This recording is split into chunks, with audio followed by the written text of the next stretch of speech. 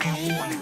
Good times, timelines, let the indulgence win. Palm trees, warm breeze, really massage your bones. Hot nights, moonlight, wish you could take them home. Sip sweet, dip deep, repeat. When you stand on the sand and it warms your feet. In this heat you deserve a treat, so take it nice and slow. Carefree in a fantasy, you'll forget your stress for a week or three. Trust me, when you're in the sea, there's nowhere else to go. Everybody needs some time away and some time to play. Think you better take that holiday, holiday. Everybody needs some time away and some time to play. Think you better take that holiday, holiday.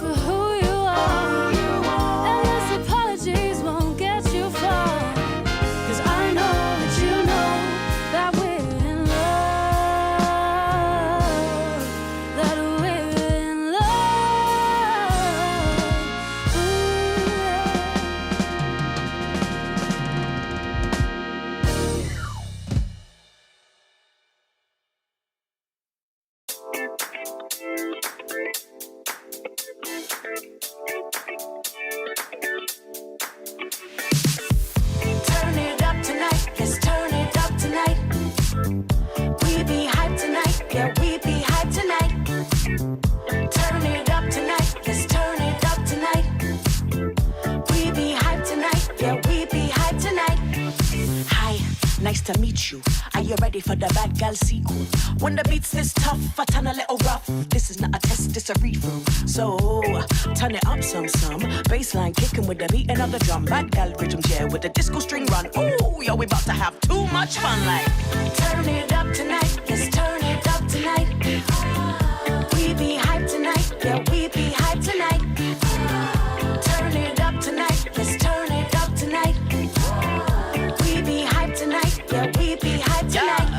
Like, hi, nice to see you. When the song comes up, yeah, I feel you. We've been dancing all night, dropping that vibe. TikTok into the sequel. So, turn it up some. Bassline kicking with the beating of the drum. Bad gal rhythm, yeah, with the disco string run. Ooh, yo, we about to have too much fun. Let's bust vibes on the level.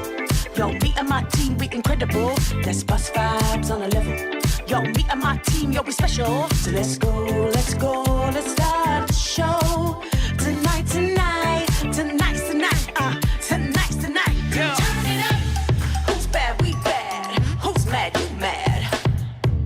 Who's bad? Turn it up. Who's bad, we bad. Who's mad, you mad. You mad. Turn it up tonight, let's turn it up tonight. We be hyped tonight, yeah, we be hyped tonight. Turn it up tonight, let's turn it up tonight. We be hyped tonight, yeah, we be hyped tonight. Turn it up tonight, let's turn it up tonight. We be hyped tonight, yeah, we be hyped tonight. Turn it up tonight, let's turn it up tonight. We be hyped tonight, yeah, we be hyped tonight.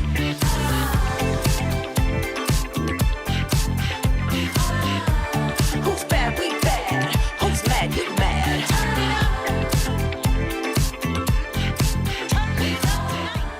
Who's bad, we bad. Who's mad, you mad.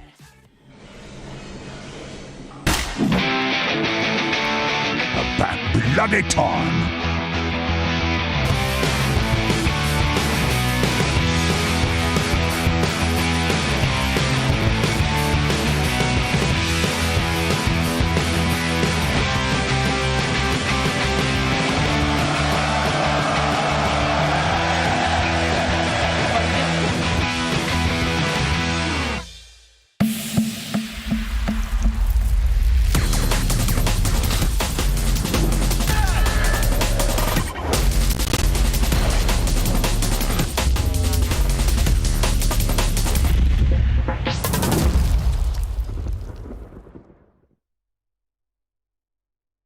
DreamLeague Season 28 is brought to you by DHL.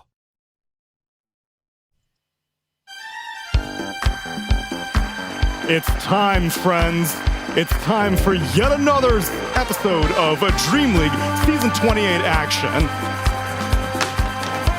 It's happening live right now. We're getting near the end of Group Stage 2, but no matter what day of the group stage it is, you always get to listen to the PogChamp Pandas.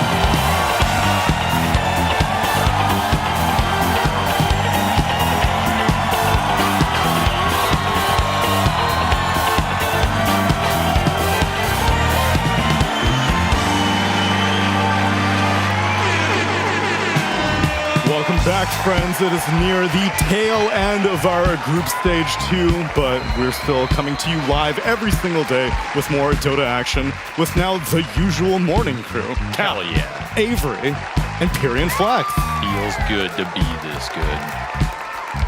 That's a PPD voice line. Hell yeah. That's Avery's idol. When he first came into the NA Dota scene, he saw Peter. He said, I want to be like that guy. A role model. Of the ages, some might say. Some might say. Some may also not say that. That's very true. Yeah. Yeah. I'll ask so you can get it over with. What's in that box? This box? Yeah. You mean this box? I mean that box. What is in this box, Ted? Why don't you show us? Neil, you want to have a gander? What's in the box? It's it looks like a watch box. Unlock it, take a peek. I think we'll just leave it closed for now. I wasn't even going to entertain it, actually. I was going to just let you mysteriously hold that the entire time without acknowledging it. Just think about what could be in this box. It doesn't bother me at all. I don't Okay. need to, He's got to wait for his moment to get the pun out. There's something in there that allows him to make some sort of pun. I'm not going to let him have it. Eventually, the conversation will just a box. land in a spot. What was the thing? This was a couple of Dream Leagues ago that every single time on the panel there was some particular thing that you did. I can't remember what it was. Yeah, I made a physical pun that pissed Neil off. That's right. And he was always hiding it somewhere on his body. That's right. Could never found it. I legitimately frisked him one time and I still couldn't find it. Hid it in my shoe. That's how you get them. That was good. That's why we have TSA.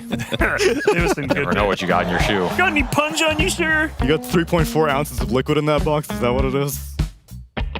Not even close. Okay. You couldn't guess what's in this box if you tried all day, Neil. I'm not going to try all day. You might. Because what I'm more interested in doing all day is watching some Dota, such as what we had yesterday in more of Group Stage 2 at DreamLeague Season 28, where it was, on paper, set to be the most predictable day of all of our group stage. Cap, it was very much not that. It was, and it wasn't. BetBoom put up a good fight against Xtreme. Surprisingly good fight.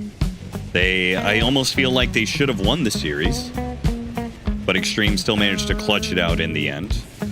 The other series did go their way predictably, but there was still like individual game upsets until the final one. I was upset with another Abaddon pick losing. Stop.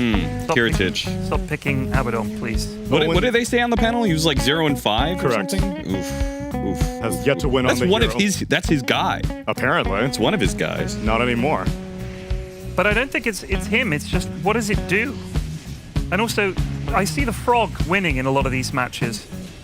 That was the other statistic that I pulled. The Frog has only lost one game in all of Group Stage 2 thus far. There he is. Largo. He's Largo-by. Largo-ba. I love that. They're multiplying across multiple matches. Oh, that's a nice jump. Oh, that was hype, yeah.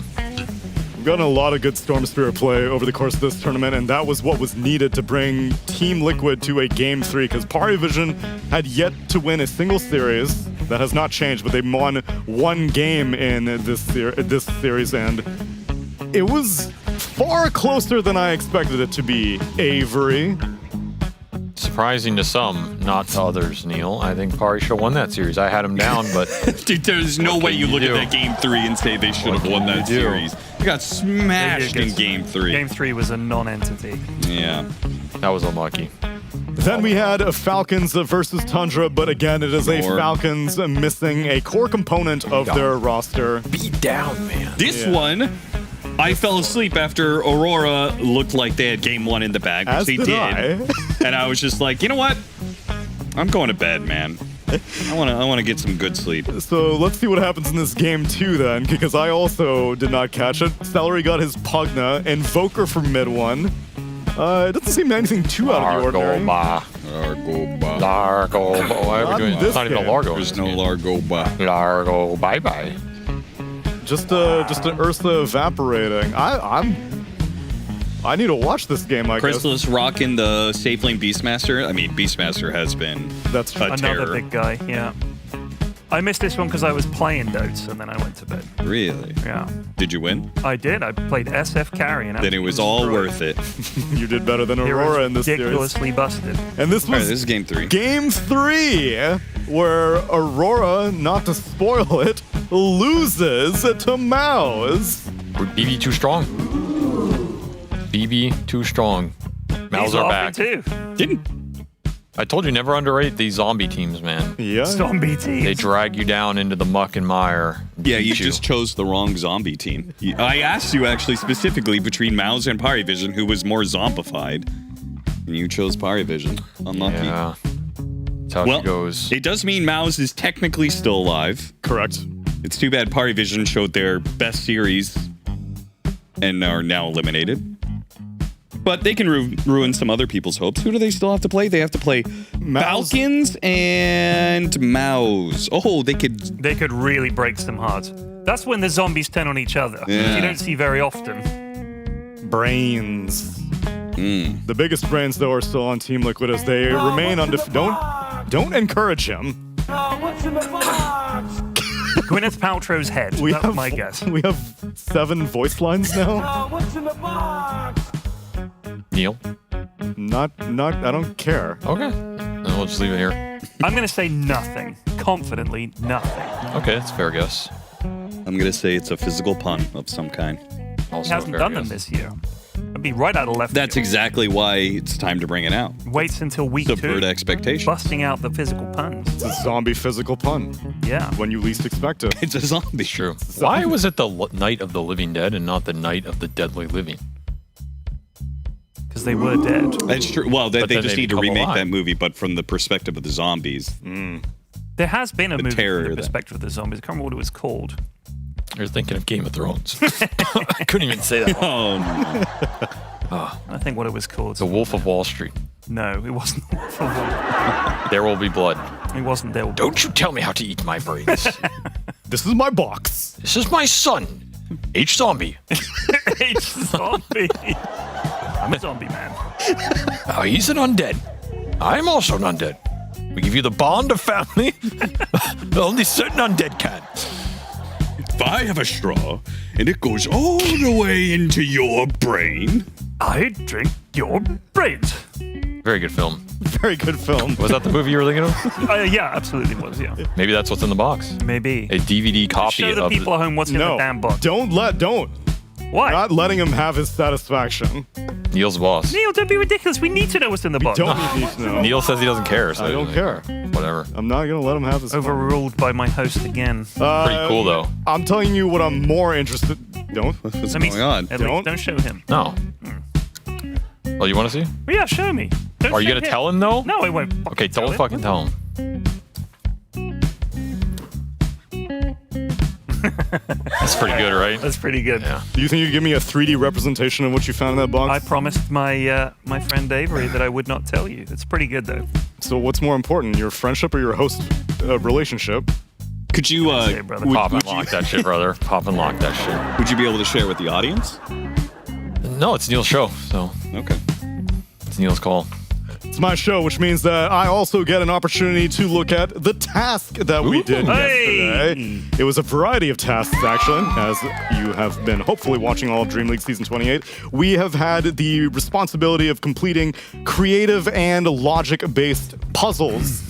We've been amazing at it. Fantastic so far. It has been overwhelming success on the day shift. So let's just get the formalities out of the way. Yeah, bring up the, bring up the- what were the tasks that we did yesterday? We Bring looked up at a the bunch high of score table. bunch of puzzles, a huzzle. Did you guys lose again? I want to see the high score table just to confirm in my mind that we literally are the worst and that I offer nothing to any team that would have me. Can we please see the table? I just want to confirm it just for my own sake. Let's see the standings. Let's see the results. Let's see where. Oh my God, you guys won! Wait, they disqualified. That's a big victory. Damn, we're back, boys. What do you mean disqualified? No way. We're back. I can't believe it. I can't believe it. It has been a long journey to get to this point.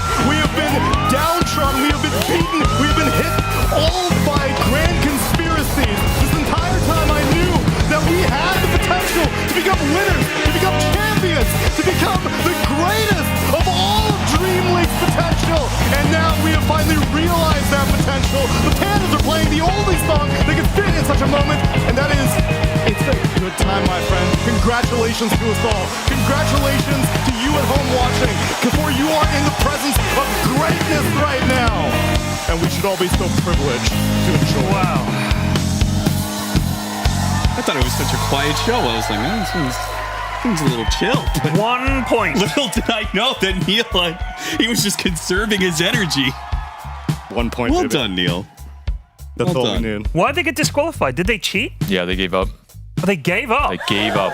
Didn't Oh, we it was also a give up? sympathy point. They said they were disqualified. Why were they disqualified? Yeah, because they gave up. They looked up the answer to one of them so they could progress to the next. To be fair, we did that too. Shut the fuck up, period. Just kidding. Don't ruin this. We did a bloody good job. We won fair and square, some might say. Yeah. Which one? Which one what? Which one did they look up? The 2 U-bolts, I think.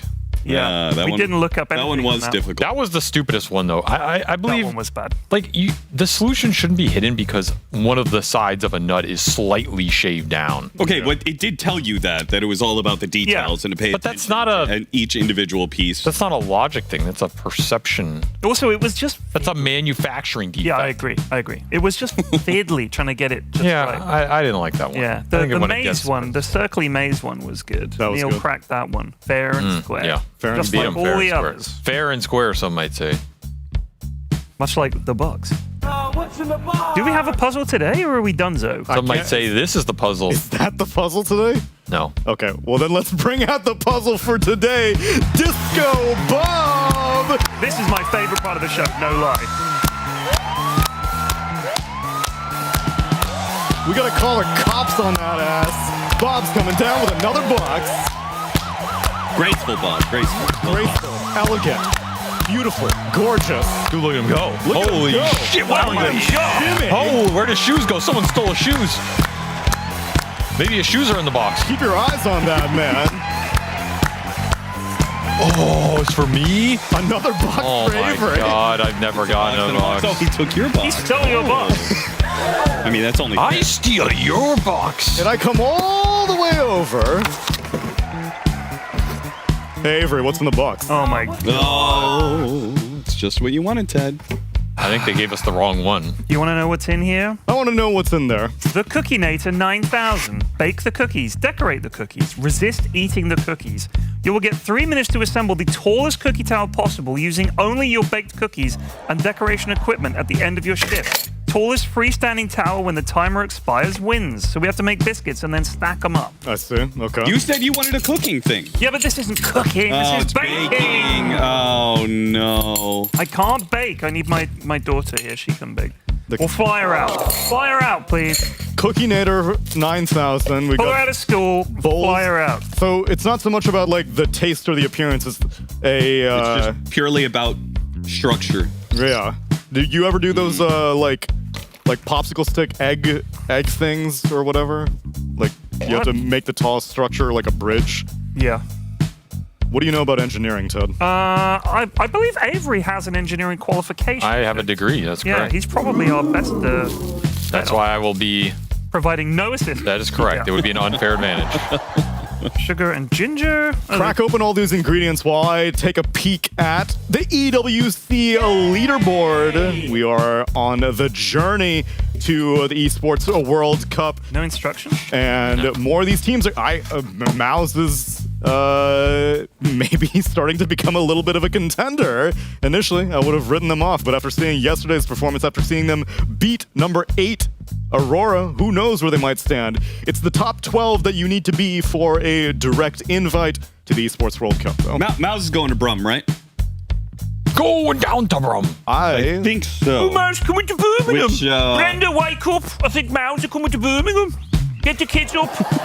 That's I know that voice. That's Paul McCartney.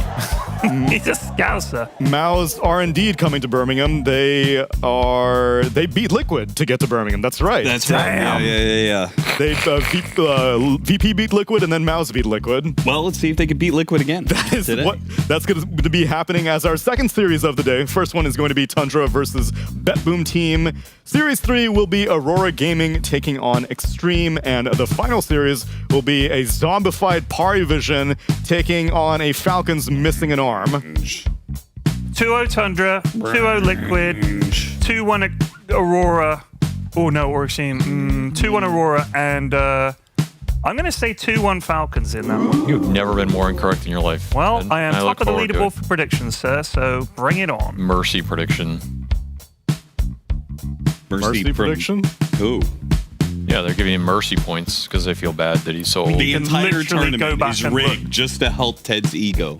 Yep. You want to verify these numbers? Let's see the current standings for our prediction leaderboard. Who's on top? Yeah! It's Pyrian Flex. Technically our ranking cap. How come? I have seen this leaderboard. We've been tied for 2 days now, Yes. Ted. Gets brought up in the evening crew, gets brought up in the morning crew, every single time. Look at Ted! Jolly good for Ted! Yeah. Look at him go at the top. Nobody even says my name, man. Yes, but the fuck is that? If you have someone who's a moron who's doing well, it's nice to congratulate them. Well, they should congratulate me then. You're not the moron, Cap. Oh. You're a big brain. It's all about the character that you have to present for broadcast. You can't be the comic relief. That's Avery's job. Because he's sure as hell ain't doing the analyzing. Thank you. True. At least based off of these leaderboard predictions, I can verify that is the case. Although, wait, is this... That is the wrong day. This is yesterday, but I am glad that we're looking at yesterday because look who's the only person to correctly predict MOUZ versus Aurora. Yeah, it's Andrew. I'm going to do the opposite, Jenkins. Did get him a point, though. Did. Against his will. I'm pretty sure he did not want that point, but he got it. He did. All right, so then tell us... What's the point of this Jenkins bit? Well, it's funny. Is it? It's funny. I think it's funny. Okay, all right, fair enough then. And it does mean that on the occasion when he's correct and odds are defied, he can rub it in all our faces. No, he can't, because we all know he's not really predicting that. It doesn't matter. He will do it anyway. The angrier you get, the more it feeds him, Cap. Okay. That's right. No, I'm not angry. I'm just bewildered. He's like the Andromeda strain. The Andromeda strain. Do you remember? No. The more energy you put into it, the But the faster Creighton it grows. novel. Indeed. It's a good novel. It's a good Better novel, movie. good film as well. Almost as good as what's in this box. All right, Avery. What's in the box? Oh, you do care. I'm doing it for the sake of the viewers at home. No, see, that's not a good reason. I don't believe you. We want to know that you actually care. I don't care. Yeah, well then. But I you'll don't never want to. know. I don't want to withhold such entertainment You from the can't viewers just at open home. it, man. You can't just open it. Yeah, don't be ridiculous. Neil needs to want it. That's what this is about. We need to wanted know that you want it. by proxy of the good no, people at see, home. that's not good enough, Neil. We'll get back That's a to it. lawyer's answer. Continue the show. There's let's look at the predictions. I guess. Fine, I don't care about the Ruined the show. I don't care about the You've box. done. Let's look at the predictions. Let's look at the actual predictions for today. All right. Look at Avery continuing to. Oh, hate I'm on fully Liquid. committed. I have lost 8 points betting against Liquid, and I do not care. I do not. I will continue to do it for the memes. For the memes. Okay, you can't say that you lost 8 points by predicting against Liquid. Because legitimately, near the start, you would have actually predicted against Liquid. You wouldn't predict against Liquid now because they're on a streak. So then, at least 4 points you would have gotten for the group stage 2 days. No, it's more than that. 5 days? There's been at least 6 series I remember that I would have voted for them rationally, but I am not This a is rational just like the character. Jenkins thing, where it's like, you can't actually do this. You can't be like, I'm going to intentionally predict against myself, I can't. but I also still get those points. Everybody know I still get those points. No, I don't care. Have your These are cake bad bits, man. and eat it too type situation. Well, maybe the extra points are in this box. It's cookies. We have to not cake. It's biscuits. We're making biscuits. I care about what's in the Biscuits. box, Avery. I care. No, you don't, Neil. I don't care believe you. so much. I care so deeply. Do you? Tell me. I do. Can we get a close-up of Neil? You found this. A close-up shot of Neil. And Neil, I want you to say, I care about what's in the box. And I need you to make it believable. No, that's the fake face. What are you talking about? Yeah, that's your YouTuber face. I want the real Neil. I care about what's in the box. Bullshit. Was that believable? No. I don't know. Say it with a tear. He just spit on his finger and rubbed it on his face. Show me what's in the box, Avery. Please. Your mysteries have always entertained me. I simply put on this front because it's funnier at home if I seem like I'm annoyed, but legitimately, it always amuses me endlessly, and I just want to know what's in the box. That was pretty good. He's worked for it. He's That was worked for it. pretty- Yeah, that yeah. was Oscar worthy. Right. That was Oscar. Round of applause there for Neil, everybody. Yeah, that was great. All right, what's in it? Yeah, there was nothing in the box. Yeah, it's empty. But it's a cool box, Neil, so I'll give it to you. Avery, get off my set. Here you go. Put your hopes and dreams in there. Hey, listen to the host. He's Hey, there's leading. nothing on this card either. Hey, there is nothing on that card. What the hell? He's a fraud. Who's a bigger liar? I feel cheated somehow. Here, give me that. We're going to fold it up and put it in the box, and that way there is a double lie within. See, the thing though, Neil, is was there nothing in the box? Or was there friendship? Pop that in there. Come on, big guy. Let's put our differences aside. This was what was in the box. Neil, a hug from a friend.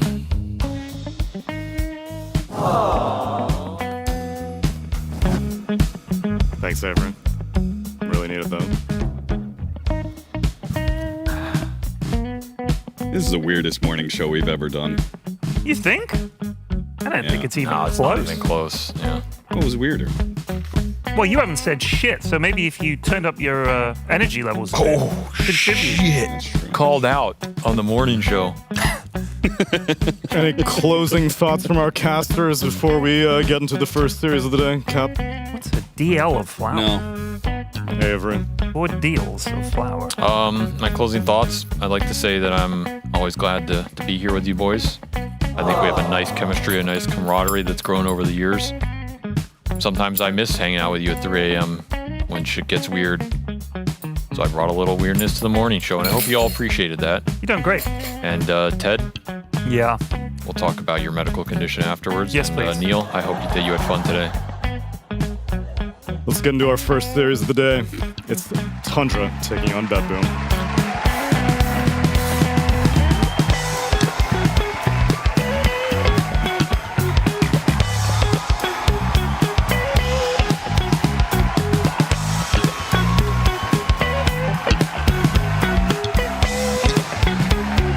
Hey guys, today we've got another exciting series on our hands in Tundra versus BetBoom. And what I wanted to talk about today was money, gold. You know, Dota 2 is primarily an economy game before it is anything else. So I wanted to look at stacking. Throughout this group stage 2, it's really become obvious that the teams that are capable of stacking more, playing for certain timings, and playing the economy, so to speak, have been doing better than a lot of other teams. And as we can see in this tournament, the average amount of stacks per game, per match, per teams in this tournament is 12.91 stacks per game. We can see the leaderboards down here of the teams that aren't playing. We have Liquid leading by far with 18 stacks. Of the teams not playing, we have Falcons at 16, Xtreme Gaming at 13.7, and the teams that seem to be doing more badly in Paravision and MOUZ, guess what? Guess what? They've been stacking less. Now for this matchup specific stacks, if we could bring up the next graphic, I wanted to look at Tundra versus BetBoom. As you can see here, Tundra are actually leading by far. They are averaging 20.54 stacks per match. Like, this is far above the average. Like, they're beating it by 8. They're the team that plays the most for gold. They play the most around their stacks, and they draft around that.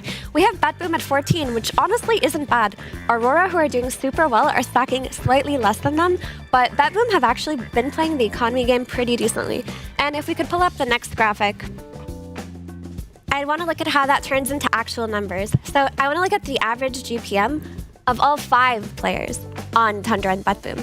So Tundra average it at 2605 per all 5 players per minute, whereas BetBoom do 2440, which honestly, again, BetBoom surprised me because economy-wise, it seems like they've been doing higher than average than a lot of other teams, but ultimately Tundra are the leader. They know how to play the gold, they know how to play the map, they are by far the best team at economy in this group stage 2.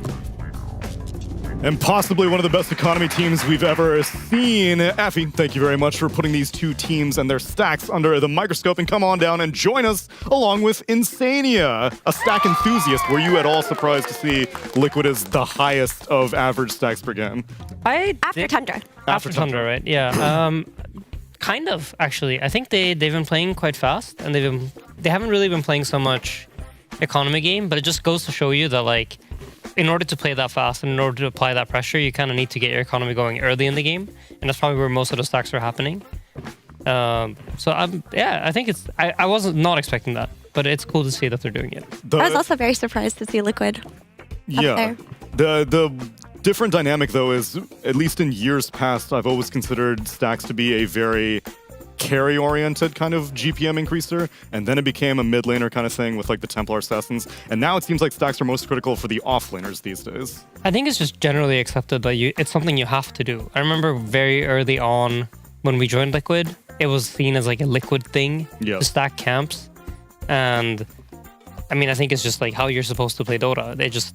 If you think about it, we wouldn't skip killing a creep wave. Why are we skipping killing a jungle camp? And if you don't have time to actually go kill it, well, then just make sure you stack it. because it basically wins you like a full minute of time to do anything else. Instead of sitting there hitting like the single camp down and then going back in a minute and doing it again, you can just, leave it for a minute later. And it sounds very simple, but it actually just is winning you time, stacking camps. So important. And the efficiency trade-off, I guess, is making more use of the support's time, because it's the supports whose responsibility it is to create these stacks. I mean, for sure. That's one way to view it. Another way to view it is like you create opportunities for your carry or mid laner or off laner to like stay on his lane or go do a move. Like if you think about it, usually you will farm, like let's say mid laners, for example, they want to push out their creep wave and then they want to go farm the 2 camps that they have close to their lane. Mm-hmm. But if a support stacks those camps after they're done pushing out the wave, it creates an opportunity for your mid laner to go smoke without losing any efficiency, because the camps will be there a minute later and you'll get that gold a minute later, but it's still the same amount of gold at the end of the day. Yeah, that makes sense. And then for Netta specifically, the offlaner for Tundra, it does not surprise me that for a maximum efficiency team, he highly encourages stacks on his rosters. Yeah, I mean, Tundra are a GPM team. They always have been, but it feels like they've kind of brought everybody into the mix over the last year. So we'll see 33 obviously doing these stacks, but we'll see them be given to BZM at times, and even times the Pure. Like there was this one game where Pure got heavily shut down on his SF. He died 3 times on lane, and then they gave all the triangle stacks to him. He just went there. So they're able to reallocate the resources when necessary as well. And Ted, I need your perspective also for the years and years of Dota that you've been playing. Have you noticed stacking become more or less important for you? When they give you the summary, yeah, the like battle report in Dota, yeah, my average camp stacked is like 1.2. What? Because I do it once and then I get bored and go do other stuff. And no one's chastising you to be like, why aren't you stacking my camp? No, my stack doesn't camp either. It doesn't stack either. Really? I played Sven yesterday. Because everybody was bored of playing carry. So I was like, I'll play carry. Yeah. So I played Sven in one game. And I said to my mates, I'm going to need some stacks. And they were like, make them yourself. So we lost. And then I played SF. And we won. Because we just picked... If you can pick a hero that's strong, you don't need to worry as much. As with Sven, is like, I actually really need these stacks. Yeah. If I'd had stacks, I would have got my items sooner and might have won the game. But we just didn't bother. And what are you going to do? Tell me... I actually did not fully process this changelog thing, but you told me that it is actually less efficient to create your own stacks than to just kill the camp one time and then wait for it to respawn. So there is so the way stacks work is if somebody else stacks for you, it's the most efficient. Yeah. Because the person that's stacked gets a percentage of the gold on top of like the full gold that you get from killing the creeps. Mm-hmm. If you stack for yourself, I think you lose the buff that somebody else would get for stacking the camp, but you also get straight up less gold for the second camp that you stack for yourself. So it's quite a big differential at the end of like all the calculations put together. It's bad. It's really bad. And when you find out that your friends are just dying instead of stacking for you, or just moving around, you think, hey, I really would have liked to have hit those creeps and got my BKB earlier, but they just didn't. But I can't complain because I'm a lazy bastard too. Yeah. There are certain heroes where you think, oh, I love playing this hero because it's easy to stack. Don't need to walk all the way over there. Grimstroke, Shadow Demon, easy. But if you got to go over there and hit the creep and then walk back, who's got time for that? Could go do some cool shit like die bot. Yeah. Much more exciting. Unironically, I do think that has influenced the support hero pool because we're seeing Phoenix be immensely popular. That can make stacks. Shadow Demon is permabanned constantly. I guess Tree and Protector can kind of do it pretty... Nah? No. You got to walk over there. Yeah, but he can just do a little... Yeah, but then it slows the creeps. Yeah, and it's just, you want something that just goes, whoop, and they go, oh, and they come tearing out. That's what you want. Or someone that can double stack 2 camps at once. Grimstroke, Shadow Demon. That's the whole thing. Yeah. Do you guys want to know what stacking more has translated to, stats-wise?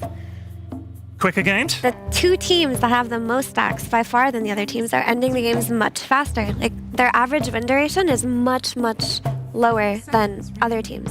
For this matchup in particular, Tundra's average win duration has been 36 minutes. 36, and BetBoom's has been 45 minutes. So stacking earlier and getting more money allows you to snowball more and close out games faster. Tracks for me. Same for Liquid. Liquid is around the same win duration. Picking Tusk allows you to snowball more as well, Neil, but it's been banned. It has been, along with the Razor and Shadow Demon, as we get into the draft for game number 1 between Tundra and BetBoom team.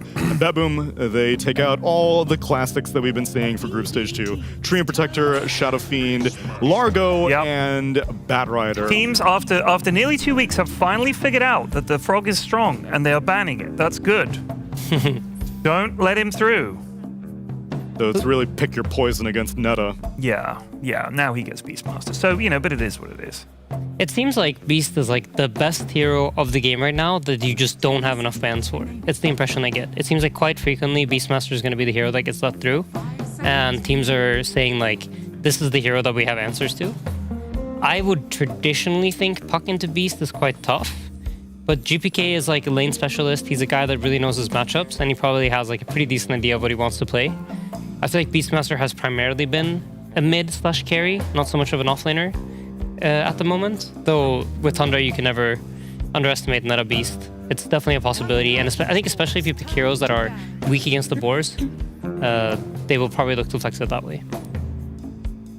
Yeah, so far they've picked it 5 times, 3 times mid on BZM, 2 times pure carry, 0 times on 33 so far.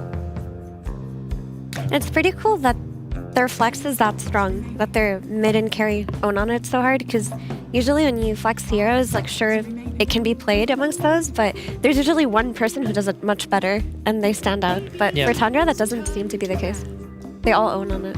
No, they really do. And I think Beast, to be honest, in many ways is quite a straightforward hero. Once you like understand how the hero works, the Axe build especially, I think it's just about understanding like the numbers and the values and how to, if I'm strong enough to kill someone or not. So in that regard, I think most tier 1 players that are like very, somewhat comfortable with the hero, have played it a few times, they'll pick it up quite fast. You don't really need a lot of practice for this hero. He kind of plays himself. I like to think that's a gaming sleeve. Or it's not, or is it a bad arm? I think it is like a blood flow thing. At least in sports, whenever I see that, it's like constricting. So you can't feel your hands? Yeah, so it's like someone else is playing the game. You can't feel your mouse hand. You're like, holy shit, am I Miracle right now? I wonder if it's for like elbow strain or something. It's too far down. You'd have no point on the forearm if it was for elbows. The support would all be built around the elbow, surely. Look it's loose around the wrist. It might be more comfortable to be looser on the wrist, right? Maybe. I hate when my arm like touches the table. Oh. Like, are you a hover hander? No, I always have long sleeves. I see. That's why I always have something long underneath the jerseys. Because I don't know why, but the feeling of also like moving my mouse arm on my mouse pad, like the feeling of my mouse pad on my arm, I really disliked it. Interesting. So maybe Miro has something similar. You built up calluses where your hand rests. Like there's a bit on my hand there. It's like a lump. But that's clearly just where my pivot. Ah, interesting. The pivot for my wrist is like, if I play a lot, it gets all sore. Maybe? Really, I don't know. Gamer injury right there. My mouse pad wrist is, I've got a bit of a sore bit on my hand from playing games all day. Weak. And I would imagine it's just for elbow strain, because that's where the tightness is. It only matters if you're a low DPI player, because then you're actually moving your elbows when you move the mouse. But if you're a high DPI player, you're just moving your wrist. I see. Yeah. That's what my guess would be. Maybe. I think it's an anime thing, personally. Chen and Beastmaster is a lot of It does look cool. Pick Earthshaker. Just saying. This is the first time that Tundra have picked Chen this tournament. Interesting. I mean, it's a strong hero. Puck, generally speaking, wants to play in a way where he spams spells and kind of slowly chips you down and gets you into low HP and just, you can't touch him and he's constantly just chipping you down. But it's not very high like burst damage. And Chen kind of provides some sort of sustain. You buy items that just makes your entire team tanky. You have heal, and in that way, it's quite a decent hero against Puck. It doesn't really directly kill Puck, but it kind of makes your team quite unkillable against him. We've seen this bounty answer to Chen. I believe Crit played it in a Falcons game. I can't remember who they were against. And he got absolutely bullied because the idea is, you can go and mess with the Chen in the jungle, but it just didn't work. Save is an enthusiast. He plays Bounty Hunter very enthusiastically, I think. Okay. This is like, if you want someone to look at in order to understand how to beat like Chen and Ench better with Bounty, saves your guy. He's your guy. He Interesting. is your guy. I wonder if they think Bounty scares the Coddle away, because their Coddle is unbanned on Tundra, and they have their Tiny. So it does feel like a shoe-in, but they're really thinking about what to pick on 18 here. Maybe they'd rather secure. They did do the RA Coddle on 18 before. So they think it's very integral to this Tiny strategy, but I really feel like if you pick Chen and Coddle together, you deserve to lose. These two heroes are like two heroes with no spells, no control, nothing. They're just like two true like supporters, and that's all they do. They just heal and give mana and hit creeps. And it's illegal.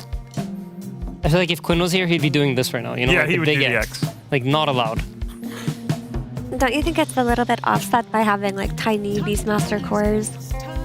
People like- of the light. That is the concept and that is the idea, but I personally feel like it just should not work and it shouldn't be allowed, and it goes against the rules of Dota, and it's like it's illegal. It's like you're not supposed to be allowed to win with these two heroes together. Play the Sirens. Didn't Yandex win with Coddle Chen Yeah. in their finals Last Dream Dream League? Are we Yeah. start playing Sirens? Is Cottle under arrest finally? Maybe it's changing. It's transforming the Nope. nature of Still it. It's illegal. bad. It's bad. It's for Personally, sure bad. right now, I don't hate it, but I think the difficulty is the bounty hunter track vision on heroes like this Coddle and this Chen, because you've got jump from your Ursa, you've got jump from your Puck. Like, these heroes will be vulnerable wrong group up timing, especially if they run this Beastmaster as a carry and he's got this Chen behind him. They can just play very bravely. I mean, people have spoken. I think Quinn was always talking about the Cottle Tiny thing, that you can just constantly cast your spells. It's just so huge. Yeah, it's very strong. I mean, if you think about Tiny, like his 90% of the identity of the hero is pressing stun and toss. Right. So when you get to press stun and toss more, Yeah. you're just more Tiny. You become 180% of a hero. Exactly. Yeah. This is another fun fact that I used to always say: when you buy Octarine Core, you become 25% more hero. I like that. With Coddle, you become like you said, like 80% more hero. So I think if you're BetBoom right now, you're trying to consider where is the Beastmaster strong, and they're saying Beastmaster is probably quite good against our Ursa, so it's very likely going to be on meta, and therefore they're banning out Pierce heroes. And for Tundra, they see Kez out, so they ban like the two main heroes that they don't want to play. No, they're not Into sure. Kez They've is actually gone. banned Brew. They should cover their bases, I think, because Warlock plus Ursa feels quite difficult for Beast. You can always recover with Sax, though. What if they pick Medusa? You've got a Cottle as well. On Tundra? Yeah. I wouldn't like it too much personally, because it looks like their early timing feels very strong, and Medusa would delay it quite a bit. But it's definitely an option. I would imagine they pick Ned or something here. I think you want the Beast to kind of have like a faster Nope. game. Nope. They go with the Dusa. I think that's what BetBoom felt as well, that this was Nef's hero. Jesus. Because they banned Brewmaster. Another M hero. Muerta. Muerta. Is that what it says. Muerta. Maybe they just didn't find a better option for this offlane pick towards the end. Like, Mars is out, Underlord's out, Brew's out, Largo's out. Like, what Yeah. justifies not getting a good hero for Netta? I mean, Muerta's also just quite good in this game. If you think about like heroes that don't want to play against silences, Puck and Ursa are both on that list, and she has an instant silence. Could they pick Tide? How does he do against Muerta? Generally, Tide likes playing against melee heroes more. Yeah. It's fine. It's like this hero is kind of okay in most positions. Especially with Bounty Hunter, you want to find a hero that's kind of happy to play either the 1v1 matchup against the carry, because Bounty Hunter will take care of the 5, or you want something that is just quite sustainable and manages on its own. And Tide falls into that category. Yeah. It feels So it kind just of... sort of plays, sorry, Mira, it plays into this sort of, you got Ravage, Golem, Bonds. That's a nice bit of team fight right there. Yeah, for them, damage is like, I think, the main thing to try to figure out here. That's all. Okay. I was gonna say, it feels kind of hard to get a good pick here for Miro, because the ones that you really would have wanted have been banned out already, and sure, Centaur is a very fine and stable hero, but it doesn't necessarily give you the oomph that you want out of a 24 pick. Like, usually that's a pick that counters a lane in one way or another, but it doesn't really do that to Muerta. Like, later on when you get Stampede, you can maybe dive her under a tower, get a Pug TP in there, but she should be farming for free until then. Yeah, But I do think the positives with the Centaur is that retaliate against ranged heroes, generally speaking, quite strong. Ranged heroes want to abuse the fact that they can just click you constantly in lane. And Centaur kind of has like a hit me, but you're also going to get hit back. I mean, we saw this in like full effect against Windrunner yesterday when Ace was playing it. And then eventually when he hit 25 and he gave like retaliate aura to his entire team, Satanic was like, I can't hit anyone. Anyone I hit, I just die. I think he took 1,000 damage from retaliate in one fight. I don't even think he was hitting Centaur. I think he was just hitting other people. Doing anything. Yeah, exactly.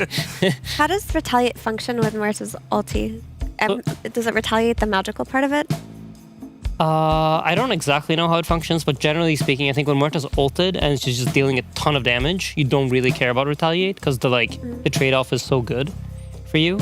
But it's more like a laning thing and more of like an early game thing where it's strong. It's time to see this triple layer Beastmaster flex as 33 is getting his hands on it for the first time this tournament, and let's see it in game number 1 with Cap and SVG.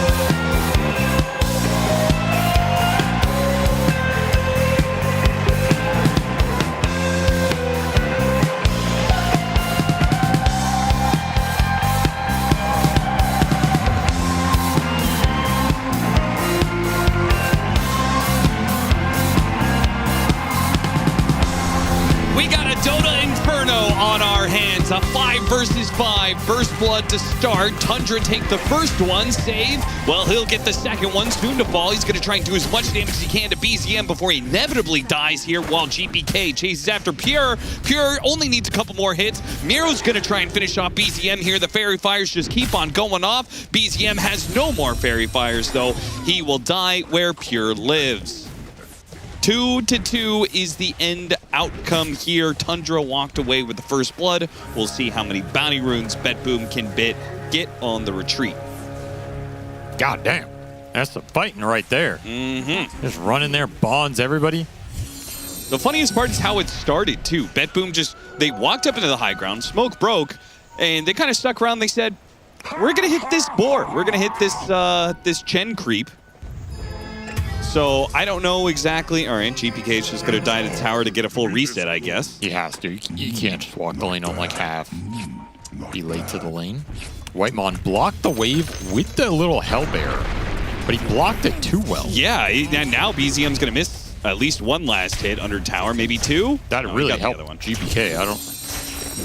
Definitely not intentional from Whitemon, but it's going to backfire pretty hard here as GPK doesn't miss anything. It makes sense that Whitemon was his only flaw is being too good. Yeah, it really is. The idea was solid, though, because if the puck goes back and blocks, then BZM gets no block and you can salvage it for him. Unfortunately, the puck died, so... Nero's going to die here, I think. Yeah, dead shot to finish him off. He's just going to fall.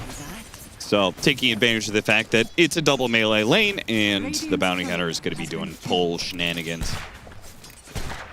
A rough death to give up when your bounty's pulling away for you. Could have just chilled. It's not like you were really fighting for anything there. Yeah, and it's a no stun lane, so probably should just be able to read the damage potential and play safe, but apparently not. Now that the things have calmed down, we got to pause. 4-2. Does this change the lanes at all? Oh, yeah. I mean, it always changes lane setups because heroes just come to lane with a bunch of extra XP and gold they're not supposed to have. Particularly the Coddle here was the big beneficiary of all that. Yeah. Already got the first blood. It's already level 2. He is cruising. Coddle with extra levels. Super nice, too. You just get the chakra early and now all of a sudden all your spells are free. You can just start throwing them out like crazy. Potentially go for some earlier stacking as well. So the Beast can always stack with his 4s here. So it could be a nice little fast game from Ari. Boot's already online. He's invincible on this lane. It's going to be a menace. This Warlock is never going to get a camp down here. This was likely a lane that they were already going to win, though, right? So it just means a lane they're going to win even harder. Yeah, I would put it in that category. I think both side lanes look pretty free farm for Tundra here. Mid is a wash at best. I have some faith GPK will do well here. That's just because it's GPK Puck. Seems to win most of his lane matches with this hero, regardless of what is supposed to happen. I don't think BZM really cares though. Like, Tundra just picked this Tiny every time it's available. They don't care what BZM plays into. They want the stun hero off mid. They want the synergy between it and the supports that they want to pick right now. To me, this is a glue hero for them. I don't think it's a hero where they think it's broken any numbers or anything. It's just Tiny brings their lineups together, so they're happy to play it every single time. I mean, I think that what we have seen, the trend of team fights and such, Liquid willing to throw 2 or 3 ultimates to just get that single kill at the very start of a fight. It feels like the numbers advantage is really important right now. Like anything that allows you to get that initial free kill to then have the numbers advantage and continue to force the fight from there. Yeah, I would argue that's how Dota's always been. Maybe, but that's why Tiny's been broken for 12 years straight. Agreed. Yeah. Like, toss is a stupid mechanic because it's very hard to take the team fight when someone gets tossed in. Are you telling me that this is the teams are playing fights the same way they played fights for 10 years? No. I think there's way more of an emphasis on that idea than... Against the Aura balls and how tanky these heroes can get, being able to isolate someone is way more valuable than it used to be. So any mechanic that inherently does that is going to be increasingly more valuable. Another reason some of these heroes have gotten nerfed, because otherwise they're just automatically broken. The Batrider, the IOs, the Tinies, the inherent number There's of trouble here. Save doing a really good job. Managed to catch him a little out of position, got a lot of damage on him, and Miro helped get the kill. He'll die for it, but well worth the exchange, especially with all these creeps that Pure's missing out on. The Couriers got delayed up here because of the bounty pulling. They were afraid of the Couriers getting sniped, so they were missing a lot of stat items. There's a full Falcon Blade on this Courier. It's like 1,200 gold almost that this Morta did not have. Probably saves him there, and you win that exchange. So Bounty Hunter presence up here, it's been felt. Definitely feeling it. Oh, save! Got Hellbear smashed by the neutral Hellbear, not one that Whitemon is actually controlling. And the dead shot, if it had landed, would have been the kill. He's lucky to get out of there. Nothing personal. He really chased by a pair of Hellbear twins, though. 2 potatoes, look at him go. So Effie brought up a good point about this matchup. Retaliate is a physical damage spell. So when Pure has his ultimate going, he shouldn't take damage to Retaliate, correct? Yeah? Yeah, right. I mean, you're immune to physical damage, so physical of any kind.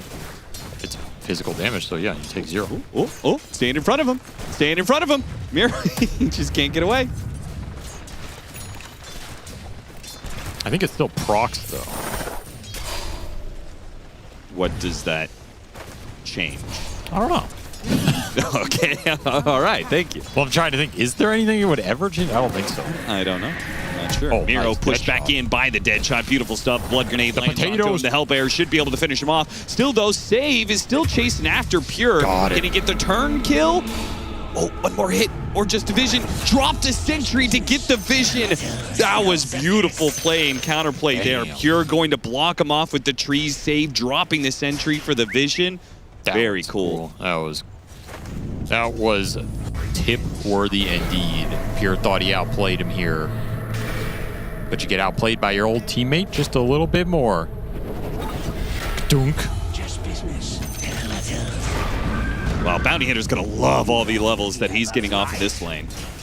Oh yeah, this is the ideal start for this hero. Skirmishing, early kills, extra XP going to everybody. He's happy. You get the track online. It's gonna snowball for you.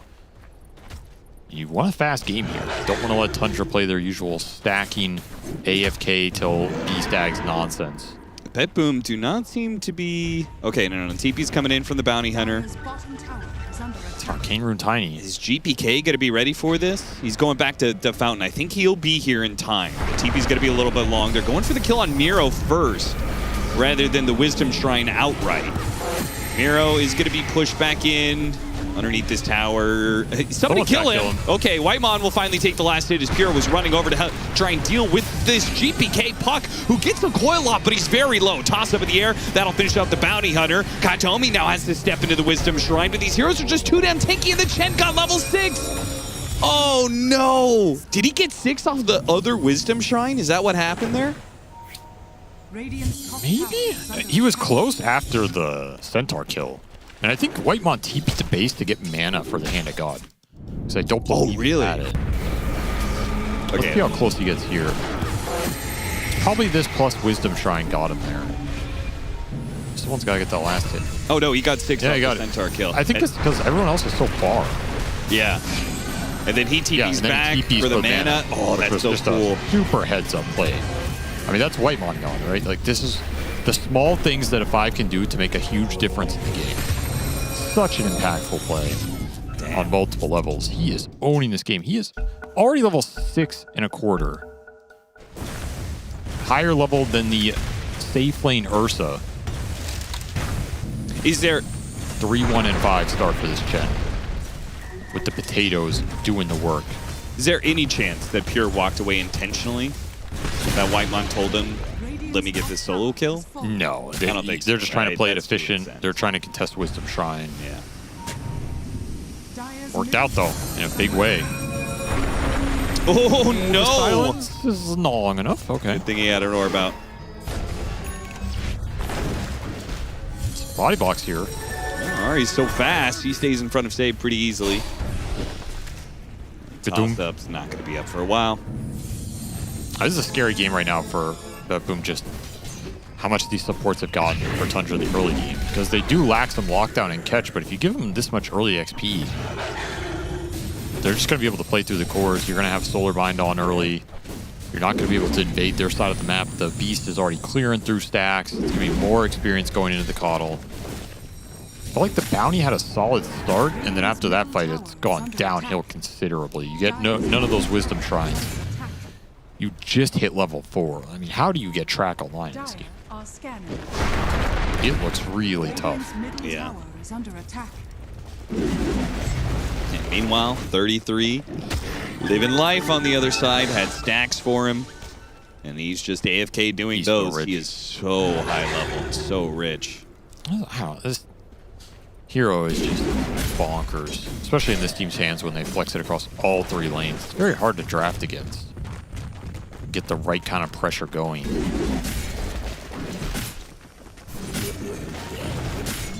BetBoom gonna have to do some work here to find the bounty levels and get this game going their way in terms of tempo. Because right now it's all Tundra just playing their style. Slow farm up. Everybody's getting items. Everyone's getting levels. Chen is level 7 before the 10-minute mark. What in God's name is that? And he's got an army he's bringing to the mid lane. BetBoom. I don't know how they're going to handle this. Their tower's almost already dead. JPK actually jumped to that orb? A little spooky. He wants the power rune. He's not going to get it.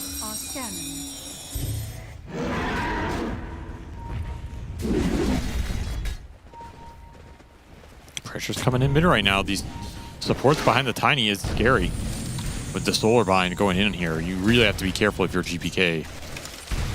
Yeah, this tower is just dead. There's no way you could save it. Maybe you can get the deny on it. Go for the deny. Oh no, he's too late.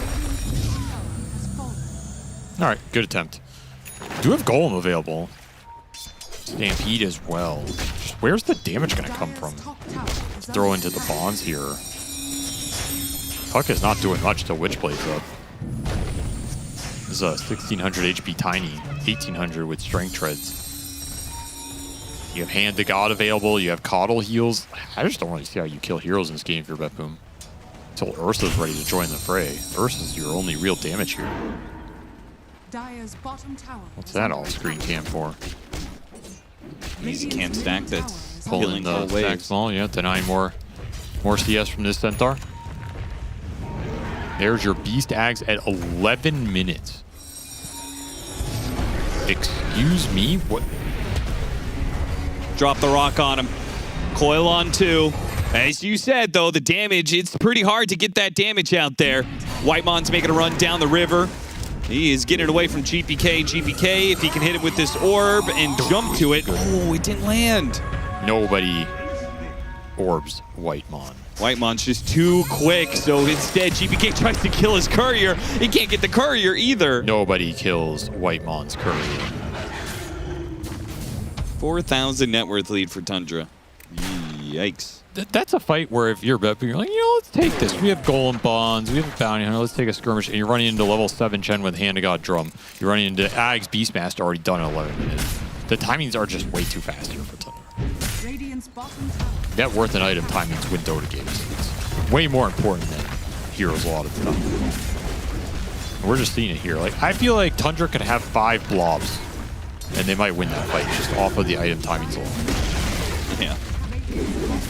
What does the blob Ags do, though? Well, that's Largo.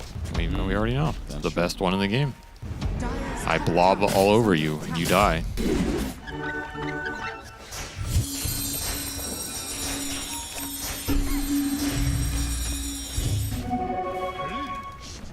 It's also why I wasn't sold on the Centaur pick, because, like, who's supposed to play with Save to look for opportunities in this game?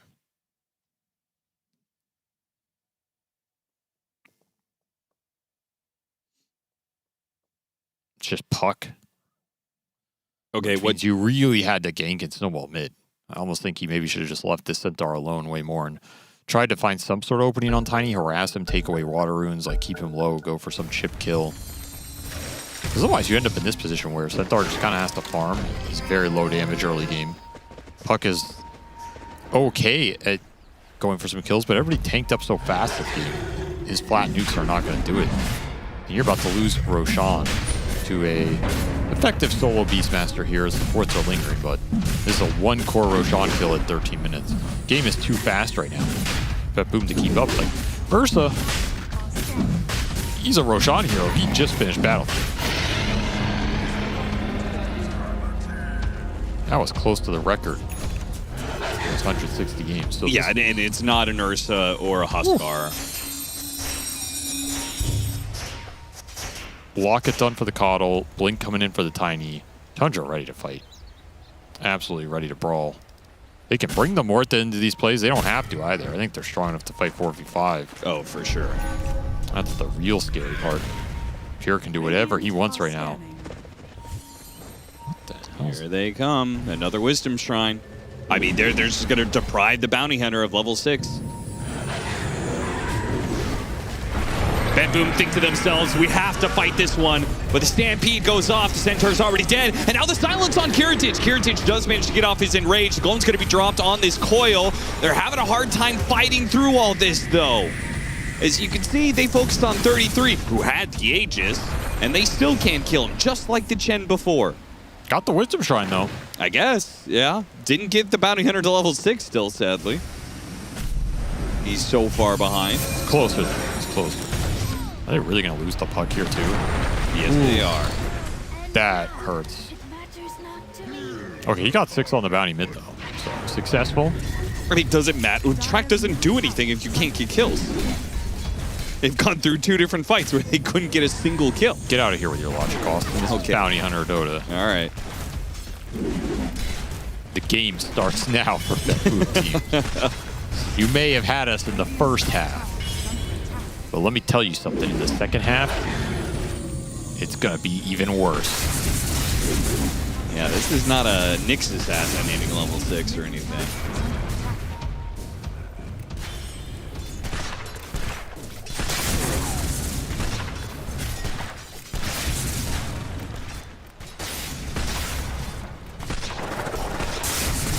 Man, Pure is so unconcerned about them. Yeah, that's a feed position right there, except there's no one to capitalize on it. TP him bottom. He is tracked, so BetBoom have a little information to play off of, but they're just going to run the whole lineup down here and catch the bear. He might be able to get out. He does have Enrage. See how much BZM wants to dive. 3 seconds till Blink Dagger. They got a scan on him. He might try and catch it behind the tier 2. And he does. Avalanche toss. Ooh, that final hit isn't quite enough, though. That's a victory right there. Victory for BetBoom. Yeah. We'll lose his tower, though. Nothing you can do about that. You can't even get a tower kill in return. I think Chen is keeping the mid tower safe. Is there a world you just go higher out here? 2 minutes on the Aegis. You have sustain from the Coddle and Chen. Just bring the Chen army in. I mean, I guess, but... Eat yourself up there. I know they're not going to do it, but from a... You know, in theory, could have you. I think you could have. In theory, you could, but isn't it pretty slow? Tier 3s oh, yeah, it's an inefficient play. Yeah. So then maybe Dota should reward you for making that, you know, in some way, you know? What do you mean? Like maybe tier 3 towers scale. They're weaker. You could go for some sort of super early push and you just run the game over. Could be interesting. Well, there's 2 sides to that scaling, you know? There's a courier snipe.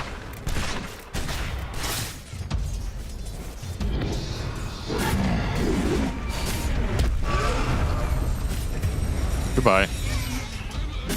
You have been Beastmastered, good sir. Shadowblade for 33 was his choice this game. Pretty interesting. Yeah, I mean, that's a pretty nice choice when you're dominating the game so early. Oh, yeah. It's just such a threat on the map. I mean, the supports are also so poor, they can't really afford that many sentries. That's how you know you're super far ahead, when you buy Shadowblade against the Bounty Hunter lineup. Like, yeah. What are you going to do about it, man? You can't track me.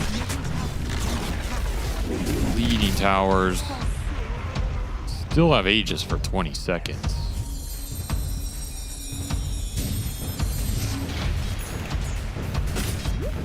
He's just going to control this whole bottom half of the map. With the deep wards plus the Shadowblade threat, like, who is going to go find and kick this Beastmaster out? Can send the Bounty Hunter against him, try and track him up, and then set up the kill. That's probably your best bet.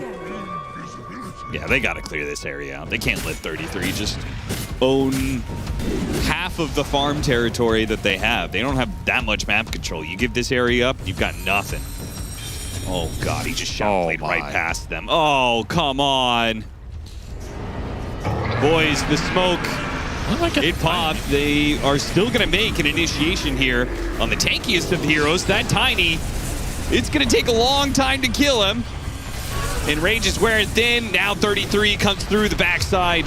Roar, and the drums are playing. That'll kill too easily. I think they're going to call this one. I think so too. There is nothing left in this game. I don't think they've gotten a single track kill. You just spent everything to go on this Tiny, and he is full HP. Lock it, Coddle Blast, Hand to God. Is there even a mech in this? They don't even have a mech yet. No, because Whitemon went drums. Mech, he has it, as in it's in his stash right now. Just a super clean game from Tundra with a lineup they're very comfortable with. They've played it almost this exact lineup several times this event. Who do you think looks scarier? Tundra or Liquid? As people or in-game? Let's say both. Okay, well, I'm not going to say as people because that's mean, Austin. You shouldn't be mean. Who looks scary? I mean, Liquid definitely looks scarier. I don't think that's close, actually. Really? But I do think Tundra have a good matchup against them if they're in form. Yeah. Like the way they just negate lane advantage and can play a defensive game and anticipate moves, stuff like that. Isn't that matchup tomorrow? They already played. Oh, did they? No. Oh, well, they played in Group Stage 1. Yeah. Tomorrow, Liquid versus Tundra. Oh, yeah, that'll be a very interesting series. Yeah, I think that's very different than Group Stage 1, Liquid. I mean, Liquid's definitely favored. They're just in peak form right now. Also, they were in different groups, so they didn't play in Group Stage 1. You lied to me. Huh. I'm thinking of Aurora. Maybe. It's all a dream. Who the hell am I thinking of?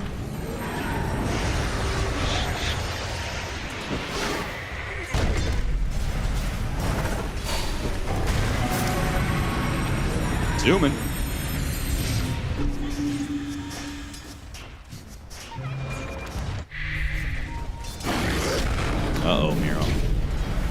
you just push him away? What was that? Wait, what? What? I think it was his helmet dom crit, right?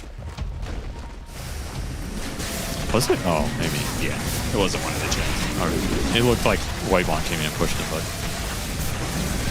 Well, another set of Wisdom Shrines here for Tundra. Another Tormentor. Nice little shard for the Coddle. Super nice shard on this hero, by the way. Look at all the vision Tundra has on BetBoom right now. You see all these heroes milling about. Thing is, I don't even think they really need it because you're just gonna 5-man anyway.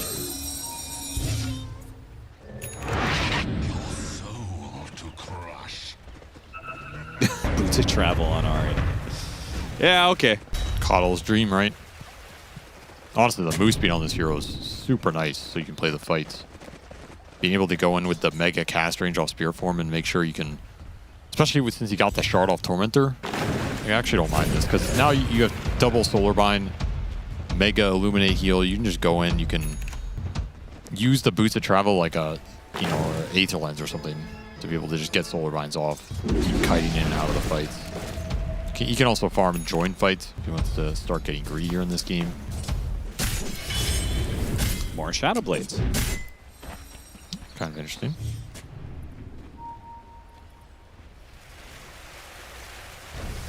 Waiting for the next Roche here. Or I should say, they're going to do the next Roche here. That should be a high ground Roche. Oh, yeah. And then we'll see if Tundra can put up a fight in the high ground.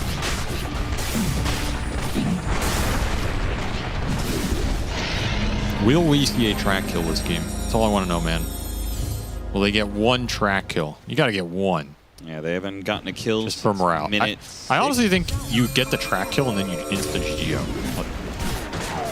It is really funny that, don't forget, we had the first blood fight. So they started the game with 2 kills. Then they got 2 more Impure in the laning phase. And that's it. Always got to kill Pure a couple times in the laning phase. Just for memory's sake, reliving their TI run. Got the Centaur. Wrong Centaur, bro. True. That's the Got the right Centaur. Run. Run, other Miro. No. No. Centaur on Centaur action. It's a Centaur massacre out here.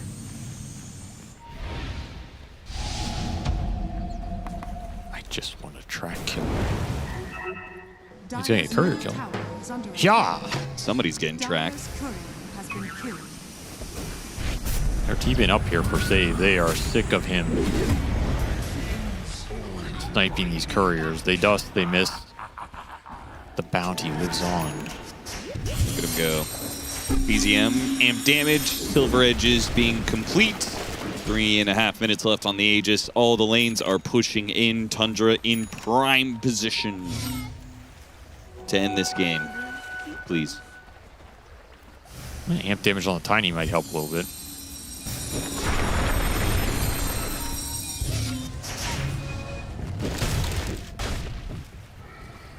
Man, he almost has an Octarine.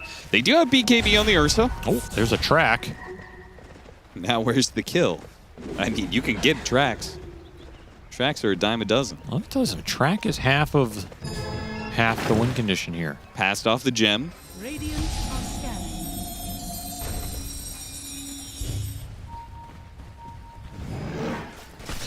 Surprised they aren't just pushing.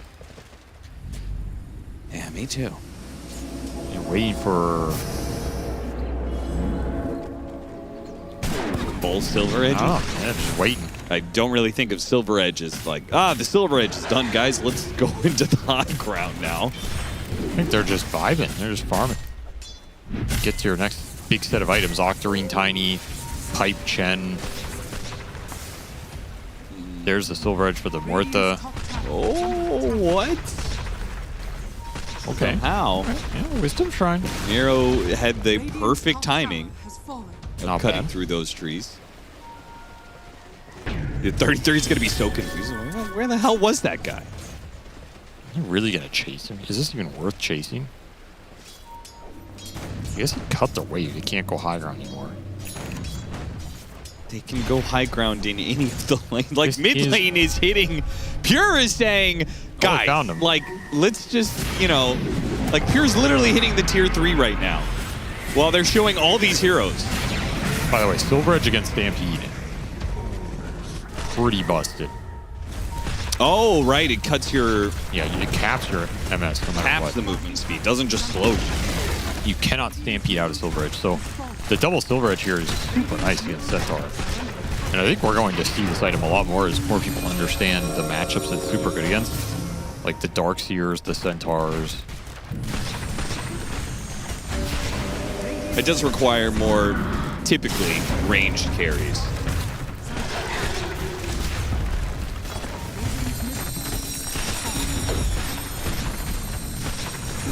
Does it work on Sakuchi? There's no way, right? Yeah, totally. Why not? Because Sakuchi maxes. I guess it maxes you, but you're capped, so... Yeah, it probably does. That sounds super broken, too. Well, this is cleanup duty right here. They got the coddle, though. Got a kill. Holy. Maybe a second one. With the buybacks being used, Heritage got a double. He's dead. He is definitely dead. Yeah, he's not taking retaliate damage, I think, right? Yeah. Nope. Nope. Okay, buybacks. That's going to be the another one. 33. Oh, he ticks out. Oh, Dave got him. That's a track kill. Okay, tossed up in the air. Heritage, I think, now dies to Pure. Can the others finish the job? GBK instantly gets silenced. He stops moving. Kataomi, he's going to keep his hands on the keyboard mouse, but it won't do him any good. Well, they got the Beastmaster, so much for 33's streak in this game. Get wrecked, nerd. Sage says, as he... I actually don't even think he tracked him there, so I think he technically didn't get a track kill in this game. But yeah, I think so. They got some kills in the end. That's something. Only down 26k, 27 minutes. So not 1,000 GPM lead. That was a ransacking and a half. That was just a thorough dismantling. Very well executed game from Tundra. Through and through. I just don't think there's many play opportunities there unless you make the mid lane super chaotic. I think that's your one point of attack with this bounty. Not that it's easy, but if that doesn't happen, like, what else are you doing in this game? You have no damage on your support duo. You have very little aggressive playmaking on the lanes. You don't have good enough lane matchups to just naturally threaten. It's not like you have like a Timbersaw against some like melee strength dude who's just getting bamboozled. Can't let Tundra get away with this, man. Like, it doesn't really matter what heroes they... I think it genuinely doesn't matter what heroes they have. If they get to play this type of game with 5 gray blobs, I think they will beat a lot of teams in the world, you know? Like, you have to look past the heroes and see what they're doing on the map, how they're getting a lot more out of lanes than you, how they're stopping your moves from working, taking your wisdom shrine, these kind of things, right? And you have to be prepared for that beyond the hero matchups, and then take that aspect of the game on. So I think BetBoom can do a lot better here in the draft. I think we'll see it game 2, but they will also have to step up in terms of counteracting that gameplay. And how do you do that? Execute the laning phase better, get on their side of the map, block camps, throw 33's tempo off, deny him some of those really big stack clears, or match it, right? Have stacks of your own. All right, well, hopefully BetBoom can come up with some answers. Maybe our panel has a few answers for us. Unfortunately, I think I also have more questions, like, how is Whitemon so good at Dota? We're going to look at this play under a microscope a little bit closer, but Aiden, I think this maneuver was indicative of the entire condition of the game. Yeah, I mean, this is the key moment in the game. Like, it's very early, and I'm sorry, Ted, for looking at 7 minutes into the game and potentially saying that the game might have been over here. But you might want to explain to viewers at home why you said that. I mean, they missed yesterday. Hold on that, because that's going to be a highlight later. Okay. Where we can break it down. That's fair. So just to be clear, I complained yesterday, reasonably I'd say, that often in the green room when you're watching games with pros, 5 minutes in they're like, this is over. And it just kind of spoils, the suspense. Yeah. But of course, Aiden was right. Yeah. No, I mean, I think Avery actually put it really nicely. It's not really necessarily like heroes. It is heroes, because Tundra obviously pick good heroes for what they want to do. But as long as they're allowed to do like they're allowed to execute this game plan. They're not really winning off of spells. Because you told me, or Mira said, like, Coddle Chen is working. You gotta, like, give this up. And I feel like it's not that Coddle Chen is necessarily working. It's that these heroes are able to create gold. And that concept just works. If you're able to spawn gold and you're able to create gold, you'll win most of your games. And that's kind of what's happening. And I think for BetBoom, that's the big challenge in the series is how do we stop Tundra from doing their gold thing? Because they will do it, and they're better at the macro than we are. And we need to find a way to stop that from happening, or it's gonna look the same in the next game. Do you think Bounty, who steals gold, that was the solution? I mean, it's an idea. I think, for example, in this game, if the offlane goes well for them, and they're able to snowball off of Bounty, there's a vision I can see with this draft. But the problem is just like their matchups are too weak. Centaur, like Mira said, it didn't do well enough against Muerta. They get some kills on the lane. There's some trade action going on, but they needed that lane to truly snowball. Yeah, I mean, I think Tundra are in such a nice position right now, draft-wise, where they have like multiple heroes that feel really bad to give away. It's like, okay, you either give away Largo or Batrider or Beastmaster, and you have to pick your poison between these because all of these openers are working so well for them. And in this game, BetBoom thought they could beat the Beastmaster. They didn't. Next game, they'll probably ban it, but the question is, what do they let through them between the Largo and the Batrider? So this, the instructions are to cut the butter in smaller pieces, stir the butter and sugar porously together. What does that? I love the way you say butter. Butter? Butter. No, I'm pronouncing my T's. Butter. Butter. Shocking. Try to say butter. Butter. My grandmother would be very upset with you. But if you guys want to dive deeper into the play that Ted asked about, we have the highlight here that we can break down for you. And we're just going to, do a little quick step-by-step. But the cool thing here is Tundra set up for the 7-minute Wisdom Rune with essentially all of their heroes. Ari comes in, BZM comes in, and Whitemon's ready. He's got the tomato and the potato ready for the dive on Miro here. Here as well with the calling. It looks pretty tough. The really nice thing here is this is probably an accident, but people walk away from Miro. So Whitemon gets solo experience here. And at the same time that he gets solo experience, 33 gets the Wisdom Shrine on the other side of the map, giving him an early level 6. Then he TP's base, and this close fight, suddenly, boom, Hand of God comes out. And it just turns the ties. Maybe they could have gotten the kill on Muerta had that not happened, but everything worked out so beautifully here. I mean, this is kind of what we touched on the draft, where like Chen is kind of decent against... What are you doing? Vanilla. You can add the vanilla, sugar, syrup, flour, baking powder, and ginger mix to it in a second. Just let me get this blended nice. Make it porous.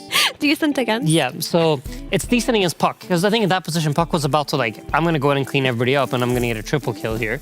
But once the Chen heal comes out, he's like, oh, my damage is cooked. It's not going to happen. Okay, all right. You may add the vanilla sugar, a little bit of it, not too much. Add more than you think you should. We have multiple measuring. Okay. Which one should I I would say this one. So the question is, what do you do against Beastmaster? You need to add some vanilla to your sugar. We also have vanilla syrup, so they're going to be very vanilla-y, don't worry. It's a caramel. Tip it in. What do you do against Beast? Yeah, because they picked Warlock plus Ursa. Okay, Ursa was having a good time, but Bro is just stacking in the triangle. Then what? What approach can you take? Push it in. Yeah, there you I mean, the tricky thing with Beast right now is that... Very good, Neil. Well it's hard. Okay. It's hard to counter-bake in just one position. Baking powder and ginger is in there. You can add a little bit of vanilla syrup if you want, but I'd like to get this mixed up and then add it, if I may. Sorry, this is important because we have to try and get I understand. another point. We finally won a challenge. I feel like we're well, they got disqualified. Let's not get too excited. They got disqualified? Yeah. Why? Because they cheated. They cheated? I know. Who would do such a thing? They watched a YouTube video on one of the puzzles. Really? Which one? That's probably the same one we did. What? I mean, the same one that we avoided watching. Correct. Which one's that? The U and U one, the one that was impossible. The U-bolt nut the rigged one. Yeah. The rigged one, yeah. Did you guys watch the same one? We didn't watch the video. Yeah, did you not watch the same one? I genuinely, I would never lie to the people at home. We established this yesterday. That's on record. You 100% watched the video. I did not. I promise you, I didn't watch the video. Ted might have watched the video, or maybe he didn't. May or may not have. I don't know. I can imagine Shiva watching this in a hotel room getting seriously angry, getting disqualified. I want you guys to know that I did not help them at all. Yeah, that's true. That's good. 0%. I appreciate that.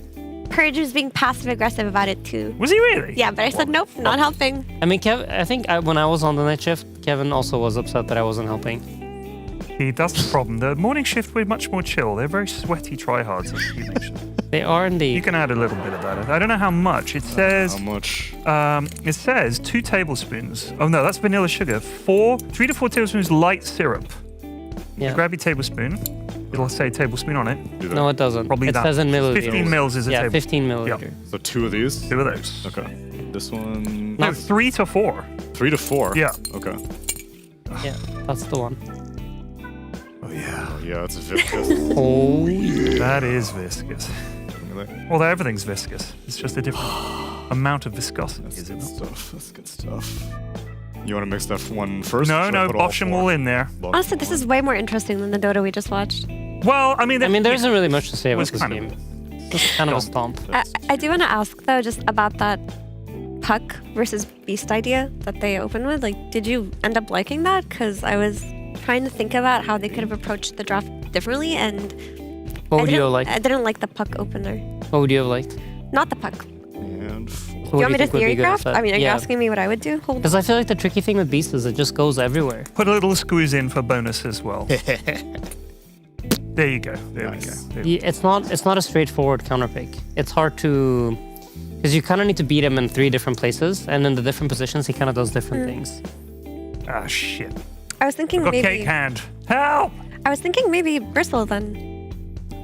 As a response. Drinking Not syrup. really a BetBoom hero, I feel like like. when I cook with my kids. And it's not like a hard counter. It's like a good hero against Beast, I think. But I feel like better than Puck, right? Because if you're chasing around a Beastmaster flex, you could chase it with a Bristleback. I mean, whatever lane. Personally, I think He was in second phase. based on absolutely nothing except seeing it one time played by Liquid, I think Treant's a fraud. Fraud here. I think Treant's a fraud. I think it's definitely overrated. And I think you should be banning from second pick Beastmaster, Largo, SF. And then the 4th ban I think is a bit depending on team. But I kind of like the bat against Tundra. And I think you play against Treant. With that said, I think Whitemon is probably one of the few people I wouldn't want to give a broken version of Treant to. Right. But it didn't look that inspiring when Liquid played it. And I think unless you have like a Treant specialist, maybe you just play against that hero.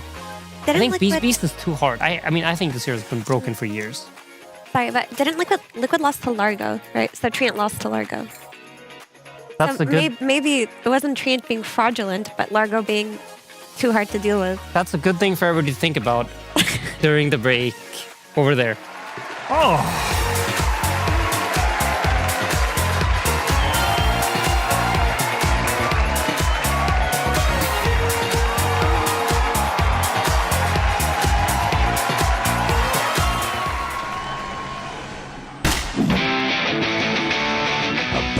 Bloody time.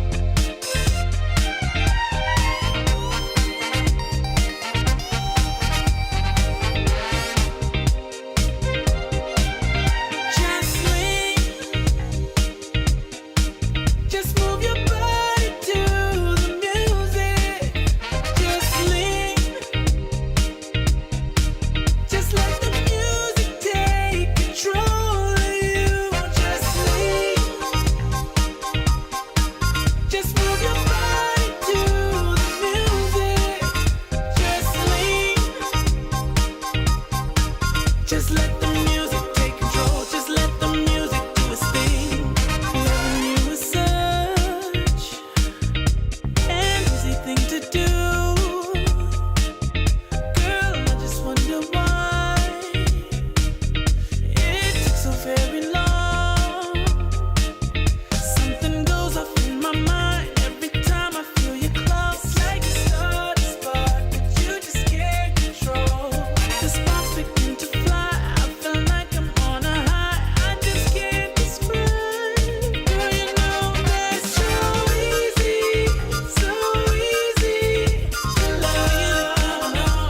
I just can't turn it off. That's what I really dream of.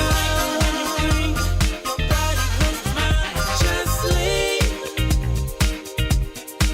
Just move your body to the music. Just lean. Let the music take. Just let the music take control of you. Just lean. Just move your body to the music. Just lean.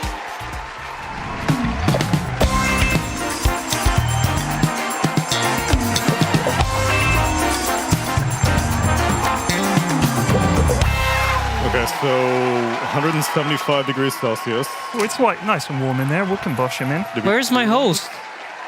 I'm focusing on something right now, all right? Chill. We made those 3 doughs. Put them in. Oh, I'm doing it.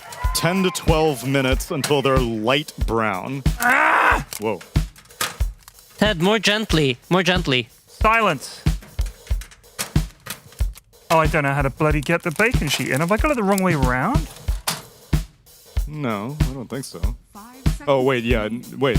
You reckon? What's that on top of the dough? I thought Chocolate it's chip? symmetrical. That's cookie. Chocolate. Cookie? Can you open it? Let me That's cookie. All right, well, since Neil isn't here, I will do his favorite thing and call out the bans for all of you guys. Please do. BetBoom team have banned out Beastmaster, Batrider, and Shadow Fiend, and Tundra has responded with Treant Protector, Tusk, Largo, and Razor. Mira, what do you think about those bans? I think they're great bands. You can't beat the Beastmaster. It seems like take it out. Dasha can Tundra sort that took out. out Largo themselves. They called your Impossible. bluff. They're like, you're not going to play this. Here, use Oh, these. you are going to play this hero. Do they play this hero on BetBoom? I think I've Yeah, seen Miro. I've seen Miro play it. Yeah. Yeah. I think generally speaking, Miro plays like anything that's good in the meta, he will play. Okay. And he'll play it decent. So there was no bluff to be called, you, but Dasha. rather a heads-up ban. 10 minutes on Hi, those. Tundra. Don't play against the frog. Timer. The gang is back. How was your baking experience? It was warm. It was plenty warm. It was warm enough. Put 12 on. 12 on the clock. I'll put 12 on the clock. Don't worry about that. I'll give it 15. 15 on the clock. 100 hours. On the clock. Let's do 15. 20 minutes. I'm giving it until the end of this draft. It better be done. They will not be done by the end of this draft. It better be done. So, Treant Protector, Tusk, Largo. No. Beastmaster, Bat, and SF banned, but that lets the Shadow Demon through, which apparently is the most terrifying hero in Dota. Okay, if BetBoom do not ban Tiny, I am getting out of this chair and I'm walking off set. I wouldn't blame you. This has been Tundra. Okay, they banned Tiny. Stay here. I can stay. What about Ember? Ember, I'm not as offended if they don't ban Ember. I think Tiny at this point, it's like, especially against Tundra. yeah, I mean specifically against Tundra, I feel like it's just completely illegal. Yeah. Do you fear the Chen? Or have you solved the components of the last draft that you were worried about, which is the Beastmaster and the Tiny? I mean, I feel like Beast and Tiny are integral to like the Coddle synergies that they had. I mean, Mira mentioned it. It's part of why the support duo can work and why it comes together kind of nicely. They've taken both of those out. So now the question to Tundra is like, so what is your like plan B? Phoenix. That's their plan B. They love Phoenix. They love Coddle Phoenix. They love creating this wall of unkillable heroes with all of the sustain. Yeah. I mean, it's an okay hero against SD. SD has like some stuff against you in the lane, but as the game progresses, doesn't really have any good interactions against Phoenix, really. 150 bans. I can't believe there have been that many games. It's been a lot of games. I think we have had 2 group stages. It almost feels like an entire other tournament. Group stage 1. We've had 161 games of Dota. Wild. That's like a baseball season almost. And we squeeze it into 2 weeks. What are those lazy bums doing? That's what I'm saying. You guys know, so Coach Jeff _OW, shout out to him, tweeted at me that the reason why you wear those long sleeve things is to reduce the friction between your wrist and the mouse pad. Oh. That's what they're used That's for. like told you. You were, That's why I always wear long sleeve shirts under. Can we get the BetBoom Miero cam again so we can see what we're referring to? He was wearing a thing on his arm that we were positing. Is it for elbows? Is it for wrists? There he is. Show your arm, Miro. It turned Lift it out up. to be for sensation. Can Miro please lift up his arm so we can see it more Can clearly? production, tell Miero to raise his right arm above his head. Admins, please pause the draft. I feel like Miro's not respecting our wishes right now. Unbelievable. Oh! No. He's hitting it Other way further around. from view. No! He's probably rubbing it on his mouse pad right now. There we go. Hey! Thank you, Miro. He's like, all right, I'll do it for you He guys. knows. Thank you, Miro. We appreciate it. What a So, great guy. they did lose that game, They did. and Aiden's a washed-up ex-pro, so I don't think it actually works. Might as well just feel the sensation. I can feel his eyes burning into me. That's another sensation. All right, so Kez here. I personally have not been a big fan of seeing Kez picked just into absolutely nothing. It seems like a little bit of like a we don't really know what to pick situation, and Kez is what they came up with. So now I feel like for BetBoom, I really like Tidehunter. Every time we've seen Tide against Kez, it's looked really, really good. And I would like to see that as a next pick here. Yeah, and Ursa as well. Ursa owns Kez. Ursa's still in the draft. A lot of Kez counters. Is there a mid-Kez potential? I've seen Wagamama play it like a long time ago when I used to still play Dota. Ancient times. When I used to play He was Dota. a Kez mid enthusiast. But out of the pro players, I don't really think I've seen anyone play it. Do you think he could do mid lane? Because like I remember when Monkey King, people would like he was always a carry, Right. and then people started running it mid, and it was like, oh, actually, this is really strong. I feel like Monkey King is more. What? That's into the Kez? But the one player that we have seen win that matchup was Miero. Oh, fair He did say he thinks it's the 60-40. 60-40 Yeah. in favor of Kez. Yeah, I'm not a fan of that pick. I feel like Tidehunter I would have liked. Ursa, like Mir said, is okay. I think Ursa on 18, for example, would be really nice. But yeah, they feel confident. Could this be mid-Mars, Aiden? It could be mid-Mars. But I really don't think so. I think right now, what you see is what you're going to get. That's kind of what it looks like.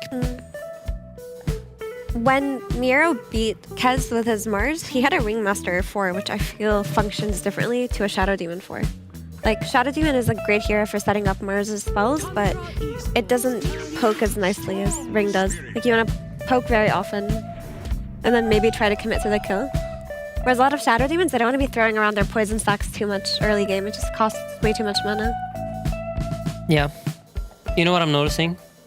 We talk a lot about the double minus armor synergy. Wait, yo, there's minus armor? You bring it up more than we do. The mana synergy? I feel like I have like 12 years of you guys bringing it up to like make up for.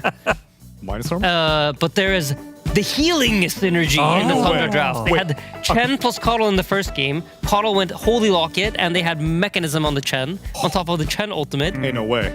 And healing on top of healing is actually not necessarily better than just healing in of itself. There's no inherent synergies. But the healing strategies from Tundra Esports coming out. Shadow Word plus Illuminate and then Raptor Dance on top of that? It's just healing on top of healing on top of healing. How do you kill them? This is what Largo has taught us about Dota. You kill them with minus armor, Neil. That's the solution. What about the mana healing? and the cooldown healing. Yeah, two Mana kinds of plus healing. the storm. I love a Coddle plus Storm strat. The old battery strat. They're quite squishy, though, the Tundra heroes. Like, I don't look at any of these heroes and think, yeah, that hero is going to be really comfortable running in first. Like, that just doesn't exist right now. Yeah. Storm's in a decent place, though, isn't he? I mean, he can escape a reasonable amount of this stuff. Also, if I'm Ember, and I get this pick on 18, and I'm laning in Storm, I also see Warlock plus Coddle supports, I'm happy. Like, this is the time of my life. Yeah, there's very little threat to the Ember in this game. Kind of similar to game 1, where like this puck didn't really have like massive issues until the Tiny and the stuff came online. Like the support matchups are good for him. He's happy to play into them. You got a bad Brewmaster here, I think. But I think the question for Ember becomes like once Coddle gets like Greaves or Glimmers and stuff come out for Warlock, can he actually kill anyone? And to be honest, he has decent follow-up in this game. I mean, Mira was saying who could go in first. You could send a Brewmaster in here for Tundra. 33 likes to play Brewmaster. He does like to play Brewmaster. He also Some has Brewmasters, some Centaurs. his Doom that he has been quite a fond of recently. Well, forever, actually. But he's like bringing it back a little bit. He is bringing it back a little bit.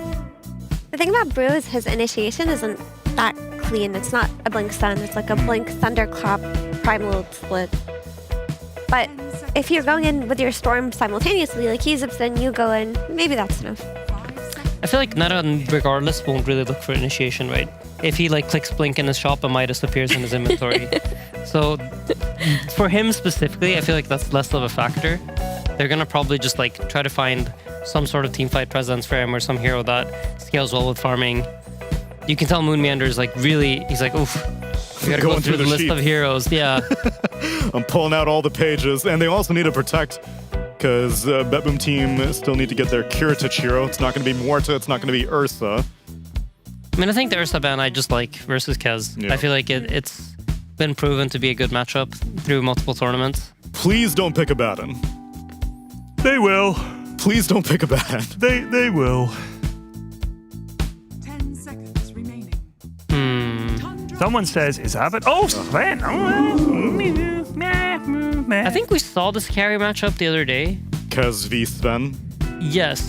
And Sven just kind of got manned up on and killed. Yeah. Like it just, you did not go the way you think it would. Well, and I think the parry continues to complicate the matchup quite a bit. The BKB doesn't like allow you to just play freely the way you want to. Right. Yeah. Were they equal net worth? I can't remember, but it just looked like Kez can actually just overwhelm you. You think it's good for Sven?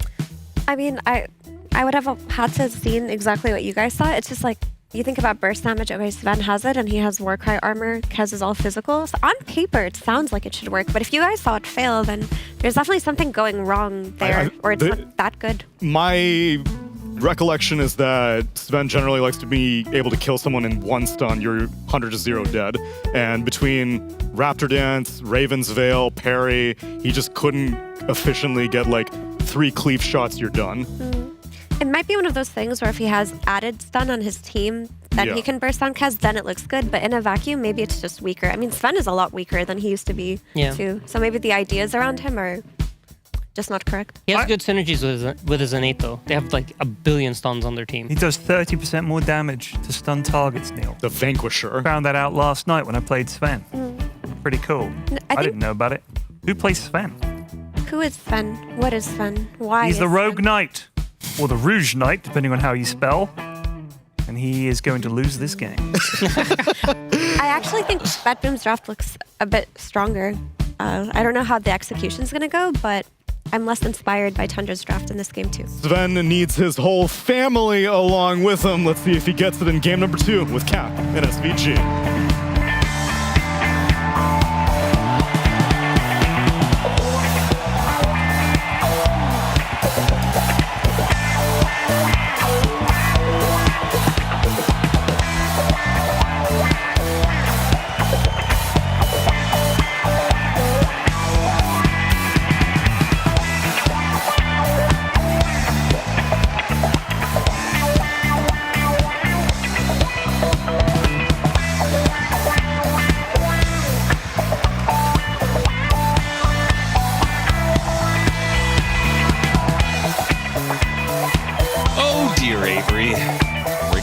Sven versus Kez again.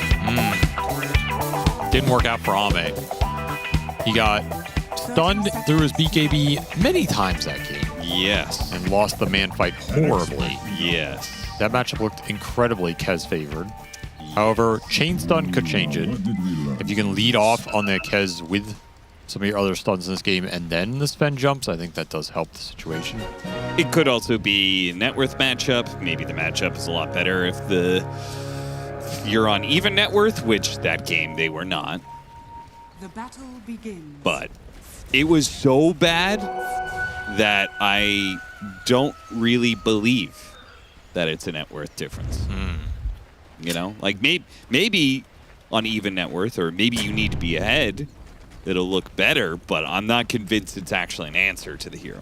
No, I'm not convinced either. I don't think there really is an answer because, to be honest, I think you just try and do your best and hope you can out-execute your opponents on the macro level in terms of, as opposed to hero to hero. Well, I do like the game for GPK here, though. I think he's set up for success. He has some nice damage follow-up. He has some other fast skirmishers he can play with, and he's against the lineup with very little lockdown for him. If he does not get doomed this game, I do not see how he dies. Still comes back to the macro, though, right? Yes. Because if you don't beat them on the macro, they're just going to itemize their way into dealing with the Embers. Of course. That's why I still want to see BetBoom step up here in Game 2 and deliver some swift justice across the map in terms of, you know, execute these lanes well, give yourself a nice early lead, and punish this slow, weaker support duo. Because this support duo is definitely weaker than Jakiro Shadow Demon. Warlock Coddle takes some time to get going. They want to play the static lanes. They're not roamers. They're not going to go mid and gank them or anything crazy like this. They're not going to snowball the game. They just want to slowly build up their farm, their net worth, their stacks, the XP, win the Wisdom Shrines. So if you can get off to a faster start here lane-wise, just execution, you're in good shape to continually find some more advantages in this game, especially playing through the Ember on mid. It's a really nice point to just put the chains into the Storm, put chains into the Kez. Follow it up with some Ice Path, Macro, Demonic Purge, you know, Mars combo, whatever it is. It's just very easy kill threat in this game for BetBoom. So I think they adjusted well after game 1.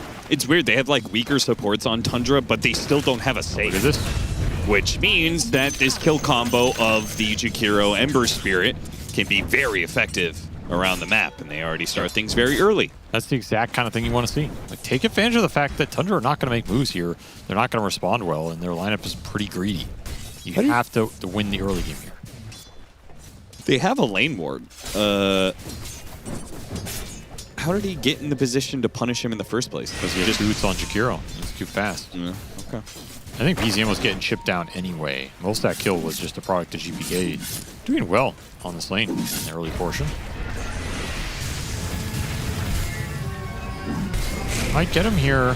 One final hit, and it is enough. Another kill for Kataomi. Well, you said GPK is well set up to give BetBoom a good chance to win here. Yeah, it looks like he just started getting arrested. He showed on the river right as GPK ran it. BZM. But GPK is set up for success, and Kataomi is stepping it up. Perhaps this is the winning formula. The 2 in the 5 position. Can definitely do some damage this game. Should not be afraid of anything here. Should just look for all opportunities in the first 15 minutes if you're BetBoom. The more you pressure these heroes as well, we talked about how do you deal with Tundra's stacking efficiency, their economy in games. I think one of the best ways to do it is to create pressure on the lane so that every time this Coddle leaves to go stack, Doom is feeling pressure. Or there's a mid gank going off, or you're chasing him and blocking camps, but you don't want to just trade out them stacking for nothing. There has to be an exchange for these little efficiencies. Kataomi's going to die here. It does take quite the chase between 33 and Ari. Waterrune does get grabbed on one side. GPK, though, is going to get sandwiched here. Hit by the Remnant, turns around with the Flame Guard. There's a chance. Nah, too much physical damage despite the Flame Guard protecting him. That's a big kill to get here. Puts the Storm right back in it. Extra experience for this Coddle. Nice little double kill effectively for Ari here. It was a level 2 Coddle. Making some small plays happen. Gonna go back on to 33. He's mega slowed down. Should go down here as the Doom, and he does. Miro Flash at the same time. finishes off Miro, so both offlaners will die. One's feeling the pain from the Kez, and the other's feeling the pain of the Jakiro. And the Storm Spirit was so low on resources, he couldn't return back to lane. So efficiency's sake, Ari kind of has to try in lane in mid. And GPK on the return runs him down pretty easily. Much more chaotic game. This is probably what BetBoom wanted in game 1. They just didn't have the early spell power and playmaking to get it. Here, they're getting it. They can continue to hunt this Storm Spirit. Yeah, you probably don't need to help out the Sven too much, though. Save, playing pretty far forward here, setting up GPK. Well, if all else fails, this will at least slow down the Storm Spirit jungling. They got a courier and took their bounty. And there's still a lot of room for GPK. That's handy. Gave the Lotus to BZM, so look for that. He does have a lot of magic wand charges and a Lotus, plus a full bottle. Disruption goes down, go for the support instead. Ari, he gets blown up pretty damn quickly here. I like that BetBoom didn't, you know, overly focus on BZM. I like what they're doing. They're forcing attention into this mid lane where the Ember's super strong. It's the best hero for them to play behind. Should win the power rune here as well. They're limiting the Storm's experience because supports are now leeching it. Took pressure off of the side lanes. Sven's going to enjoy the solo XP. Going to be able to translate it into earlier Ancient farm. Absolutely free farming down here. This is what you want right now. If you're BetBoom, just keep dragging Tundra into bad fights. Their supports do not want to end up skirmishing mid. This early especially. Not fun for this Warlock Coddle. At least the Coddle has some good synergy with the Storm. Trying to help defend this tower. I think BZM dead again here, maybe. Still has that Lotus, but he is just surrounded by heroes. Ooh, getting hounded. And I almost wonder if Tundra at some point need to call in some reinforcements from the cores. Who though, right? I mean, I don't know. I mean, Kez is still an effective hero pre-level 6. I think it's just Ember mid. Like, you don't want to TP in here unless you have lockdown for him. That is only from the Doombringer.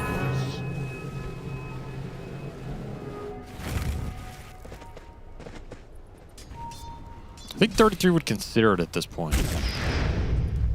And now at E6. He has Purge Creep plus Doom. So that's something that GPK has to think about. Because he is really trying to amp the pressure up here and go for another kill before this Storm hits 6. They have Glyph for that wave? They don't. Chase out to Kiritich. Stun hitting Pure. Ari's going to be on the other side to push him back into Pure. Blood Grenade. Slowing down Kiritich. TP away. Yeah, there's no stuns. Easy life. Got mid tower off of this sequence as well. So now the Ember, he could rotate down to this bottom skirmish if BetBoom want to fight it. Might just bail. Save doing his best just to prolong this death. Make Tundra work for it. Plus that 15 wand charges, he will not use it. Another rune for GPK. Storm Spirit does finally get level 6 off the creep wave that killed the tower.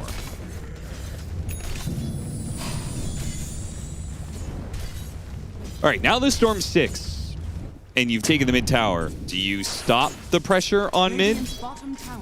Do you go back to the side lanes, or do you still go for it because you've got slight chains into Ice Path? There's not a lot you're going to do to BZM at this point.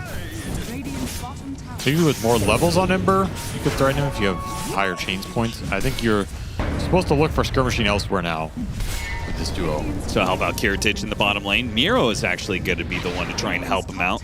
Quick retreat, though. Tundra just getting a reaction out of BetBoom. They're going to rotate the Ember here, though. And still going to catch something, surely. Ari work out well. He's going to be the one to die for all this. Easier on charges for GPK there. Going the early phase boots, too, over rushing the vessel. Goes right back to pressuring the Storm Spirit where he can. This map's tough to play for Tundra. They're going to rotate the Mars through the gate. No.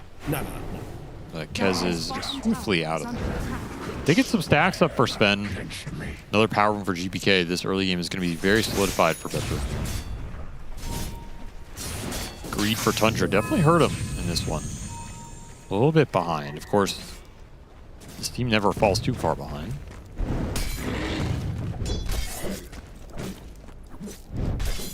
You have Golem available too. And Doom. That was never used here in the early game. So again, you don't want to really dive tier 1s here. If you're the GPK Ember Spirit, you're just going to get turned around on very quickly. 10-minute power rune. Big one gets denied. Arcane Rune. I don't know if Ari should have been allowed to do that. I don't think so either. He gets away with it. It's over to take away. Oh, the cookies are done. Time to check out these monstrosities that Ted created. Uh-oh, they're laughing. That's not a good sign. Oh, Lord. Those don't look good. They really don't look good. Oh, I'll get back to that in a minute. Oh, Jesus. I'm trying to clear BZM off some of these stacks. Not finding the connection, though. I haven't really found a lot of action here.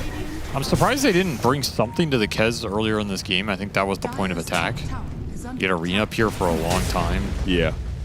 And now your Ember is kind of behind the Storm in terms of levels, which is awkward considering the start the Storm had here. Yeah, the supports have been hanging around him too much. You also didn't fight this bottom tier 1. You gave up your safe lane tower for free in this game, which I also kind of disagree with. Like, why are you giving Tundra this objective without a fight when you're so much stronger in this early game? Just Tundra thinks they stalled out the early momentum. This game's turning into a farm fest now. You're not getting that snowball action. It's going to maybe come down to how many stacks you can accumulate for Sven and push him ahead of the Kez here. Sven's having his time limited here. Oh, hit him from behind, though. Can't parry that. Pure still managed to get away because there's more than one tool in the immense toolbox that is Kez.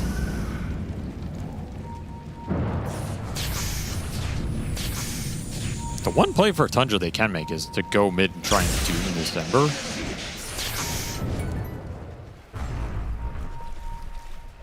The move is going into 33. Do you have the damage for this? The Sven is still here. No God Strength, though. He's tanky. It's going to be slow, but they will get the kill. Can they take the rest of the fight? BZM zipping in, spends a lot of mana, not to get a whole lot of damage on anything. Yeah, this is just going to be a rundown of Tundra heroes. Nice pushback, actually stops the Sven, so he'll miss out on being a part of this kill. Easy. I thought this Doom was going to be a little tankier. He has no armor with this early build, plus Purge Creep, no ice armor or anything. Kind of just gets chunked. Yeah, he's got no stat items, just raw boots of bearing. The downside of this build up, you're not as tanky as getting some earlier survivability. Gets punished there. Continuing to hunt Kiritich, they really do not want to let the Sven hit Ancients for free in this game. It's such a tough kill. They just don't have damage. Got him with the Raven's Veil, but Pure's not fast enough to catch up to him. Didn't Golem in there. Kind of interesting. Does the second stun make a difference? No, but of all the times in this tournament we've seen people just throw the Golem for garbage, it felt like an opportunity to just throw it, and if you kill him, great. If not, you get the farm. Well, considering how weak their supports are, I actually feel like you need that Golem threat for future fights that BetBoom are going to take against you, you know? What future fights? They're going Midas on Doom. They're not going to fight. No, but BetBoom's going to run at you. Are they? I feel like they should. Well, they're trying right here. They're trying to take the Wisdom Shrine. I like this setup. They got here nice and early, get to plant themselves on the high ground. If you run into this, you're going to get macro-pyred in the face. Oh, he went to stack.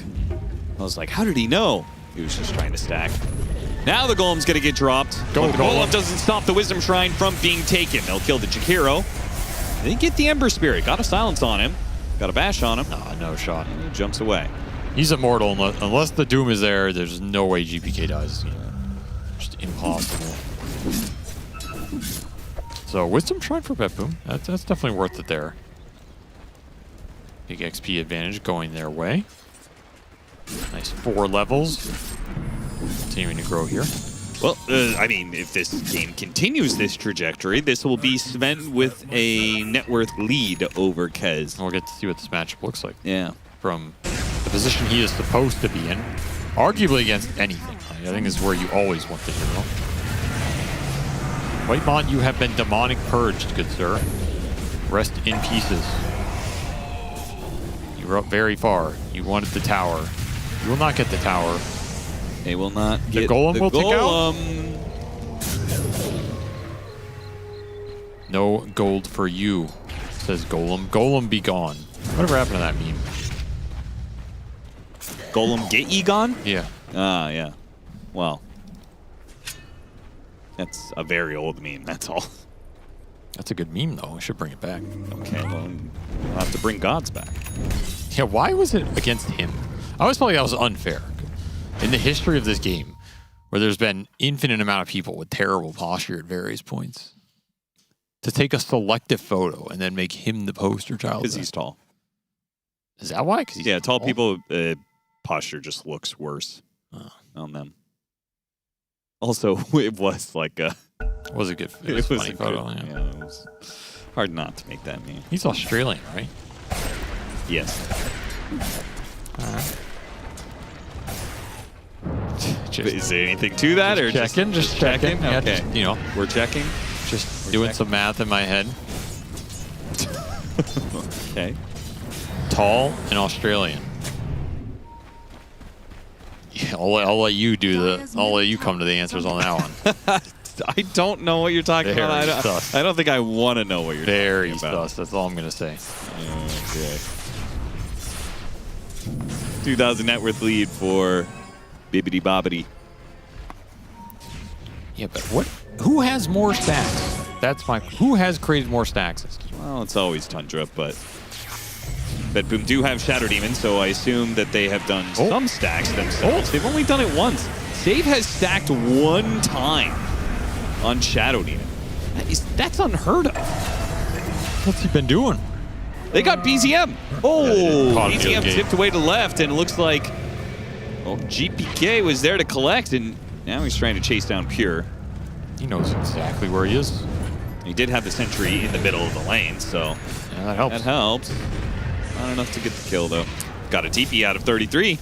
It's all just space for Sven right now. If you believe Sven can carry this game, then what's currently happening is fine. Do you believe that Sven can carry the game? No, but I also don't really believe in the Greaves build on Storm. Yeah, you had a problem with that. The more and more I see this, the more I really dislike it. It's just such a bait. Oh. I think this hero needs the attack speed, number one. I think it does. Attack speed, very important for Storm. I think it really hurts you over the long run. I also think buying the extra armor doesn't do anything. Buying the health The regen. Dispel is good against Ember, though. Yeah, I get the idea with the Dispel, but I don't know, man. I just don't like it. It just doesn't. Yeah. What's the verdict, Bob? Yay or nay? Good? Okay, all right. Bob likes the cookies. He's down with them. Well, he has his Greaves. Shield rune. Shield rune. BZM. Oh, my no, he God. doesn't have... Okay, he actually does. Greaves helps him stay alive there. Goodness. Come back into the arena. They do have the Kez in the middle of the arena. Can Kiritich just take the fight to him? He gets parried, and he's just like, nope, I don't want any of that. They're all bounced right now. Okay, he goes back in, hits a big cleave that almost kills the Kez. GPK here to finish him off. What a hit from Kiritich. Man, the patience on this guy. Oh, the cleave finished off Whitemon as well. That was nasty. I can't believe Kiritich, he backs off, and I'm like, what the hell is he doing? And then he finds a sick opportunity. He gets another kill on top of that. Damn, what a fight. Yeah, Kiritich is really impressed this tournament. I'm a Kiritich fan. He has stepped up a bit. Very consistent. And he will deliver. With the extra net worth he's accumulated here, he finds his moment to jump back in. Looking like a rough fight with everybody bonds. You had the Doom threat still alive. But again, the greed from Tundra. This Doom build has not really paid off. He died early on bottom, wasn't tanky, hasn't been involved in anything. And then in a fight like this, he has Midas. He has Boots of Burying Midas. Right there. Boom! That is a lot of damage. He basically almost killed the Kez off the cleave alone.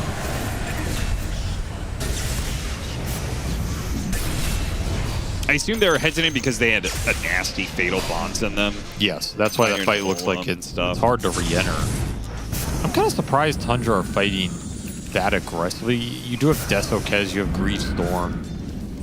At the same time, you have Midas Doom, who's kind of just wants to chill. You're trying to get the BKB on Kesna's game. How strong really were you there versus a lineup for BetBoom that is just buying all early fighting items? There's the camp stack. Still a huge advantage for Tundra. Well, huge advantage for BetBoom in the kills and the objectives. This will be a shard for Shadow Demon. Incorrect. How do I always get it wrong? It's like statistically impossible.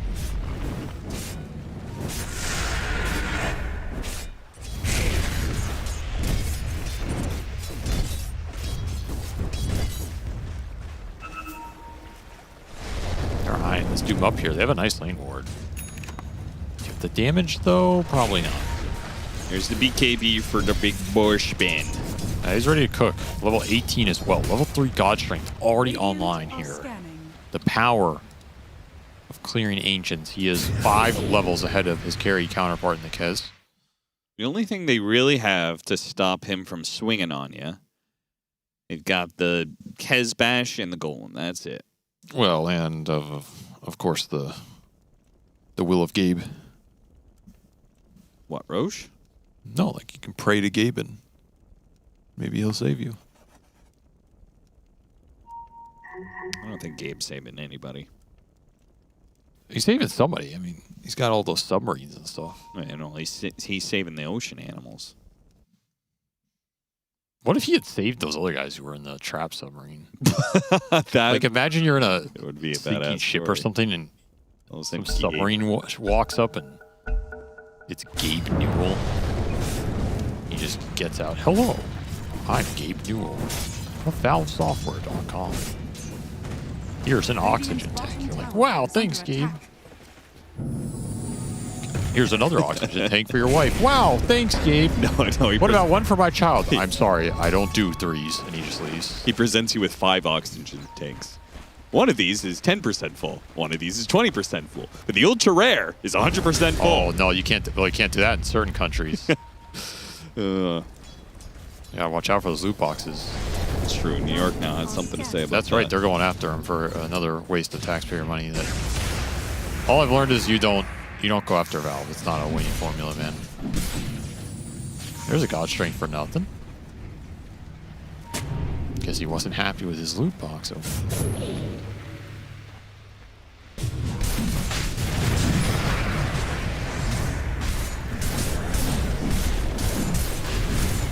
Or he was. Perfect God Strength usage straight into Roshan. Anybody home on Tundra? Nope. They're all farming. It's one of those games. Damage spawns bottom too. This is one of those games where I watch it and it's like, Tundra should lose this game, you know? Yep. And then you look at the net worth and they're like, why are they not farther behind? They might win this game just because they're probably the better team form-wise right now. And they can execute some weird lineups, but I don't know if they're supposed to. Yeah, it's like they've got Doom, but Doom doesn't do much to defend. You know? It's one thing if you have a really farm carry and Doom screws over the carry really hard.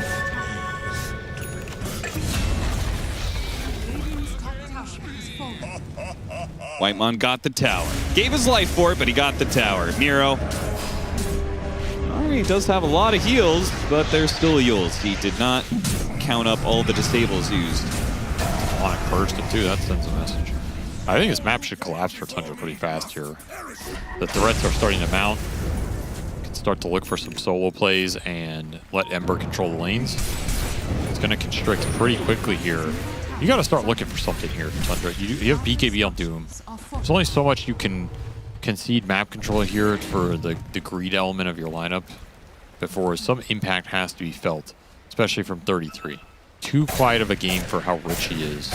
Have we even seen a single Doom? I don't think we have.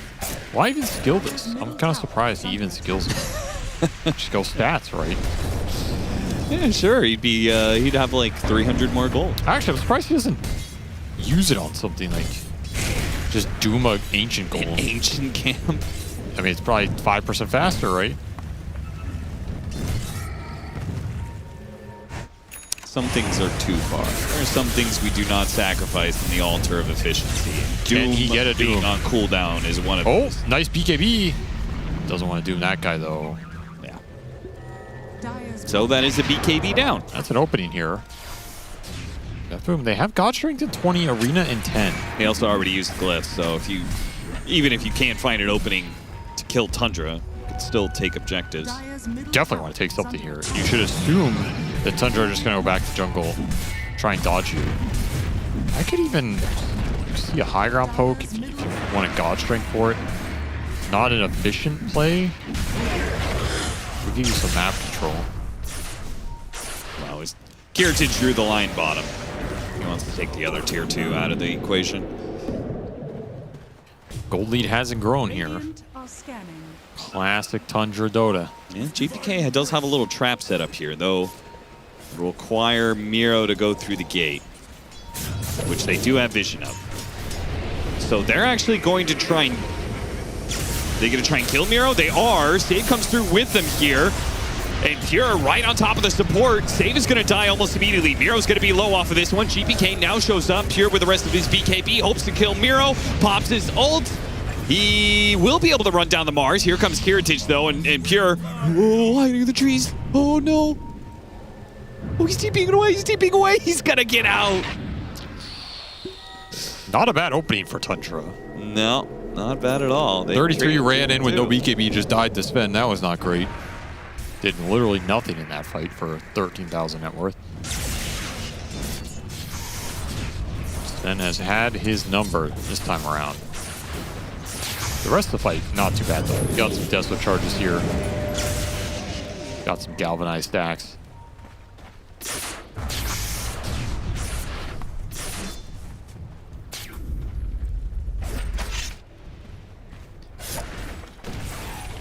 Daedalus about to be done for Sven.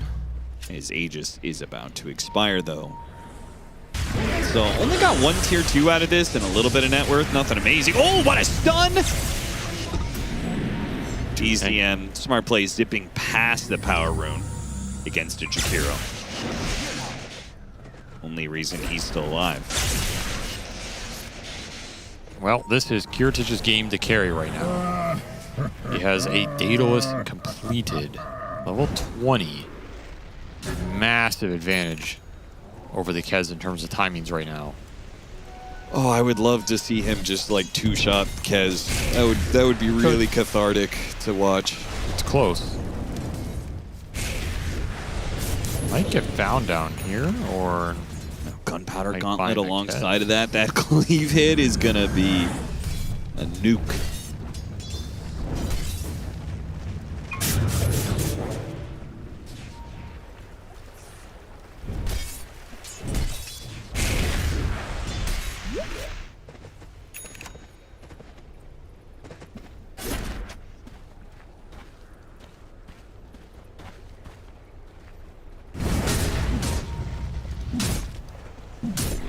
Don't love the game getting quiet, though. Yeah, I mean, every time it lulls, that's time for Tundra to try and get to another set of items here. Yeah, that's going to be Lincoln soon for Pure. Something flying out for GPK, or what did he... Oh, he's trying to finish Lincoln's. He's very close to it. Probably going to be a lot of Lincoln's build-ups here. Yeah. Storm just clearing out midway, but Kiritich, he has plans. Kind of looking. I just feel like BetBoom's just too skittish, you know? They don't have the vision on the map. I think some of their wards got killed, and they don't have deep enough obs to set some of these plays up. And you get some deep lane wards.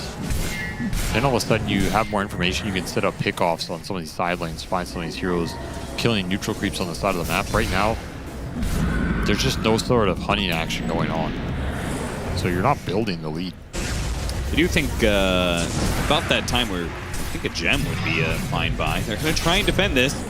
Blink backwards from the Sven is not going to give the opportunity for Tundra. That's why you got to be wary. You can't get lulled into thinking that Tundra isn't going to do anything. They're going to do something now with God Strength on cooldown. They have Lincolns on the Kez and Ags on the Coddle. So some nice little item timings here. Try and take a team fight. Where are they going to go to try and get it, though? No Roche available. No clear objective to fight for. You pretty much just have to run the map and try and find Sven farming an ancient camp or something. Probably your best bet. Do they have wards they can get out? They have one OBS. A Warlock. BetBoom playing very smart. Oops, spotted the ward drop. So they know some of the smoke action is happening here around mid. And play on the high ground and just chill. If the fight comes to them, while they have a high ground advantage, then maybe they take it. But otherwise, wait for God Strength and use that God Strength for the next Roche fight. Dire's top tower is under attack. Very good restraint from that.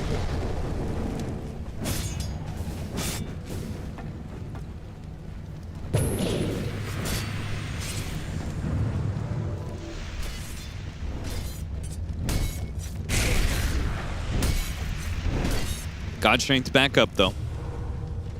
Let's see what this Roche spawn is. It's 2 minutes. Holy. Well, that's good for Tundra.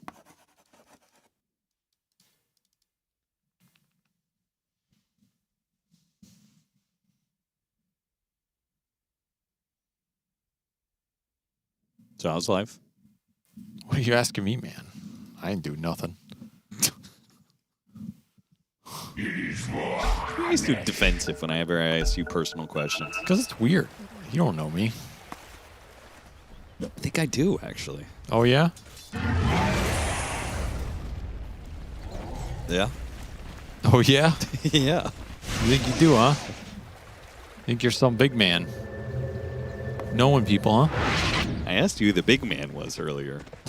If you need to ask who the big man is, then you don't deserve to know. Smoke breaks on Ari. He's bound to find something. Better for Tundra that it finds a support. Old man on a horse. Didn't stand a chance. Has no place against giant swords. Oh, 33. You farmed one too many ancient camps. Oh, the second get banned until the harpoon. And he became eat all. He did, huh? Ooh. He's had a rough game. Yeah. I feel like this Doom has not worked out for him in this patch. I mean, what was it Quinn said earlier? You know, he's got his bundle of heroes and he's trying to make Doom one of them.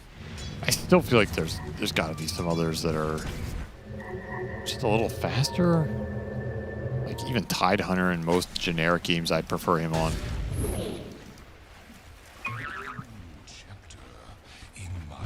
Another Tormentor. I'm surprised they're going to go Tormentor just because it's... Like, what if Roshan was up right now and Tundra took Roshan away from you? Like, I don't think I care if I'm BetBoom if Tundra take Tormentor, but if they take Roshan, that would be extremely bad. They don't do it that fast. I think they could have gone there. Yeah, maybe. You just gate and run up. I mean, going through the gate down, making their way over, and Roche isn't going to spawn for another 2 seconds, so... Opportunity wasn't there for Tundra in the first place. They are smoked. They're willing to fight. That was maybe an opportunity. Hard to get through that Lincolns, but 33 does have the tools to do so. It's impossible. I don't really know how you land a Doom here.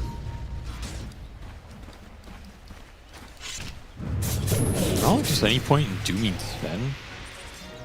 You really need to land Doom on Mars or Ember here. The Ember has a Lincolns. There is a disruption Glimmer in this game. In fact, there's double Glimmer Cape, 4-staff Solar, and that disruption to bail out a single target focus fight from Tundra, which their lineup is pretty dependent on. Tundra are going to be the aggressors. They need to be the initiators, because as you said, got to Doom Ember or Mars, and dooming the Mars is useless if Mars has already thrown out his Arena Spear combo. Can Doom Sven before God Strength? You somehow find that opening. Sure. Look at all the coverage, though. BetBoom getting all the high ground here.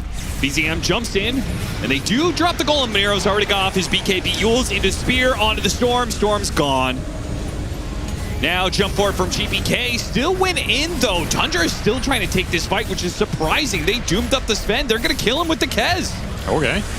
That's something. Spear doesn't hit the trees. They actually had a chance there to kill the Kez. But unfortunately, Miro, he threw the spear in a straight line and somehow did not clip the trees there.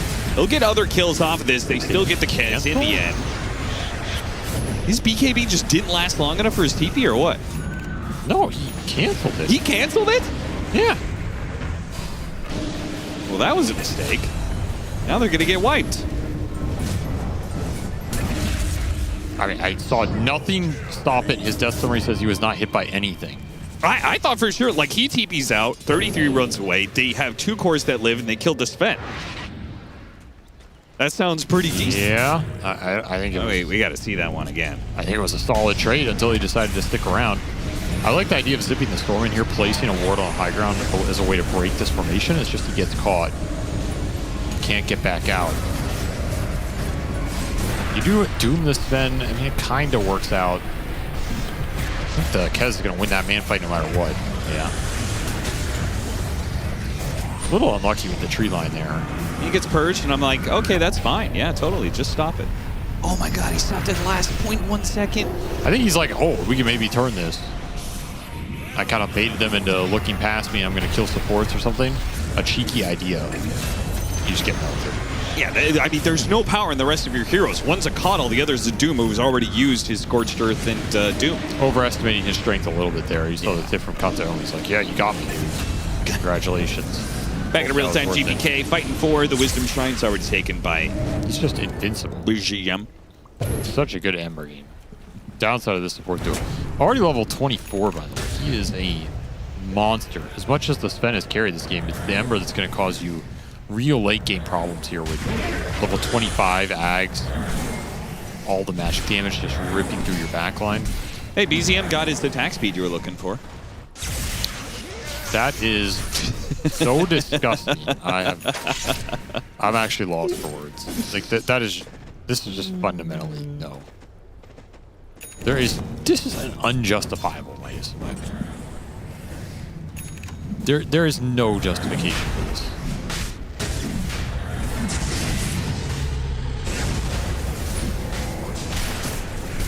What if the game goes another 20 minutes? I don't care. There's no way you buy 36-minute Midas on the Storm. Radiant's bottom tower. Take the Roshan.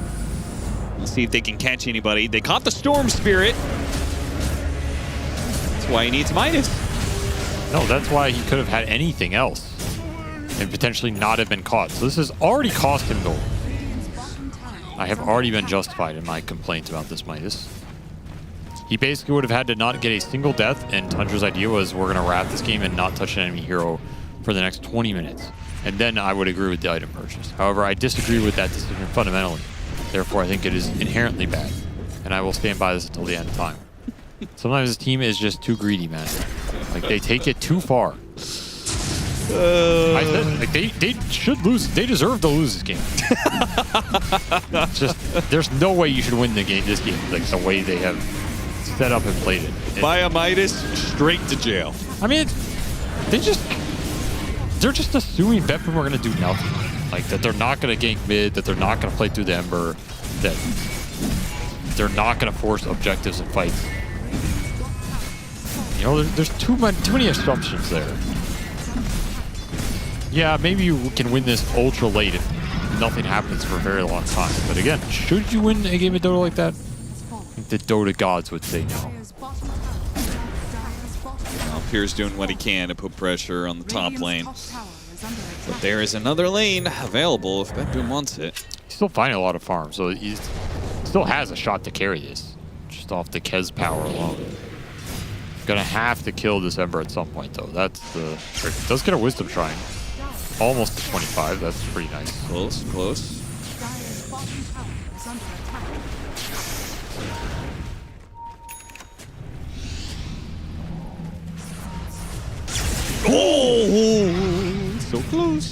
close. That's the Midas attack speed. He doesn't get out of there without it. That's true. Justified. Why didn't Miro use him?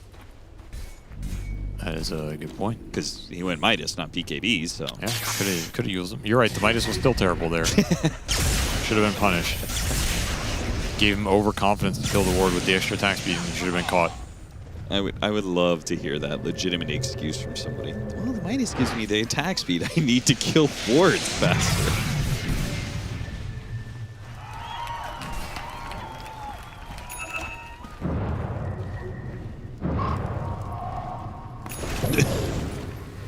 Is that a frog croak? Full refresher for the Mars, so a lot of control.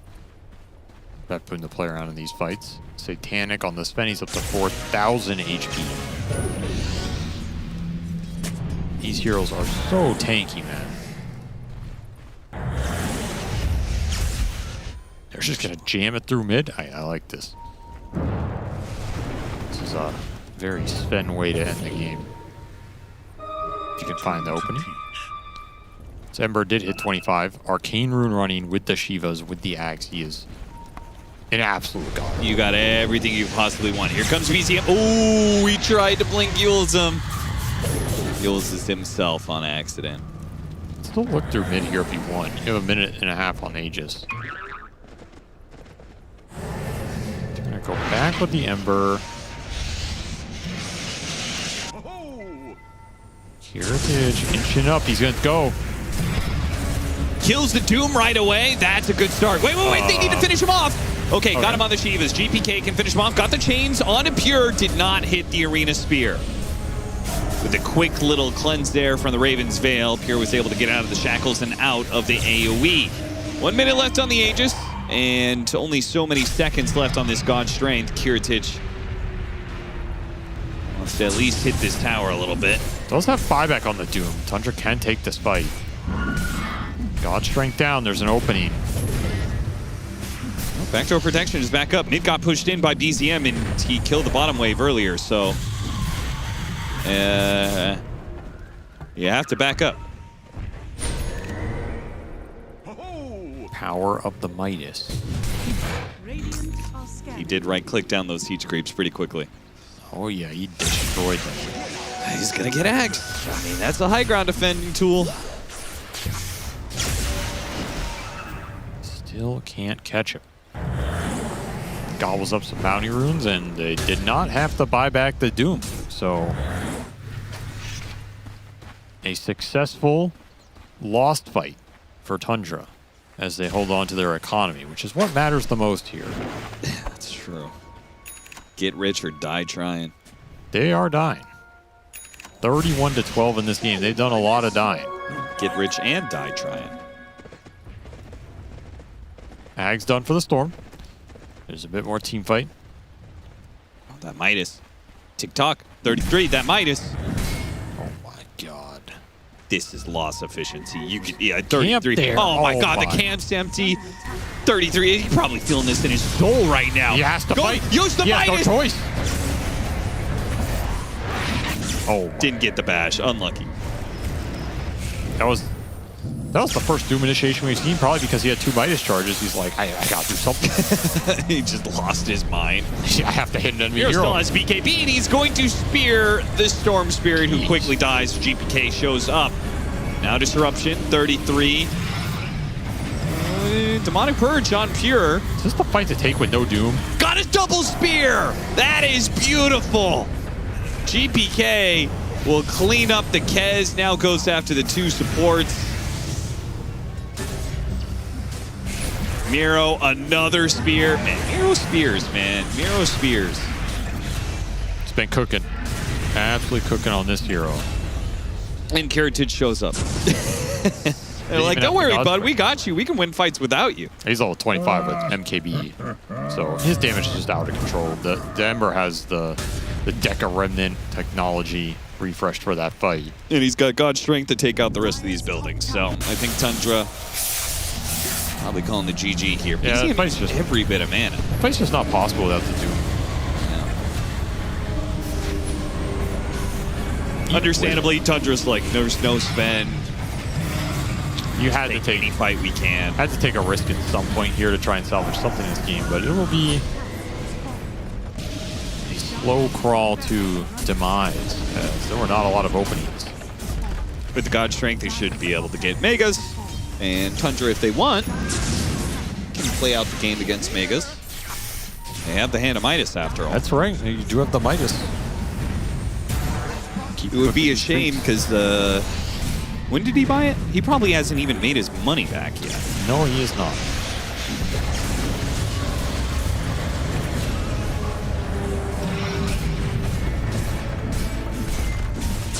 Five more seconds till the Kez is back up. ECM comes in. He's going to be hit by an Ice Bath here, and a Spear, and everything else they have. Another Doom is going to be put on the Sven. They're going to escort the Sven out of here. Really not a problem. Cover him with Ice Path, cover him with a Spear. They lose Jakiro, lose the gem. Not that big of a deal. They got buybacks out of Tundra, and they are one step away from death. One last barracks remaining from Megas. It did defend the Megas. I guess that's something here. Technically, Roche gets fallen. So there might be some concern here on the side of it. This was a faster Roche. Tundra grabbed it here. Technically a successful defense. Swift Blink for Sven. That is when this hero is just completely out of control. It's going to go in, just annihilate heroes. You can't do him. I don't think doing it even does anything anymore. The hero doesn't care. Radiant are scanning. Well, it does seem to be their game plan. Doom him and I think it's just have Pure attack him and they can't kill him. I don't think it's only hero he can do. I think that's been the situation the most of the game is. You haven't been presented with any other Doom target. Yeah, you can't seem to Doom the Ember Spirit. Can't get through his link-ins. He's all over the place, way too mobile.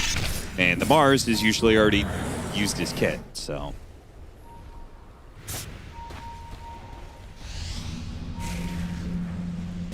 Whitemon, goodbye. Ward Sentry sitting on the high ground. He evaporates without God Strength. I think he gets one shot by God Strength. Yeah. God Strength crit for sure. God Strength stunned crit.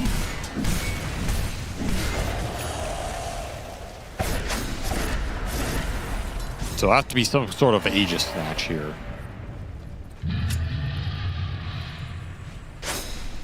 You have to contest this room. No way you can give it to BetBoom here. See what Tundra can muster. They're going in. They have a refresher Doom. GBK looks to stop them here. Okay. Doom does go out on the Sven. The Storm Spirit's going to die immediately. See if he can grab the Aegis rather easily. Nobody's contesting him for that one. Pure is going to try and take out that Aegis, but a disruption goes down. He gets the cheese inside the pit with the rest of his BKB, but now he's stuck. Echo Slash goes out. Sven almost dead. Got him on the Ice Path. Does not get off his ultimate. Valiant attempt. There's just no way to catch and deal with this. Ember Spirit's just running a rampage over these fights, and Sven just gets to sit there. Yeah, you doom him, but again, so what? He just sits there and hits you back. Has Aegis. Picks everything up. That might just be the game here as Tundra can only Midas your way out of so many situations. Dire's middle tower is under attack.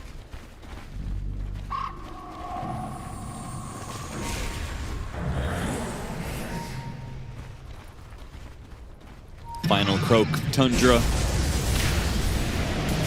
Spear back on the Warlock. Couldn't quite finish him off here. Refresher for another round as the BKB arena catches all these heroes.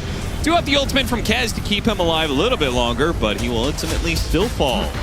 Big, bad man in armor. Sven, the Rogue Knight.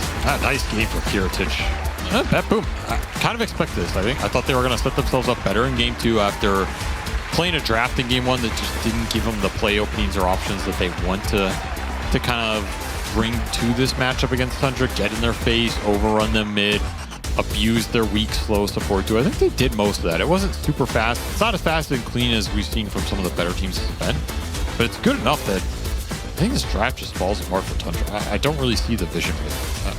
I get you have like a Kez opener, and Kez does Kez things. the rest of the lineup just feels useless. I don't think this Doom did anything this game. The Coddle combination with Storm felt way slower than the one with the Tiny, especially since the Storm got trialing mid and your supports can't help him. He just falls behind in experience, goes a Greaves build, not doing much damage. I mean, you look at the Storm's itemization at the end, he has Greaves, Midas. What is that? It's almost 4 or 5k in net worth that is doing no damage. So who's actually killing people in this game? Right? It's a bunch of utility and heal, and then that's it. Breath of life here for BetBoom, who's right on that cusp right now. 5th place at 2 and 3. They can manage to win Game 3 against Tundra. They might just sneak into playoffs. A long way to go, though. Game 3 still coming up. Things are getting interesting in this series, and yes, BetBoom team could definitely use this victory because they are middle of the pack right now in terms of the standings. They are 2 and 3 in this series score, and Tundra is 4 and 1. And maybe Tundra were able to get away with flexing on the other opponents, but it seems like you can't just roll up with a support duo like a Warlock Coddle. These heal strats, Aiden. The cops will eventually catch you for these illegal strategies. Yeah, the healing strategy doesn't go as hard as the minus armor strategy. Shuck. I feel like this game, Coddle felt invisible. Doom felt invisible. Like they were not really like Coddle. I feel like compared to last game is just like there's no impact. And I remember during the draft, I felt like BetBoom were kind of picking weird matchups. But the redeeming thing about BetBoom's draft is their heroes have synergy. They come together nicely. You can look at their spells and think to yourself like Sven stuns, Jakiro spells on top, or SD amp, or SD spells into Mars. Like there's easy ways to see how these spells interact in a very positive way. Whereas with Tundra, it's like, yes, Kez has a good matchup, yeah, but he doesn't really have, like, he doesn't play that well with anything. Storm Coddle is good, but it's not the same as Tiny Coddle. And Doom he's just Doom. And what is he dooming? He's not dooming Sven. So, like, something about the synergies on Tundra's side just didn't come together at all. I feel like the heroes just didn't interact in a positive way whatsoever. And I feel like that's the main reason they struggle in this game too. I agree with that. I really liked BetBoom's draft. I thought it was very cool. I thought their Ember on 18 looked really strong. But what I think was even cooler than that is Miro picked Mars into Kez. So, like, he really believes in himself with this matchup, and he's calling for it, and he's taking the matchup on his terms with his SD, and he's popping off. Like, he was a big part of why they were able to just roll them that game with his double spears, his initiations. And not a lot of offlaners would call for, okay, I'm going to counterpick myself on lane because I'm better. That's pretty cool. GPK. Yeah. 3 letters for you, Neil. GPK. I saw it. That's all you need to see. What is this Storm Grief shit? Yeah. Boring. I don't care. You don't do anything. He died like pow, pow. I guess that's the concept, is that you took pow, pow as opposed to just pow. One more hit, hypothetically, is the difference maker in a team fight. That's my justification. That's all I have to offer. What was this? Didn't look good at all from Tundra. Didn't look good at all. I felt that BetBoom looked like the far better team with this draft. Oh, yeah. I think we were just saying, I think this is a bad draft from Tundra. They're definitely the better team. They just need to pick like they are. There seems to be a pattern, though, for Tundra for not having good drafts on second pick. Like, on first pick, they feel kind of unbeatable, but on second pick, they lose pretty convincingly. I mean, I think Netta in general has like this thing where if you can pick his hero early on in the draft, he becomes one of the best players in the world, or like one of the highest value players in the world, I should say, because he has this quality to him where you can kind of put him into any matchup on his heroes that he's confident in, and he will always overperform when the enemy team has to shut him down in order for you to win the game. That's like his biggest strength. You play against Netta, you feel like, I can't let this guy farm, and he's playing some stupid matchup like Beastmaster into whatever counter pick you had, and then he has an 11-minute Ags, and it feels horrendous because now you've committed like 2 picks in order to shut him down, and you can't because he's Netta. But then when he's like in a position where he's supposed to apply that pressure to you, like in this game, he counterpicks Sven with Doom, and it's not bad, but it's just not great. It doesn't come with like oomph. It's not like, oh my god, okay, we're gonna have to help Sven, we have to solve this issue, we have this problem on the side of our map that we need to somehow resolve. It doesn't really present that, and I think that kind of makes them a bit of a weaker second pick team, especially when Netta is picked late. Do you want to see my cookies? You Our made cookies, right?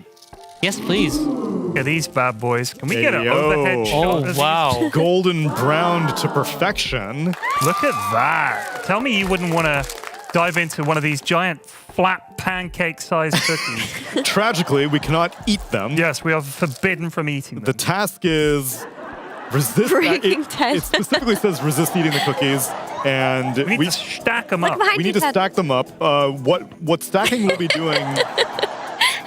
Yeah. I'm Jesse in this scenario? Come on! Breaking Ted. No, you're Walt. No, Walt was on the left, wasn't he? But I Oh, no, think- I am Go here. back. I think they're I'm just Walt. Production, side go by back. side. Breaking Ted. Yes, Yeah. that's You're Mr. Jesse. White on the Why is he left. Jesse? I'm Jesse on the right You're Jesse here. in this picture, but I think But then they're I meaning get to say promoted. that you're Walt. I would rather be Mike. Mike was the coolest. Mike was the coolest. Mike is watching in the distance. Jesse was way cooler than Walt. He was a Walt, junkie when you look back at it, washout. Can you yeah, say- but Jesse can you was say his abused. catchphrase? He was abused by Walt. I'm just Good. saying. No, I'm kidding. He says catchphrase. Who's? Jesse's. Bitch. He did it. I feel like that was not enough emphasis. He's a perfect Jesse. Bitch.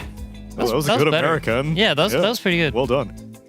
For anyone who's White. confused, we have been given today's task for Dream League is you had 3 minutes to assemble the tallest cookie tower. We're able to. Oh, I have 3 No. minutes? So this is the planning phase. Okay. So we can establish a blueprint and a foundation. But at the end of our shift, we are going to assemble the tallest cookie tower possible. Okay. And measure it. And we have 3 minutes to build it. But All right. we can take the time to. I want to cut these up. The thing is, that if you cut it up too small, you'll lack structural integrity. I agree. So I'm thinking we want a nice. I want to see how well one cookie cuts, and then we'll try and build off that and see how. Because I've made it nice and flat so you can stack them. Smart.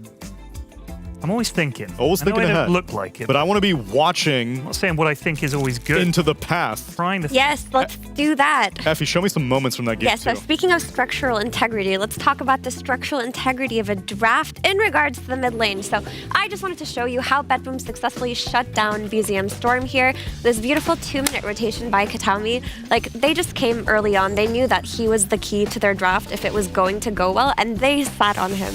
In this minute 5, they brought everybody. Like, this was a party in the mid lane. This is the kind of stuff you see in your pubs, but this was much better for BetBoom. They were able to really pressure BZM here. Sure, they don't get the kill on him, but still, you got the kill on this Coddle. You're getting stronger. Storm doesn't feel comfortable enough to farm for free on that lane or get his level 6. And one more rotation here, pre-level 6 for Storm. They stuck around. They said, no, BZM, you're not getting it. And they kill him, giving GPK at an earlier level 6, which then enabled his snowballing.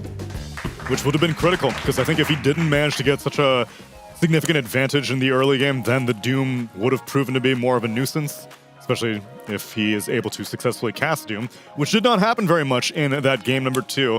We are going to very carefully use a knife and figure out if we can find solutions to our problems about the cookie tower. You are going to stick around and watch some commercials and then come back for game number 3.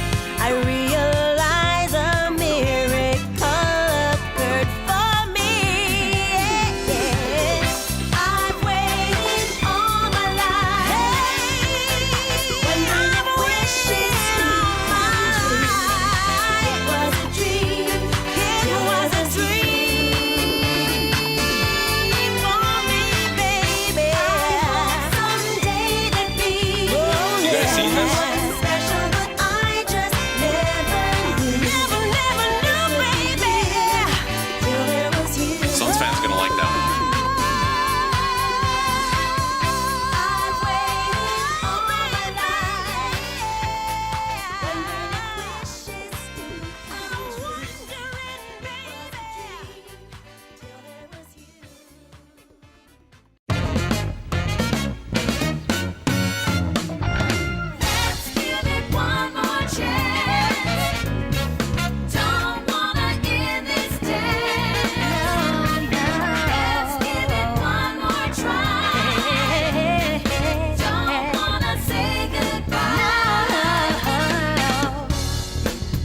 We were both so happy, just hanging out.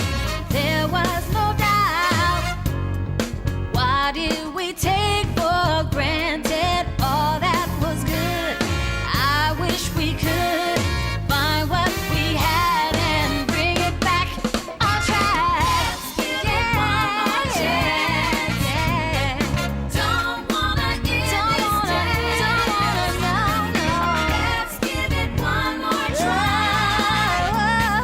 Don't wanna say goodbye. I know we both had moments. We're both the same. No one's to blame, no. I'm sure that you agree it's not over yet. Let's not forget, no. Most of the time is knock on wood. So good. Yeah. Don't wanna end this day. Don't wanna end this day. One more try. Just give it one more try. Don't wanna say goodbye. A love like we once had just can't be denied. If we both feel this way, then starting tonight, come on, let's do it right. One more chance. Don't wanna end this dance. Let's give it one more try. Don't wanna say goodbye. Let's give it one more chance. We don't have to say goodbye. Don't wanna end this dance. Don't wanna end this dance. Let's give it one more try. Give it, yeah. Don't wanna say goodbye.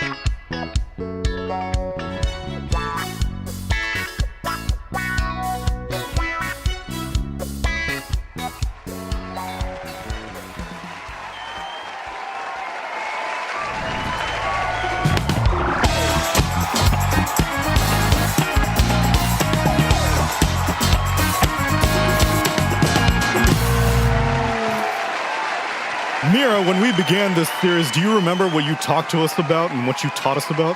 Stacks. Stacks on stacks. Economy. Economy. Oh! And we are trying to keep an eye on our stack. The strategy is, it's basic. You know, we're not going for anything fancy here. I retire from baking.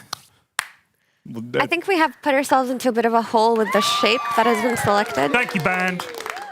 My teammates are not appreciative. Initially, I was told that we would get like some kind of adhesive icing type thing to like.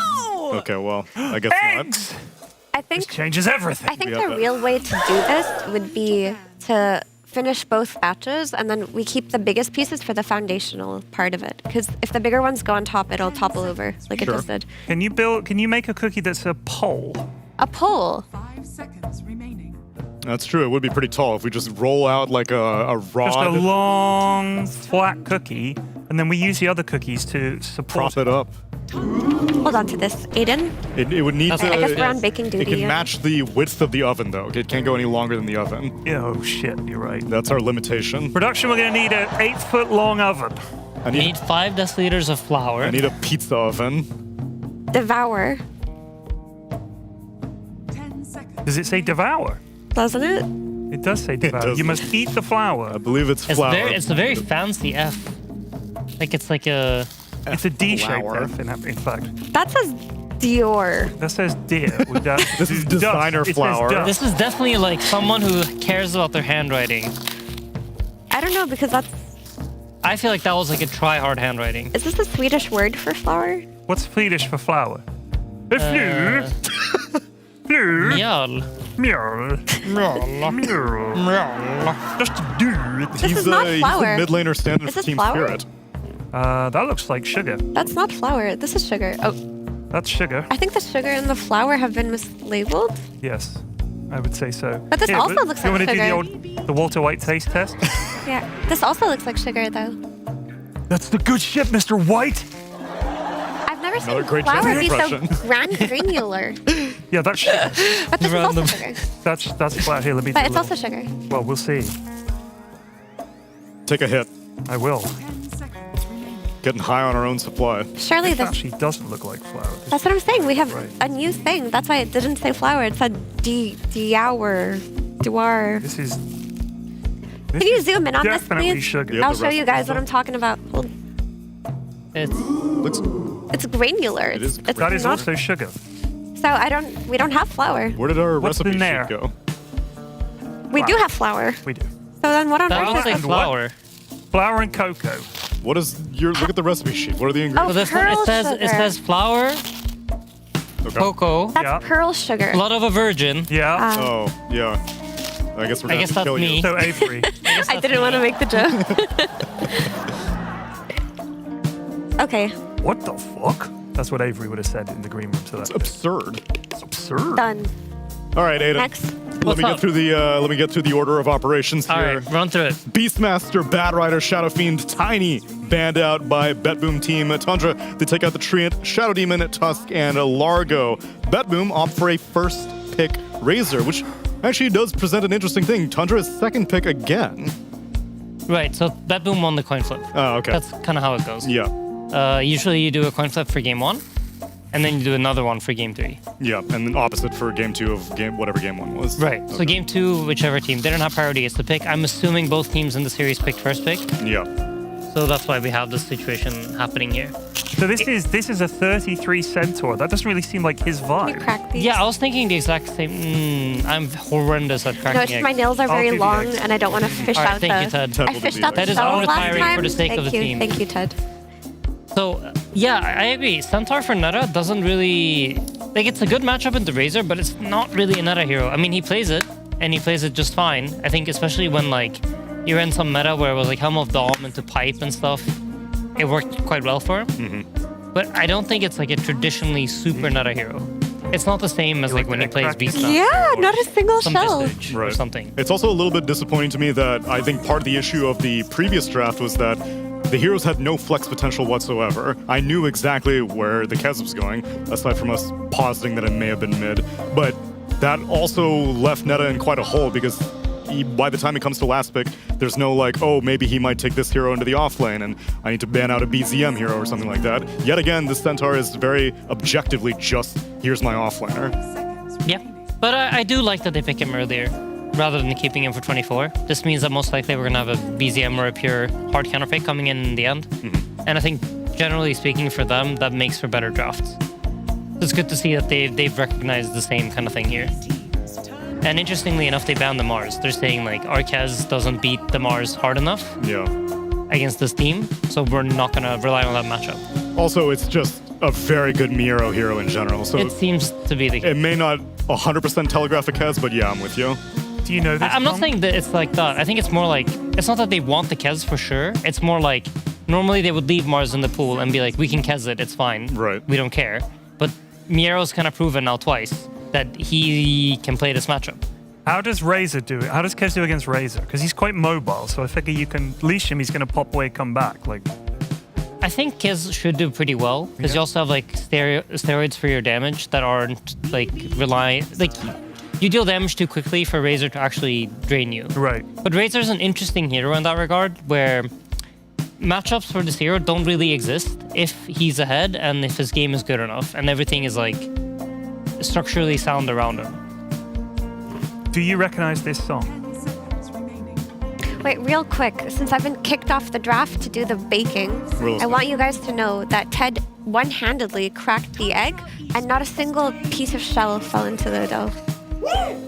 That's actually quite impressive, because usually a little bit of the eggshell will fall into the dough. It's a flat surface is the key. Also, you crack it on the edge of a bowl or something, you break the shell. First of all, it goes into the egg, which you don't want. And second of all, by cracking on a flat surface, it stays flat, so you can just pull the egg apart. It's when people crack on the edge of a bowl, that's when you get bits in there. But if you're not on flat, then how are you supposed Where are you? Still Where are you? Standing. Exactly, Neil. Was that the song? I'm Still Standing by Elton John. Feeling like a little kid. I could not tell. I remember when that song came out, and the video was just a bunch of buff people on the dudes beach gyrating on a beach, and me, 7 years old, thought, these guys look great. Tsunami, how much butter were we given? Because it doesn't. We're supposed to use 2/3 of that. Oh, only 2/3. And the measurements Wait, are on the measurements side. are on the butter. I can show you. It's on the But package. 2/3 is fine. Like you just 2/3. If you guesstimate, You you're can going do to that. ruin the whole task. If you guesstimate the butter, but how do you fail You to guesstimate, you're going to ruin the 2/3? whole task. You got it, Mira. I'm just adding pressure. Just YOLO it. Here's a knife. I mean, I'm sure 2/3 is like You'll be just- grand. You can do it yourself.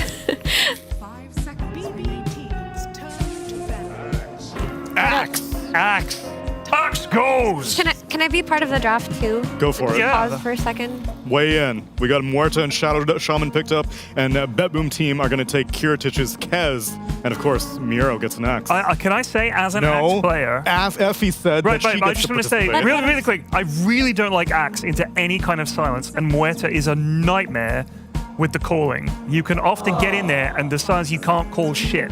Just putting that out there. You want to start baking now, Ted, then? No, huh? please, go. Taking over everything. I know what you are talking about, but I also think the Hoodwink plus Axe lane is very good at running down Muerta. Like, Muerta as a carry does not like to be dove, and she doesn't like when it's pushed into her tower, because then it enables other supports to go in through the gate and just run at her.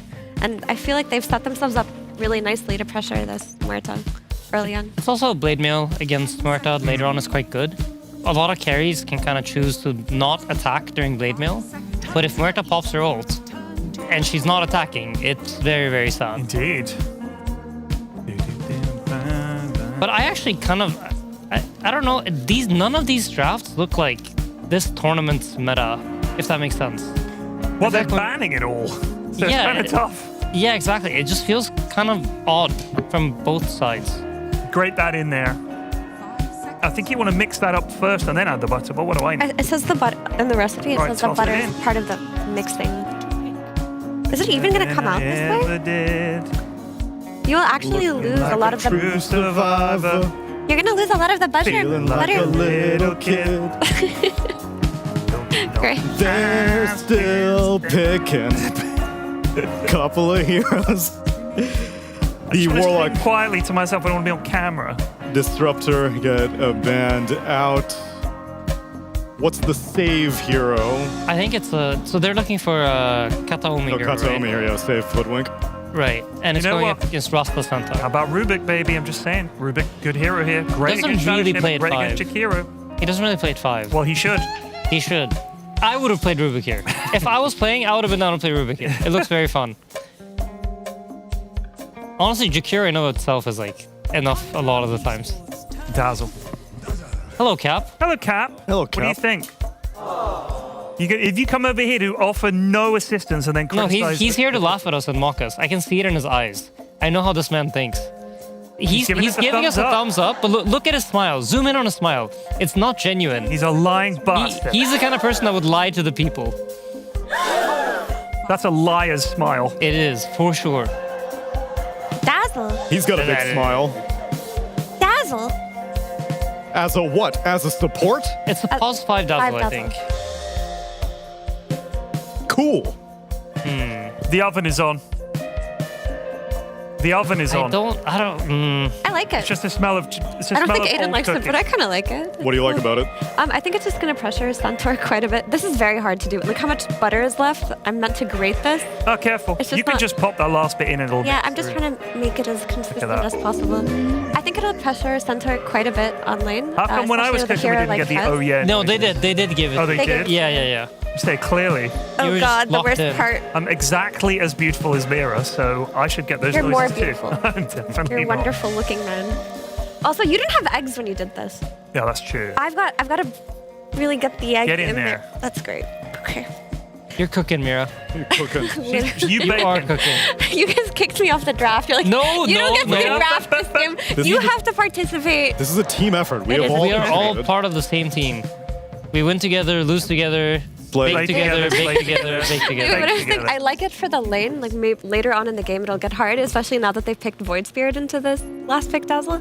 Like he's gonna sit on this guy, but for what it does in the laning stage, it's pretty cool. They have strong lanes on BetBoom. I saw Nisha do really well in this matchup at Blast. Void The Void Spirit Spirit versus versus Razor. Razor specifically. I feel like it was one of the few times where I really liked the Void Spirit was when he played it into Razor. And I'm not really sure how the matchup is just like... Because Nisha has like... He can sway these things a He bit. does niche things. Yeah, exactly. But I think BZM can do BZM things and GPK can do GPK things. So possibilities are there. I honestly don't really like either draft that much. I just feel like their heroes are weird. And it's hard for me to see like clear path to victory here. It's going to be a fun one, I think. Both Any game teams have with flaws. axes is Yeah. fun, I think. Now, Ari is going to take chicken fingers, which makes me very sad because Giant Snake is clearly the superior choice. Can we verify, casters? What's the It's fastest chicken fingers. for this It's Shadow chicken Shaman? fingers. Guys, It's let's be real here. nobody goes big snake. It's no big snake. I go Big Snake. Avery knows what's up. He can't help it. Know what I'm saying? Tate? Yeah, I know what you're saying, baby. Yeah. You're a Bournemouth man. It's not a facet for him. It's an innate. That's right. I got lucky on the roll. What can you say? Got good patch notes. But if we quickly go through laning matchups, just to offer some degree of insight, Go for I it. think we got Kez Dazzle against Centaur and Rasta. I would say it's slightly favoring the Kez. Mid lane, Razor into Void Spirit. I think it's slightly favoring the Razor, but Void can do well. And they removed the draft from my screen because it's time for a game. Oh, wow. It's time for a game. Let's get into it with Cap and SVG.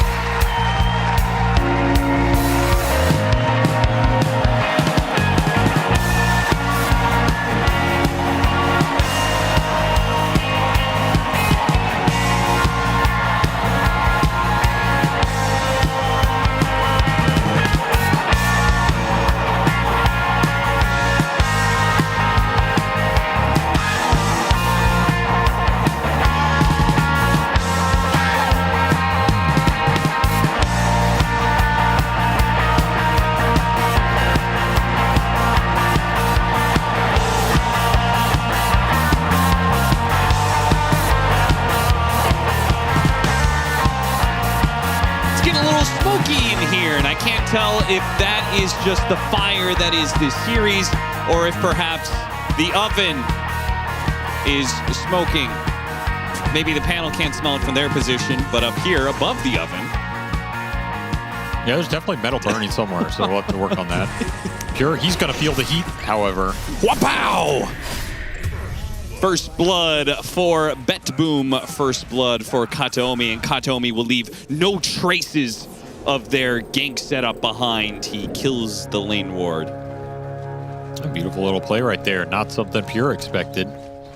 It's like one of those kills you usually see in pubs where the guy clicks to go to lane and then AFKs. Yeah, I hate those guys. Classic. Like, what are you The guys who just like from default are saying, I'm not going to participate in the bounty rune exchange at all. They're the worst, actually. That should be an insta-jail. Agreed. In real life. By Midas and Storm Spirit at 30 minutes, straight to jail. AFK as a carry, the beginning of the game, and don't participate in the bounty rune / first blood fight, straight to jail. Yeah, also the guys that AFK for the 15 seconds, and then they're late to the rune fight. That's equally as bad. Don't think you're excusable. Okay, let's be real. That's not equally bad. It is. That's a misdemeanor. That's not no, that jail is time. straight to jail. And people who play anti-mage, straight to jail. Straight to jail. Well, much more even draft, I think, than the first two games. Both teams have options this time around. Both teams have a pretty well-rounded lineup. I think Tundra's probably looks a little stronger in the straight 5-on-5s. A lot of single-target abilities for BetBoom that they're going to have to execute on. Oh, the Jakiro strikes yet again, almost killing save. So that would be the only slight edge I give here. Though I do think BetBoom might have higher laning potential here. Like the Kez versus Centaur with Dazzle should win. I could see this Axe Hoodwink maybe surprise this lane if you play it well, especially with the early kill. Yeah, I mean, I found that Axe is always nice in the matchup against Jakiro, just to, like, it adds that extra bit of help for your support, you know? If they're playing some 1v1 battle on the side, you can help them out with a battle hunger. Still a very strong laner. We haven't seen this hero as much, just because I think a lot of the core matchups are rough for him right now. And he's not as formidable as some of the other beefy boys. He ain't no Largaba. Still a hero you have to respect. Can do some serious damage. There is no save for the jump this game either. No Pugner SD he has to play against. That's often the biggest factor. So potential for Miro to really pop off here. He can get a fast game going, just start jumping these cores. Could also potentially go the pipe build if they want to play more through the Kez and Razor. I kind of like the Blink Blade Mill here, though, a little bit. It is a great pipe game. I do like the Blink Blade Mill, but it is a great pipe game.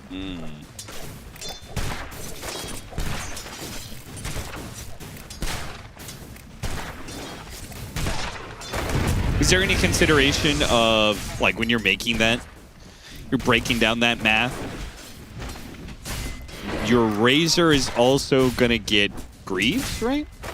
Oh, GPK actually has Treads. I thought Razor was one of the potential Greaves heroes. GPK has been building him more of Treads, Double Bracer into, like, sometimes first item Crimson. So he's just tanking up the raw HP super high and then kind of deciding where he goes. We've also seen him go first item BKB. But he will always do the Double Bracer. He will always get the Treads. Just up his HP super fast and just become unkillable. And then decide how he wants to scale the hero. Not a Greaves buyer. And I approve of this. Okay. GPK, my idol, stands for Giant Freaking Crowbar, as I've stated in the past.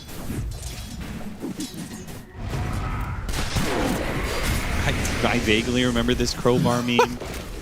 It's a good meme. It's not a good meme. Well, outside of the early first blood, no kills in lane just yet. That was a good throwback, actually, because there are some viewers out there that have been watching us for 4 or 5 years now, and that one dude is like, I remember that. And you know what I say to that guy? I appreciate your service. I appreciate your consistency, and please seek medical attention. You need it. Yeah, you really need it, man. You like, shouldn't remember these things. Holy. I would say have your wife take you, but we all know you're not married. So just wheel yourself down there, get the help you need. Yeah, spending 8 hours a day in Twitch chat, you ain't. Okay, putting in work on this mid lane. He is leading the CS chart, dominating his opponent. Uh-oh. Oh, uh-oh. Body block, body block. Got a couple of tower hits. Counter TP coming in from the Dazzle. Uh-oh. Death on Miro at the same time. Kataomi will help out GPK, and that should be the end of it here.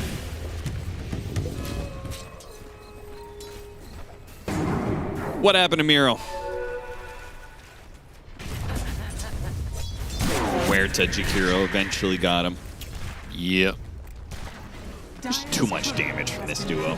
Plus the courier. So all of a sudden, these lanes going significantly better for Tundra. This Axe has not gotten a lot, despite the solid start. I'm kind of surprised they didn't backlane at all. Well, you don't really pick Axe in the backlane. Oh, we got Fear in the tower, and that's going to hurt. Oof. Not good. Not good at all. Lost the flag bearer creep. Oof. See, someone like 33, he would have backlaned. But Miro, he's Giga Chad, he's going Blade Mail. He's playing Axe, or is the traditional Axe. He's even going to rotate mid to look for this power rune.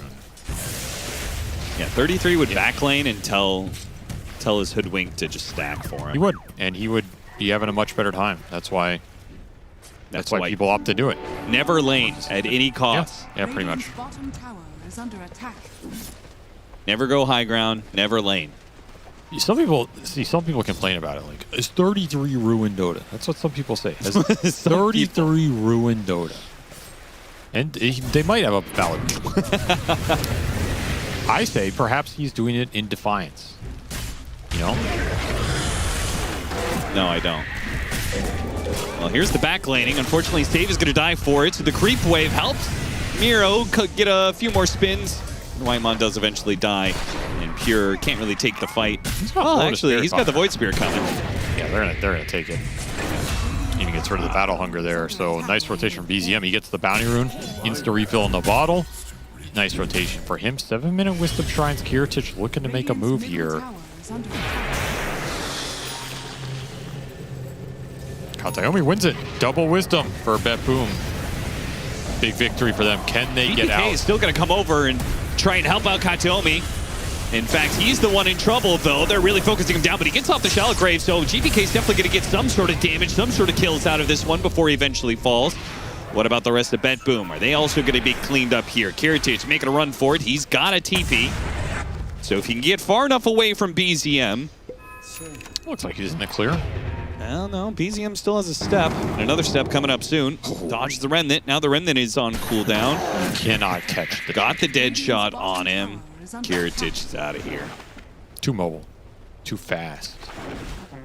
So that's some good space for this Axe bottom. Go back to the creep cutting. Put the Centaur down here, in fact. The Centaur? Centaur, because he is the Centaur. He's holding the tower. He's also getting linked. 33 not enjoying his life right now as the chicken does get caught, but the chicken escapes. You can't catch the chicken. It's like that scene in Rocky. You know, the training montage, one of them is chasing after the chicken. But he does catch the chicken. That's the whole point of that montage, is that he builds towards catch the chicken, which he does catch. So that was, no, it's not like that at all. But I appreciate the sentiment. There was a chicken. No, obviously you did not appreciate the sentiment. Also, I'm pretty sure that's from Rocky 2. What the fuck ever? Who cares? I'm just saying. I don't think the chicken scene's actually in Rocky 1. Oh my god. I was not actually specifying Rocky 1, just to be clear. Well, there's a lot of them. They're good movies. Someone out there could be confused. They could be thinking, like, did I see the same movie? Chickens, like in Creed 1. How about that? Actually, I don't. Did he do that in Yes, Creed? he did. I never saw Creed, so that's kind of too much. It was a good movie. It was good. Were they? Yeah, they actually were. Who's it? Michael B. If you Jordan? consider them as spiritual successors to Rocky, I think they actually were very good. I don't know. For me, that series died when Apollo Creed died, you know? Well, that's that was fair. it. You just walked out of the theater in the middle of 3? Well, no, obviously I saw that movie. I mean, that movie is Rocky 3 is a classic.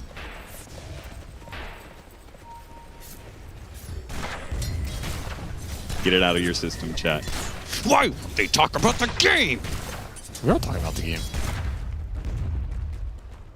Catch that damn chicken. 10-minute power rune coming up. are And scared. BetBoom are going to stack the top side. The same side Tundra's going to go to. Oh, got him on the Hex. No, they didn't get him on the Hex. He dissimulated, but he did jump away. Haste Rune for GPK with the Eye of the Storm already going. Wants to run something down. Will not find anything. Meanwhile, the bird does the bird things. Then the horse has to run away. Does have his Dom up, so 33 going to continue to find some farm here, even though he had that back death on the bottom lane. Just a very even game overall. Kind of what I expected in this game 3. Things to maybe slow down a little bit. Both teams pick a more well-rounded lineup and just say, hey, we're better than you. We're going to out-team fight you. Yeah, but that's not the way BetBoom won game 2. No. I mean, I do think Tundra definitely put an emphasis. One, they had supports that actually do things. Actually have some sort of kill threat. That was big. Yeah, that was big. Yeah. But they also have much stronger lanes. Well, that's not going to be the case here, whether that was the plan or not with the Dazzle pickup.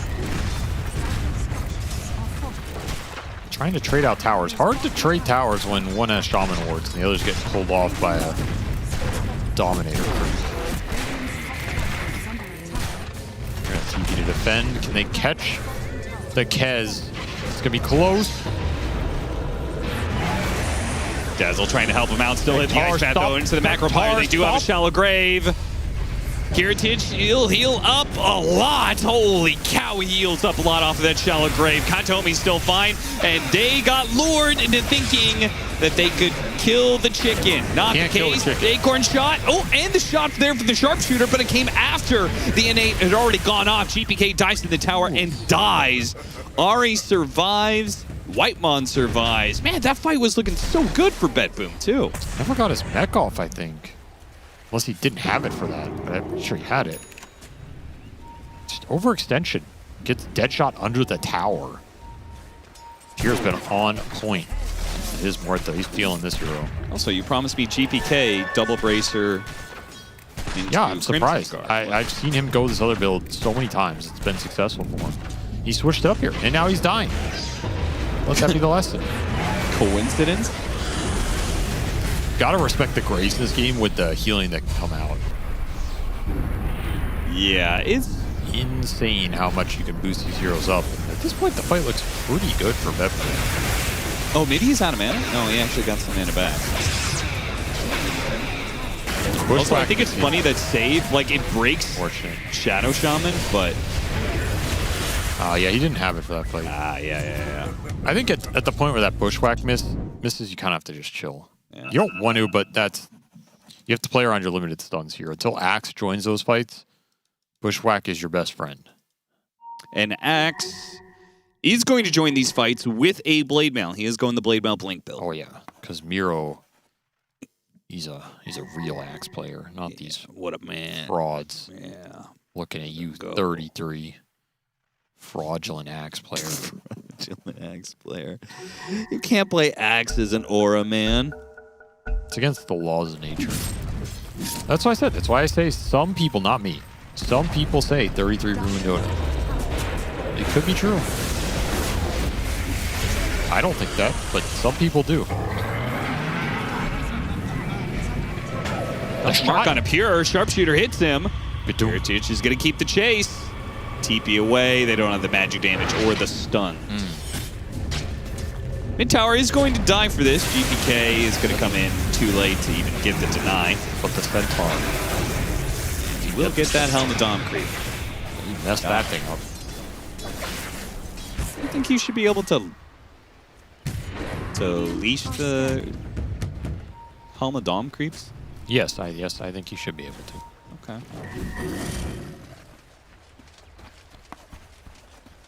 Did you fall out of the nest as a baby? Under attack.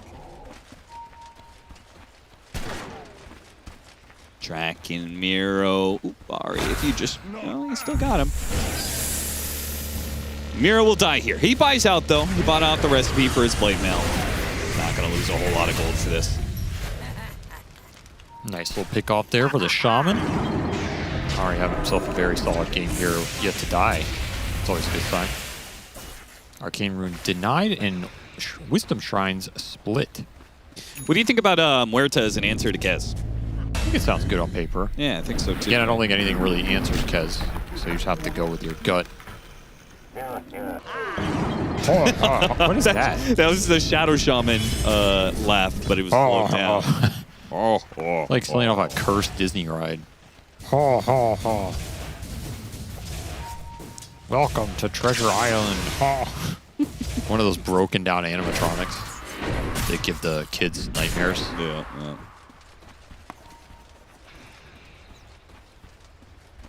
Well, Tundra's up 2K.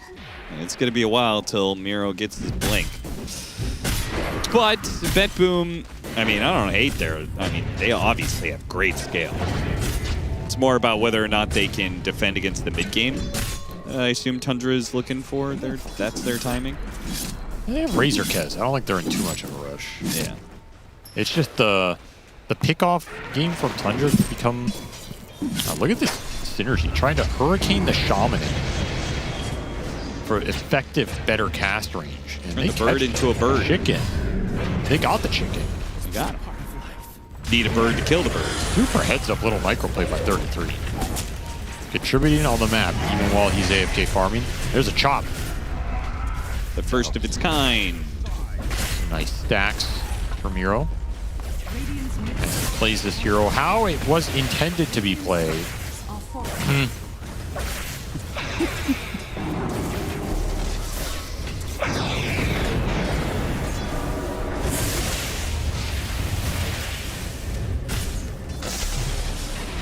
ZM just dancing around this. Eye of the Storm has not gotten a whole lot of love. Oh, what a bushwhack, though. That was really nice. They're going to try and run down the Muerta. Muerta does have the ultimate go off alongside the Stampede, so he disengaged away from the Razor. BetBoom will not get any kills out of that. Just get the tower. Very clutch Hex on the Axe. The Axe can run up there and call them in that bushwhack if he does not get Hex there. So that disjoints that entire fight. Allows Tundra to retreat. Don't really lose anything there. Don't gain anything either. Closing in on the Shaman blink. And I think the Shaman is the X factor here. Gives you a lot of catcher on the map, a lot of threat on these pickoffs if the game slows down. They will find him here. Slow down that blink. All right, first death of the game. GPK, better be careful, though. There is a big rotation coming your way. Smoke from BZM and Whitemon. Breaks on GPK. He's got the Guardian Greaves. Trying to 100-0 him. Got off the Greaves. He'll survive a little bit longer. The Sharpshooter killed Pure. Holy Save kills his former teammate and got the dominating streak out of him. Shows up with low HP and he gets punished. And now he's going to get another one potentially as Kez is on his way. Grappling claw forward. Hit him with the Echo. Gets Hex though. Oh, Kiritich. He's just hit that Battle Fury timing. Trying too hard to join fights. Especially with Battle Fury Kez. You have Deso Kez, I kind of understand. Battle Fury Kez? What are you trying to do there? Wrong timing, wrong place. Gets mega punished. Tundra will happily gobble all that gold up. Yeah, I mean, look how slow it is. Even get a D-Ward down here too, so taking back control of their jungle area while the Muerta's farming top. The blink done for the Axe. Okay. Is flying out bottom, so he's going to gate bottom, try and meet his courier and look for a quick pickoff play here. You have that hoodwink Axe combo. The courier's just going to be just a little bit too late where he wants it. They're going to try and go on him first. This is a little bit of a bait. Yeah, with the Dazzle behind him. They must have thought these supports cleared the area. Not the case at all. And the Shadow Shaman almost dies here. The Battle Hungry, he gets the shackles off, helps him heal out a little bit. Meanwhile, the Dazzle being picked apart is 33 and Pure. The wards keeping the Axe in there. The Shallow Grave goes off. A little bit of heals for the Guardian Greaves. Not enough to stay alive. Tundra just bringing more to the fights than BetBoom. Adding the fact that, like, if you have this Blink Dagger coming, why would you want to put yourself in a spot to beat Jump? It was mega awkward. The whole timing of that was just off for BetBoom. Like, yeah, you have the blink coming to the Axe, but he calls the wave and shows. So Tundra like, all right, well, we're just going to kind of soft go on. You see what happens here. Yeah, you have supports behind you, but they can poke you down, drop the wards. You're in a rough spot. The other cores can't connect because the Kez, he doesn't have TP. He went top. Can't even get to this fight. It's impossible. Razor shows up late. just massively disjointed there. Tundra taking advantage of it. Yeah, very messy timing and execution from BetBoom. Mortha's starting to get farmed. You have a big Crimson Guard Centaur to back up your team fight here. The Blink is online for the Shaman now, so your catch there as well. And there's something coming out from Void Spirit. That's Kaya done. So the damage is also there. They kind of have everything they need to take team fights around Shaman Wards plus Centaur Crimson / objectives, or if they want to play the pickoff game, they can do that. This lineup has the flexibility to look for both. So the map is a little difficult for BetBoom to play right now. If you want to push waves with Kez or Razor, you kind of have to back them up. Or you're just playing off map, trying to create your own threat with Axe Hoodwink. That's another option.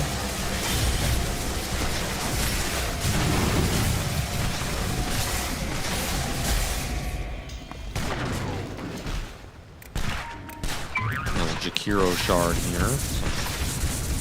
Extra damage. Dire's top tower.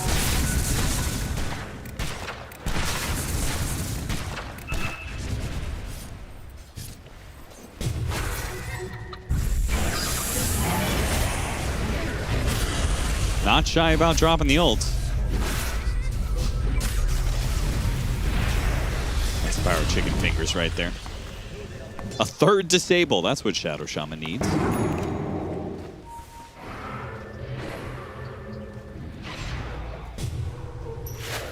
Almost caught save. And so we hit this Blink Dagger, Blade Mail timing for Axe, and nothing doing. Probably have to farm to BKBs now. Will be a triple BKB core lineup. Will be a nice little timing for BetBoom in the mid game. Yeah, more to, I mean, their entire lineup is going to be useless against BKB. Oh yeah, they're really strong this game. Great against all the stuns and control, and negates pretty much 90% of their damage, I want to say. So Tundra's options are to survive it or kite it out. It's also really nice, I think, well, not Kez, but Razor and Axe are both pretty good refresher heroes if we want to talk about like late game as well. Right, so BKB mid game, and then at some point you get refreshers for double BKB. Did they not see him there? Maybe they just wanted the bigger kill, which is definitely pure. With that Blade Mail Blink Dagger, pulling back in with the ult, and unfortunately didn't get pulling blade, but he will be punished. Was not able to get out in time. Definitely a lot more sad there that you didn't get the full chop. Lose that haste rune as well. Just couldn't get out. Too deep.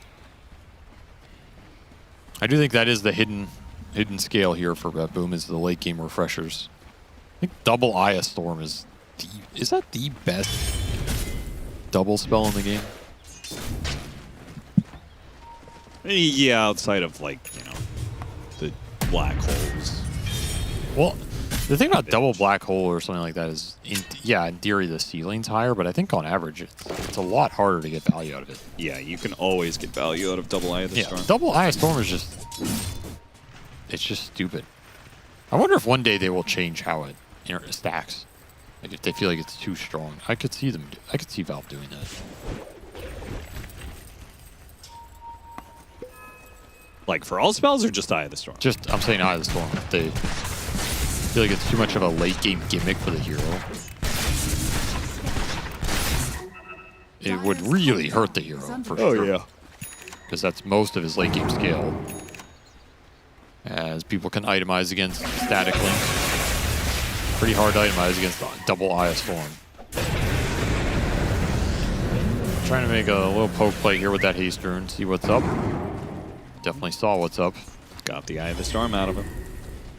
BetBoom are still going to smoke and try and make this timing worth something, but they did use double ults. They feel like maybe the mid lane, nobody shows there. They go back up to the jungle. They run into each other. Call immediately on the Centaur. They're going to run through the Ice Path Macro Pyre, not giving a damn about it because double BKBs. They do kill that Centaur. Is that enough for them to Roche? Technically, yes. Tundra are going to try and find something to delay this. Try to get saved. Shallow Grave from the low ground here. Or actually, the high ground from Katom. He's stuck in the trees. Meanwhile, oh, look who's stuck. What is that? Serpent Wards calling. Damn. I mean, Kiritich looks stun locked there. He wasn't even hitting the wards. That was just a crazy, crazy play. Hex into Shackle, the calling the entire time, feared into Chicken Fingers Hex. There's just so much control in this lineup. Yeah, once you use your BKBs, BetBoom, they got to tread a lot more carefully. Yes, that is the story of that fight. You get the jump, you get the pick off, but you use your BKBs for it. And that gives an opening for Tundra to turn around with just overwhelming control. The Shadow Shaman is doing work in this game. Start is not bad for BetBoom at all. The focus does get split. You're trying to focus Jakiro there while there's a fight up top. So you're not really protecting your Kez or playing through him at that point. That's why that fight gets really awkward. Still missing the Axe BKB. Man, I did not think that was going to be that one-sided for Tundra. They extracted a lot of experience from that. Tundra now with an 8,000 net worth lead and a BKB of their own on Muerta. Somebody's got to find the Shaman in the fight. He's doing way too much work. Full duration shackles on a Kez. It's just, you can't let it happen. Yeah, and in theory, they're supposed to have a good answer to him in the Axe, right? Got to find either the Axe jump or just run him down with your front line. Look at this flank from Tundra. Baiting out Kiritich. They better be ready, though. Tundra not going to make the jump here. Dire's top tower is under Kiritich attack. now joins in on the smoke. Tundra definitely get a lot of this information. Dire are scanning. BetBoom likely know what Tundra's Oh, they up see the to courier here. They're flying. going to follow the courier up into this high ground area. Do you jump it blind? That's a different story. GBK charges forward. Eye of the Storm already activated. Gets a little bit low. Greaves goes off. Does not use BKB.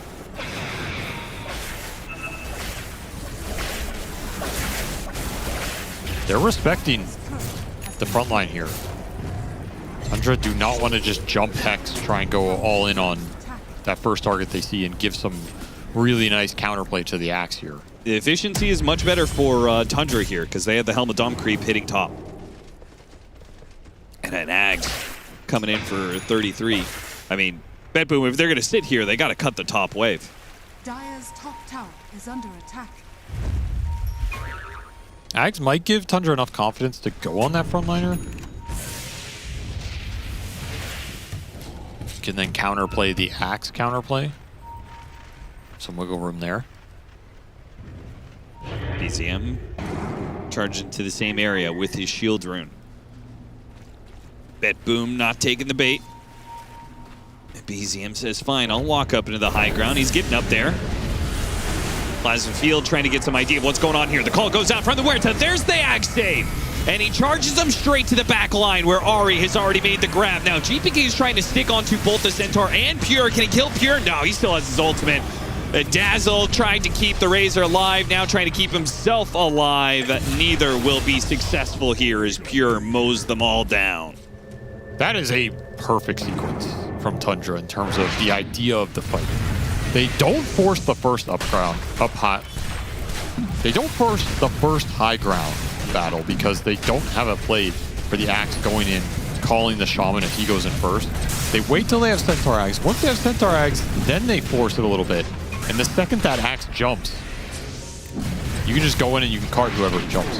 In that case, it's the Muerta. But I honestly think if the Axe had jumped Shaman, he might have carted the Shaman. Just to make sure that Ari can get his control off in the fight. Sure. You run through. The Muerta has the fight at that point anyway. Axe not having BKB there, pretty brutal for Miro. Just cannot reliably get the damage off. And it's also so sweet that GPK, in order to utilize this kit, he kind of has to use his Drain on the Centaur, the Muerta untargeted. So she's just getting her full damage out. Then she pops out of the card, still has her ultimate, so she's not afraid of the Razor at all. Gotta remember, this Muerta Razor matchup is very one-sided. Later and later this game goes. It's the reason why Tundra been picking this hero. It's a very nice answer to Razor at a lot of points in the game. Yeah. Just can't do any damage to you.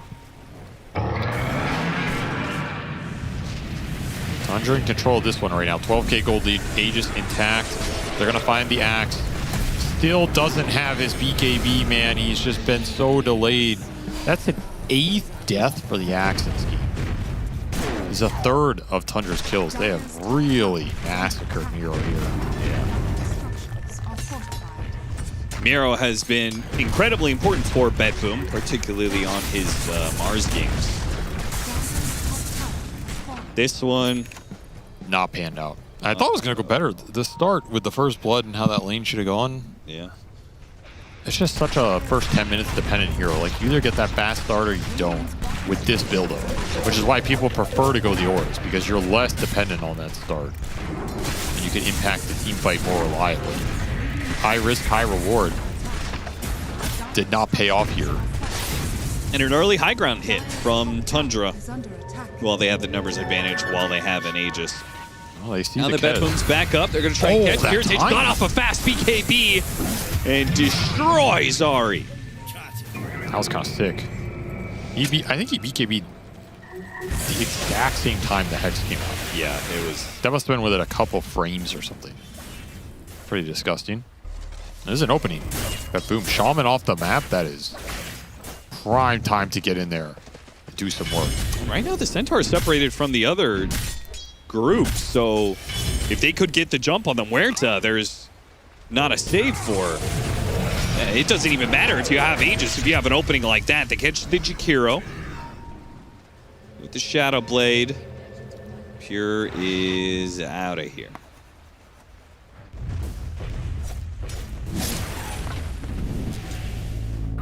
They definitely have some damage.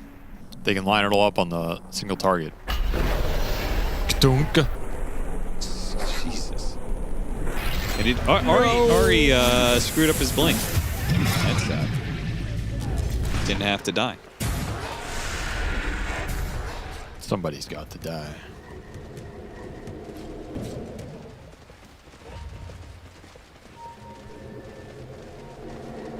You know who said that? Biggie. That's true. Stampede Hurricane back into Ari. Shackled up, hoodwinked with the Bushwhack to stop Ari. And the Blade Mail will return some damage. They can't even get the Aegis out of him. 33 is just there every time. The cart's so annoying in this game. Oh, yeah. Their heroes don't deal with it at all. And they're so dependent on the single target initiation off this Axe Hoodwink. Like, yeah, in theory, if you can call 3 heroes, great. You're not going to be able to get a massive call scheme. The lineup from Tundra can come in at multiple angles in the fight. They have Stampede to maneuver. Very unlikely they ever clump. And now the big boy items are starting to flow in. The heart for the Centaurs, it's coming. Shiva's done for the Void Spirit. Kez has a lot of work to do in bringing these heroes down, man. Yeah, what's the next step for BetBoom? How do they reapproach this game? It has been a failure so far. Gotta find better initiations off of Vision. One way to do it, they can take fights or center the fights around some Ob sentries. Get a good axe jump. He has BKB now. You can kind of convert that into a guaranteed kill. You don't have to worry about the Shaman counterplay. You still have to worry about the cart counterplay. That I don't think they really will ever have an answer for. Yeah, is there any way we can stop the cart? You can disable the Centaur when he blinks in. Generally the best way to do it. So like if you Yules him or something. Yeah, you're trying to like, I mean right now all they have is like layering the Bushwhack. That timing seems impossible. Save's thinking about Orchid. So Orchid, Yules, Hex on the Hoodwink is probably their best bet. Just something to throw on 33 when he goes in. He has no Dispel right now. He doesn't have BKB. Is susceptible to control. You can throw some out.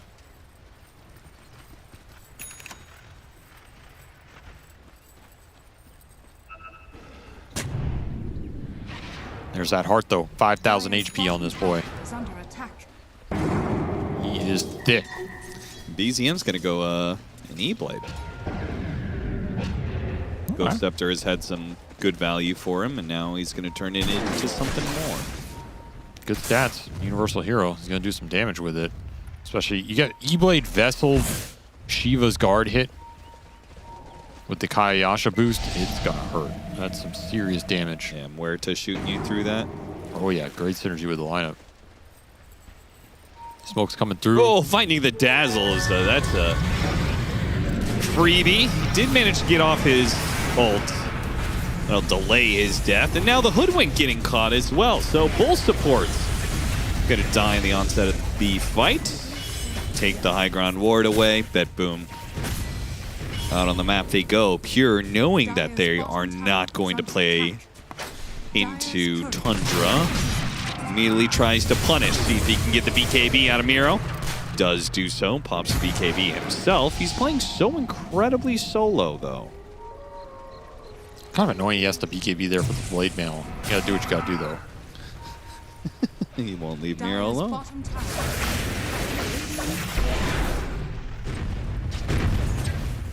Can definitely kill this Muerta in a blade mail call if he does not get BKB off. Oh yeah, no doubt.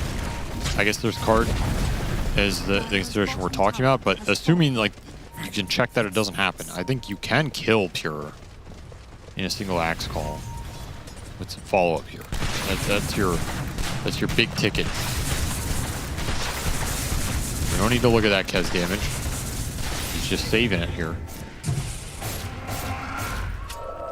Yeah, I'm pretty sure there's never been a game in the history of Kez where he has not reached at least 10k hero damage, so. Well, that was very... I have faith. That was very curse-driven. I have faith he'll be able to do it here. Could be this fight. Big smoke flank coming out from BetBoom, trying to get a angle on the back line. Find the Shaman, Jakiro. Tundra's already playing on their wards with the waves pushing in. I think they know what's coming their way. Get a high ground ward here. The better high ground ward is definitely Tundra. Very hard to just push into that position. Smoke not going to last for too much longer. Look at that. Courier sitting on a power rune to know when it's grabbed. Dire's bottom tower is under attack. Deal with ward. Stampede going out. They're going to chase after these heroes. Oh, man. Look at his HP just disappear. Got off the shallow grave, though. Immediately the call. They do have the answer to it time and time again. GPK is healing back up. They do run down Kataomi. There's still the Muerta in the middle of all this, and he's firing on the Kez right now, firing on GPK. They're both dying to the Muerta. Carriage tries with the parry. Another call goes out. They don't have a Stampede this time around, but they don't have the HP to live and kill the Muerta. He was dying so fast off that E-Blade jump. Holy moly, the damage coming out from that Void Spirit. They jumped instantly the second they saw that Razor. They know that fight's favorable. Always have the cart for the axe jumps. You can just wheel that Muerta around and let her gun him down. Nice lineup from Tundra here. A little bit of everything. They execute it well in a game 3. Centaur tanked so much damage in that last fight too. It all went on to 33. He never dies. Lives with 300 HP out of the 5,000. Knew his limit to a T. And you know what? The more I watch Muerta in the hands of Pure on Tundra, the more I'm kind of convinced by this hero that it has a place in this meta. I'm not saying it's the most broken carry or anything, but when you need a later pick carry and a lot of stuff gets banned, and you're in these games with a lot of early pick Razor Vipers that you need some like high piercing burst damage, but also you want something with a more favorable matchup, this hero has a place. It definitely has a place, and it can play faster than I think people give it credit for. I also think it's a great Silver Edge buyer. And in some of these games, Silver Edge seems super nice. Yeah. Against some of these heroes that rely on move speed mechanics. So I definitely think there's some more games we should see this hero. It's very interesting to me. Ultimately, the Axe, I think, showed not a lot, sadly. Kind of the weaknesses and why we don't see this hero sometimes. And in the opposite side of things, the Centaur showed so much. That was a dream card game. All aboard to another Tundra victory as they are able to defeat a BetBoom team in this best of 3, which is a shame because BetBoom team really needed this win.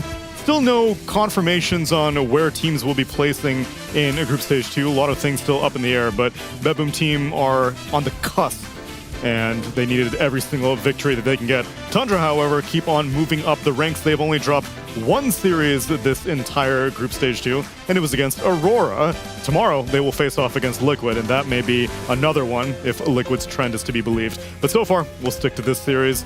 Aiden, for all the encouraging moments that we had from BetBoom earlier in the series, it seems like this was still Tundra in their form. Yeah, my biggest problem in this game is the Dazzle. I'm boring. I see a hero that isn't traditionally a meta pick, and I just feel like, I don't know. I don't really believe in it. I don't really see the purpose of it. I just feel like the hero, it just isn't that good. And it's definitely not that good of a support. I feel like Dazzle, when we see Dazzle really pop off, it's when it's a good core hero. And I feel like that's what the hero's kind of honestly meant to be, surprisingly enough. Yeah, with all of Dazzle's changes, it does feel like it's a bit harder to pull him off as support, and I like when teams think outside of the box. And BetBoom, even though they lost today, I felt kind of good watching them in that I can see their improvement throughout this tournament. And a lot of their series have just been 3-game series. They've been going the distance, they've been learning and improving. Unfortunately, it's the nth hour, so now or never, but that's not the kind of loss I would feel too bad about for the future of the team. Like, they've got potential. Unfortunately, they have to maximize that potential very quickly. Otherwise, they're going to be eliminated out of group stage 2. But at least, I don't know, Ted, give me something. Give me something that I can rest my hat on for BetBoom fans. GPK looked great on Ember. GPK did look GPK great. Ember. Oh my, that game Ember was great. performance. Yo, that was sick. Miro Mars. Miro Mars. Yeah. Miro Mars. Beating numbers. Kez's. Yeah, you're right. That one's The one. game 2 was actually really, really good. I do think assisted somewhat by Tundra's draft, but that was a really, really nice performance. That was a dominant performance.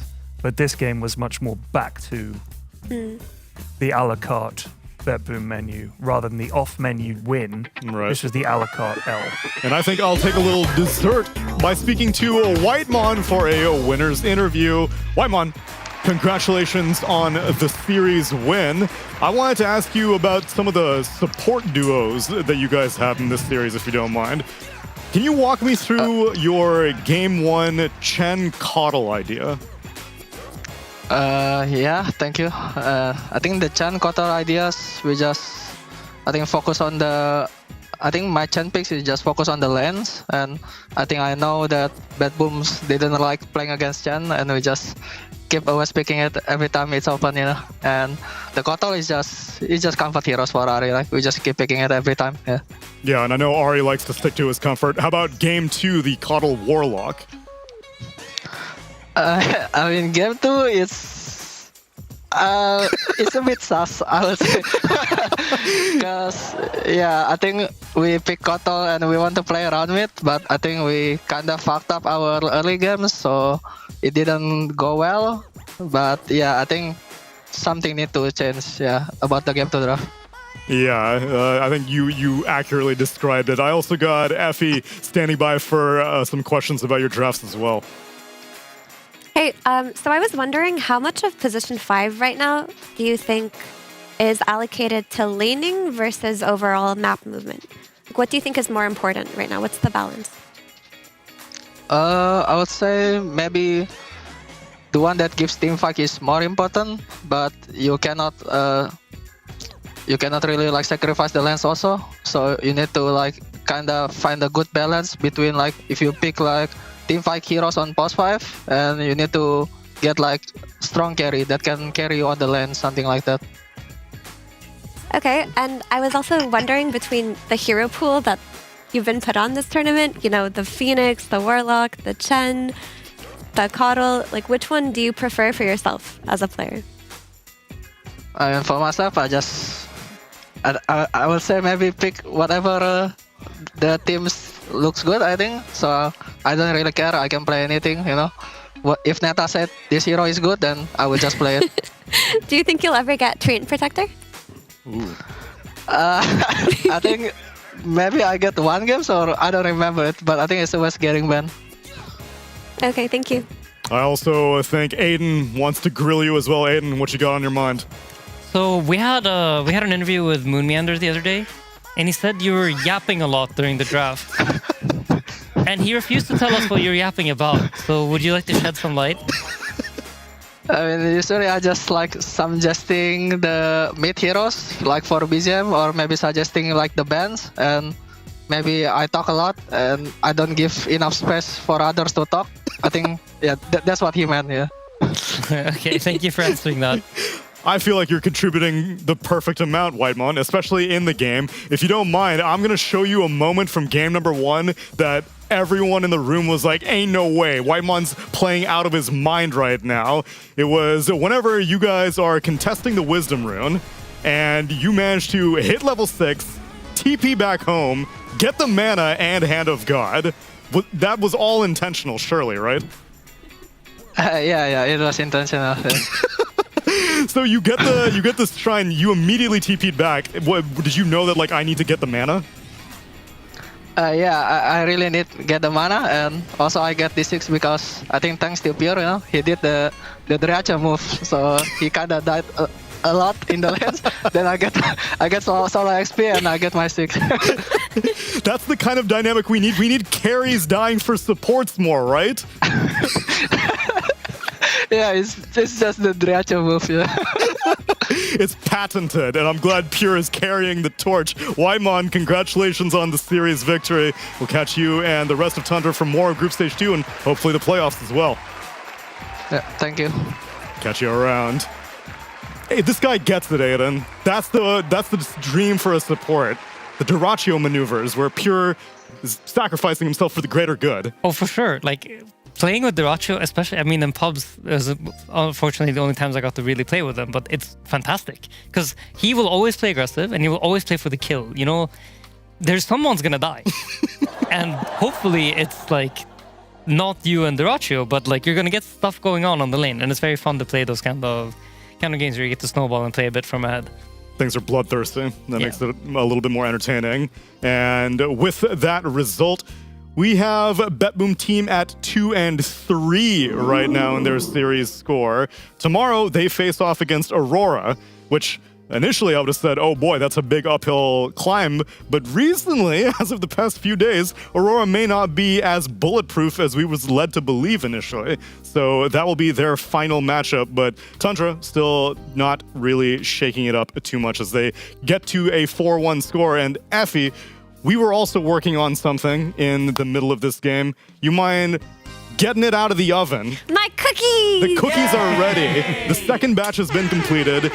This was a different recipe and will probably not look like pizza slices like... Hey! Well, because we actually put some effort into these ones. Cough, cough. Hello? That's toxic. They were perfectly measured into, was it 4x4? Is that 16 cookies? Oh, apparently the perfect don't look at me. baker Don't has look at me. Don't look at me. messed up getting the cookies out of the oven. That's the easiest part, isn't it? It's literally stuck. I'll help you. Thank you, Ted. See, this is a team effort. It's a team effort. Right now... I'll keep the couch warm. Keep it. Let's go, team. Let's go, team. I can't remember how Dasha did this. And did you contribute anything to these I cookies? think there's like a little thing where What? I provided the cookies with the best thing I could provide them with. Uh-huh. Oh, be careful. Observing them from a distance and not ruining anything. That does help, actually. Yeah. I feel like it's important to... This is the same thing in Dota, where like you need to understand where your strengths lie, and you need to stick to those. Like if you are not good at baking, how do they stack the best team contribution that you can do is to not take it off. A little dad joke for you there. Sentiment, Aiden. All right, these look beautiful. We have 16 traditional-looking cookies, and then the mortar that we will use for the foundation, right, Ted? That's the purpose of the other thing. Yes? No? Thoughts? Hang on, I can only do one thing at a time. The tier diff on the cookies are... They look kind of tasty. Squeeze it on. The question is, how do we combine? Gloves are made for babies. How do we combine the triangles with those circular cookies? That is a problem that we'll solve during the next series because we've got another best of 3 coming to you live. It's MOUZ versus Liquid. Stick around, everyone, and we will be back after the break.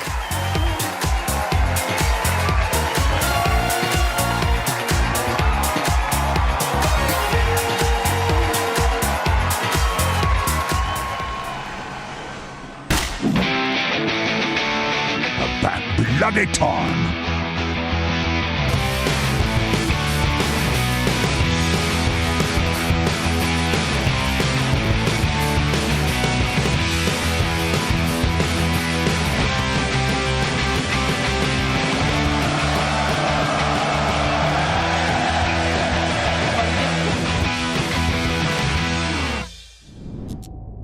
Hey, what is up, guys? It's your boy Speed here, and today we're going to be guessing the rank for DreamLeague. All right, we have what seems to be a mag support. His items look extremely reasonable. The fact that he has a grenade probably already puts him like middle rank. I'm not even kidding. His items in general just look super reasonable. His skill looks reasonable. MOUZ 5 is a kind of weird hero, but it's might be funny. Skill into tower. I think it's pretty common. See the hard lane, Timber Undying, very strong lane. I mean, he's dead.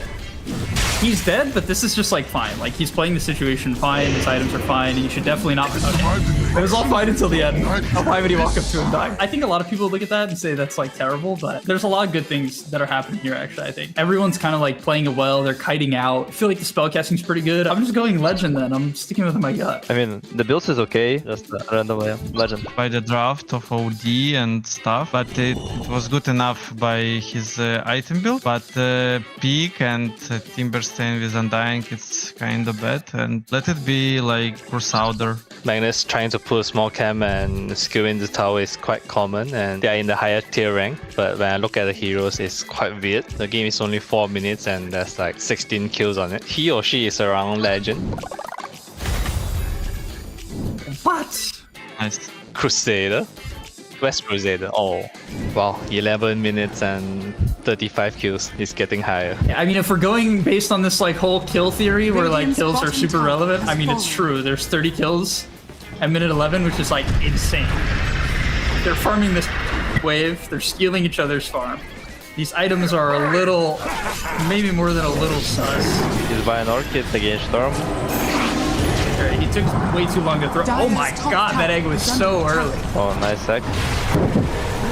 Lucky got punched this moment.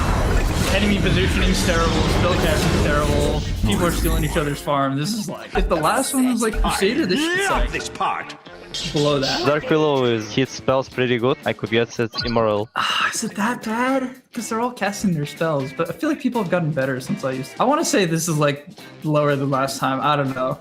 There's no way. There's so many things going wrong. They're like stealing each other's farm. The Phoenix spellcasting is just wrong. They're all on the same side of the map. The enemy's positioning is like directly on top of each other. It's like just bad. But maybe I'm just being too harsh. So I don't know. I'll go with legend. Teamfight was good. Like it's casually spell usage. He didn't put one bird on the Void Spirit. And also natural creeps help them. Some luck, some random, and let it be divine. I think compare this one to the last clip, I think this Phoenix is pretty much more confident from his play. Ancient. Nice. No shot. This is immoral. Guys, you are terrible. I can tell this is pretty low rank. 51 minutes, only has like 3 items. No bottle, no wand, empty slot, rapier queued with consumed axe. Consumed axe, empty slot. Actually, I like the right draft. Oh my god. He lost the rapier and the gem. It's pretty sad. Alright, it's a good clip. That's a really good clip. That's an elite level clip. Because he could also like not assemble the rapier when going to do that. No way you're supposed to like pre-consume the axe. So a lot of conceptually bad stuff here. He's got a good score, 15 kills.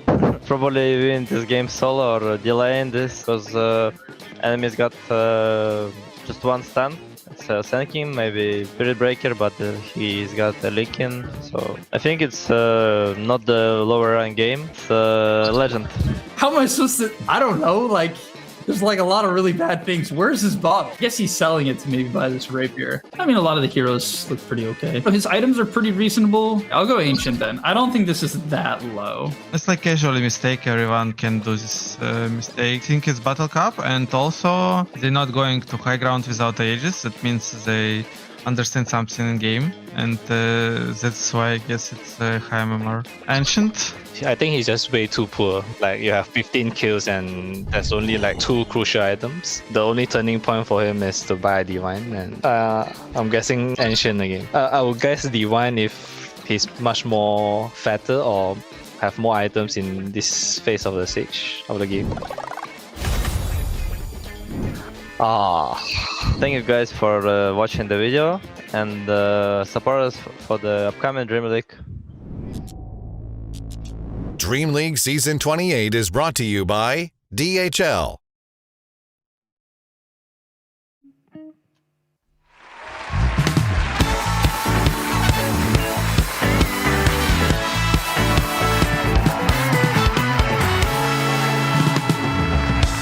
Welcome back, everyone, to the second best of 3 of the night. It's MOUZ taking on Liquid. Now, I will offer full transparency.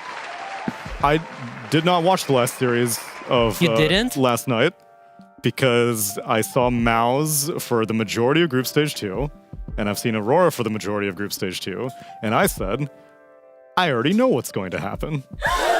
I really like throwing you under the bus, but I feel like that's kind of fair. In this one instance, it's kind of fair. You know, like, the MOUZ have really not been very inspiring, and Aurora have looked like you can throw anything at them and it's going to be fine.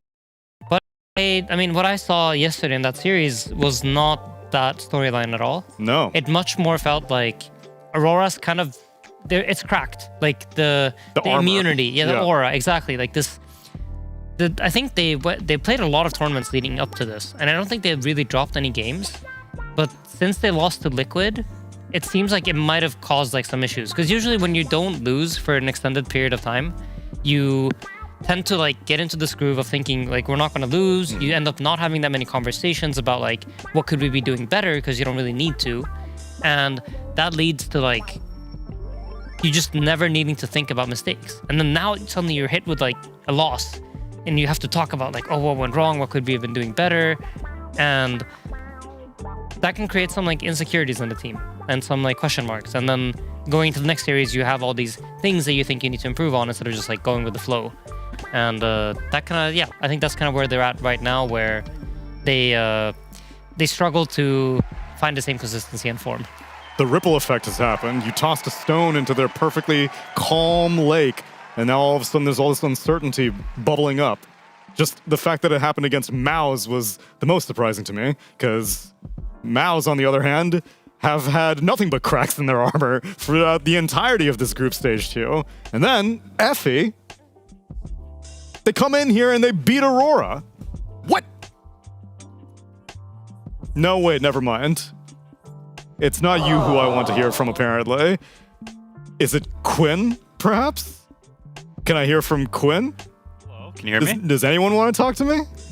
Quinn. I want to talk to you. I didn't see the game last night. Could you teach me a little bit about it? I would love to teach you a little bit about the game last night. As MOUZ, they pulled the upset of the century. I don't think anyone, even their mothers, expected them to beat Aurora last night. That's why we'll show both them and their mothers something, which is how they won and some of the good things they were doing. So let's take a look at some of these drafts. As I think the games they won last night, they drafted a lot better in than they've been drafting recently. I like them a lot. Some of the key differences are, firstly, they last pick mid one's hero instead of first pick. We do not like first pick mid one because Boom and Crystallis have small hero pools. So early picking their heroes makes a lot more sense, and mid one has a bigger hero pool. So last picking his hero is better, in my opinion. Secondly, they didn't pick too many Unga Bunga stun bros and end up with low damage. If you look at this first draft, they've got Mars and DK and Beast. They've got 3 melee dudes. They all go in and stun. And they're playing against a Shadow Demon, they're playing against Jakiro, and they're playing against Centaur Save. Now, that's a lot of stuff that can turn around those initial jumps. Whenever you see too many melee stun bros, that's what you end up with, is the potential for the enemy to have counter initiation so that your jumps don't go through, you don't kill people, and you are sad. You compare that to this draft up here, they've got some save themselves. They've got Shadow Demon, they've got some Fight Start and Nyx, they've got a lot of Skirmish, a lot of Poke, and they also have some nice counter picks. They pick Darkseer, which is a very deep cut counter pick to Viper, because you buy Pipe, you buy Auras, you buy Lotus, things like this, and you can speed people away and just generally play a long kiting fight where you get to outmaneuver Viper, which is very, very good. And they made a lot of nice adjustments throughout this game. They pick a last pick Invoker, which is great against Ursa, great against Viper, same reasons. They played a kiting style. They played for scaling and longer team fights, which is not something we typically see MOUZ do. And so I love the adjustments. And I've got a clip here, if I can figure out how to make this thing work, to, holy maze, where's the trash can? You gotta press I pressed the NA Dota button. There we go, the NA Dota button. We can look at this, holy, it's sped up, normal slow-mo. Restart, there we go. Okay, so this fight, I think, is a very good example of this. You see, Aurora is taking Roche, they're up a little bit of gold, but it's a pretty close game overall. You see Yamichi runs to the pit. He doesn't get the Aegis, but watch. They're chilling. They give him the mark, Zuckerberg. They're healing him up. Viper runs in, they slowly kill him. They're like, I think we can go for more, guys. And they chase a little bit here, and now they get 2 more kills. It's a 3 for 0. When is the last time you saw MOUZ get a 3 for 0? I think I was like 4 years old when that happened. So they've righted the ship. They've righted their wrongs. They've showed their mothers, hey, we still have what it takes. You can still believe in us. And maybe they can do that today against the Horsemen in Liquid. One of the 4 horses of death. But Quinn, I feel like the sentiment I share, that they were able to right the ship, but it is with heroes that we've been seeing MOUZ pick all tournament long. Like, the Invoker's nothing that new. Pugna's constantly being picked for Celery. Shadow Demon is just a very meta hero, and I guess Darkseer's a little bit out of the box. So how were they still able to take Aurora by surprise with heroes that they've been playing? I think it's the combination of them. I think normally you'd see like 1 Pugna and then 3 like pig-headed ogres, and then or 1 Shadow Demon and then 3 pig-headed ogres. Like, I think to me it's the core combination, and the fact that it's not like the 3 brutes and then the 1 spellcaster guy. I think a more nice mix is very good for MOUZ, because I think they tend to overdo into the me pick strong meta here. Sure. Okay, I can see that. And it is a fun mix between these 2 teams in general. We got a chance to speak to them before this matchup and hear their expectations. We almost got first place in the groups, which was great. We're not really afraid of any team in particular. I think it's just up to us and how well we play. No one, as well as, oh god, it's Nisha bouncing all over the place like a deadly pinball. It's more important to feel confident than to be well prepared. Preferably you have both. But no matter how prepared you are or how practice goes, it's very important that when you play, you feel like you're ready. Pure gonna blink after him. Kristen's still gonna give me a bit low. Oh, got him on the spike carapace on BZM. He almost kills BZM. Now the Brewlings are gonna overwhelm him. The Aphotic Shield comes down on BZM. But he survives. Yamich, he goes after it. Oh, the no-choke creep. Come on, that was Yamich's kill. The tentacles taken away from the bug. Got him anyway. Got BZM at least. He'll get that one. What about the Brew? The Brew can't get hit.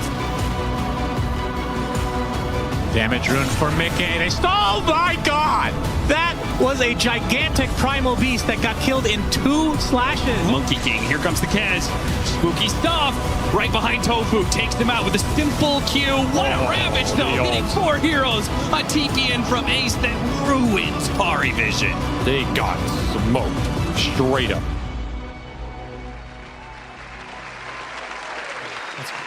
So with what we've witnessed yesterday, I am thinking that this may not be as one-sided as I would have believed maybe 48 hours ago. The fact that they're able to defeat Aurora and do it with heroes that they have been comfortable with, just in situations and maybe less of the big burly boys that they usually go to, is a step in the right direction. But still, Effie, Liquid has proven to be unbeatable thus far in Group Stage 2. They're looking way too good. Yeah. It feels like every DreamLeague, one team presents itself as the team to beat. Yes, that is our cookie tower. We do have some structural issues because the cookie batches are different shapes and the batches in different sizes, but we'll make it work. Say it, Mira. Just like say what you said. No, I didn't say it with your anything. whole chest. Say I did what not you say mean. anything. I'm not Say what you're thinking. I'm not competitive, and I don't feel any kind of way. Don't lie to the people at You're home. saying Mira. I'm not competitive may be the most ridiculous thing that's ever been said at a DreamLeague. I don't feel any kind of way about this. I'm going with the flow, and I'm sure even though our cookie tower will fall, Everything will be okay, just like if MOUZ falls here versus Liquid. Everything will be okay. Everything will be okay. Because sometimes that's just the conclusion that most people expect after watching Day Shift time and time again fail at all these tasks. But sometimes we buck the trend. This is a 1-point shift that you are witnessing We're now. on a winning streak right We're now. on a winning streak. We are literally on a winning streak. The night shift is on full tilt. That's what I'm saying. They're Aurora right now, and we're MOUZ. Wow. I don't know if I want to be MOUZ. I don't know if I want to be MOUZ either. I don't know if they want to be Aurora. Whoa. What's wrong with being MOUZ? I mean, like right now in this tournament, I don't know if that's like where I want to be. But if they win this series. Okay, I think if they win the series, like they should actually just get 2 points. That I agree. I genuinely feel like we should make it more interesting for the people at home. You want comeback mechanics within the tournament? Yes, why not? I think it's kind of hype. Has that been explored ever at an ESL? I don't believe so. Well, maybe we should start doing it right now. It's bold of you to make these claims when you're no longer actively playing, and I'm sure if we bring out a rule book when you are actively playing, you're like, are you kidding me right now? I definitely would say, are you kidding me right now, if I was actively playing. But then he'd be like, because this is amazing, Yeah, I are you didn't think kidding me? it This would make is dreams genius. be reality. it's also like, you know, like some tournaments you go to and you get knocked out, and you kind of feel like you were the better team. Yeah. Yeah, I feel like in those games, you should have like a buyback into the tournament. If you could use that double buyback. down. Like, yeah, you can, exactly. You can buy back into the game. And if you lose, like, again, you just don't get to play the next No, tournament. you need to pay the tournament organizer. Yeah, that also works. Like, the org just pays them to bring you back in the event. But that would be unfair towards, like, teams with No, less you money. as an individual. I see. Your personal bank account, you need to pay them. I see. That would be So pretty hard. Spirit has, like, 7 lives per event. No, Spirit, it's like relative to how much money you've made in this team. We're like equalizing a little, so Spirit has like insanely high buyback costs. I see. It's related to your net worth. Yes, exactly. Okay. And like Pain Gaming could just keep buying back. No cooldown. And still lose anyway. I don't know why they'd be buying back. But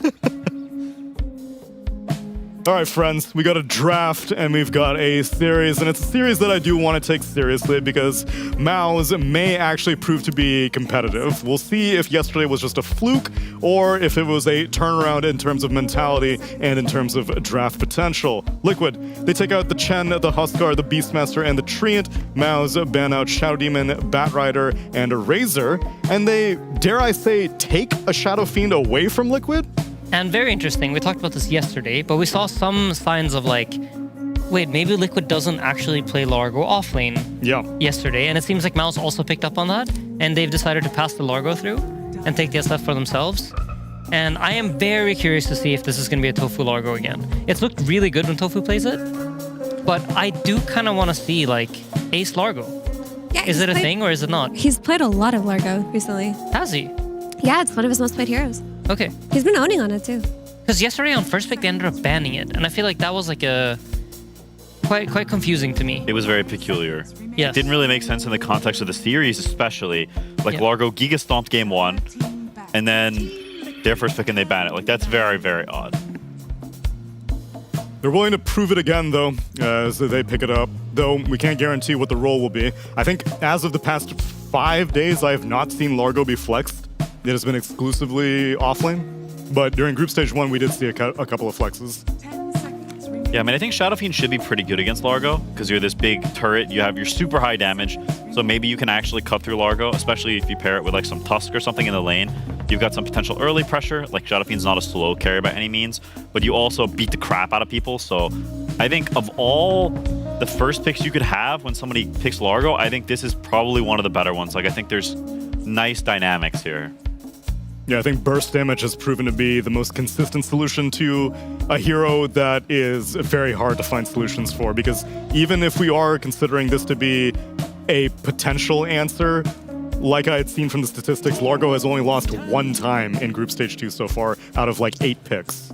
And that game had, I want to say, like there was a Viper against Void Spirit mid that absolutely destroyed the matchup and kind of just like took over the game, and Largo didn't get to Largo it up the way he was supposed to. So I feel like in my mind, Largo actually kind of has like a 100% win rate in Group Stage 2. That game to me is like a little bit of an exception, and there's a lot of circumstances. But in all the games that have looked kind of like normal or like, yeah, playable, the heroes looked absolutely ridiculous. And they're gonna pair it up with even more heal, as Warlock is the first support for Liquid. abomination. It's pretty solid though. I like where you're. What is abominable about it? It's been leaning in one direction this entire time. I've been trying to offset it. Do we need like cookie support struts to like keep it up? That's what the slices are for. The leaning tower of Pisa over here. Cap had a cool idea, which is like you make it like a Jenga board with like sticks, basically cookie sticks that you then do this to get. You see what I'm saying? Unfortunately, these are the shapes that we have. Yeah. So it is what we will work with. Just but I'm breaking up Ted's pieces and I'm making them small enough. However, it feels like the structure of the cookie towers, it's tilting, just like MOUZ might tilt playing against Florida. There we go. Born Natural co-host Marcy and Enchantress support duo for MOUZ, which Enchantress has kind of fallen out of favor aside from MOUZ, I think. I think Celery's hero pool in general is just like, he's the only person playing like the Pugnas and the Enchantresses. I mean, Celery to me is like he likes his heroes, right? Yeah. And he will play them. Kind of like, he's like a meta of like position 5. Do you know what I mean? I can see that. He'll find what he likes in the meta and he'll play those heroes, but he has like very specific heroes that he likes and he's picking from that pool for each patch. But then is anything equivalent to like a Neta Doom where he wants it to be a thing, but it doesn't really fit the meta? Enchantress. Enchantress is that one, right? I mean, it's hard to say when the team is losing as much as they've been, to be fair to him. Sure. I feel like the few times I have seen him play Ench, he had like incredible impact around like securing mid one's lane, and then mid one ended up having quite a lackluster game or series as a whole. That series. This cookie tower is very amusing. It is falling apart. We may have to start over on it, but then the cookies will fall apart. Technically, the challenge is we're going to build it at the end of our shift and we get 3 minutes to assemble from scratch. So what you're doing right now is blueprinting. But I put the sticky stuff. We'll re-sticky it. So this isn't allowed right now, per the rules. No. So why am I doing it? To get an idea of what the best strategy is. You know, this is like game 1 of the best of 3. The problem is the surface has already been compromised by the adhesive syrup thing. But do we have like a blender or like something that can we like mush the cookie up into like concrete and reassemble it into, you know what I mean? You want like like cookie mortar. Yeah, can we make cookie mortar? Like we get the whisk and we whisk the cookies into cookie paste. I think it's unlikely that we'll be given that, but that's thinking outside of the box. kind of like picking a spear breaker. Hey, and the Kez is going to be Liquid's choice, which I actually don't know if I've seen Mickey play too much Kez so far this tournament. It's his main though. I feel like it's like one of his best heroes. Yeah. And I feel like when I think of really good Kez players, he's like top of my list. Yeah, so I might be no bias. I might be slightly biased, but I feel like who plays a better Kez than Mickey? Yeah, exactly. That's what I thought. I'm trying to rack my brain. I do think he's one of the best Kez's, real talk. Yeah. They have given the Tide though, so the same thing that happened or they did last night. They now get the watermelon themselves. It wasn't last time, but the other day. Anyway, this keeps happening. People pick Kez blind and they get tided. I think it's good for MOUZ like it was all those other days. I do think MOUZ's draft is kind of crap overall though, because I think they don't have enough spells. Like Enchantress, Marcy, Shadow Fiend, all these heroes are very themed around. We kind of just hit one guy. I think 3 of that type of hero is too much. You can have 2 sometimes, but I think 3 is just a bit much. And I think it's going to cause you some issues in these team fights when you're playing against Warlock, against Largoba, against like a Spearbreaker charging around, against Kez Chaos. Like it's too much AoE, it's too much ease of execution from Liquid. And for MOUZ, it's like, yeah, we're going to hit this guy. So if there's any kiting, any tank ability, I think they run into big problems. Yeah, it does seem like they're too reliant on Ravage for MOUZ. But you correct that with a Tiny-esque style of hero, right? Something with no cooldowns that can play very actively. Does Mid1 enjoy playing Tiny? That sounds like a Tsunami question to me. He has not played it yet this tournament, but does it have to be a Tiny or can it be a Spirit, as Liquid are banning a Storm Spirit? Void Spirit remains, Ember Spirit also remains. I feel like when I look at MOUZ's heroes, for this draft to work, the Marcy and the Ench, they need something to snowball around. So whatever it is that is going to be on the mid lane needs to be something that they can actively play through.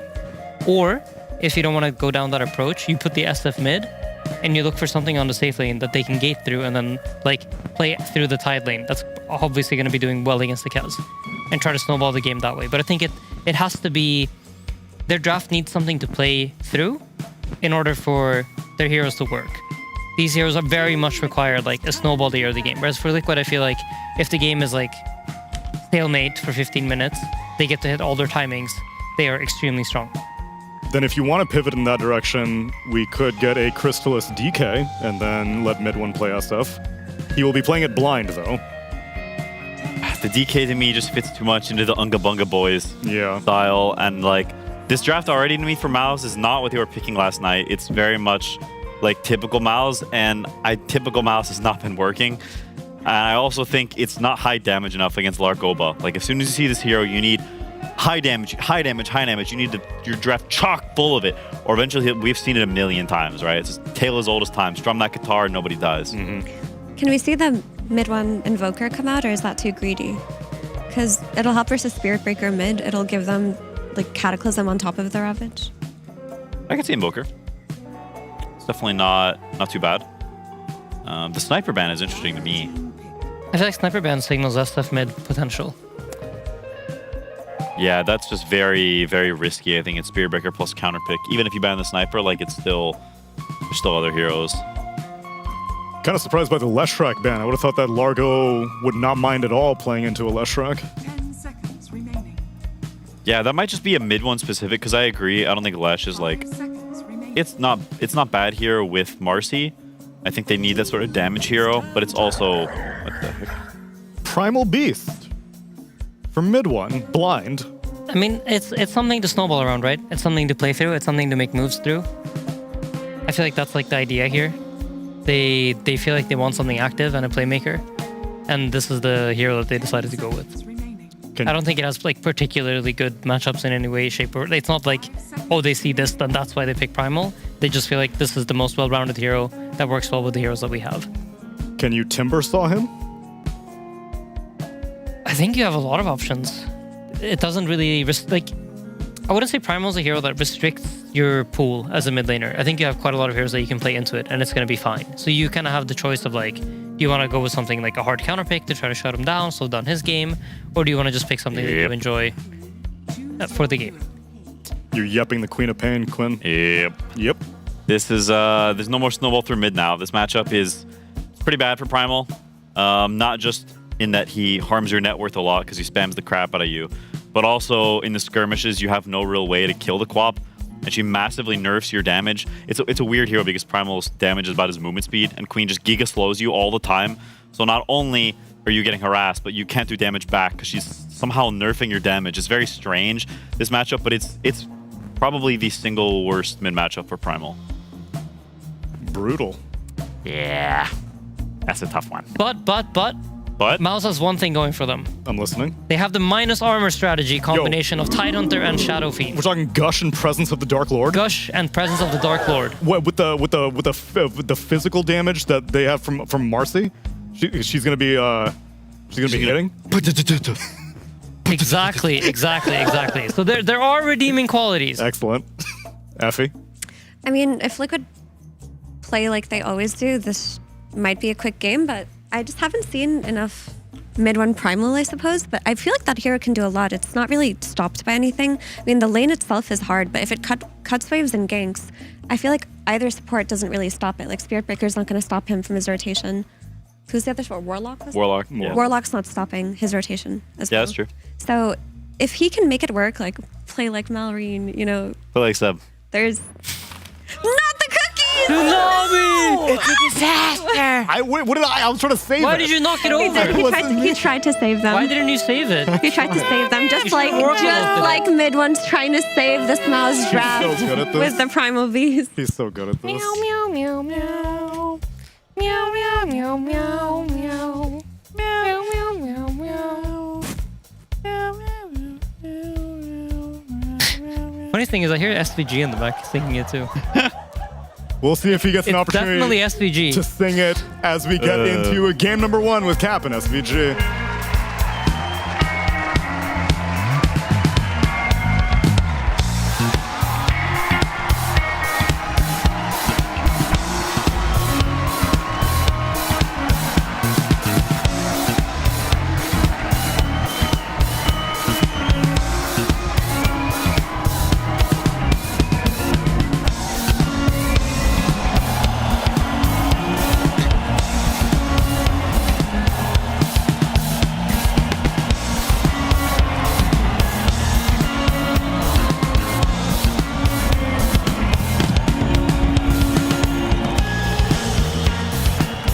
righty, boys and girls. It wasn't me. It was. I don't even know what they were singing. I have no idea what that was. It was me. In the words of Shaggy, it wasn't me. Avery would never sing in a whimsical way. That is for sure. I have a legacy to uphold. But we are joined by part of my legacy. Good part or a bad part? Quinn Dota, everybody. Quinn Callahan, the man himself. Before this cast even starts, Quinn, I would like you to say something to all the people watching out there. I've been waiting a long time for this, actually, since we have not casted together yet. You owe me one for the thing that happened down in Cuba all those years ago. Semper Fi. That's right, brother. Now, no, actually, I don't know if you want to say that with regards to Cuba, but number one, I had to endure years and years and years of watching Game & Gladiators win lands. Uh-huh. And I was accused of being biased towards you the entirety of that time. Glazing was thrown around. That's harsh terminology. The term ex-teammate is in love with him. Some even harsher, more that's directly sexual terms. That's right. I would like you to please tell the fans that if anything, I am biased against you when you were trying to win those tournaments. Please clear the air. I agree with this. Avery has disparaged my name left, right, and center, on and off screen. If anything, there is a serious vitriol there. There's not love and adoration. Did I ever show you 1 ounce of support in that entire time? No, there was not a modicum of human decency. And thus my name is cleared. Thank you for that, Quinn. I just needed to clear my record there for a second. That's right. That's for Cuba. Anyway, back to the game. Welcome, everybody, to Liquid versus MOUZ. What are the chances here that MOUZ can actually beat Liquid? Let's be real. Let's be real with the audience here. You want me to be real? Yeah, be real. Because I know Avery's he's gonna back MOUZ no matter what, so you can give us the real shit. I mean, I think when they picked this Primal, it's real. I mean, I think every subsequent pick, they made it harder for themselves. It was like they just kept stacking the plates like up and, in the same. Like the cookie tower. Yeah, exactly. Yeah. It was doomed to fail. Like some college student who doesn't do the dishes and he keeps stacking the plates up and they're like covered in dreck, like leaning over. That was this draft. Okay, but what if you were playing Primal? Wow, I mean, then I think they lose even faster. My Primal's horrendous. Yeah, that's true. Don't say that's true. It's pretty bad. Okay. Set me up to knock me down. That's why you don't cast with this guy. He's an absolute fucking savage. Just does whatever the hell he wants. Disparages his coworkers. Which I would never do. Did you just go on a rant about I would never do that. Your coworker? I have always supported you. First blood is going to be bottom lane, as that was not quite what I expected. I mean, sure, it's a Kez, but it's a Kez Warlock lane. It's Mick Kez, though, which, as the panel said, in a very biased, glazing style take that was completely unwarranted. He is by far the best Kez in the world. No one even comes close to this guy. In fact, I've been told that Mick holds the top 9 out of 10 spots for Kez performances. Is that true? That's definitely not true. In your heart. I'm not in the Haas. I don't know. Well, then what are you up here for? What, you wanted the Haas here? Is that how you thought was casting? Yeah, give me Louisiana Haas. Well, brother, stats don't lie. I knew you were going to do that. That was a gimme. I can't do the Cajun one. It's too hard. What, the Cajun one? Like the Cajun accent. For Nahaz? No, just in general. Stats don't. That's not even it, though. Whatever. It's close enough. Yeah, let's be real. The international audience doesn't get the... Okay, that was a random... Why was it a picture of Crystallis? Can we get that again? We're checking in on Crystallis. We cannot get that again. Okay. I think production got confused because we were talking about Cajun, and they're like, who's the most Cajun guy in this game? Crystallis. Why would it be Crystallis? I mean, I would love to hear Crystallis drop a Cajun accent. It's probably, yeah, if anybody in this game is going to drop a Cajun accent, it is legit probably Crystallis. That's true. He would do that, I think. I mean, I guess the Netherlands is like the most swampy of all the countries from these. That's what I'm saying, man. That's what I'm saying. When I went to the Netherlands, I was like, where am I? This is home. I feel like I'm. You're from Arizona. I feel like I'm back in Carolina. Like this. Yeah, you're also from a desert. The swamp is not your home in the It was slightest. wild, bro. There are trees, swamp, and barbecue. Like, where am this is not Europe. What is he doing? What in God's name? What is happening? All right, you used to play with him, so inform us on what maneuver that was. I have. That's a new one. He's trying to RKO his monitors. Some crap. I mean, Ace did always have PC issues. It was legitimately so annoying. Like, are you saying randomly he just had the bad luck at like tournaments and stuff, or are you saying at home? I know, like, you know, like you get the different headsets at every LAN, right? Because they have different setups, and his mic was always like he was incapable of pointing the mic towards his mouth. It was always pointed away, and I'm like, no, turn the mic. And then he wouldn't. He would turn the wrong part, and I like it was. Anyway, I'm getting traumatized. Yeah, but you should have had experience with that. You played with the Aurora for years. Did the Aurora have a bad mic? No, he just mumbled. You couldn't hear him. He did mumble. That was good practice, you know.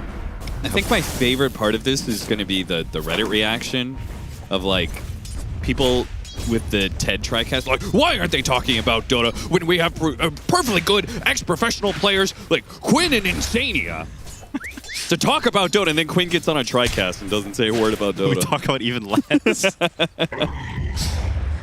I mean, this primal matchup is so bad. He's already going to base in 3 minutes, dude. It's so bad. It's so bad. Yeah, but he's primal. He onslaughts half the time. Easy. How long do you think Onslaught lasts? You imagine if you could just keep channeling it and go farther and farther and Dude, farther? that sounds sick. Like Giga Spirit Breaker. Yeah. It should be a shard upgrade for him or something. He should have the Night Stalker Ags, where you can just pay mana to continually onslaught. Okay. That's an idea. That is an idea right there. Wait, that's not Night Stalker's Ags? They can pay mana to continually silence. Wait, did they change? I thought it was the AoE Void. No, brother. You're living Do you in even the, play you're this living game? in the Yeah, past. I do. Do you even play this game anymore, or are you just a deadlock? I have more hours than you. Is that true? I don't think In Dota, for sure. On the ticker? Yeah. What's yours say? Like 42. I got more than that. There's no way. I can lie, though. There's nothing you can do about it. Well, you can check right now. You can literally pull up Steam. How do you have more than me? I played. Yeah, he's 31. I got 42. No. That's That's not- me. That's me. Okay. I think I'm I around have 40. Your hours are fake, though. What is that? Your hours aren't? Bro, you got like 8 brothers. They're probably like fucking tag teaming that shit at night. It's like I hear Quinn 1 plays 8 brothers? You think I'm Mormon? Yeah, it's like Ogre 1 and Ogre 2 from Halo. It's like Quinn 1 plays for 10 hours and Quinn 2 plays for like another 10. Sorry, That's double. My So you 4 gotta have brothers that. named Jebediah. Are they actually? Like, it sounds believable. How's this game going? Who's winning? Bojangles. It's not going well for the Primal. It's a restaurant. He's pulling and jungling. It sounds Cajun. Probably is Cajun. I think it is. It's literally a restaurant chain. Yes, I know. I know about Okay. Bojangles. Oh, you've been to one? They're pretty good. I don't think I've been to a Get the Hush Bojangles. Puppies are pretty good. I mean, Hush Puppies is about as southern as it gets. Are you guys doing this intentionally? What? Doing what? What are we doing? Listen, I'm fine with the tangent, but like, I feel like I have a responsibility. Like, I get paid for this. I feel like I gotta steer you guys back into the game somehow. All right, I'll ask a legitimate question. You are known in some circles as a Liquid Slayer. Some Okay. might say that. You have one of the highest LAN win rates against Liquid of all time of anybody. This is a true stat. Don't look it up. Why can nobody beat this team right now? And how did you beat them so often? What's the secret sauce? Let's give it to the people. They want to know.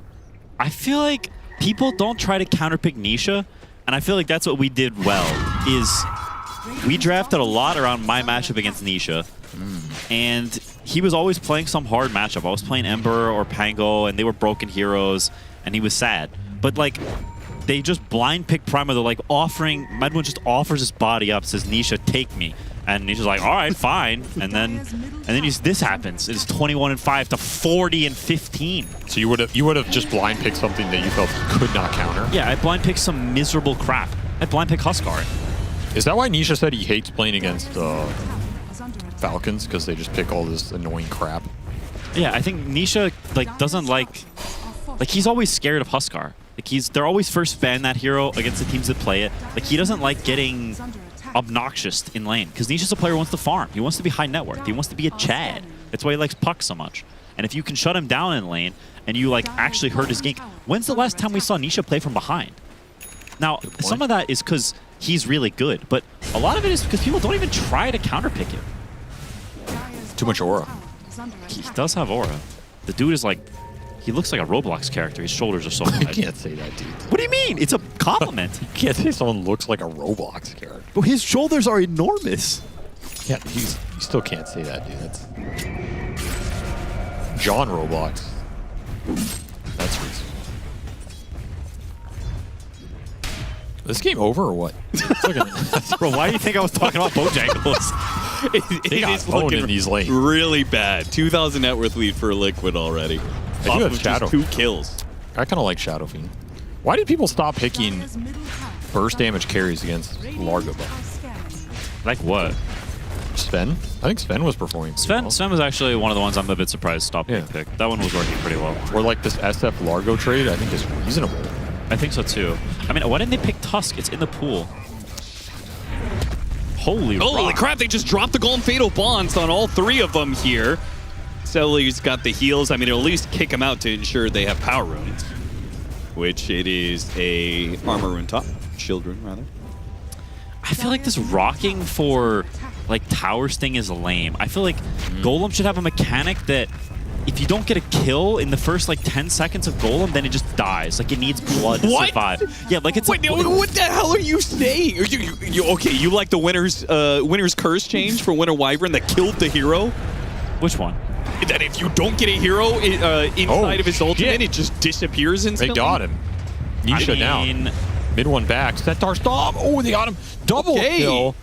Holy. We're so back. There goes that 2,000, almost 3,000 net worth lead for Liquid. I love how every change Quinn has ever suggested in the years I've known him is like, X mechanic I find either dumb or annoying, and therefore a change should be, they're going to kill Ace use too. X mechanic, you instantly go to prison. Okay, he got him. He pulled it back in. Don't worry. Like, that is just Quinn's bounce patch. It's just everything I don't like, you use, go to jail 10 years. Okay, my best Dota idea is I think when you get, like when Bane sleeps you, when you get Nightmare, I think it should turn your monitor off. Like you should have to have teammates like tell you what's happening. Well, apparently that happened to Ace every time. No, we already figured that one out. You'll like it, Quinn. We did it with the Slacks cast. It was the Freddy Fazbear. That's Nightmare.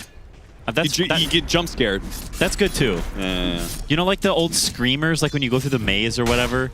The maze? Yeah, like have you not seen those videos where like you go through the maze and then when you get to the end it goes. Oh, you're talking about the video? No, it's like a bit. You like send to like, I mean, it was like some 2000s thing. You send it to your friend and they get scared. Yeah, the video. No, it's not a video. What is this, like greeting card? What is it? It's like a website. Yeah. Yeah, the video plays on the website. No, it's not a video. Cat, back me up. Yeah, you literally have to go through a maze. Yes. Okay. That makes more sense.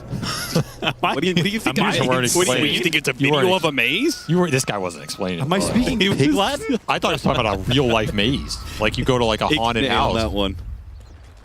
It's the accent, dude. I can't understand anything. Ixnay on the maze. A's May. A's May. Pig Latin. You need to brush up on it.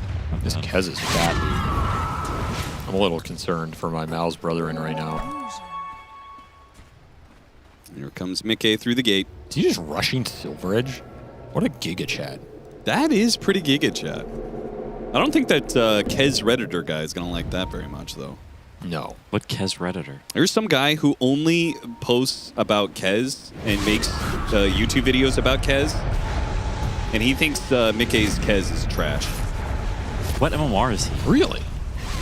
Can you send me this guy's... Oh, point blank onto the Kez! Whoopsies! Maybe he was right. It might be. Yeah, he looks pretty trash to me. At least he too. Aiden, suck on that. What body block. Bro, I bet Pick me up. Didn't actually land, but it's okay. Oh, the pulverized stops Boxy's charge. Now they're going to go for him as well. They've got Ravage to kill. Boom is done with it. Get the hell out of my game. Double kill for Boom. Ain't messing around in this. He didn't hesitate for a millisecond. He pressed TV Ravage. I didn't even think about it. I mean, I would do that too, to be honest, versus Boxy. That was so gangster. Yeah, he did not wait for, like, anybody else got a spell? Anybody else got a stun? No, just insta drops it. To be fair, there's like 2 stuns in this entire game for them. So, that's pretty easy to keep track, you know? That was a nice fight. Verstal is owning. I was told this man doesn't know how to play Shadow Fiend, but he is just destroying the best team in the tournament right now. Whoever told you that was gravely mistaken. What was this play from Mickey? What is he doing? Like, what does he think was going to happen here? This guy doesn't make mistakes often, but that was like... That was a really weird sequence. That was so strange. It looked like they assumed this Requiem was not going to go off. Yeah, but what was going to stop Well, it? that's what I'm saying. I don't really know, but Maybe he thought Boxy had the god luck and was going to right-click him and bash him. Boom! That's Boxy Aurora. did not like that play. He's shaking his head. Well, MOUZ is back in the game. In fact, they're leading the game as they're going to go to mid tower and take that too. I mean, I'm surprised that Quinn rated them so lowly, considering they have the Celery Enchantress, which carried him to multiple land victories by an extremely wide margin. Thought he would have had more faith in it, to be honest. I do think Celery is probably the best Enchantress. I think the other one is Maposhka, but he ain't playing right now. Yeah, the backpack on this hero is pretty big. You just hop in that. Right to the finals. Hell yeah, brother. I'm honestly not surprised. Do you think Ace is a Largo player? You guys were talking about how they don't seem to be willing to pick it for him, and we're drafting Tofu Largo all the time instead. I think it should fit him to a T, right? He's the farmy guy. Yeah. He's Aura guy. I'm tanky man. Is he gonna die? Sonic Wave is not going to be enough, but another Scream will be enough. That's space if I've ever seen it. I agree. Look at that BM pause. Like, nice Sonic Wave nerd. He's flaming Celery right now. Also, don't forget the mental damage he did. Did you guys see he had that Centaur? And he denied the flag bearer from Ace. He's not going to like that. There's one thing I know about Ace. What happened to mid ones, Cam? What's that thing? It's not like when you deny a creep in front of him. That's the final straw for that man. He goes ballistic. He stands on his desk. Starts standing on his chair. Can we see throwing Ace shit down on around. his desk again? Can we see that? Yeah, we had that clip saved. Oh. You really enjoyed that, huh? Dude, I've never seen someone stand on their desk like that before. Actually, we did have one time at one of our boot camps, there was like something with the lights that was wrong, and our manager at the time, will not say who it was. Jack Chen? It was not Jack Chen. He stood on the desk to like go try to fix the light or something, and it broke the desk. No. And it was one of those expensive desks that moves up and down, and the boot camp facility was very unhappy with this manager for breaking this desk. I bet. Sounds like Jack Chen. I don't think Jack could have got up on the desk. Well, okay. That was a low blow. Bro. That's not a low blow. He's not limber. That was a low blow. It's not a low blow. He would agree with me. That was a low blow. Jack had plenty of mobility until he ruptured his Achilles. I was talking pre-Achilles. That's even a lower blow. It's not. That's a really low. Also, my understanding of Jack is he was working on his yoga. Yeah, he's a lot more mobile than you think. Like a groundhog or something. Like, you know, he'll deliver some fast justice when you least expect it. Maybe a wombat. Like, he's spry for his size. Dense man.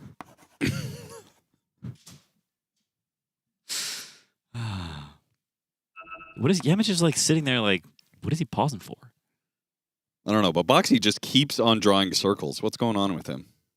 He's drawing in the same area over and over again. Maybe his hands are cold. You had that problem. That's true. But he disconnected. Like, I don't like disconnecting. It helps you with your hands. Maybe you put him by the fire. That'd be base, dude. You just have a fire going in the background. That would be cool. The gentleman's way to play the game. He might have ran to the bathroom, like Envy did at that one lane. What did Envy do? Didn't he pause at a lane, ran to the bathroom to get hot water to warm up his hands because it was so cold? I mean, I respect that. The hot water on the hands tech is good. I use that tech. I don't think that's what he told the admin, though. Yeah. Told the admin, like, life-threatening bowel emergency or something. Yeah, he's like, I'm gonna go. It's either gonna be in your booth or in your restroom. So, like, yeah, that's on you, brother. See, that is the admin ultimatum. Like, what can they... Yeah, what are you supposed to say? Like, because then they're gonna have to be in the room with the guy who soiled himself. Like, well, you're also responsible for it. Yeah. You don't want that on your hands in life. You know? Three-man smoke up. Mid one, Chrysalis, Yamich on the hunt for the Frogman. Largo bye-bye. Got it. Whoa.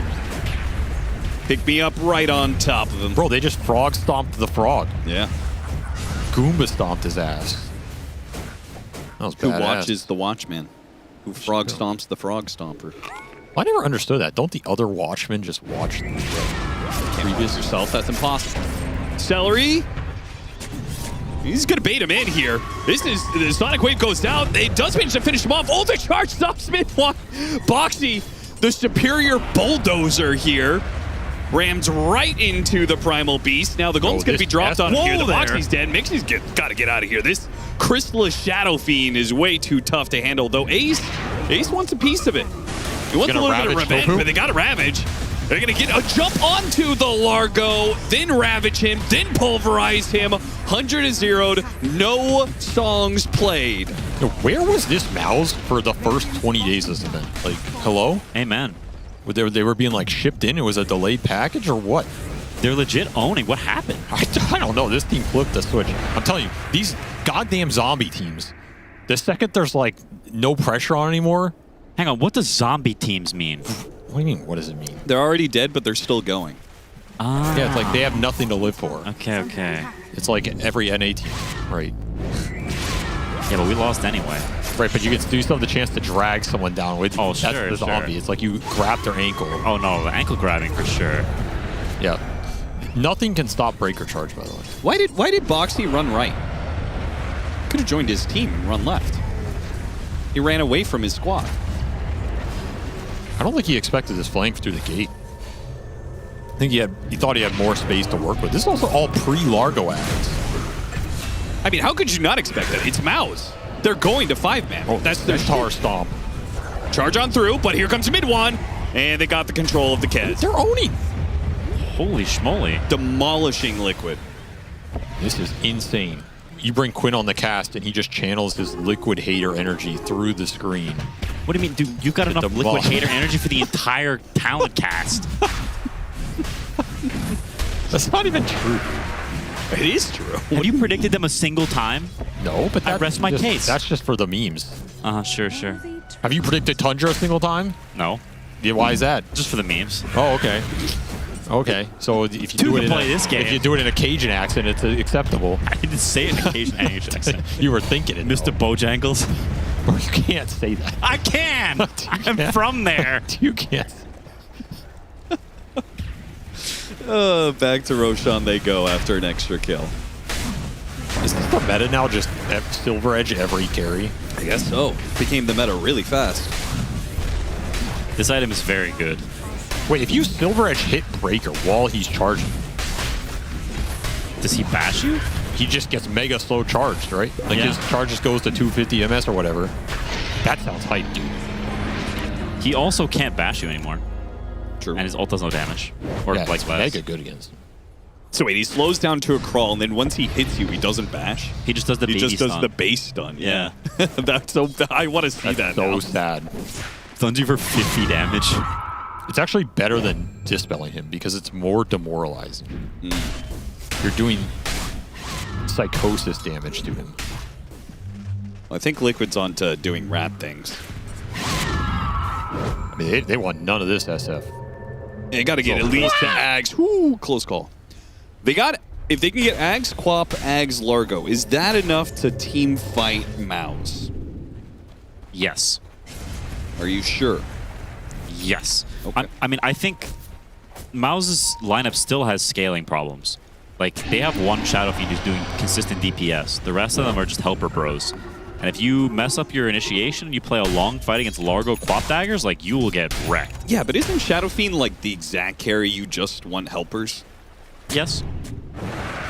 I mean, I do think like the fact they have Shadow Fiend is the reason this game is going so well. Oh, they have their double axe timing. Let's see what the 5-man looks like.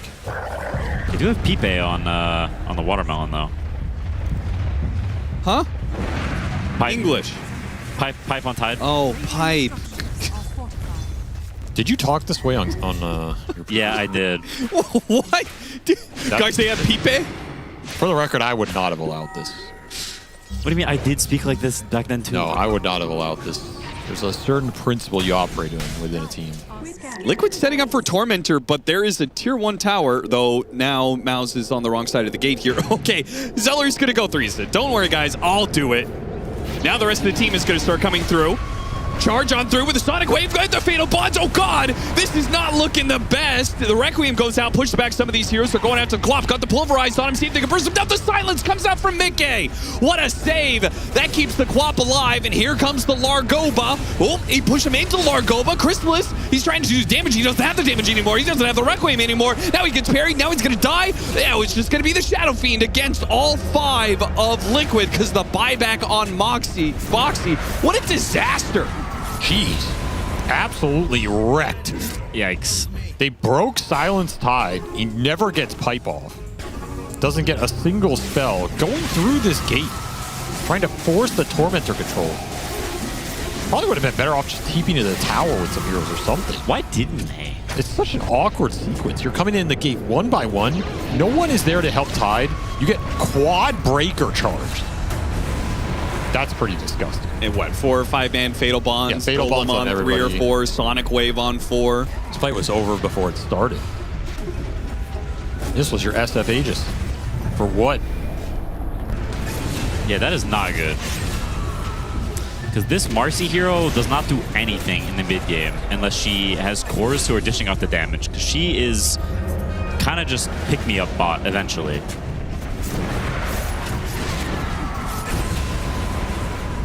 That sounds kind of nice though, pick-me-up bot. Sounds like some...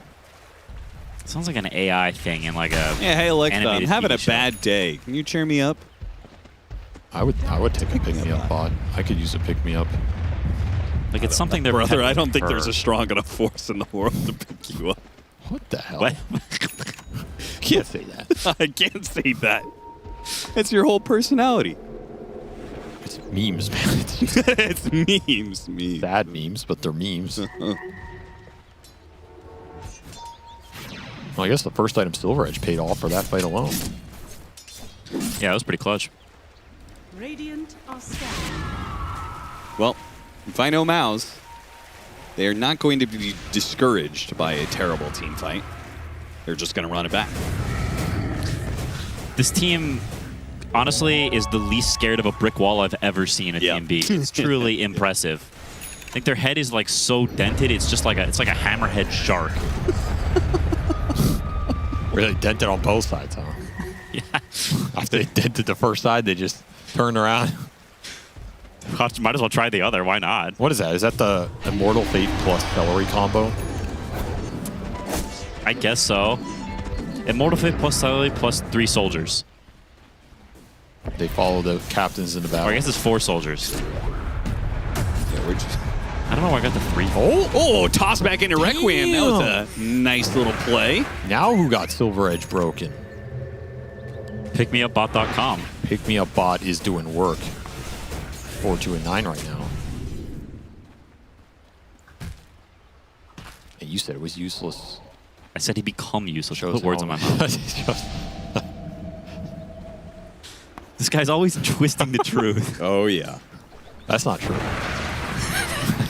That in and of itself is twisting the truth. No, you can't hold me to that. There's no record. Also, why does Tofu like this not maxing out Fatal Bonds build so much? How many points does he have? Just 2. He loves upheaval. I respect that. He's always loved upheaval. I'm an upheaval fan too. I used to do this shit. It's goated, bro. When you lock him in that cage of pain, you can't even walk. You feel like a god. There are few higher highs in Dota than watching a core struggling upheaval. This guy's a sadist. There are few things I've enjoyed in life more than upheavaling a 20,000 tower. Oh, Blink Ravage just instantly onto the Clump with the pick-me-up. The charge comes through from Box. Way too late to save him, and now he's possibly going to get just grabbed here. Pulverized 1 more second. Nah, not up in time. BKB complete for mid 1, though. They have had some genuinely really fast commitments in this game. Oh, yeah. Of just like, boom, stun the hero, everything goes in, you're dead in 2 seconds. I legitimately think they look like the better team this game. They do. They straight up, well, expect, especially if you consider the bar Liquid has set. They've looked pristine in a lot of these matches. Have we seen Largoba yet? Oh, there he is. There he is. Golden to stop. Pick me up. Still going to land on him. Silver Edge broken. Pulled back down from the low ground. Well, there you go. This is kind of beating. He was there, and then he was gone. Is this high ground right here? I mean, you don't have Aegis or anything. Dude, he's struggling. He's stuck in the soup. Hit him with the daggers. Slow him down. They don't have a lot of their ultimates anymore. No Pulverize, no Ravage. Uh-oh. Hey, maybe he stuck around a little bit too long. The charge comes through. Boxy stopping some of that one. There goes the Requiem, one of the final team fight ultimates. They got to get something out of this. To pick me up, the Sonic Wave goes through, but they finish off the Kez. The Fatal Bonds. What? Sonic Wave was some damage, but Liquid don't have enough to follow it through. How did that not go better for them? Well, no Largoba. Yeah, I guess so. Fighting without the frog. It just chain feeding. This game is super strange. I mean, the cast is strange, but the game is also super strange. Speak for yourself. Oh, come on, man. You can't throw me under the bus like that. After all I did. You're one to talk. After all I did for you. In Cuba. I let you go. No, I did it for him in Cuba. The best thing I ever did for you, I let you go. What do you mean you let me go? You're retired. You didn't let me go? I'm talking like I'm some pet turtle. I set you free from NA jail. You sure? We'll put me in This his is like local Harry and the pond. Hendersons. You go on, get out of here. You chased him out of North America to go to Europe. The dog. What movie do I think of? You know? Which one? There's like a million. A really old movie from the 90s with the dog, and they have to like let the dog go in the desert. Yeah, They're it's like old Yeller type. It's like Air Bud or something. Disney food. Air Bud is not from the Not Air Bud. 60s. Go on, get out of here. Go play football. That's what you said. No, I said the 90s. Oh. Not the 60s. They would not make a movie in the 60s about a dog playing basketball. Dude, if they did, it would go so hard, though. That would be Dude, Charlie Chaplin. Air Bud. I know, but it's close enough. It's not close enough. Well, I'll tell you what, it wasn't close. This fight actually was kind of close. They got Bond's Sonic Wave, but Yule's dodge, Dispel, Celery Heal, Vlad's Lifesteal. They're just tanking it through. Oh, he stopped the Quap. The Quap's in trouble. The Quap's been pulverized. The Quap is dead. Holy. What the heck is happening? Liquid is feeding.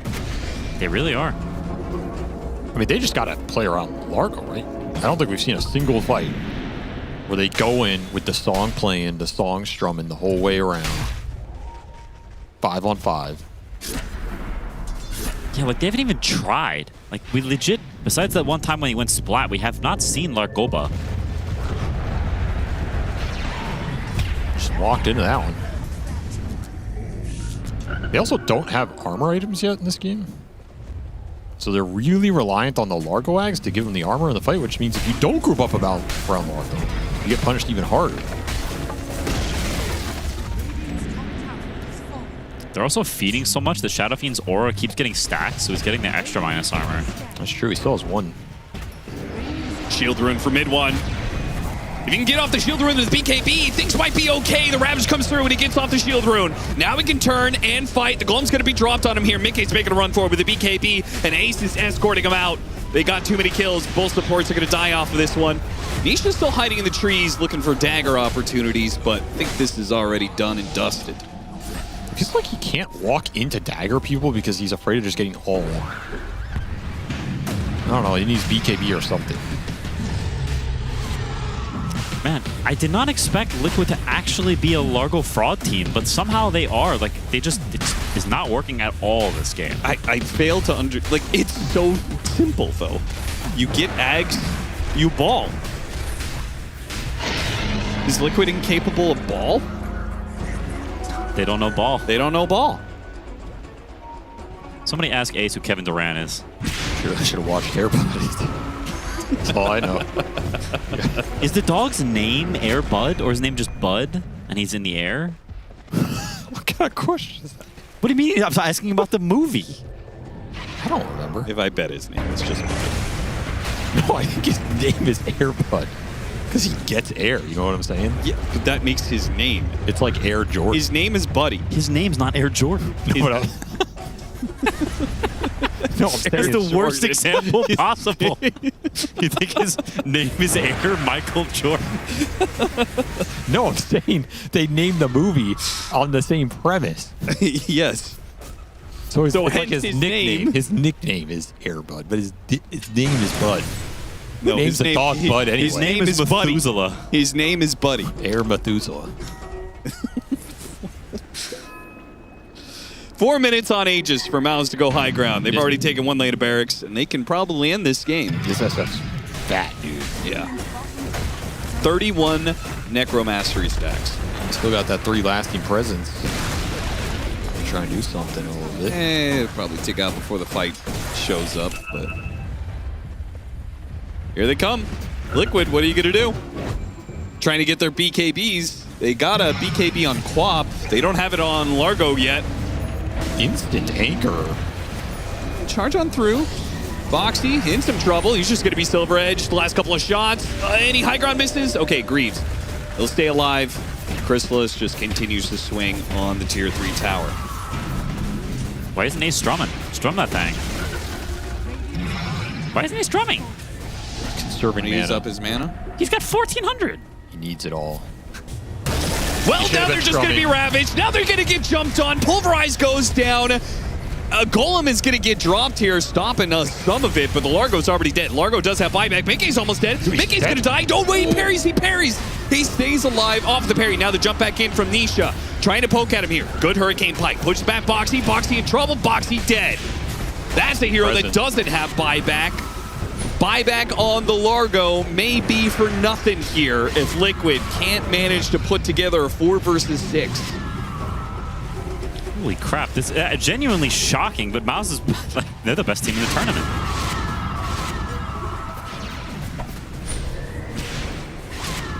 Getting through his Lincolns, put another dagger on him. Liquid just trying to poke him down, but there's the anchor. Pull him back, catchy lick, pulling him away. Sonic Wave, big damage. Okay, that was a little spooky. Almost kills the Tidehunter. The SF on the stock in life. What are they going to do here? Go after the SF. He Hurricane Pikes down to low ground here. MOUZ, they get out of sight before Boxy's Spirit Breaker can charge after. That was actually not that bad. It looked really bad. They only lose the Marcy to a buyback for a Largo buy? How did he even do 14,000 there? It might have been built up from everything like the bottom lane. Yeah. Yeah. You see this? This Tide has 40 Kraken Shell. Good grief. That's a lot. 115 damage being blocked. Man, I'm surprised after Liquid did this trade of the enemy picks Kez, you pick Tide, that they were willing to just run into it themselves. I feel like this is Kez's hardest counter. I've never seen Kez beat Tidehunter. It's definitely one of, if not the best offlaner to get against this hero. I also think SF is one of, if not the 2 best against the Largo. Yeah, I agree. Like, I feel like Liquid got slightly worse core trades, even if their heroes are stronger in the meta. Yeah. They are not guaranteed, but they're very close. Is it possible they're just trying this trade-off from a drafting perspective? I think they're pissed losing like this. Like, maybe you try Shmai, but when you try stuff and you still lose, it feels bad. Yeah. Yeah, that trade-off is never worth it in the end if you just lose a series you feel like you never should have lost.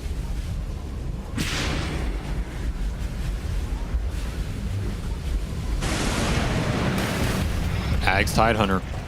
Ag's Primal Beast. And one final building left. Oh, okay, 2 final buildings left. Nisha goes in, tries to Sonic Wave, push him in, but the pick-me-up gets the SF to safety. To charge, still comes through with the Fatal Bonds, the Golem drop, and now comes the Ravage, now comes the Requiem. BKB goes off from Nisha, he's still going to be feared up, he's still dead. He's gone, Largo in trouble, it's Liquid done. They're gone, they're out of this game. Jeez, Louise, they got smacked. That was, man, they somehow just didn't do anything with this Largo. I mean, we talked about it. I think SF is probably the best carry against Largo, but I didn't think it would be this bad. Like, they just didn't even try to fight around him. They just got picked off all game. They look completely dysfunctional. The only fight that Liquid won was the one that they were set up on the gate. That was the only like setup 5-on-5 that they had before MOUZ had a gigantic lead. And that fight, I don't know, that fight felt like it was more MOUZ setting up for them. Yeah. Like 1 by 1 through the gate. They get 4-man breaker charged. I don't know what you're supposed to do about that, you know? There's only so much positioning that's going to get you out of that situation. Very disconnected game. It's an interesting team with Largo. It should fit Ace. Yeah. Maybe they just haven't been able to play it enough. I feel like 33 has been able to play it a lot. And he also didn't look great on it the first few times they ran it. It's true. Like, it took him a bunch of reps to get to the point where they're at now. Maybe Liquid needs more reps with this hero because it just gets banned so much. Well, apparently MOUZ needed more reps because midway through this group stage, they're looking crazy good, at least this game 1 against Liquid. Yeah, but it's just the sign of things to come. I am calling it right now. MOUZ, the Kingslayers, have finally arrived into this tournament. They took down Aurora Gaming yesterday, and they're going to do it again against Liquid. Have your frog, if it even is your frog, you fraud. What is going on here? I can't believe this. The 100% win rate, effectively, hero, with an asterisk, because the hero has lost in Group Stage 2. Finally lost again in the hands of the best team in the tournament. Aiden, explain yourself. So I actually got off the phone with Jabs, who gave me insider information about what's going on inside a Team Liquid facility. And apparently, Blitz was giving some advice about how to execute the early game to the Team Liquid squad. And he was trying to instruct them how to play this game, and the team tried to follow his orders to an exact. I see. And this was the outcome. Yeah, so bad coaching from William Blitzley. And you're telling me he typically does not do that? Not when they're winning. When they lose, it's a very common occurrence. Oh, I see. So William likes to associate himself with like the team when they're doing well. So he'll come and give extra advice so that he can then later go on interviews and say like, I did that. That's fair. So I think in this series he was trying to like set himself up for that kind of success. And usually it falls flat, and here it fell flat once more. But in a more likely scenario, Effie, what do you think happened in this game number 1? Because they got the frog and they lost with the frog. I don't know if I buy that Ace is bad at Largo. I think he isn't. At least from what I saw at Blast, he owned on that hero. His game versus OG in Group Stage 1, he also owned that, but it has looked kind of bad the past couple of days. I don't know if I want to jump to the conclusion that it's an Ace issue rather than the draft didn't enable it correctly. Like, yeah, you look at the draft and there wasn't... People are going to believe you, Aiden. Okay, I woke up this morning and I had a message on Steam that said, "You are a hoe," from Blitz, okay? Yeah. For no reason. I did nothing. No interaction, all right? Sure it wasn't deserved? It was definitely not deserved, but I will deserve it. With my behavior from this point onward, I will deserve it. You earlier, I think yesterday, we were watching the cams for Team Liquid, and you were like, oh, Blitz gives an air of confidence whenever it's on the webcams. But actually, when you're in the booth, he's like, should we pick Largo? I don't know. Is that why you're a hoe? Okay, me stating facts to the people at home is not. That is like just me representing the truth for the people at home. That's all that was. Because as we've said, you would never lie on a panel. Not to the people. Not to the people. To you guys maybe, but never to the people. Not to you. What if the people interpreted it as being toward them? Yeah, then what? What do you mean? Then I wouldn't be lying. But you're speaking it to us, and through osmosis, they're hearing you, and they're like, oh, wow, Blitz really did give bad advice to Team Liquid. Yeah, that's what happened. And then look at his Instagram DMs afterwards. You going to be the one accountable for that?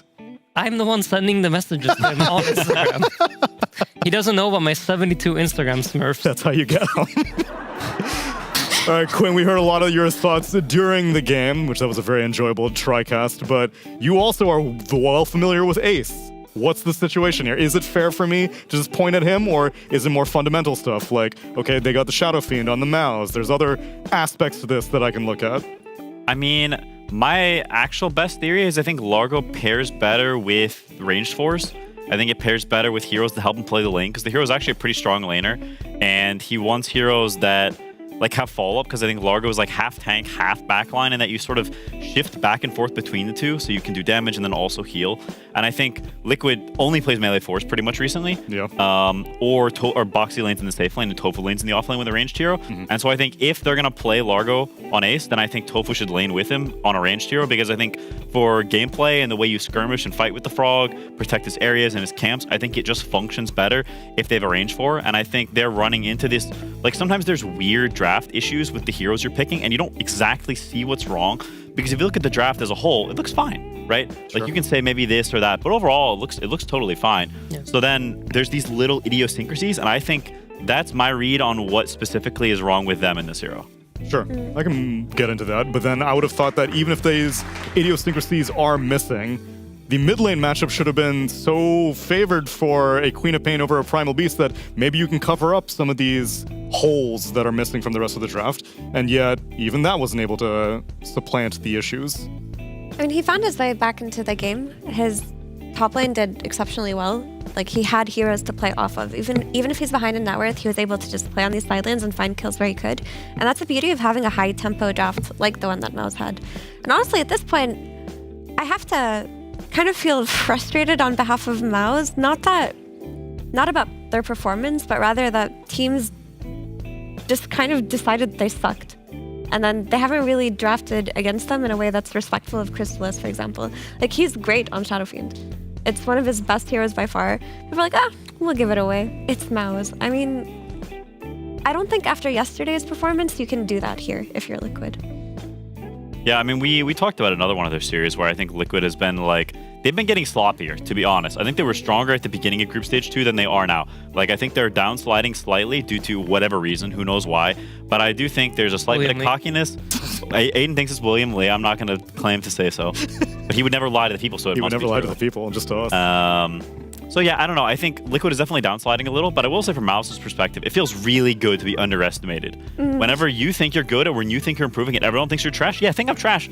We'll see what happens when the score comes out. That's what feels good. When they think you're trash and you win anyway, that's the sweetest feeling. It is the best feeling. And it's something that is more akin to what they've been doing throughout Group Stage 2, because you showed us in the pre-match what they did against Aurora specifically was stepping out of their box that we've put them in. However, this one was a little bit more similar to what they've been doing throughout the majority of Group Stage 2. So maybe they're even getting their mojo back for their fundamentals.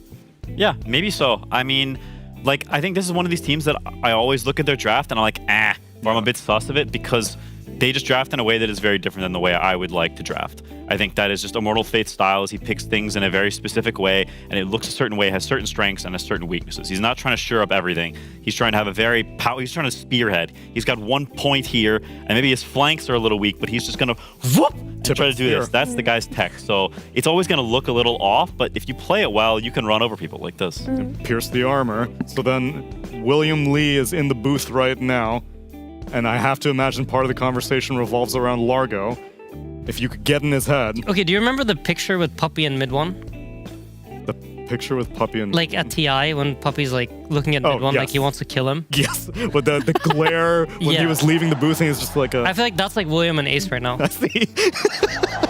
You lost me a game on Largo? Which they were second pick for that one because Shadow Fiend was picked one. I was actually curious about that. You listed the bans, but I forgot. Yeah. Was Beastmaster one of those heroes? Beastmaster was one of the bans. That Because I Liquid was ban. like, oh, mid one should definitely pick Beastmaster, Liquid Bandit. Right, so Crystallis played Beastmaster yesterday for the first time, I think, this event, if I'm not wrong. And I think that kind of made them up the priority on Beast, and they decided to give up the SF instead. And sometimes, like, for MOUZ, it can be enough to just find one more hero for Crystallis to suddenly open up, like, everything.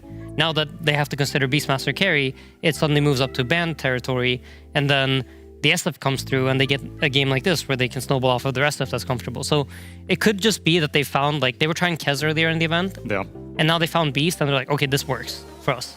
And suddenly you go from being like a bottom of the table team to like very threatening because the draft isn't as easy anymore for your opponents. And that's been the most likely solution because MOUZ, we've been criticizing their hero pool. They're making it look more and more versatile. Will they be able to take down another Titan of Group Stage 2? Find out when we return after the break.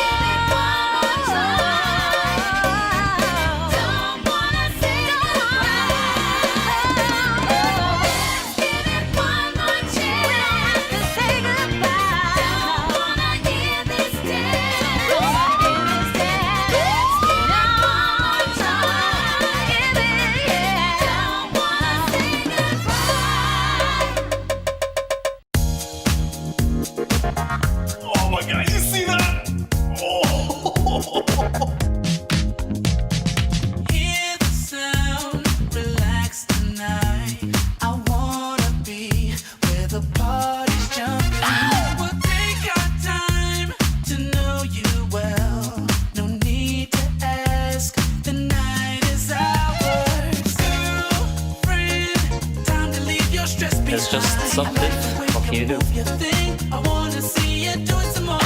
Ain't no words that can describe the feeling that comes over me. 'Cause I know it's time to dance. All you gotta do tonight is dance. Baby, tonight, won't you get into the groove? It's a perfect kind of night to make my dreams come true. So come with me. You wanna leave those kids behind? Let this party go on and on and on. Let's dance tonight, dance night away, girl. Tonight's the night we fall in love. Tonight is all. Let's dance tonight away, girl. Tonight's the night we fall in love. Tonight is all. Dance tonight, don't ever stop. Tonight's the night we fall in love. Don't ever stop.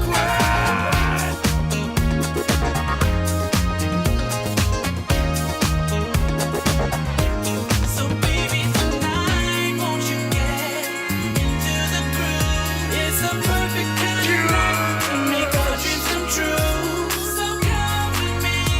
You wanna leave those kids behind? Let this party go on and on and on. I'm so into you.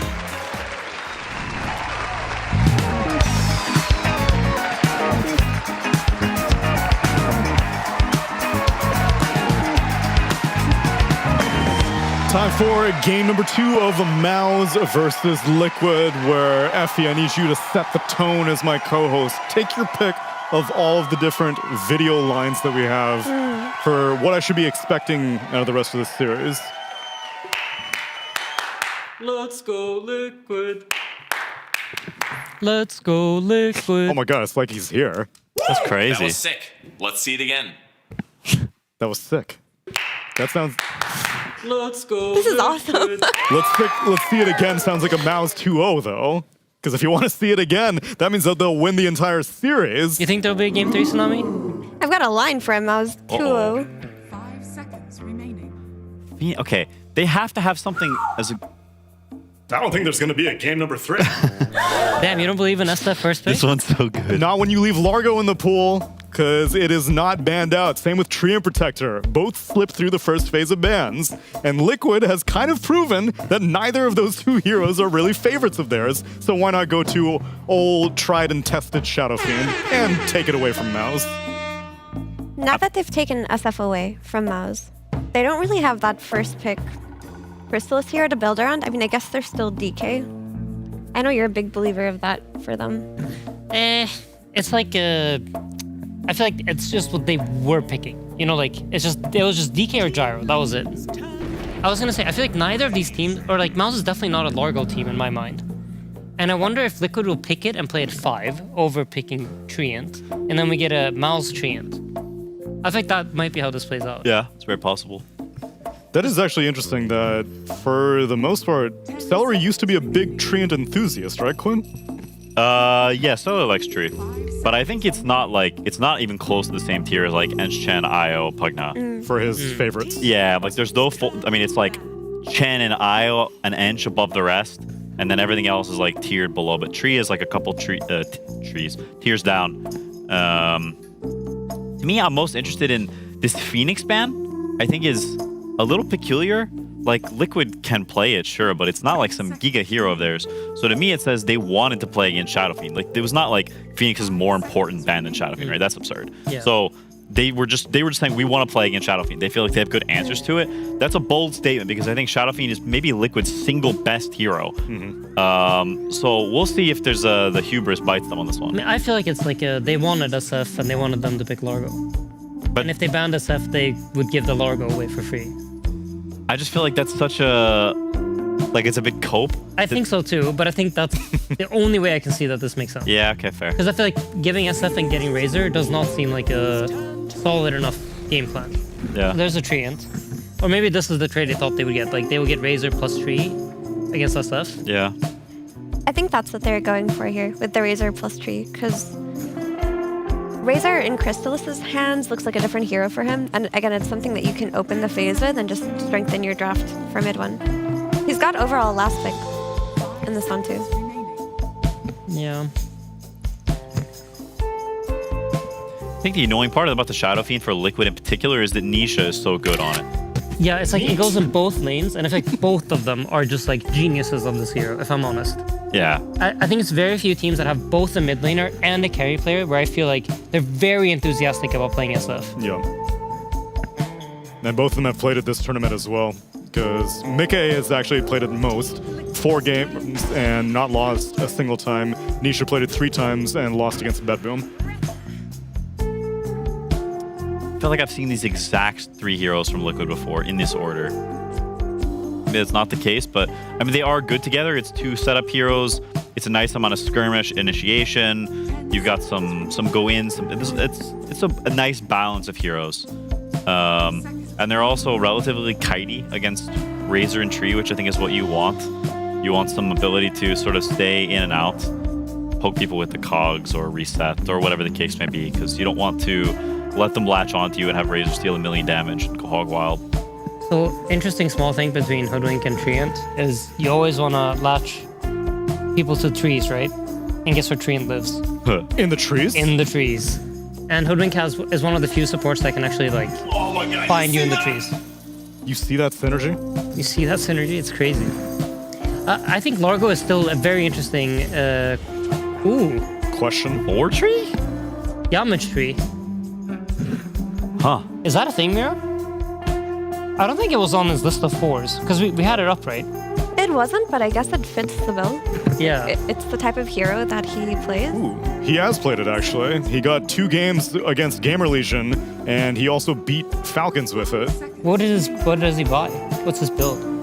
Does he go Blink? The Tree Protector, he goes Blink Dagger and Shard in 1 game and against Falcons. Against Gamer Legion, it was Blink Dagger, Ghost Scepter, and then the other Gamer Legion game, it was Blink Dagger, Windlace. So yeah. Do you have the technology to see his skill builds? I can show you one of them. It takes me longer to find more of them. In one of the games, he went Leech Seed 1, then Max Living Armor with 1 in the Grasp. Gotcha. So he does kind of the same build as you do as 5. I was wondering if there was like some tech where you max the W and you just play for like a lot of root uptime. But it seems like it's not the case. They've also just swapped positions before. Like, I've seen Yamaton Tusk just go bottom with a ranged carry on Crystallis, so it could be that Celery could just go top and he could play from the safe lane as a support. And then you could just run Pugna plus Bristle, which also looks really good. Bristle's interesting. I wouldn't say it's traditionally particularly good against Shadow Fiend. Maybe the dynamic changes when you're getting Living Armored, so he can't cut through you quite as fast and you can run around and goo him and stuff, but generally I would say this is a very free Shadow Fiend game. You don't have to buy BKB, you can just buy Manta and just right click everything. Definitely better on the hitting SF than spell build against these heroes for sure. Overgrowth is pretty good against spell tree or spell SF because you just root him when he's pressing Requiem and then he's very sad. Yeah, no, I fully agree. I feel like Pike, Manta, very good items in this game for any carry hero. And SF, very happy to buy both of those. So I would imagine Mickey kind of really wants to play it. You know who else gives you a Dispel? Largo. Yeah, I don't feel like they're going to pick it. Yeah, that's what I was thinking here, that if they don't pick it here, then your theory is correct, Insignia, that they decided they don't like it anymore. It's even more discouraging that they went for a very obvious support duo. Centaur, boo! Because then maybe I would have given, like, okay, they could flex the Largo to support, but everything's very on the table right now. Boo that Centaur off lane. That's not me. That's not me. But I respect the boo. That's a good boo there. All right, so Tsunami, there's some downtime right now. We have nothing to say about the draft. Do you see anything interesting about MOUZ's heroes? I'm panicking. Oh! Could it be minus armor strategies?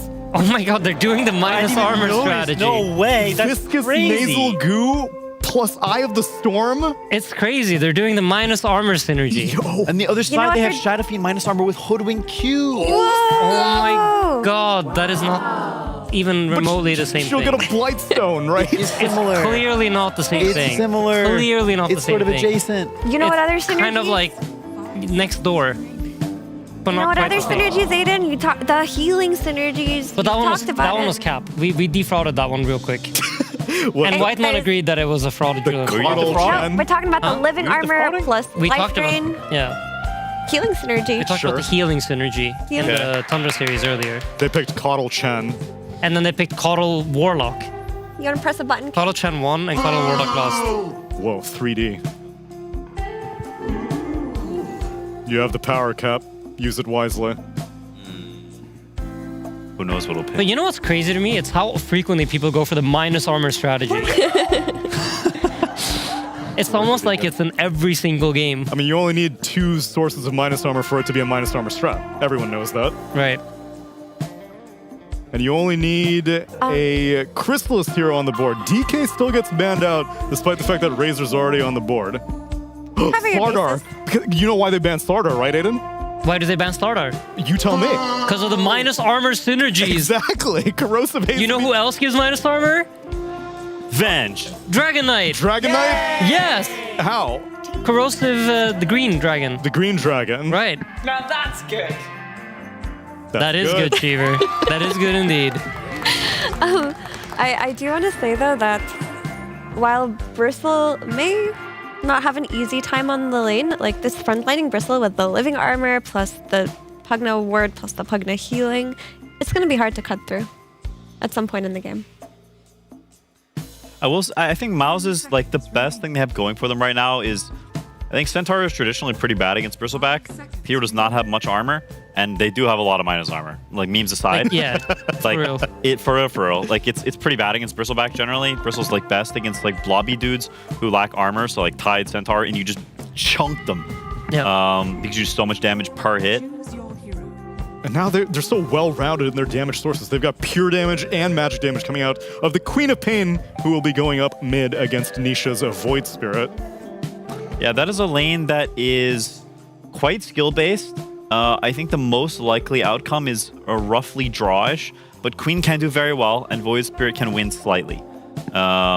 It's a pretty good Queen game overall, I'd say. And I think this draft is quite MOUZ.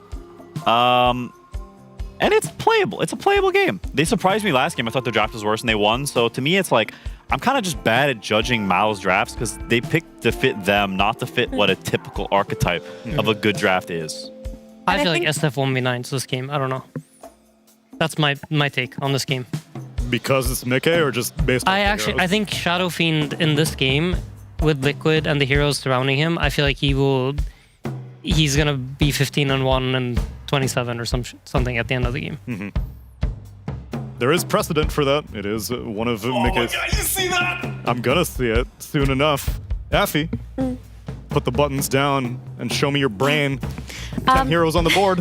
I think like Insania said, it's a very good SF game, and I can see Mickey popping off. But I also think this draft is very good for MOUZ. I feel very positive seeing this mid-1 Queen of Pain and what it can do for the game. It's not really threatened by support rotations because the supports are Clock plus Hoodwink.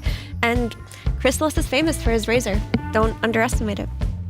The man has probably trademarked that hero for himself. Yeah. Yeah, you know what my main issue is? I don't know if Treant is a good hero or not. I know this is like crazy considering he's like 100% contest rate. Yes, and 100% win. No, it was like 67% win rate. Really? Yeah. Oh, okay. I mean, Liquid lost with it yesterday. Yes, but I'm assuming that's what your skepticism is coming from. It's not exclusively that. It's just like I play a lot of Treant. I just don't know if it's good.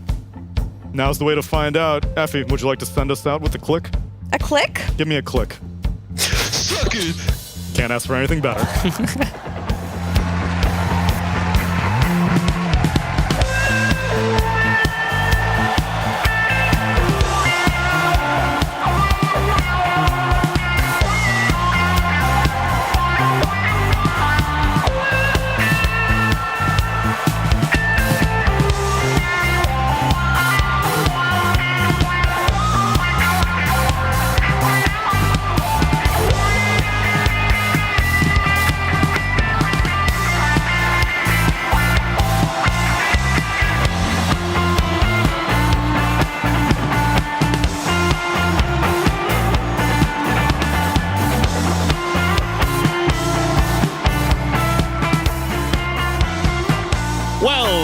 Liquid, and Nisha in particular, after losing game 1, feel like they need to make certain demands out of MOUZ. Nisha has requested that Quap don't skill Dagger and Celery don't D-ward mid. I've never seen Nisha be this chatty. Yeah. That's what I was. The most surprising part of that is not what he asked for. It's the fact he's saying anything at all. Yeah. When has he ever even all chatted? I can't think of a single. Ame all chatted the other day. Yeah, I was also surprised by that. I don't know. Maybe it's the quiet players are finally having something to say. What did he say, Ame? They said they paused and they said lag or something like that, and he said unluck. That's good. See, that's the power when you don't talk very much. When you say something, it means a lot. Yeah. Speaking of talking a lot, you good, Quinn? You need a break? I mean, you're just on the whole time. I'm just doing my job. You're doing a great job. Thank you. Who's the evilest mid player left in the scene? Let me think about that one, actually. Okay, get back to something. Yeah.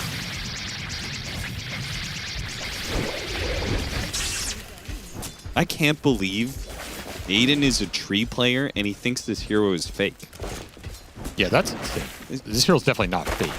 Now, might have a slightly inflated win rate. As mid-gate is the first blood. Nobody had that on their list. Oh, yeah. A bristleback Pugna lane getting first blood this early? What happened? You just run him down with boots.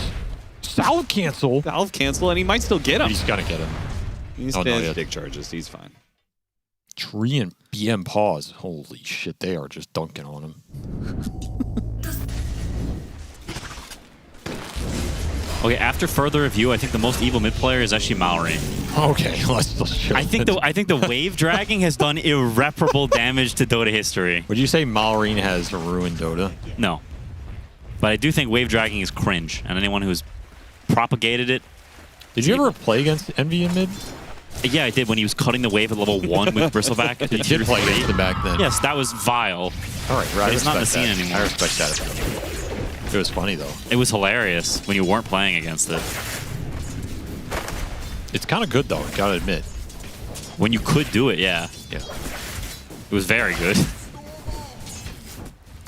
Well, I kind of like MOUZ's lineup this game. Like, yeah, it has some issues, but that's just how they draft. They got the Crystallis Razor. What was the disrespect for the Crystallis Razor in this tournament? Have people forgotten what this man can do on this hero? If you had to take one person as a Razor, you taking a Mar or a Maureen, or you taking Crystallis? Taking Michael Jordan. Okay. You're taking Airbud. Mike, dude, he could be really good. I feel like I'm taking ATF.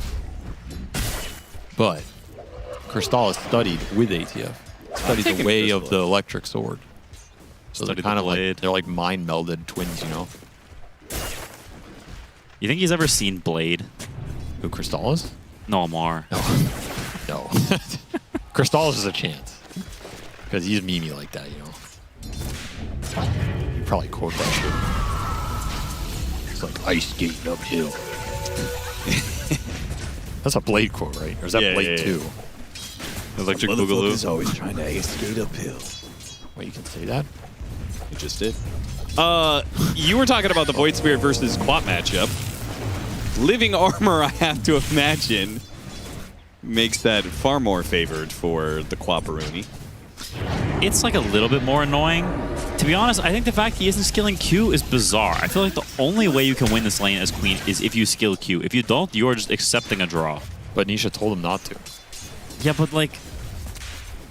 Okay, there's like a psychological dance there. Like the fact that he says it, maybe he actually wants him to. Oh, got him. Mickey hits him with the final raise to blow him up. The battle continues in this top lane. They're just going at it up here. Definitely has to favor over time. Okay, so why do you not skill Q? You think, oh, Nisha's too good, he's going to dissimulate dodge all my daggers, so there's no point? I mean, basically, as soon as you skill Q, the entire lane becomes about you pump fake dagger 100 million times, and he pump fakes dissimulate. And it's just like, you're just reflex checking him all lane. Oh, how do you get that water room? Bonk. Managed to get a bushwhack on the two of them. Does he actually live because of that? He does. So you're saying that mid one was afraid Nisha was going to outpump him? I think he thought he was going to get outpumped. So some might say Nisha is he's the pump king. I think he's a pump champ. I mean, he constantly looks like he's got a pump. You can pumper.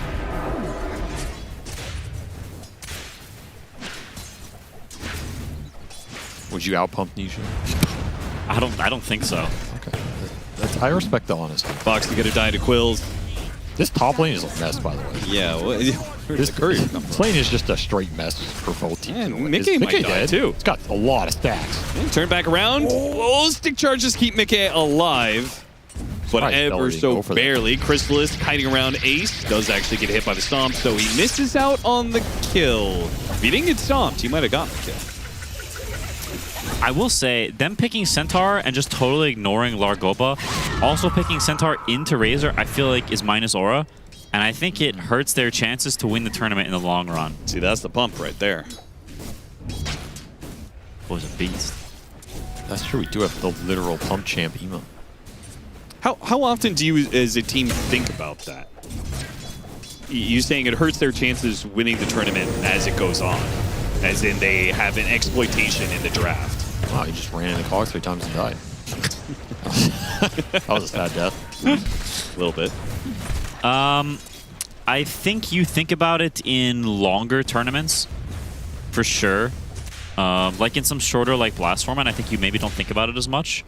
But in like DreamLeague is a very, very long tournament with a lot of games, so I think that stuff matters. Like it adds up. Okay. I feel like I always thought about it, but maybe I thought about it too much. So I feel like there's a point where you go to your team, you're like, guys, if we can't play against this hero, we can't win the event. I think that's a very common thing that happens. Does Celery not know how to get out of cogs? I think he's just a masochist. He likes, I mean, he does have the electric man on his team, so maybe Crystal's like, yo, I need everybody to take electric damage. He is vegan too. What does that have to do with electricity? I just threw it in there, it's funny.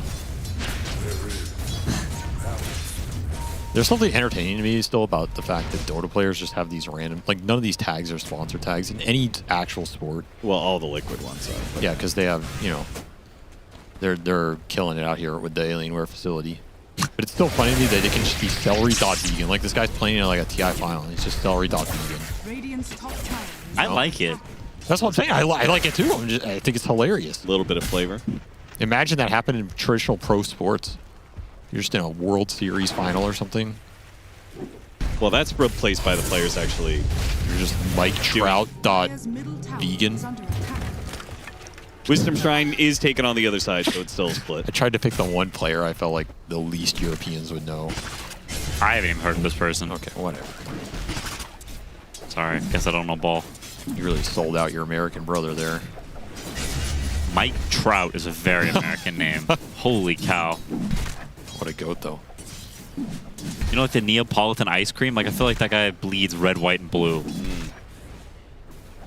Wait, isn't that ice? Yeah, I know the ice cream is in that color. So we're just giving the visual of, like, it pouring out of his veins in, like, a tricolor. You're making me question some things on that one. Requiem to blow up the bristleback. They do manage to get him.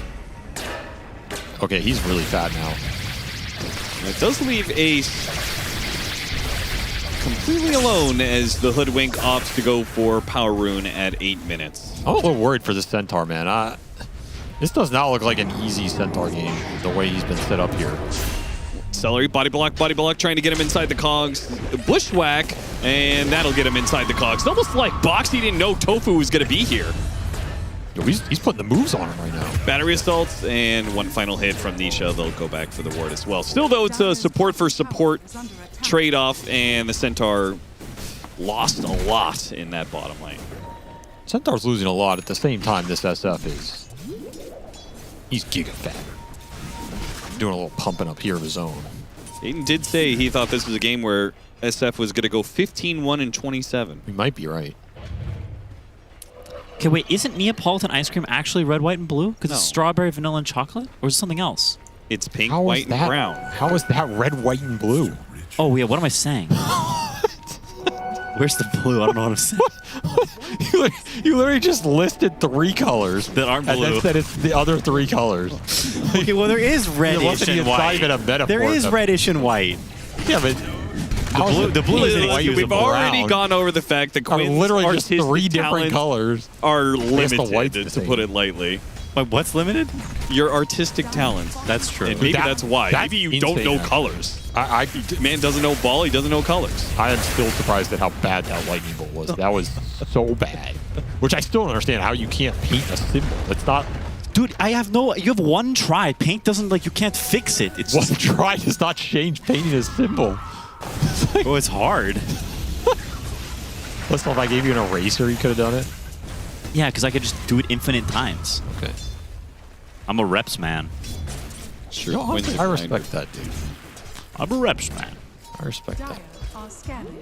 10-minute power rune, Liquid here in force. MOUZ.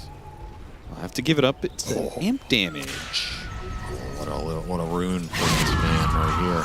Oh, the instant TP. He might get bonked, though. The Dream Protector tries to get to him, does not get to him in time, so Celery dies as he was trying to do backdoor the tier 1. Some BM play. What do you mean? That's bonk. He gets amp damage, runs mid, and just insta TP's bonk Celery. Like, screw you, man. I mean, it was a pretty big gold exchange. He killed Celery and stopped him from getting the last hit on the tower. I'm not saying it wasn't good. I'm just saying. Now he really hates that guy. I feel like you're gonna kill him with the same Oh my rune. god! He just might. Bushwhack and hookshot, both gonna come in. Celery is definitely dead. Crystal is getting a good drain out, though they can't stop Boxing from TPing away. Blocked out by the cogs. Now SF's coming over. They're gonna keep this going. Nisha chasing after Chrysalis. And he is completely surrounded. Bushwhack does manage to dodge that one as well as the Remnant. He dodges all the spells and still dies. Yeah, that's not good. I feel like mid one is actually not really a Quap player. Like, there was that period when MOUZ was owning all the time, and they would pick Quap every once in a while, and they would always lose. I feel like this guy, just something about it, he didn't quite get it. I don't know.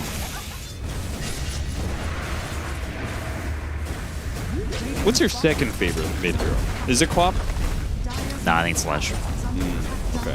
What's your third favorite? Necrophos. What's your fourth favorite? Ember. What's your fifth favorite? Stop asking me questions. Well, this is kind of interesting. Like, I think he's the Riddler. Wait a minute. How many of them do you have ranked? This is kind of interesting. I don't know. I'm just kind of doing this off the dome piece. Is that why you like Necro? He's got a nice dome. Does he? Isn't he like decrepit? So? What's got the hope hat, though. I feel like people don't generally find decrepit. I'm doing fine. You're not decrepit, to be fair. I got a nice dome, though. You do got a nice dome. Look at him, dude. He's banging. Look at him. Is he? You can't even see his head. He's got like a weird, scary hat. Yeah, with like a flower on his it. head's too banging. He had to cover it up. They need overgrowth and suck here. What? You heard me. All right. They need overgrowth and suck. The Pugnasuck.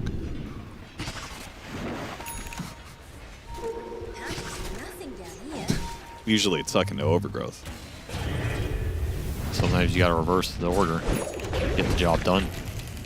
This guy's taking away some of the stacks. Celery's gonna stack in defiance of them taking the stacks. Mickey's in some trouble. They have to stampede, get him away from the tree. Somehow I feel like MOUZ aren't that far behind. I agree. For how poorly this game has gone. For what the Whoa! Instant break on the tree there from the Bushwhack. Requiem is going to go out, fearing back these heroes, pushing them around inside the cogs. They're going for the tree first, but Sonic Wave just to push them, hit right back. They get heroes flow. Nobody dies quite yet. Minwan still wants to chase after them, though. That is theory. Now he's been Bushwhacked. Now he's going to be Ren, then pulled back into the races. Good save from Celery, though. Decrepify. Is it enough damage with Assimilate? They don't chase. They back away. This bristleback is still a bit of an issue. Try to hit him with a Remnant. The Quills end up finishing off the Hoodwink, and the cogs. Oh. Nisha's stuck. He wants to go back in. What is this fight? This fight's just some bizarro clash. There's 10,000 damage dealt, and they lose Squirrel for Tree. That is a lot of sustain coming out from MOUZ. There's an Arcane Rune Void Spirit. You got 3 Astral Steps off 4 Remnants, but couldn't kill anybody. What happened? Multiple Vessel Charges. What killed the tree? I mean, he was in the middle of everything. No, the tree for the bushwhack. I don't know. It was like it got Quelling Bladed, but maybe there's a weird interaction with the Remnant and Bushwhack at the same time. I'm genuinely...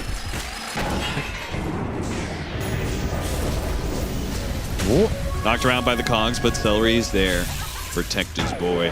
Okay, stuff like that happening worries me for Liquid. The fact that Golden is like half HP hero, they can't even kill him. Like Void Spirit slowly dropping down a little bit on net worth. I feel like MOUZ can very easily win this game. Well, you think Liquid are like miscalculating some of these plays or just out of the zone right Yeah, like this go top 2, it's like they just go on a full HP Bristle, they do like 20% damage to him. Like, what the heck is happening? I also compare it to the games we saw yesterday where they had like incredibly fast and clutch coiled tiny snaps, for example. Yeah. They need this kill because they need the earn charges. He's out of earn charges now on Nisha, which the Spirit Vessel against all these heals is so important. I'll also say, the one thing about this Liquid draft that I find interesting is, I think this is one of the first drafts I've seen where they don't really have a farming support. And normally Tofu is like taking up that, you know, I'm going to let you run around boxy, play like a pseudo 5-year kill style, first spear, tusk, whatever. Now I'm going to play like these Chen, Warlock farming heroes. They have to kill this dude to activate the support dude. This is a decent trade-off if they can finish off the Razor, but they do not. So instead it's just 2 kills for MOUZ. I'll also say, Nisha, again, without Vessel Charge. Playing Void Spirit into Treant Pugna sounds really sad. Pugna is like legitimately, I think, one of the hardest counters to Void Spirit in the game. You can't skirmish. You just take 1,000,000 damage. Because I don't see how Nisha kills anybody in this game. Everybody you go on is just going to get global refraction by Treant. And then after you try and wear them down, they're just going to get sucked by Pugna and he's going to drop ward. But I think that is also causing Liquid issues. They have this killed trio with the supports plus Void Spirit, and they just keep running into Treant armor on every kill. Ace has done 1,000 hero damage. He's also pretty much been a non-factor in this game so far. So we'll have to find his impact with Crimson into the team fight. And he's not terribly farmed either. Pull back onto the Razor. Once again, the living armor is there. Do they have enough burst damage? Yet again, the answer is no. I mean, Treant armor is just a stupid spell. What is this dumb spell? That's why when but I think 2 spells on this hero are completely broken. One is living armor. This spell is like, if you put living armor on Gray Blob, it's like a top 5 pick in the game. And then Eyes in the Forest is also a completely stupid strat. Eyes in the Forest is a joke. So basically, I don't think this hero can be bad with those 2 spells. Like, even if the rest of his kit was negative interactions, like if his first spell is -2 stats, I think this hero is still good. If you're forced to take -2 stats every level, but you have living armor.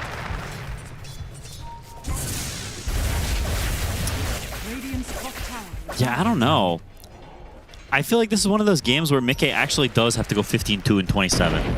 Or they will not win. Like it.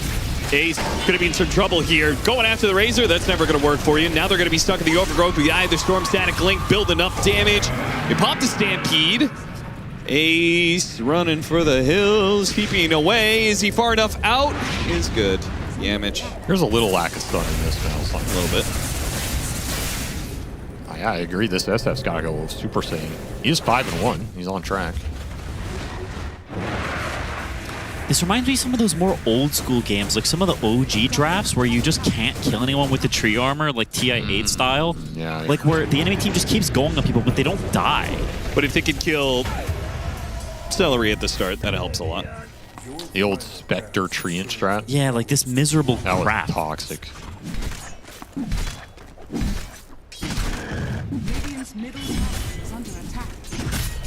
I wonder what sicko came up with that team. Disgusting. Collective sicko effort. Win together, slay together, sicko together. Whose motto is that? So cheap. I don't know who's someone's personal motto. That's my motto in life. I didn't know the Harpy still had the flying thing. Look at it go. Requiem into a bristleback. They also have the break at the sharpshooter. Is this going to be enough, man? They're throwing everything they have on him. Okay, the hook shot helps them complete it. Now they've used a whole lot of everything, though, so... Kristall's got that squirrel. He did. Shield Rune, Remnant, pull back onto him, hit him with the Storm. Sonic Wave hits on a billion heroes. Knocks them all away from Chrysalis. Chrysalis will survive thanks to the heal. I can't believe Liquid went in for more. Well, that's no good. Overgrowth on the SF. The Shadow Fiend supposed to go 15-1. Well, he's now 5-2. Dude, the heals are insane from this lineup. If you don't kill the supports early. One more step for Nisha. He gets back to the tier 2. What can Liquid do? They can't kill him? I mean, that's what I'm saying. They drafted a kill lineup into Pugna Tree. And this Void Spirit just can't deal enough DPS. They also missed the sharpshooter. He got pulled to the side, which doesn't hurt you too much here, but it does waste a little more time. This fight just goes on so long, he's going to get a second link at the end. I mean, there's definitely a time to back up for Liquid. But this looks good. Like when you, of course it looks, but it always looks good against. It looks good, and then Tree Pugna always makes the kill you're going for look good until they all of a sudden show up and cast spells. So they got off 3 living armors and 4 life drains in this fight. I feel like that's the same reaction we're having. Like, I do feel like they should have known better than to, like, they've tried kills before and it's gone badly. I feel like after that first bristleback attempt in top lane, they should have like realized, yo guys, we have kill problem issues. Like, don't force so much crap, just get fat. But they keep forcing these fights. It's very strange to me they're not adapting. Hey, who's the hammerhead shark now? 2 hammerhead sharks in a cage. Manta done for Mickey. I also feel like if Nisha, I don't know how you feel about it. Quinn, Ags on Void Spirit? I feel like this is actually maybe... Isn't that how you deal with Pugna as Void Spirit? I feel like you need like Nullifier eventually and to like just solo kill him or something. Okay. So you like the Manta here or you don't like the Manta? I mean, I hate Manta on Void Spirit, but like he needs to dispel... Like, he needs to be 6-slotted this game. So, like, if you just buy something that makes him invincible and then just goes and runs down side lanes for the next 40 minutes, like, I think that's how Liquid wins. You're in pure rat mode right now. Yeah, like, you can't fight. There's no way. Trying to get the power runes? Nah. Are you confident scaling Void Spirit versus Quap? Like, doesn't Quap just scale slightly better? I feel like she becomes too tanky at some point and her damage becomes more consistent. It's harder to scale the Void Spirit's kit. That's my gut read. I'm not saying that just like defines the late game. Obviously, it's a lot more, but no, I don't think you're wrong. Like Bondage especially, like you're right on top of Quap, so you heal a bunch from all this and you're reflecting damage, and it's like it's definitely not black and white.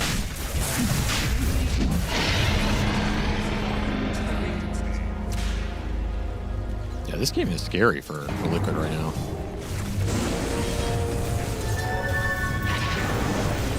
Oh, nice courier kill. Oh, Tofu gets it. That was kind of sick. Third Wisdom Shrine, is it worth giving up your life for third Wisdom? He's only level 12, so I feel like that's made over. Well, MOUZ are just going to try and run down heroes across the map. They did on the right side of the map. Now they're doing the left side of the map. And Liquid are going to try and dodge them continuously. Well, they definitely got the memo here. No more team fighting.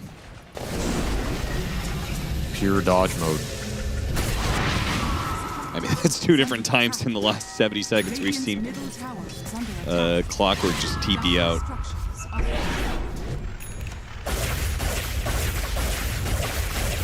I like this from Nisha. Just full, see you later, guys. I'm just going to go farm. MOUZ are going to jam down the towers. Is there any chance? Like, they're so obviously trying to dodge you. Do you ever hit tier 3s on this Aegis? I mean, maybe. Yeah, I think it's possible. Especially for MOUZ. I think it's a better option than trying to catch this Void Spirit. This guy's uncatchable in this game. Unless you're willing to buy Hex or something super early. You have Pugna, you can just start sieging buildings. We know Celery, he likes to smack buildings. He does. Silver Edge is going to be a choice for Mickey. They'll have another option for the break. I'm genuinely surprised they didn't go high ground there, actually. I feel like it was a decent opportunity. Like, they even killed the Void Spirit chicken with the Manta on it. I feel like there was a world where they take a Rax there. Were there any X factors in the old game and decision process for going high ground early? Oh, catching the Pugna on their high ground ward. I think the biggest decision was how much outspam they have. Like, I look at Liquid's heroes and they don't have any spamming spells. It's like Bushwhack or something, or like hitting a cog at you. That's literally it. I think like the more banner change that though. Like these newer, stronger banners. And I think the spam was more for your HP than it was the creeps dying. Okay, that's like if the creeps hit the tower, then you haven't generally. If you push fast, you generally have enough time to take the Rax before backdoor kicks in. Assuming they're not cutting your wave.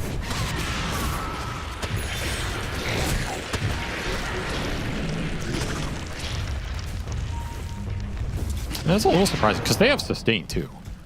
It's not like the siege costs you anything. You're gonna force something out of Liquid. Team clears out the high ground for Celery. They won't let him get picked off like that again. Now they're gonna poke it. They have no force staffs though. That's the only part about this I don't like. Is that there's some like sick hook cogs and you displace a hero. Manage to get the jump on his Celery while they also go for the Bristleback, and the damage, it is pretty intense. They blow up the Bristleback without much of a problem. Boxy had to give up his life for that one, but they still caught Celery inside of those cogs, and eventually he will die for that one. Nisha getting low, does manage to get the Astral Step away. Seems like high ground is still a problem for MOUZ. Well, you tried at least. I guess that's why they didn't do it the first time. I mean, that was a pretty dream setup. The fact that because they have a ward down, a lane ward down, they got the hook shot onto Celery. The ward was big. The fact the Void Spirit can solo the Pugna is pretty big. I mean, there's no way Boom dies if there's a Decrepit line. No, he's also facing them, broken anyway, and isolated. And again, they have no force staff, so I don't really like giving the Bristle up to this like Bushwhack break when you can't move him out. I feel like that's asking for trouble. Oh, big pick. Yamich, please tell me you have detection. Oh, they got him on the dust. They can still chase him down. Squad's trying to get here, but the Bushwhack, it doesn't land. The Sonic Wave is going to finish off Mickey. What a find on the map. Okay. Time to go high ground again. Yeah, run it down. You're already here. Take the tier 2. TP away is successful for Ace. He's trying to get a Lotus. Actually has a Lotus. He can get it from his courier, that is. Also, this Razor hero, when it's in the hands of one of the Razor Virgins, this hero scales insanely well. Whoa, you're gonna have to go back up a step there, son. You're gonna have to elaborate on that one. I think this hero is a bit cringe. That's all I'm saying. Use cringe. Okay. Yeah, would you call yourself a Huskar Virgin? No. Okay, then. Oh, interesting. Yeah, Huskar's a little more honorable. Okay.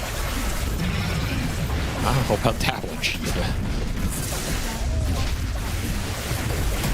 Two-man stop. That's a really nice setup. Bushwhack onto 2 as well. No, easily kill the tree. A little bit of heals. Hook shot back in. Just trying to keep these heroes off base, but nothing is stopping MOUZ from taking the lane of Barracks. No matter how many cogs you throw at them, Nisha jumping in again. Big gets the pullback onto the Bristleback. Bushwhack on the right-hand side on mid one. Gets the break onto the Bristle, and they do manage to kill him. Now to run away from Chrysalis, though. He's big and bad with the Eye of the Storm and his BKB, though he has to actually kind of respect the SF's damage. Manta Pop gets away and resets up to the high ground where Liquid do not dare to chase. MOUZ are just okay sacrificing their Bristle in some weird way. They're like, yeah, whatever, you can have him. We'll take a building.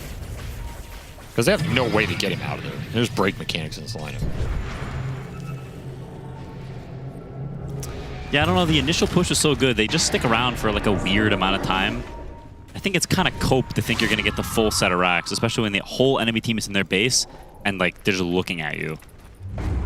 To be clear, Quinn, this computer is for you. If you want to use it. That's why I'm looking at the TV. Thank you.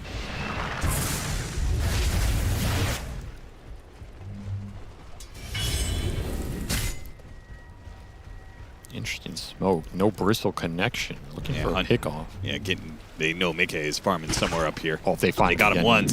Can they get him again? Dude, he's waiting for the camp spawn. This camp spawn. They did see him? What? They did. Yeah, they're going to get to him. They're going to get to him. They pop out. Mickey on the run with the Silver Edge. They just don't have the best control for him. Get the grab on a Chrysalis. He doesn't have BKB. Not for a few seconds. It's coming up soon, though, and his damage is so intense. Nisha just takes like a random half his HP just being around the Razor for like 2 seconds. Does have a shielder right now. They want to try and get something going. He's carrying the gem as well, so if the Void Spirit goes down, massive loss for them against Xtreme.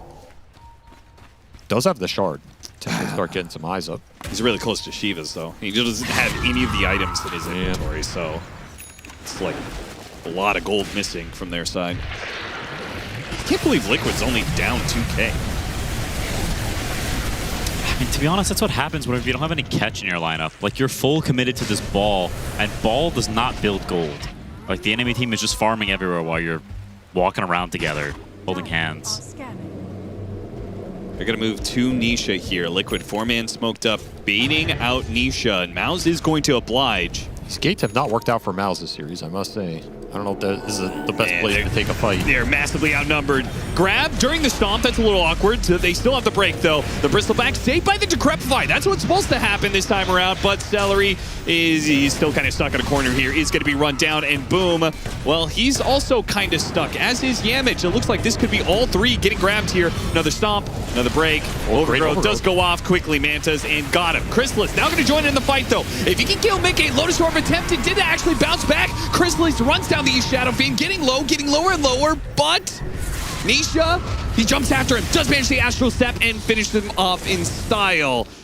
Dominating for Nisha. Mid one, he'll try and get Tofu out of this one. Pulled away, though, by the Remnant. Successful TP out from Tofu. A bad exchange for MOUZ. Why do they like taking these gate fights? It's just one by one. The Razor can't even get there. I think the Razor literally ran from mid lane all the way to that fight. Yeah. Yeah, pump it up. I mean, we gotta get one for Liquid! Oh, y'all have buttons for those. Yeah, we do. You can give the call too, but there's no bird in this. Ah! Also, there's this sick. Pretty sick. Oh, man. You can hit that button. I mean, look at the dots on the minimap. Yeah. There is no co-op at this fight. The Razor is coming from mid lane. And they just take it. Kind of unlucky on the pathing there for Celery, probably, but nonetheless, I think this fight is incredibly difficult. I think it's also like kind of bad timing, even related to where they're fighting. Like Bristle is like he's been dying very easily in these fights. And Quap is very, very close to Ags before this happens. Like she's legit like 400, 500 gold away. That's like one of the biggest timings on the hero. That's what I'm saying. Like, this fight's just... It just feels so weird. Yeah, that's my reaction.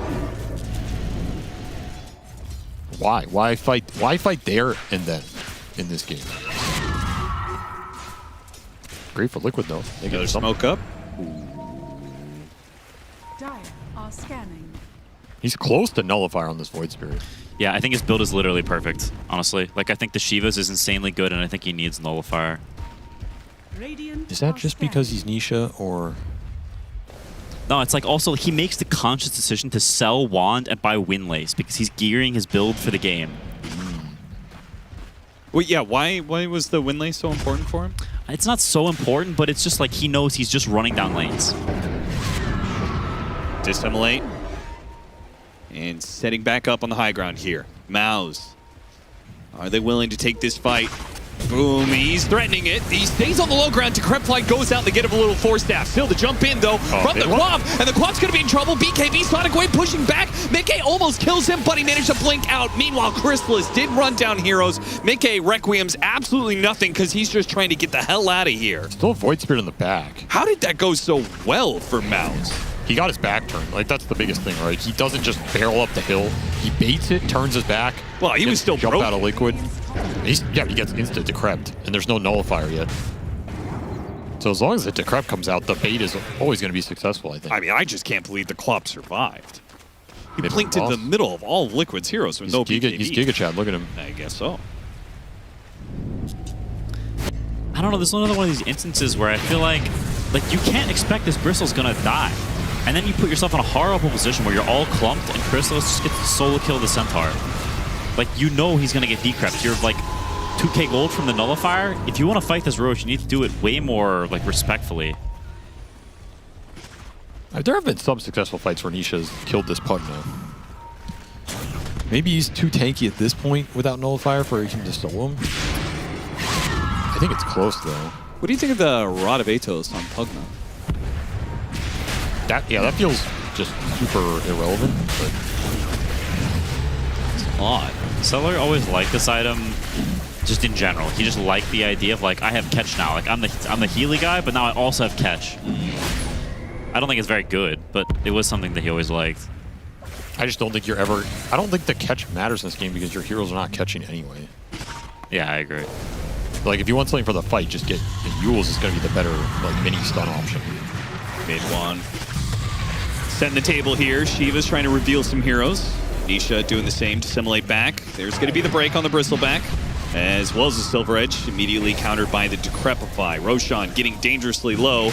MOUZ gonna have to jump in here. They can take it, and Liquid are going to be forced into fighting into the slow ground. Get a little vision on it. Slow it down. Now to attempt jump in. They go out to the Quap this time around. The Requiem does go down. Can they burst him down fast enough? The hookshot goes out, and the heals just started up. A three-man cog set up. BKB pop from Chrysalis, but he can't come in. He can't fight into this as depth. And now he's stuck inside this mess that is this whole setup with the cogs. Nisha jumps in and finish him off, and then Astral steps away. Boom on low health. Mickey's going to chase after him. Tofu maybe with a bushwhack. They'll get one more. That's going to be the Pugna. What an insane cogs by Boxy, honestly. Just absolutely destroys them on that ramp. Nobody can play the fight the second that cogs went out. You can argue 2,300 damage as a clockwork with hookshot cogs. Yeah, that's just disgusting. How's that even possible? The real catch is on mid one here. The fact he's right next to a tree too, so you can chain the bushwhack into the Requiem Fear and then the hookshot. They literally connected every single stun they have on this when it fall. That's incredibly high execution. Do they not have a Glimmer Cape? I guess they don't. That's where, like, I just disagree with this Atos. If you have a Glimmer there or a Force or something, I feel like that's what this game is about. This game is about Liquid trying to all-in a hero with, like, some Nullifier pop or some ability to chain their stuns together. And if this guy gets Forced or Glimmered before Nullifier comes in or just resets it a little, it changes that entire scenario. Whereas Atos is just watching him get gone on. I also feel like it's a little bit cocky from mid one. Like, you don't have buyback there. I don't know how far away he is, but you can go just farm it off some creeps and have buyback. He's 700 off now, so he was less off before whenever he lost gold. So he could have just gone and farmed some creeps, like, in the in-between period and had the buyback. And if you don't have buy, then, like, communicate about buyback. That's, like, a huge part of these Roche fights is you know Liquid's going to try to all-in a guy. So offer somebody up who's got buyback, and then you take the fight after without, while you still have your super useful Quap. Yeah, especially on your outpost. Like, you should just take that outpost, sit there, put the dude in front who has buy, he gets jumped, that kind of execution goes off, whatever. He buys, you take the fight to have no spells. You're going to get Roche there no matter what. That's a big win for Liquid. Aegis on this Shadow Fiend with a Daedalus, almost level 25. And an Ags on the Centaur as well. So multiple ways to be able to protect this SF. The Ags is a problem. That Ags is so broken. Yeah.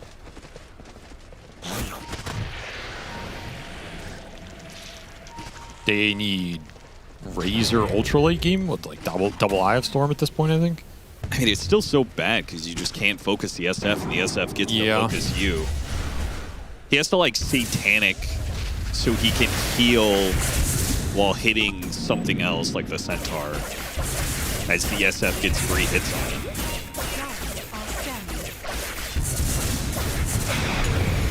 Satanic may get delayed here. See if the physical damage is enough. The hook shot from across the screen. Boxy locks him down. Now they get the jump on the Bristleback, though. Maybe a little bit too much to dive into the high ground just yet. Liquid, they're winning the game right now with this Aegis, the 7,000 net worth lead. No need to throw it away. Oh, the Quap split push. Spooky. Look at him go. Are they going to have to go back and deal with that? It almost looks like they might. Shiva's for vision. No TP's coming in. He's scared. He backs off, but then he sees the heroes again, so he goes back to it. I'm actually curious when they go back here. Somebody kind of has to. Or they just go a second lane. If he's going to take one. Boxy's just going to try and stalk him here, probably.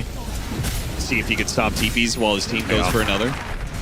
He's going to get racked, though. I mean, he's got hookshot, so even if the Quap like blinks away in TPs, there's a chance. They're going to lose a second set, though. Oh,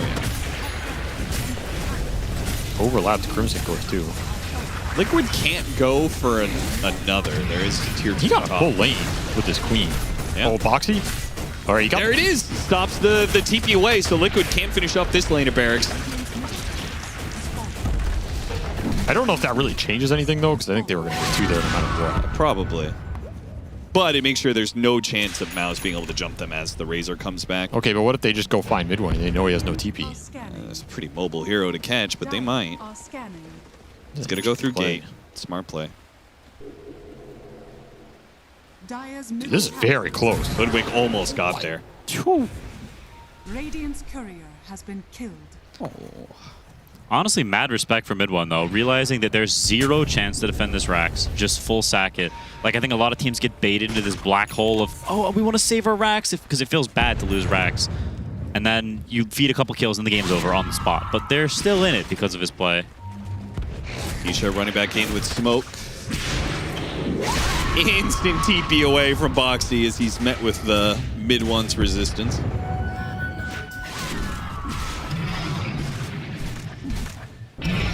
They just got to get something else on Crystals here. He needs 25 talent. Might need another item. I think he still gets shredded by the late game Shadow Fiend here. They do have AC at a minimum, which helps a little bit. Does help. But yeah, it's a bit of a problem. First of level 25s.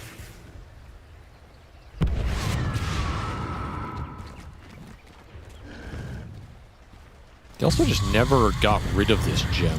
And Liquid have been cutting down these eyes a lot this game. I think he's probably had like 1 on the map at any given time. They dealt with that pretty effectively. Radiant's top tower is under attack. Wood Spirit's also getting to super scary territory now. Octarine working on Ags. That's when this hero starts just... He's everywhere and you can't kill him, and it's a massive pain. This hero with 5-6 items is a nightmare. Yet to die this game, by the way. Nisha got with a perfect performance. And will hit his 25 here, 6-0-11. Most useless 25 you've ever seen. Well, he gets an Atos. It's pretty good. Just like Celery's? That's right. Imagine your level 25 talents, you get an actual Atos. No, but it's worse. You have to be on top of them. No, I mean like, he just gets the item in his inventory. That would be sick. You could sell it. Yeah, you sell it for 1,000. Dude, if your 25 talent was just an actual like gold chunk. They used to be, effectively. No, it was GPM. There were some that were flat gold, I think. Or were they? Really? No, you're thinking of like ability draft. Oh, yeah, they replace him with... Man, my brain's too mushed by this game. There's too many modes and changes. You can blame Purge for queuing ability draft in our party queue game. Some of those GPMs were kind of flat gold, though, because they were insanely high. And the puck was 600 GPM. Like, that is flat gold, brother. 600 GPM. You literally get it, you sit in base for 5 minutes. Oh, mid one! He has a BKB. Oh, nice force staff. Got him away from the bushwhack, and the hook shot doesn't land. He turns around, Sonic's away, pushes him away. He stays alive. The tree, not so much. Yamich dies for mid one since. They're still going to chase after him with the Stampede here. Catching up to Heroes. They spot Celery. Celery's a good grab. Gets 2-shot casually. Oh, and the Quap is still dead. They did all that to bail out the Quap, and she still dies. Delroad 25. Dissimulate route. Not so useless after all. Celery was right. Atos is broken. So broken. He had it so long ago, but they just bought it on the wrong hero. Should have put it on their mid. One final high ground push for Liquid. Crystal's going to jump right on top of them with the buybacks here. Keeps his link until the hookshot comes in. That stops him. That stalls him. He'll turn around and kill the Clockwork as best he can. Meanwhile, the Quap is dead. A dieback for mid one. Chrysalis can't really do this alone. Boom is trying to help out where he can, front lines.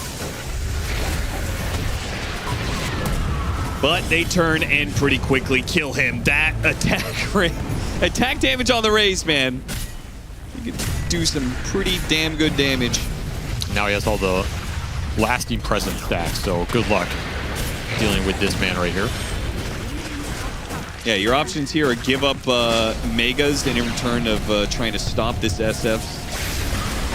Once more into the breach. Nullified, pushed away. Man, they are just expertly dealing with Chrysalis. There's just no chance of him sticking on Mickey in these fights. They didn't even use the cart yet.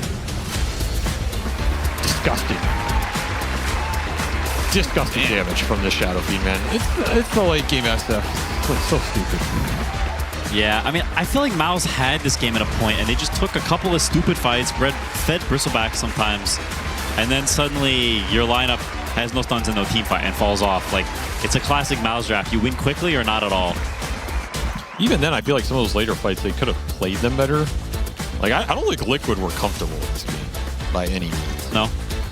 I think at a certain point, they become very comfortable. And ultimately, Nisha, he had a perfect performance here on the Void Spirit. It's just the lack of catch was a huge nuisance for MOUZ. As you said, 9-0-16. This guy was the real carry all along. But I do think, I agree, there were points where MOUZ probably are favored in this game and should win it with the sustain they have. If they execute those pushes, they get another Roshan. Like, if they get to Refresher Razor, Refresher Queen in this game, I think they can absolutely win the Ultralight too, but they just can't get the goal. I just keep thinking about that Rod of Atos. Well, what if that was a 4-stat for a Glimmer? That's what I'm saying, right? man. What if it bails out the Bristleback a little bit better and the times that he gets targeted, or, of course, the Quap when they make that jump at some point in time? Well, Liquid even it out. We are going to a Game 3.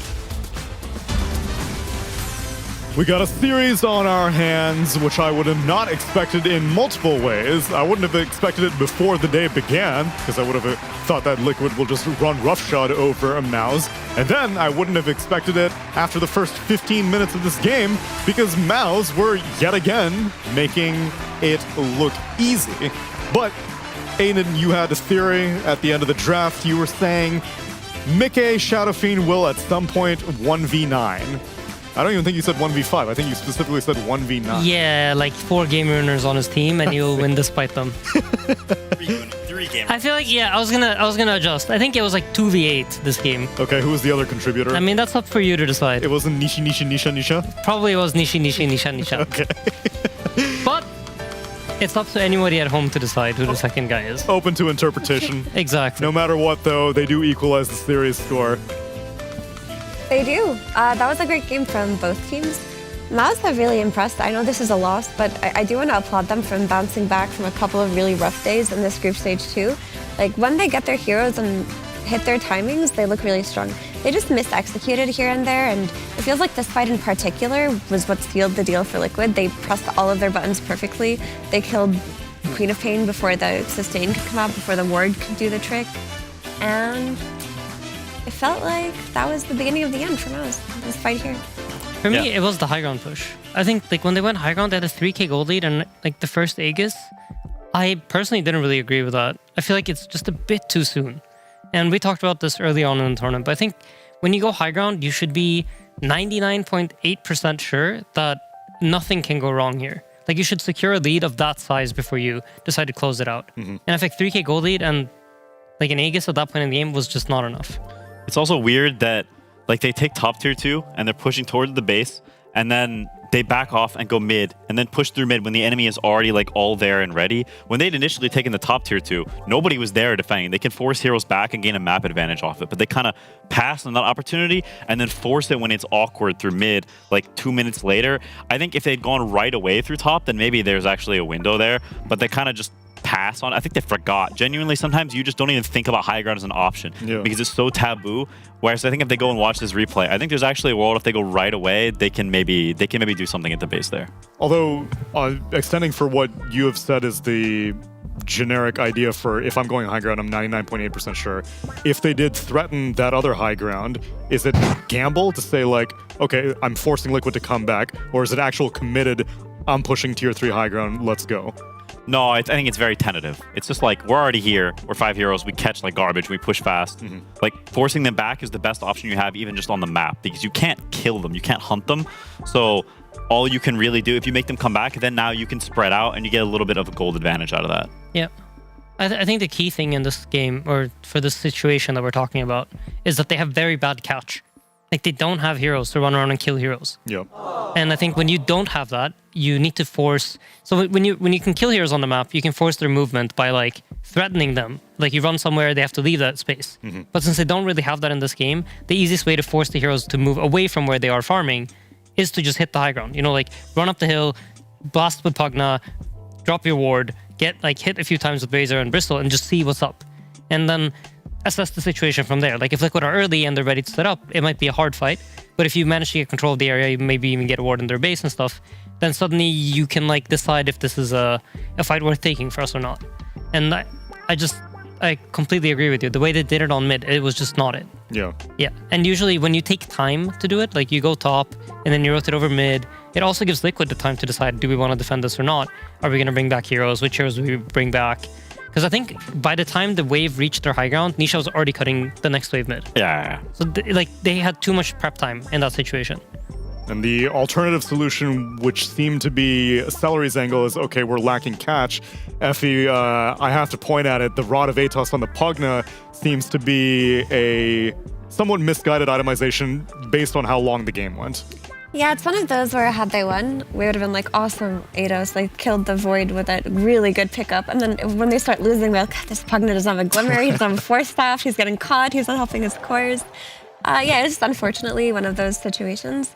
I do want to point out that while MOUZ may have made a mistake going high ground early, I just think that it's very cool that Mickey got that early Silver Edge, like before he even got his Pike. And because of that early Silver Edge, they were able to take advantage of Bristol going high ground so early. Like maybe another SF player would have gone Pike first. That's what 99% of them may have defaulted to.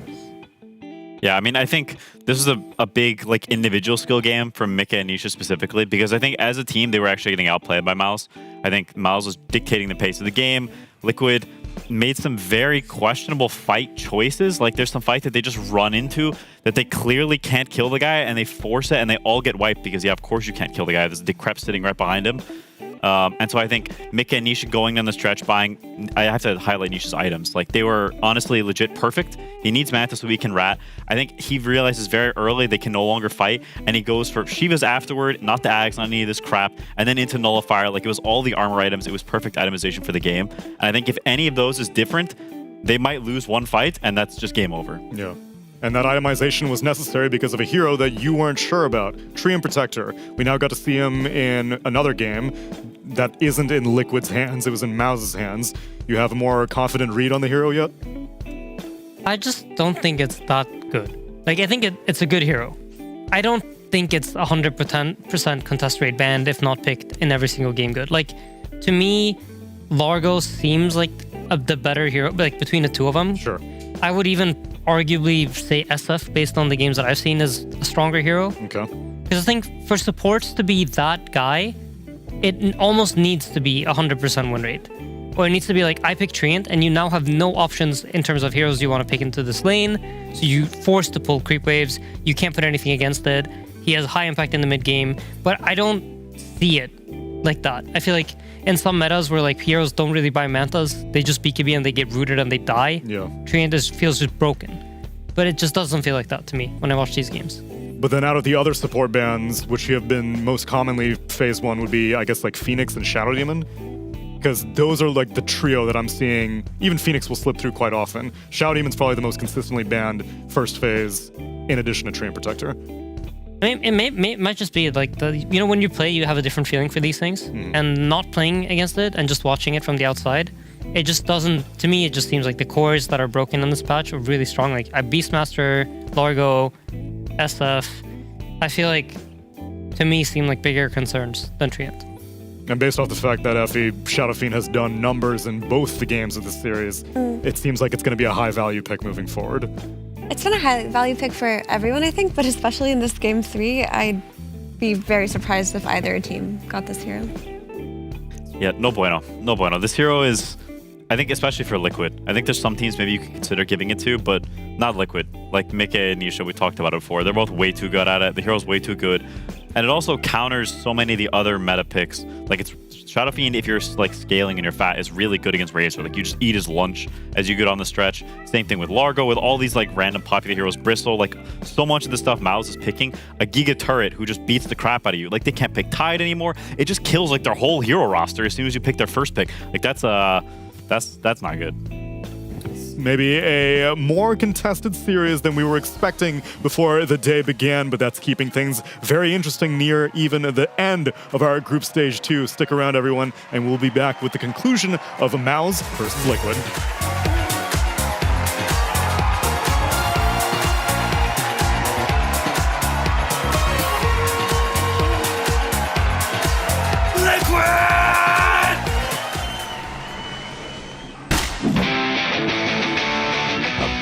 Bloody time.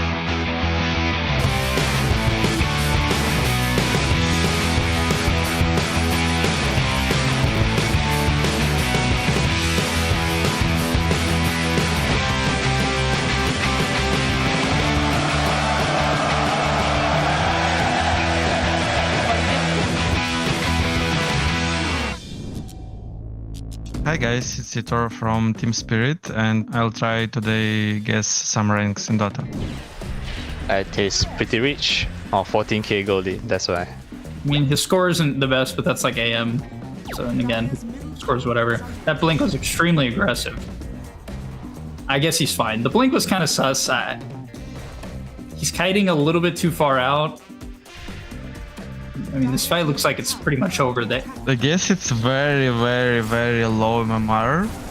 15k lead. This looks like a game where his team is just 1v9ing and he shows up after like 30 minutes of farming and just like can do whatever and they're gonna win the fight. I'm pretty sure the win rate delta between these fastest is like I'm pretty sure this fast is terrible. Like, but I'm not 100% sure on that, so I don't want to speak too much on that. He's pushing with really low health. I wasn't expecting that ending. He just farming the whole game, so he just split the map. Okay, let's go for Crusader. His team's 16k ahead, and he's making the fight look like they're 3k behind. Hopefully very low. I want to say this is low. I'll go Crusader then. This looks pretty bad. The heroes, the problem in the heroes, because we have some Witch Doctor, we got some Visage, we got some mid Lina, and the set is also bad. I would say let it be Archon. I think he's just pretty confident with how the opponent can't kill him with counterspell, maybe. I would say Divine before he died. 3 Ancient in a row. Yeah, let's do it again. Nice. Archon, okay. Okay. This too tough. Okay, 2 wards, 2 sentries, smoke, buying sentries, buying dust, all good signs. Their draft is kind of weird. Oh, he survives from the mines, and he's gonna kill the magnets. he blinks out from the jumps. A lot of very good things. He's got a smoke. He's buying items quickly. He knew he could turn and panic. I think it's Ancients because the draft is kind of weird, but still the players are playing not so bad. So, yeah. Yeah, I mean, just a lot of good stuff there. I feel like that's Immortal. Maybe this guy's just like the goat of Lich. They're also doing like Magnus Techies bombs, which maybe no one does that in Immortal. Okay, I'll go Ancient. They did all good, but he just has like APM to force him out from the mines. And also he blinked out. I guess it's Divine. Okay, that's pretty cool. I just outplayed everyone there. I can see there's a lot of counter picks here. They understand the heroes quite well. I'm probably guessing higher rank. I'm gonna change a bit. It's Divine this one. Oh my god. I've seen sniper builds like this before. They're terrible. If I look on his build with the phylactery, it's a magic sniper with Midas without axe. With wheels as well. Oh, he got caught. Okay, it's very bad. Very bad. He survives, maybe. Surely he doesn't just die. I feel like he's gonna kill someone. Gets off the Midas. Obviously, that's priority number one. TP on cooldown. Yules for nothing. Definitely are not supposed to use like that. Kinda early Yules, but it's fine. Grenade? Yeah, he's just hiding in the trees and trying to dodge Sheridan. TP in 15. Cataclysm, gotta blink out. Still feel like at this point, if you were high rank, you would have swapped in one of the 900 Liches. To be fair, you're dead anyway if they catch you, but... Uh-oh. He's got Yules, though. You can click it. You can click it now, get his blink off. Okay. Nah, this is some low rank. It's too slow. It's like too slow. I don't know. It's like... The chain is terrible. The item... Oh my god. Alright, that's a legendary. That's such a good clip. That's actually such a good clip. It's low rank, but it's such a good clip. His build is kind of weird. I think it's Crusader rank. His spell casting is not it's not really cool, and his build is also weird. So I could guess Crusader. I feel like Lion could have killed him at the beginning if he executed correctly. There's just so many things going wrong. And then his like Yules at the end was way too slow. His Yules at the beginning was completely useless. Like, yeah, I'll go Crusader. In some normal like Immortal game, you would be punished by this, and I guess that's why it's not well enough to be the high ranked. Let it be Crusader. I'm just thinking, where did he get all these ideas from his item buying? Even a Dota Plus guide, there wouldn't be such guide that to this direction. So he's probably some mastermind out there that's waiting to be discovered. Archon then. Okay, I just got humiliated. Let's go. That's the end of this clip, and you can tell that I'm pretty bad at this game, at this guessing rank game. I hope the others will do much better than me, and I also hope someone might be the same as me, so I don't feel that bad. So yeah, thanks for watching.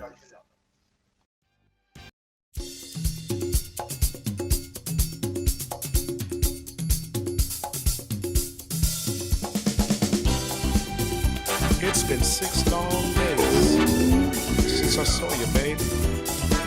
I've been counting the hours, minutes, seconds, until you're back in my arms again. Yes!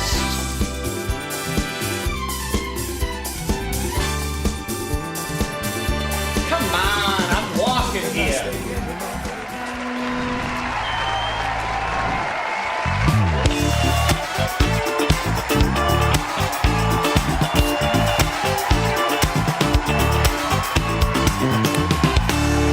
Welcome back, everyone, to game number 3 of MOUZ versus Liquid, where we need to break things down to their bare essentials.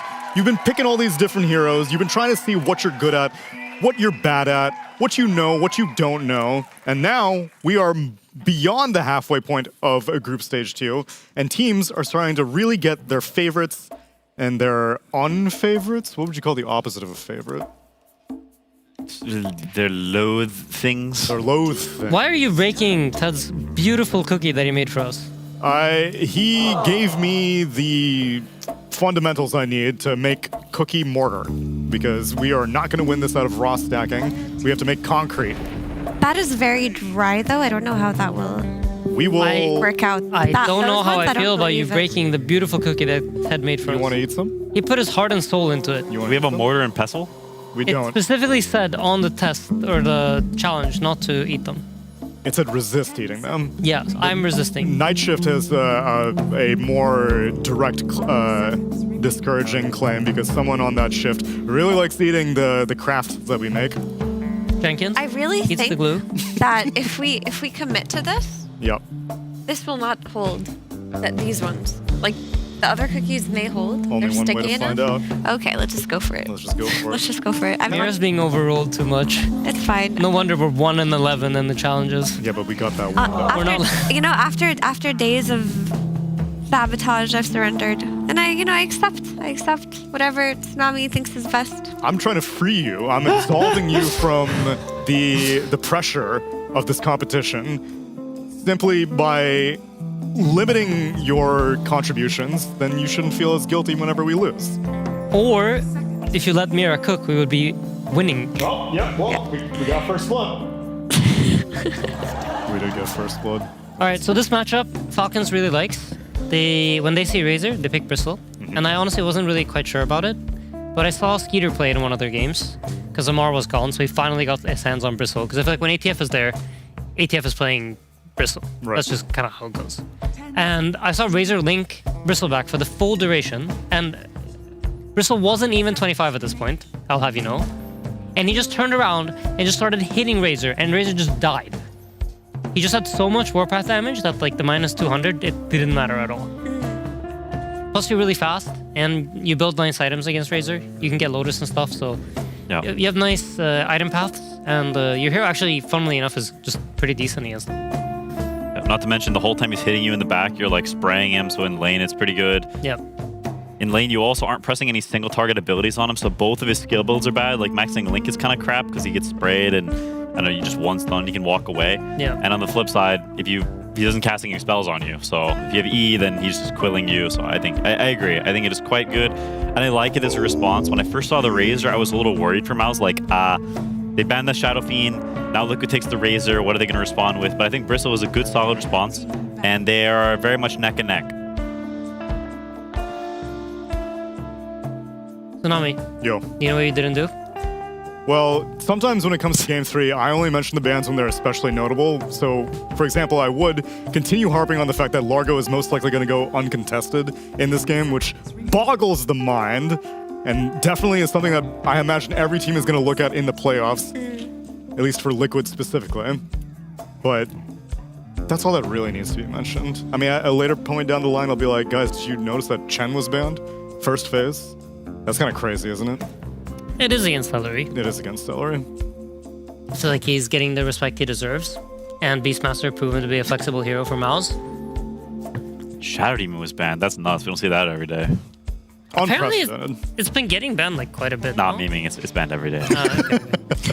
That's what I was saying, the trade-off. Like, if you do want to You lead... actually kind of got me. I was like, I feel like it's been banned quite a bit. Bro started doubting himself. I did start doubting myself. Though MOUZ still consider that Treant Protector to be first phase ban worthy.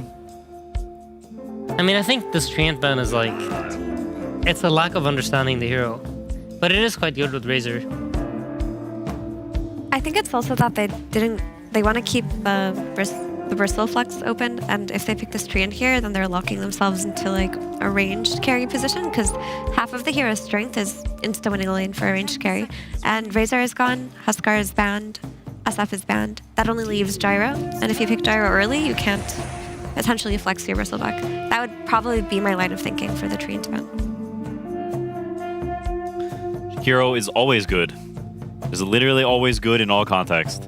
But I think it's also a bit nasty with Bristle, because I think that is probably a very, very good safe lane, and I think it's good against a lot of ace heroes. These Centaurs and Tides and these dudes, like, I think they're all pretty sad against like a Bristle Jakiro lane is going to beat the tar out of them. So not only can Bristle go off lane well against Razor, but if they want something else later down the line, they can still put Bristle Jakiro safe lane. It is a beastly lane, so they're already set up for a pretty solid start. Okay, here's another idea then, Aiden. Is Jakiro more ban-worthy than Treant Protector? No. Okay. I think there's enough heroes that need bans. Okay, but if Celery doesn't play a hero that has some kind of sustain, The Pugnas, the Enchantress. yeah, I just wonder how MOUZ take these fights, because it feels like a lot of the clutch fights that they turn are like, oh, here comes the life drain, oh, here comes the Chen heal, oh, here comes Enchantress and her wisps. When it's just Jakiro, it feels like their playstyle loses impact. That's at least my take on what I've seen of MOUZ this group stage. I don't really think he's been playing a lot of Jakiro, right? This event. I think he's more been playing like his own specialist heroes. He's been playing a lot of like healers, Warlock, Pugna, Yeah. and Ench. Earth Spirit. Interesting. I think that hero was generally pretty bad against Bristleback. Because his back is always to you. Like you're super fast, so it's almost impossible to hit roll on him. And if he's just running away, Magnetize is just ticking on his back. Not to mention he doesn't care about being silenced. He buys a Lotus very easily, like you said before. Both these heroes are bad against the Lotus. While Earth Spirit is good with Razor because you go in and give setup for him, I think I don't fully get it, I would say. I think it's Boxy's like melee hero of choice. It's just like he's going down the list of heroes. And I think this is the one that he thinks is like, he doesn't want to be Clock. Clock against Jakiro is not that good. Clock isn't especially good against Bristle either. The dynamic you mentioned, Quinn, functions differently if you're a support Earth Spirit. It feels like your job isn't to kill anybody. You're not with damage, I mean. Like, you're not going to have the kind of damage numbers from a mid Earth Spirit with a Magnetize. But the way that Boxy is playing it is like Blink Aether Lens. He uses it to like kick somebody into his team. Like a pseudo Tuskags is what it's looked like. And just uses his pull to save extra utility. It feels like he's been focusing on that aspect of the hero rather than the ulti. It's like his Tusk replacement, right? Yeah. Yeah. No, it's definitely not fully one-sided. I still think that I think the speed thing is the biggest thing for me. The fact that it's just hard to hit the guy with roll because he's just zooming around at 500 MS with Warpath stacks and SMY. So Liquid's picking Tide. Man, why? Like, Nyx. How does this keep happening?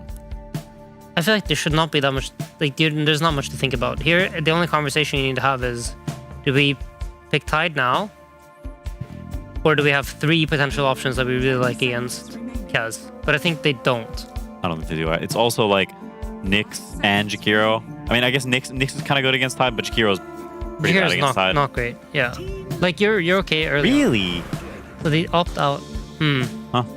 I think they were unwilling to throw this Razor to the safe lane. Like, it feels like they just wanted to play the Razor plus Earth Spirit offlane. And if they pick Tide, that would make it the safe lane hero, which wouldn't be bad. It just seems like then Earth Spirit has a harder time.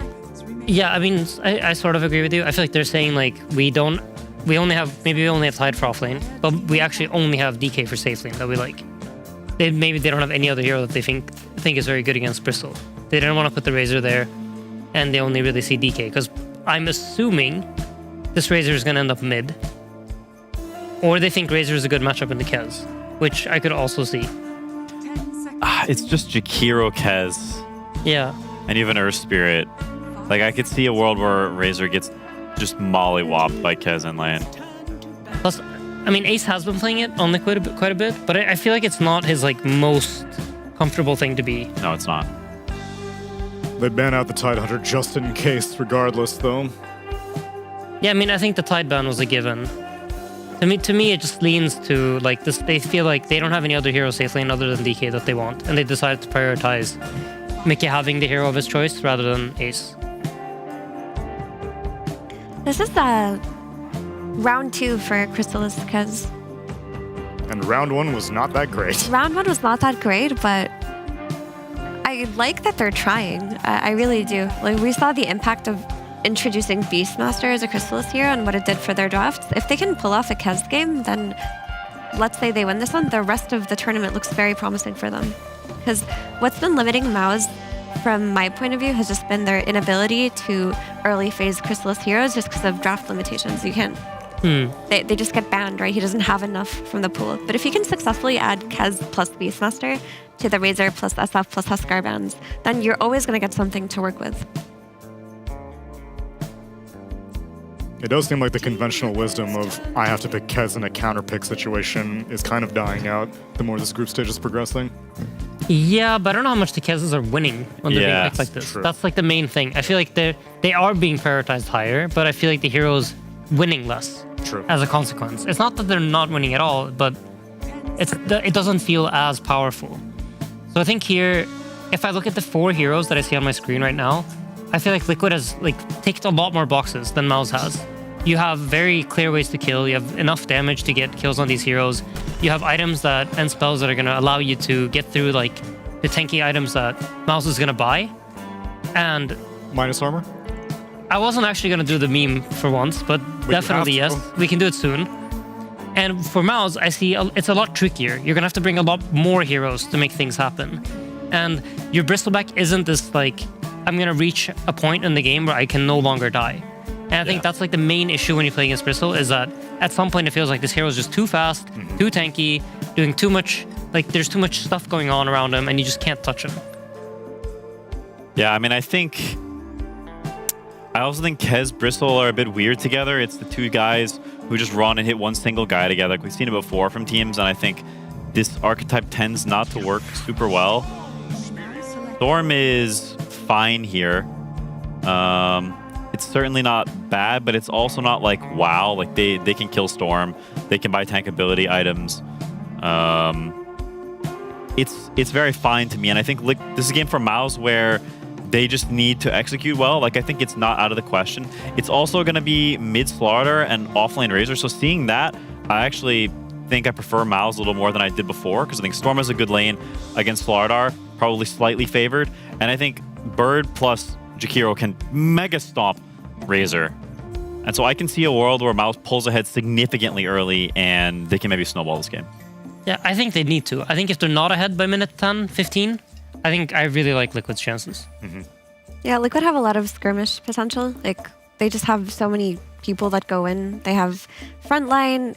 I think that the Razor, maybe it's not as bleak for him as it's being made out to be, simply because the Earth Spirit early game factor of, okay, I'll kick back the Jakiro into you, maybe we get a kill, maybe we drag waves. There's ways to work around that Kez plus Jakiro lane, I think. I'm leaning Liquid. Is there any reason why, Quinn, you may have been preferring the offlane Slardar as opposed to the offlane Razor?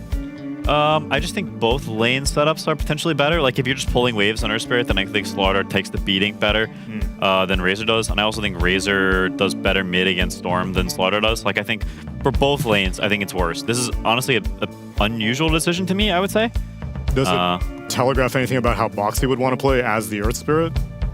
I guess I guess they view this lane differently. To me, this is sort of an idea check on how the lane goes. So we'll see, I guess. I also just want to put it out there. I think there's a world in which Boxy goes safe lane as well with DK.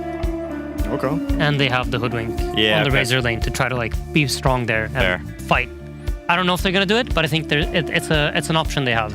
That sounds better to me. Because there's a Nyx Bristle against a DK Earth. Only one way to find out, and that's to get into game number 3.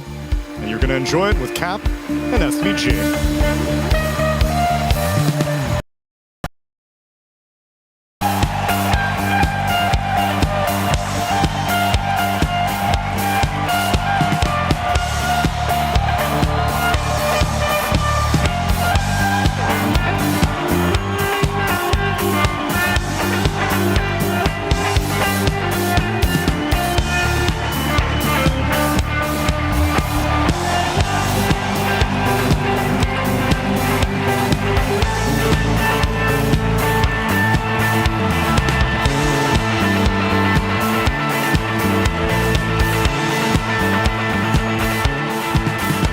Swapping sides, Liquid taking that away from Chrysalis and putting in the hands of Mickey. We're going to see who the better Razor is.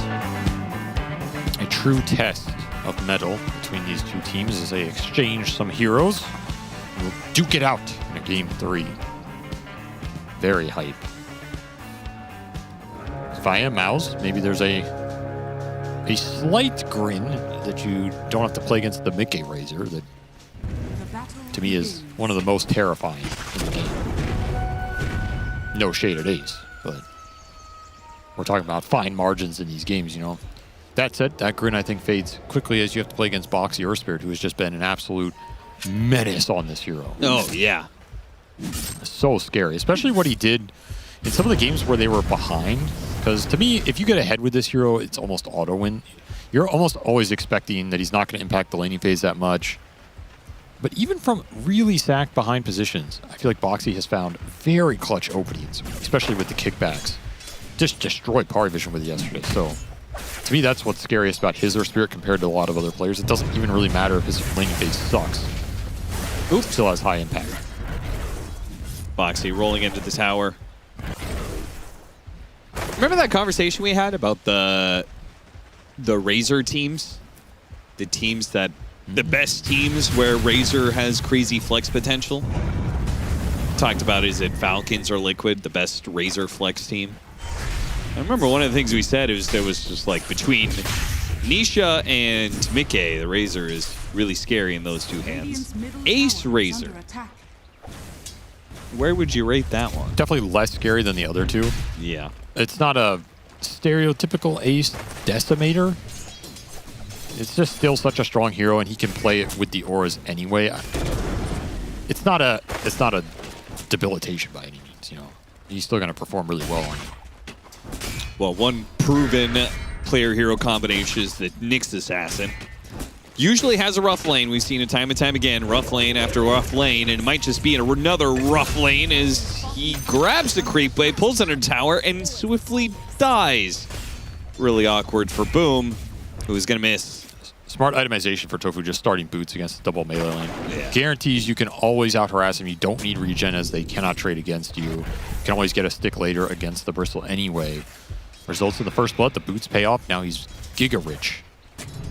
DK is going to free farm down here no matter what anyway. So the differences in these lanes are going to have to come down to mid. If mid one can extract a little more against the melee Slardar. And maybe top with the Kez, just because Kez is so ridiculous. Yeah. Ace is suffering here early with the Earth Spirit not contributing a lot. In fact, is he dead here? Looks like it. Yeah, very easily. A little worried for him on this lane. Like, you could pull waves with the Earth Spirit, but I don't know if you can ever just take the straight-up fight into Jakiro Kez. It's really tough. And then you're kind of left with a sacked Razor, which I think is significantly more difficult to come back with compared to something like the Centaur we've seen him play from a sack position, or even Brewmaster. Yeah. Even just comparing it to the Bristleback straight up, right? Yeah, Bristle is a good recovery hero. Boom's having a perfectly fine lane, but if he did need to recover, he could at least do stacks. Yep. So that's where the Razor is going to have to get a little more priority here. Maybe more attention from Boxy than he would otherwise want to give. He was just roaming. Nisha, super low mid. Ooh, that trade. Has to pop Fairy Fire. Living life on the edge. Trying to get some efficient exchanges against mid one. I'll get the bottle up. Yeah, despite the double water runes that he's been able to grab. Still struggling on the regen department. He's going to need a raindrop, that's for sure. Remnant spam is just so damn strong. Yeah. We'll see who can get these next water runes, though. I kind of expect both teams to contest them here, particularly with the two roaming fours that either want to stack, want to pull, or want to mess with mid. Nisha is spam pinging the mid lane. What is going on here? Stun, crush, not enough damage for him to really commit. Oh, that was a little spooky. There's a roll in. It lands and it kicks him away from the water room. Man, Boxy's Earth Spirit. He's going to die for this. But the fact that he got that water rune away from... That was such a tight line. Yeah. To not hit Jakiro there, which if you hit Jakiro, you're dead too. Only you don't take away the resources from the storm. Yeah, this is the only way he can kind of make Nisha's lane all right. You can see Celery tries to intercept it. Yeah, he was looking for it. Very heads-up play from him. And he gets the Lotus into the storm, so Celery doing work on this contest. As everybody's looking at these water runes. The other one did get taken as well by EMH, so no water runes for either player. Nisha will have to go base here. Just needs to get resources back up. Can't linger. Maybe mid one can linger around here a little bit. Go get the bounty rune. Might be enough to keep him. It's a tough call. Because you kind of want to stick around here to get the free CS while Slardar is going to base. And it looks like he will. It does potentially leave an opening for Liquid to gank him before he hits 6. Yes, this is the downside. You're going to be low on the map. He also knows the Earth Spirit TP'd mid for that play, so he knows Boxy cannot TP in and just kill him right here, which is a big deal. Right, that's true. So that also gives you a little more confidence to stick around. Might end up going base anyway. So, okay, so he got the waves, he's going to go base anyway. Dragon Tail, Bushwhack, bit of damage. Nothing that Boom is really worried about, though. I mean, he may have had kind of a quote-unquote rough game that last game. I feel like in some ways he got sold out by his team. He put himself on the front lines, which is what he was supposed to do, and he got 100-0 too many times without being saved. There was a lot of backline jumping going on. That's the only thing that interfered with that. I do agree. He got sold a little bit. I will say I feel like more teams are just going for some early core pick that they flex and then just becomes generic offlane Crimson Buyer. Yeah. Like, the spells almost don't matter. Like, is there that much of a difference between Centaur, Bristle, Razor in a lot of these games that just get thrown to the wolves, lose lane, and just buy Crimson? I feel like the margins are pretty thin. You get draft value. That's what really matters, what these later cores become.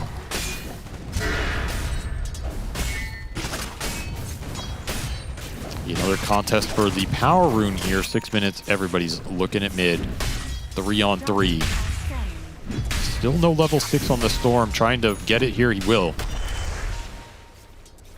He is rewarded with an invis. Not the scariest rune. Refill in a bottle.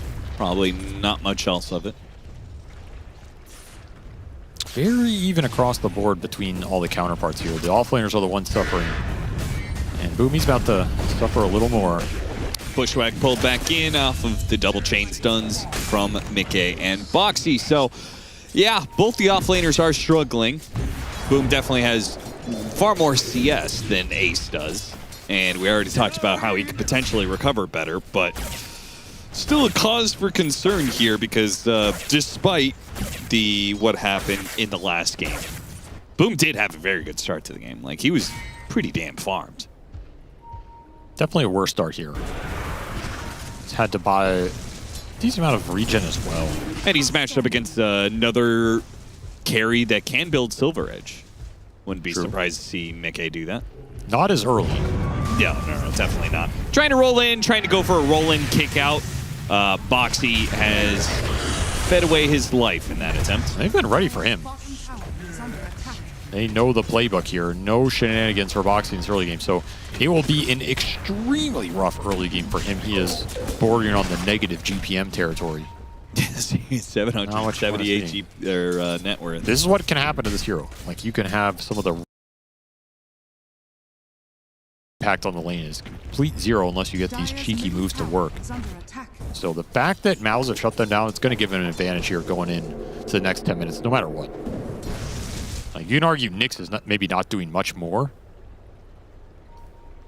So there's that part to it as well.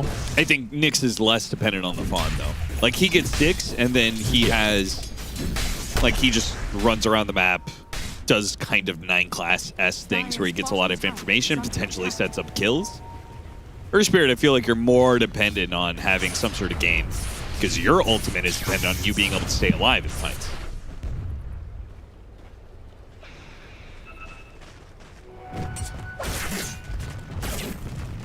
At least he gets some stacks up. It's a little gold that'll go into his pocket here. Maybe get some lane, you know. The best reason to do stacks is so your cord goes and doesn't, and you can take the lane. It's the old debate. Lure him? That's right. Look, I prepared this nice juicy stack for you. Now get the hell out of this lane. Oh, what? He got in front of him with the Echo Slash. That's pretty cool. That was weird. But, gets the job done. Kez, he can do it all, man. He really can. The mobility of Grappling Claw to him in the first place and the Echo Slash to get over him. That just does not look right. It really does not. How's it going, Boxy? Well, at least he has raindrop on now, you know? He's got some items cooking. All that tells me is a quarter of his net worth is disposable. More than half, almost. Oh, nice rotation. And Ace is also continuing to struggle. Mid1 makes his first rotation out of lane. 5 galvanized stacks for him. Al's getting a lot on the map right now. They're giving mid to the Nyx Assassin, which you just have to do at some point. He's not getting forced off the XP. Difficult for Slaughter to do. You can amp him. You need help to dive him. Maybe bring some supports in. But MOUZ are just punishing this Liquid offlane. This Razor Earth Spirit have been decimated early here. So point of weakness, and they're continuing to attack it. Gonna look for the 10-minute power rune as well. Dangerous fight for both of these cores. Yeah, fighting in the river against the Slardar, but also this high-level Storm Spirit. Faking the crush, doesn't go for it on the Storm. Hits it on the Nyx Assassin as they retreat backwards. Illusion Rune, mid one should be able to nab that away. Not a bad rune for the Dispel here. They bring the Kez in. So it was a smart idea to back up there for Liquid, not try and force the fight with the Slardar strength in the river. Hard to lock down this Storm Spirit anyway, who's super tanky, and not going the Greaves build. Thank Lord. I'm tired of seeing that. I don't believe in it. I'll just say it. Others might, I don't. Why does my opinion matter? I don't know, but... Well, you've got a microphone. That's right. That's why. That's pretty much the only reason. Can't turn it off. Raptor Dance TP away, attempted by Boxy yet again, and yet again, it does not work. It's farm and teleport scrolls. No, he's not, because he's TPing away on every death. He's replacing well, that's why he's got to farm time and time again. And is this deja vu? It's the exact same. They literally kill Boxy into diving tower with mid one rotation. They're just abusing the weakness on the map. DK's not going to TP into this. Slardar is had to jungle recover. He doesn't have the resources to go into this play, and it's also not that reliable of a play for Nisha to join. This is not a Spirit hero. It's not Puck. That's another thing we didn't really mention. Like, is getting Nisha on Slardar a win in itself? I'd argue the way he's been playing it kind of is. Not that he isn't a beast on every hero, but like, I'd rather play against Nisha Slardar than Nisha Puck, you know? Sure. Nisha SF, Nisha Storm. And then on top of that, you get the lane matchup, which Quinn was talking about, how people need to challenge him. And I think he's correct on that. I think one of the reasons Game Minute did pretty well against Liquid for a lot of those years is they prioritized that counter pick. They made sure the mid snowball went in their favor, and Nisha didn't have that explosive start. Vendetta hit on Nisha. Ooh, trying to get the bushwhack there. Tree gets cut down. Ice Pass still landing on Nisha, but with Lake Day, he's pretty damn fast, even if he's not in the river. He's going to TP away just in case. Another trip to base for him, though. Yeah. Like, his game is really getting slowed down, and this is, again, the prioritization on mid, slowing Nisha down. That's all this attention is designed to do right now. They almost don't care what's happening on the side lanes. I mean, why would you? You already shut down Ace, so who cares if he gets a little bit of recovery time, especially if he dies yet again to mid one. He's just... I mean, it's the same exact spot. Ace must be almost tilted at this point. Like, how the hell can the Storm just gank me 3 times in a row and there's nothing happening, right? We've all been there. Yeah. Well, Mickey, you're the only one who's having a good game right now. Yeah, this has spiraled quickly. 3K gold lead. You're also getting early galvanized stacks for Storm, which, you know, helps him farm early, accelerate a little bit more. The Kez is super free farm. The Desto already done. Yep. This map's really scary for Liquid right now, especially with the mid Slardar. I don't think they wanted the early game to go like this. You don't have that crazy mid-spirit hero to fall back on in the late game here. You need to get way more done in the mid game. You have the DK Slardar combination. That's pretty strong. Wait, another death for Boxy, number 5. Everywhere the mid one goes, it's a free kill. 2 free right now. They're going to have to bring Mickey into this game earlier than I think they wanted to. 1 for the stun. I think they need Dragon Tail to threaten the Storm here. And 2 for the damage. Because their best combination is Slaughter amp into some of the DK right clicks. Super strong. If he's bringing the stun and the damage, what's the rest of the team bringing? The moral support at this point. They're bringing the hope for assist gold. Close to Slaughter blink, though. Yeah, look, Mickey lingering around mid. Like, he feels it in this game. He knows he's going to have to somehow find some impact here. If you get Slaughter blink, DK blink, your options open up a lot more. And you do have the burst damage to bring anybody in this game down.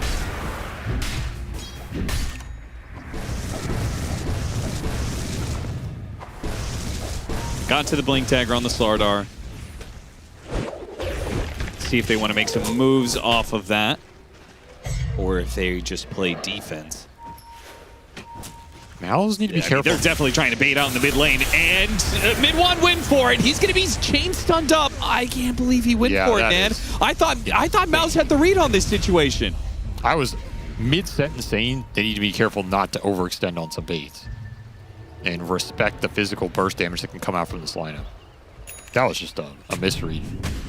He pays a big price. He was snowballing in this game. A lot of gold going into Mickey's pocket right there. Almost 1,000 team gold, half of it to the Dragon Lane. Right time, right place, solid bait. And that'll be the DK's blink. So now you have even more playmaking. What can Liquid get with that?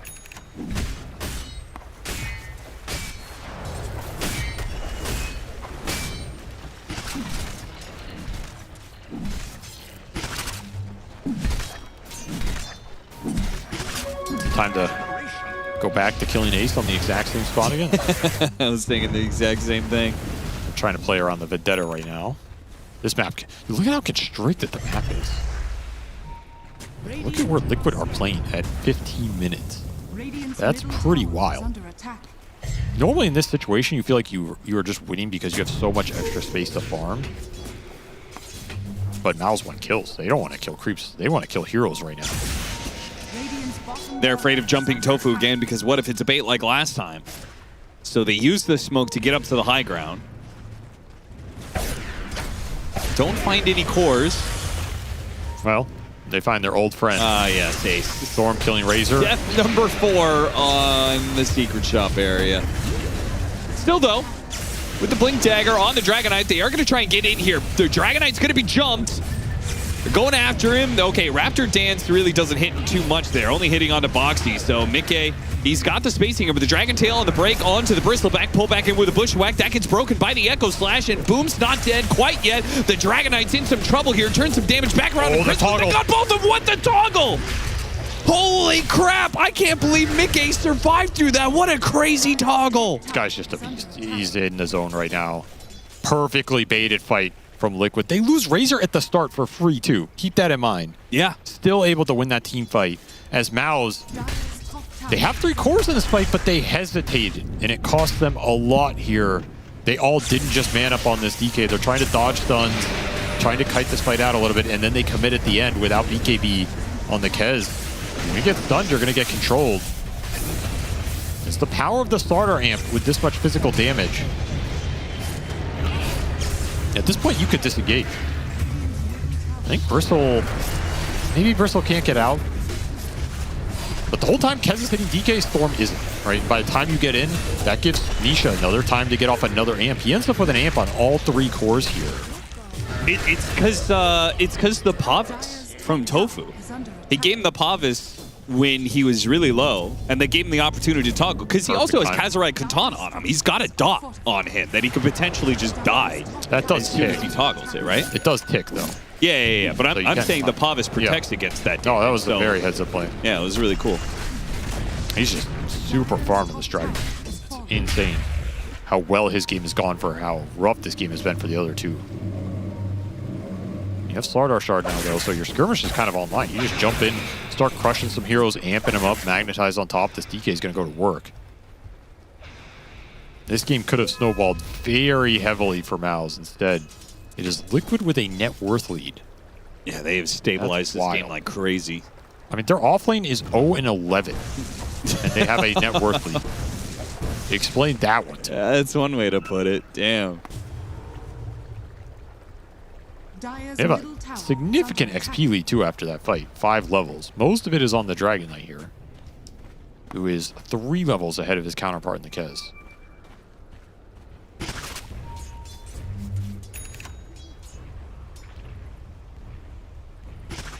And Liquid seem chill just to keep the limited space that they have.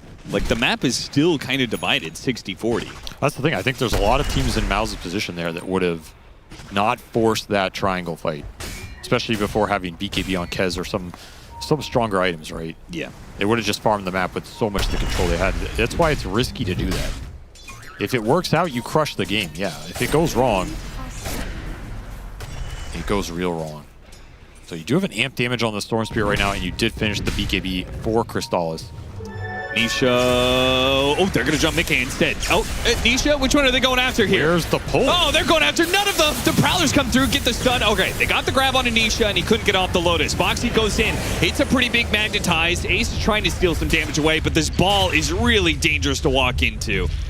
With the Crimson Guard going, the BKB on Crystallis, it just does not seem fightable for Liquid. I mean, honestly, that could be worse for Liquid. They're very close to finishing Dragon Knight BKB. Worst case scenario is you lose Mickey before that comes out. So the fact he gets out of there is a big win. And he's TP'd to mid, looking for the play. Comes right back, quick little kill on the Jakiro. Looking for more here. Don't have any more stuns. Part of it was Crystallis showed at the top lane. All these little retributions matter a lot for Liquid in this game. I can't believe he didn't pull the DK there. It's really odd. I don't know if he didn't want to or he just got fogged by that tree. Yeah, Nisha not too happy with how his game is going here. Jumped after Crystallis. Crystallis! Oh, no. The BKB was on cooldown. So Liquid made the move to hunt him down, and that's in time with Tormentor, too. Oof. I mean, better question is, did MOUZ not just want to group up and do Tormentor? Yeah, where's the team for the objective? That's the bigger question there, as that's a shard Liquid maybe not expecting to get, but will happily take Boomerang here. Nice little upgrade. Radiant's bottom tower is under attack. This is just Mickey. I think as Aiden said, right, someone's 1v9 in this game. Mickey's definitely 1v9 in this one. Radiant's Putting it on his back right now. Well, they did get Tormentor, that is potential double Wisdom Shrine. MOUZ still have the one on their side of the map to be taken, but early gem for Tofu. Great call considering not just the Nyx assassin, but all the aggressive vision that's down. Nisha blinks away at the right time. He was just about to get Vendetta hit. Lucky to get out of there. Or, you know, his sixth sense felt the Vendetta hit coming. This DK is a problem. I don't really know how you deal with him. You don't have anything to go through the BKB, and then he's just going to outfight everybody because you have the Corrosive Haze to throw on these heroes. It's not a straightforward physical man fight.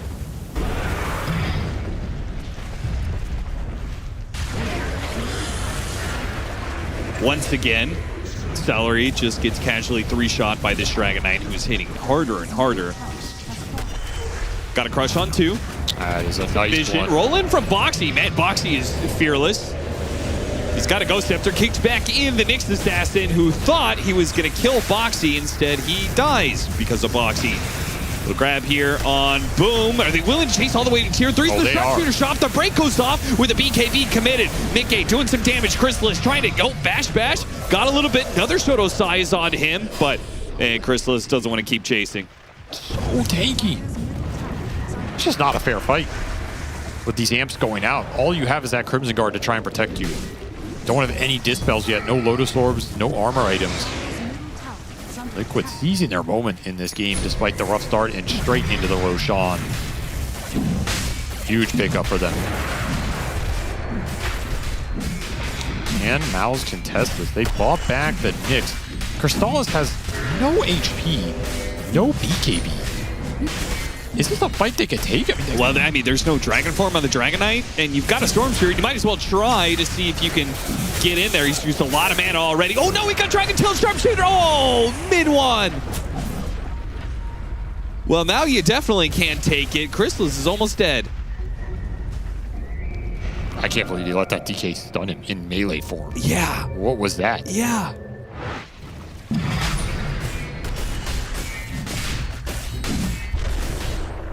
Damage.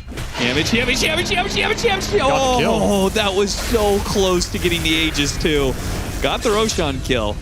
Yeah, that's his dieback. I mean, maybe not a bad time to get the cooldown out of the way. Not the outcome you were hoping for. Liquid just taking this game over. I mean, that entire early lead has been gone for some time.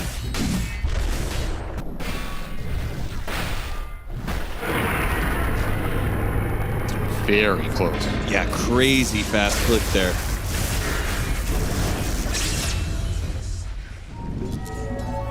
MOUZ are going to have to get some armor and defensive items up to deal with the Slaughter overwhelming physical right now. I don't think Liquid are going to slow this game down at all. They can threaten early high grounds in this game. They have Greaves Crimson on the Razor. They have the DK that can give him the siege. Dire are scanning. They have options here on how they want to play the map. Dire's bottom. They hit the tier 2 bottom and then TP to the other side of the map with most of their heroes in smoke. Go for invasion on the jungle on the other side. So yeah, see if they can, with their speed, catch MOUZ. I like that play. Might not land here just because MOUZ are all in base, trying to refill resources. So still, it's a very fast play to clear the entire map. You have Gem running on Tofu anyway, so you might find some wards. You might end up finding a hero anyway. Without the Dragonite, are they going to have the damage, though? It's close. Not quite enough. Very close. Full step away, TP out. But they'll still get something for their troubles. Celery. And maybe the Nyx Assassin.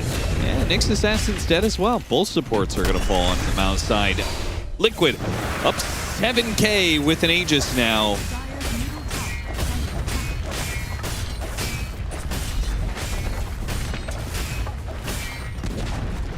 Dire's middle tower has fallen. Man, can't help but feeling like MOUZ. This almost feels like the series could have been a 3-0. They've had moments in these games where they could have taken it over, but that is what separates great teams from good teams, at least in the current form. Mickey just refused to lose control of this one. He's having a perfect game, 10-0. Daedalus done, by the way. What on earth are you doing against these Daedalus hits with Corrosive Hazel?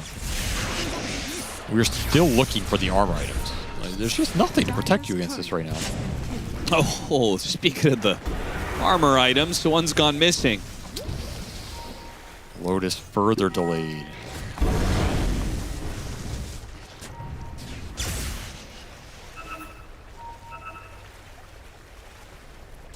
Just have to split the map. Try and find like Shiva's Lotus, Daedalus on Kez. That's going to be your next best timing here if you're MOUZ. So if I'm Liquid, I'm just thinking about going higher. I don't think you're afraid of anything right now.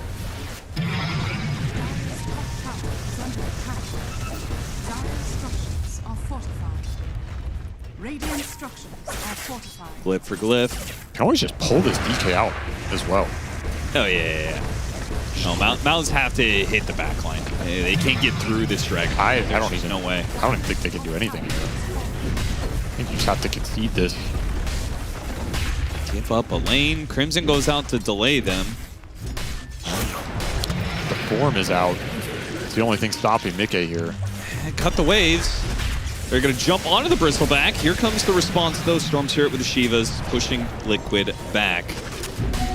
Because the mid lane is still pushed in, backdoor protection is still down. There's that pullback. And a Dragon Tail jump onto the Storm Spirit. The follow-up, the crush. Oh, Bushwhacking kind of screwed things up there, but Chrysalis still dies. They don't get the Storm Spirit, what they're originally looking for, but that Bushwhack did catch a lot.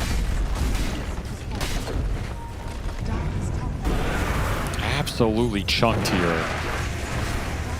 A DK physical. Even without the ult, he's still doing a lot of damage. Man, this might just be the end of things here. With 40 seconds, Liquid maybe getting a second lane of barracks, and MOUZ trying to fight without Chrysalis in order to stop that. There's a chance that more heroes die, and there it's going to start with the Jakiro. Quick buyback from him. Now the jump in from the Storm Spirit with the Shivas, hitting some heroes. There's no openings, though. You need Kez to do anything in these fights. That is 2 quick lanes for Liquid. Just hitting insane timing with this Dragonite in this game. Yeah, he hit a Daedalus, and now he already has a Satanic. Just too farmed. Way too farmed. These are what the Dragonite carry games are supposed to look like. You get out ahead off of a secure laning phase and just never look back. To think that MOUZ did so much in the first 10 minutes. They killed the Ace Razor 5 times. He hasn't died since. Slowed Nisha down on a hero that is not as scary as maybe some of his others. Didn't matter.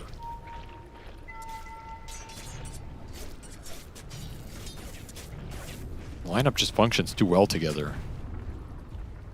You do have your Shivas and Lotus. So you got to your armor items on the side of MOUZ. Is it too late? Feels like it.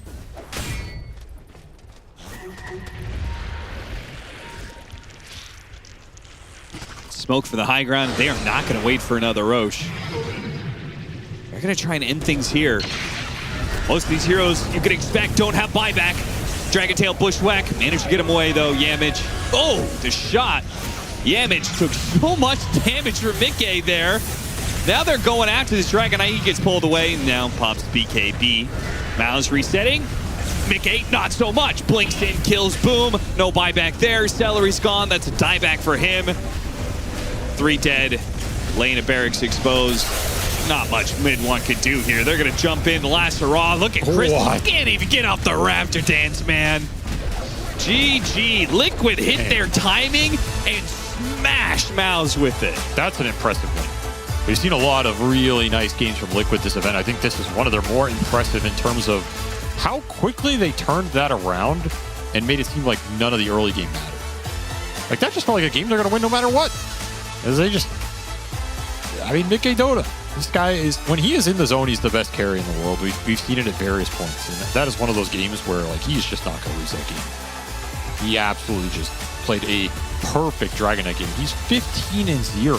Crazy. And that draft's kind of designed to do that, right? Their answer to Kez is, we're going to jump you with the Crush, you're going to get amped, and you're just going to get blown up and the chain's done. You don't have a save, you don't have a way to bail him out, you have no removal for the Corrosive Haze in this game, except for items. And the second that those second round of items for MOUZ get delayed, this game just went completely off the rails. I do think they are extremely favored around that, like, 15-minute mark. And I think there's a strong argument they should win the game from that position with how much they debilitated two of the cores. But man, that's why Liquid's a world-class team. Like, yeah, Dota Plus gave them like a 75-25 situation for MOUZ, but slips through their fingers so quickly. Liquid 2-1 MOUZ.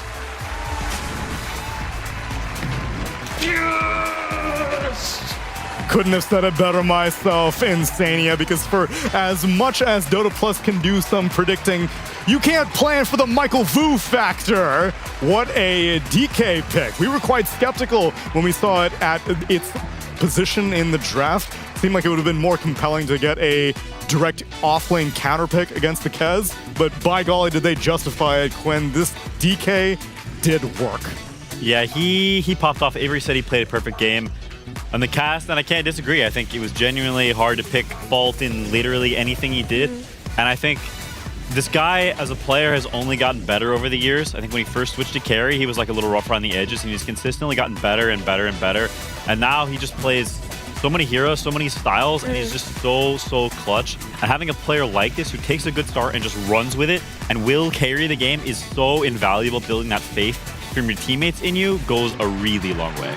Especially when you don't feel as comfortable with the draft, or you think maybe you've had a worse performance. Like, you look towards things like that game 2 and be like, oh, thank God we had Mickey here. I mean, he really is such a natural, and it was just an outstanding series in general. Like, that game, his Shadow Fiend was the reason why they were still in it.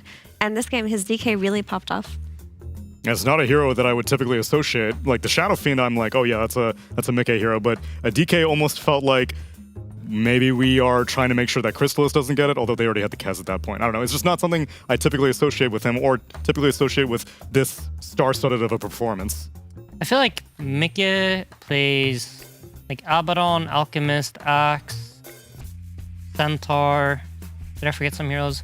Basically, like, if you look at the top left of your screen when you go to the hero selection, all the way down to Winter Wyvern, I think everything between there, he plays like pretty well. Abaddon to Wyvern. Yeah. Grandmaster level performances. Not Zeus. No, Zeus isn't really his main. But everything between Wyvern and Abaddon, pretty good. Good to know. Yeah. Quinn, did you point out any moments in this game that caught your eye? Yeah, I think despite all the praise for Mickey, I think MOUZ did a lot of good things this game. And I think they honestly had the game in a pretty good spot before they bungled it a little bit. So let's look at that. Look back in time. And you know what that starts with? It starts with killing Ace 100 million times. This lane went just as bad as we feared. This man was in the grave more than he was out of the grave. I think he has tombstones populated an entire graveyard. Here he is dying a whole bunch of times. And I think this is really good from MOUZ to find the lane that is vulnerable and to keep pressuring there, to keep killing there over and over and over again. But I think the real issue comes whenever they force this fight in the triangle in a situation where they really don't need to. They can farm the map, they can let this DK farm, keep getting, you know, sort of easy kills and chill, but they massively overextend.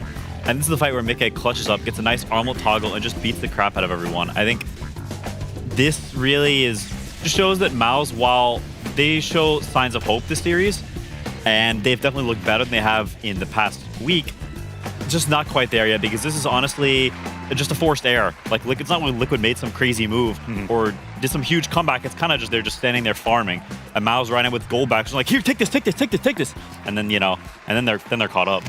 And why not take it?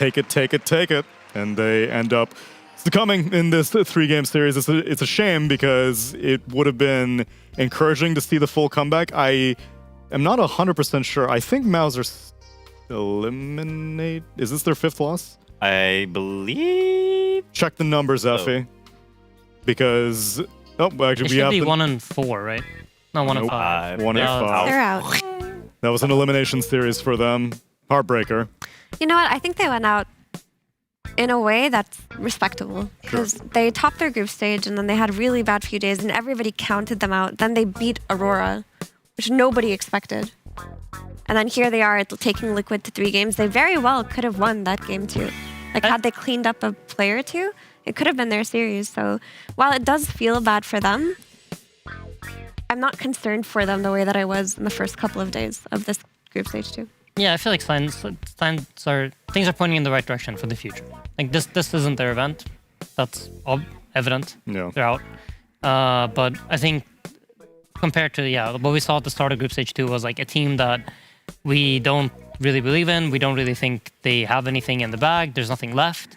And then they managed to, in just a few days, clutch out, like, beating arguably the best team at the event, and like the top 2 teams at least at the event. They were very competitive with. So it's good signs of life moving forward in the season. The full top 8 of this tournament is neck and neck, and we get to talk to someone who remains undefeated. And I think I actually need help with this one. Insania, you mind joining me? Because I feel like the only way we could accurately get inside this man's head, Mickey's head, is to speak to him in his native language. So Insania, if you don't mind helping me do a little Swedish translation. Sure. Just we'll start off with the classic. I mean, Mickey, how are you doing after a series like that? Micke, han frågar, hur mår du? Jag mår bra, tack. How I feel after a series like that? I don't know. Relieved, I guess. Fel språk, mannen. We kinda... Svenska, tack. Whoa, I didn't realize I understand Swedish. Ta det på svenska, är du snäll. Guys, no Swedish. I'm doing English. You guys are like mind-blowing me right now. He says I'm his favorite position 5 he's ever played with, and he misses me a lot. Incredible. That was a fantastic performance, specifically on DK, Mickey. We saw this Kez hero has been showing up quite a bit, and we thought that maybe a Tidehunter counter pick would make more sense. Instead, you guys went for DK. You mind walking me through that? Han säger att din DK var riktigt dålig och frågar varför du spelar den. I think we needed a stun in our draft, and somebody said DK, so I played DK. That's how it went down. He said Blitz Dota made some crappy suggestions, and then he said, give me DK, I'll win this game. Stop talking. Harsh words. I'm surprised that he's taking it out like that. And moving forward, this is rare for Team Liquid to be doing so well in DreamLeague. Are you starting to feel the pressure of maybe being a back-to-back championship after winning Blast? Tsunami frågar varför ni spelar bra på DreamLeague utan mig och aldrig spelar bra på DreamLeague med mig. So the reason is we play pubs now, Aiden. So I'm sorry we didn't play pubs when you were in the team. Unlucky for you. And I forgot what Tsunami asked. What did he say? Mickey said everyone are bots during this DreamLeague, unlike the other ones before. Incredible. Mickey, tack så mycket for taking the time to speak to us on this interview. Insania, thanks for the translation, and congratulations on the series win. Tsunami says you smell bad in real life, Mickey. Tack, ni luktar också skit. He says, Neil, you also smell like shit. Incredible. Wonderful report that we have. Thank you very much, Mickey. We'll catch you later. And we also have some other tasks to attend to, as that seemed a little bit more hot-headed than I typically associate with Mickey. But I mean, I guess just in his native language, sometimes that's just how it comes out. Yeah, he's a lot more comfortable. I mean, technology's come such a long way, like hearing the live translation as he spoke. Yeah, I mean, I agree with Neil. I didn't realize I was so fluent in Swedish until recently, but apparently osmosis. Yeah, you just pick it up while you're in the country. Those wonders. Incredible. We also need to prove that us on the morning shift are capable of going toe-to-toe with the undefeated night shift. We took that MOUZ versus Aurora game yesterday because we won a task. We have 1 point on the board, and now we have an opportunity to build a cookie tower. What happens to the rest of the cookies, Neil? I made them into concrete. We have 3 minutes, and the timer is currently on the screen behind me, and I have syrup. I have cookies. Time is ticking, Neil. Hurry up. Are you mashing the rest of them, too? I'm not mashing the rest of them. I will need your help to measure, though. Here is the implement. What is that? Listen. That is a measuring stick. Measuring stick. She's kicking in. I'm just touching it. She's going into overgear. Let's go. Okay, that's good. The initial strategy was fine. Okay? That's not how you do it. Give it to me. Give it to me. Give it to me. Hold on.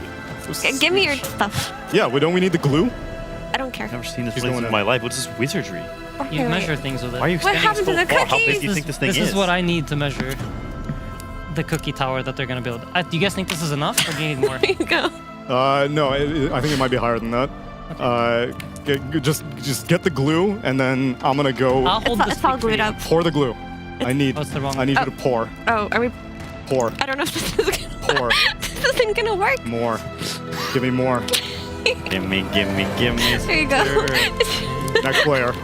I don't know about this It's one. getting higher. Okay. I can feel it solidifying. Okay. Yeah. Just Maybe Next layer. some more syrup. Next layer. just give it a good knead. Have we thought about using any syrup, actually? I didn't Yeah, We could use more syrup. Try giving him some more syrup. I just really don't know Next about layer.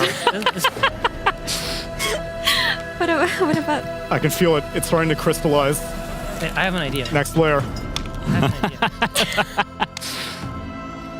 Okay. I feel like we're good here. Next layer. Okay. We still have time, Mira. We still have time. Yes. Maybe still give him have time. some syrup. Next layer. Are we? I don't have enough It has to be syrup. freestanding. At the end of these 3 minutes, life, liberty, and the making it pursuit of shorter, happiness Tsunami. will be Pursuit of determined. Next layer. Final layer. Enter the final layer. It is. I'm trying to grip it.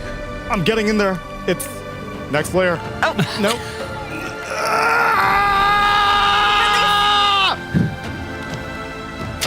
Time. What do we got? Lo, we have to check on the stick. No, this counts. This counts. Yeah, Check on the stick. I can't. Check on the stick. Yeah, check on the stick. Check on the stick. Can we zoom in on the stick because we can't see it? It's like Yes, thank you. It was It's 90 about- centimeters, 90 It's millimeters. about what? Here? No. 75? What do you do? Measure from the top of that tower. What are you doing? Wait, You're no, it's the wrong briefing. direction. Whoops. 77 centimeters. I've got cookie crumbs. We've been all told over that it me. has to be measured from here. All right, what do we got? 22. 20. I feel like pretty clean 22. It's a pretty clean 22. Yeah. That's 22. Okay. Is that tall enough for you, Shake Mira? my hand. No, it's not. But that's okay. Was I that just feel true? like- the tip syrup. It's a team effort. I feel like if I cut up the cookies, do we really? Shake his hand. Quinn. I will not shake his hand. Excellent work, team. This is great team effort. Good job, Tsunami. Thank you. Excellent work, everybody. I'm glad that we were all contributed equally to this amazing feat of architectural engineering. I can only wait and expect that Night Shift will crumble like the cookies that they are. That's it for the first half of DreamLeague Season 28 and day number. So I don't know how you open this, but it's very Give it to me. sticky. Oh, Holy careful. crap! I think it may need to be cleaned first before it is. I think it is. Whoa, whoa, I have whoa. full control, unlike Tsunami. Yeah, it's a bit sticky though, so be wary. There's another series of Dota coming up. Stick around, everyone, and you will get to watch it with a group of 4 new people. Thank God.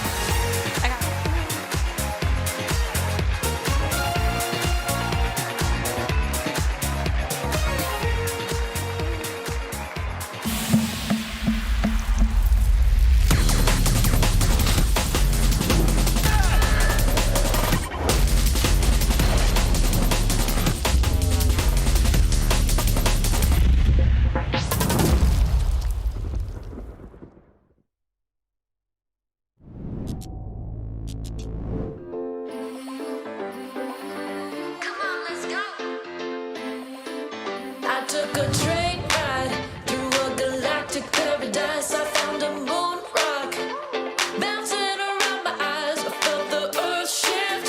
It was a gift. I paid my dues and grabbed my ticket for the best adventure. I'm on my way and I'm taking you with me. I'm on my way, feeling so carefree. Let's swing through the stars and speed to the future. I'm on my way to the best adventure. It's the best adventure. Give it to me, give it to me. And when you take the time to really slow it down, lean back and then unwind. Discover what you need. This quick excursion will get you back on your feet. I'm on my way and I'm taking you with me. I'm on my way, feeling so carefree. Let's swing through the stars and speed to the future. I'm on my way to the best adventure. I'm on my way, I've been itching to take you. I'm on my way, feeling like brand new. Let's swing through the stars and speed to the future. I'm on my way to the best adventure. Ooh, yeah. Feeling good. Best adventure. It's the best. The best adventure. I'm on my way and I'm taking you with me. I'm on my way, feeling so carefree. Let's swing through the stars and speed to the future. I'm on my way to the best adventure. Let's go. Best adventure.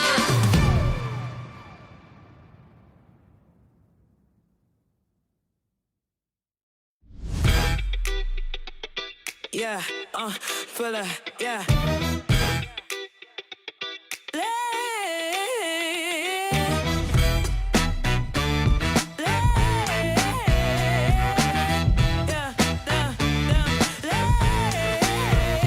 Stepping in smooth with a shine on me.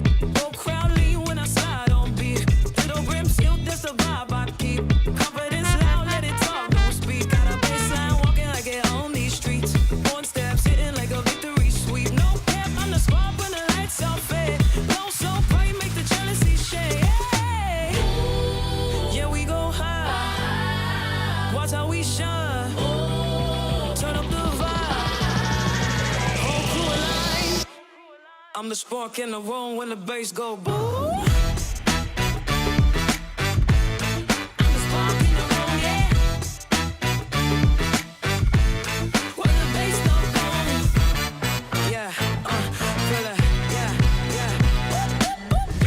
Energy, that's my lane. Drip too clean, let it talk my name. Got a groove so slick, make the doubts all drain. Can't dim what's built, that's a permanent flame. Hands up, feel the pulse when the kick drum hits. DreamLeague Season 28 is brought to you by DHL. I thought I had it all figured out. I thought I knew which days would be the fastest, which series would be the most obvious to predict. I thought I knew. I really did. I really did, but sometimes it just doesn't happen, I guess. Yeah. I guess that's okay. Luckily, there's some stable factors we can always rely on. Like the Porkchop Pandas!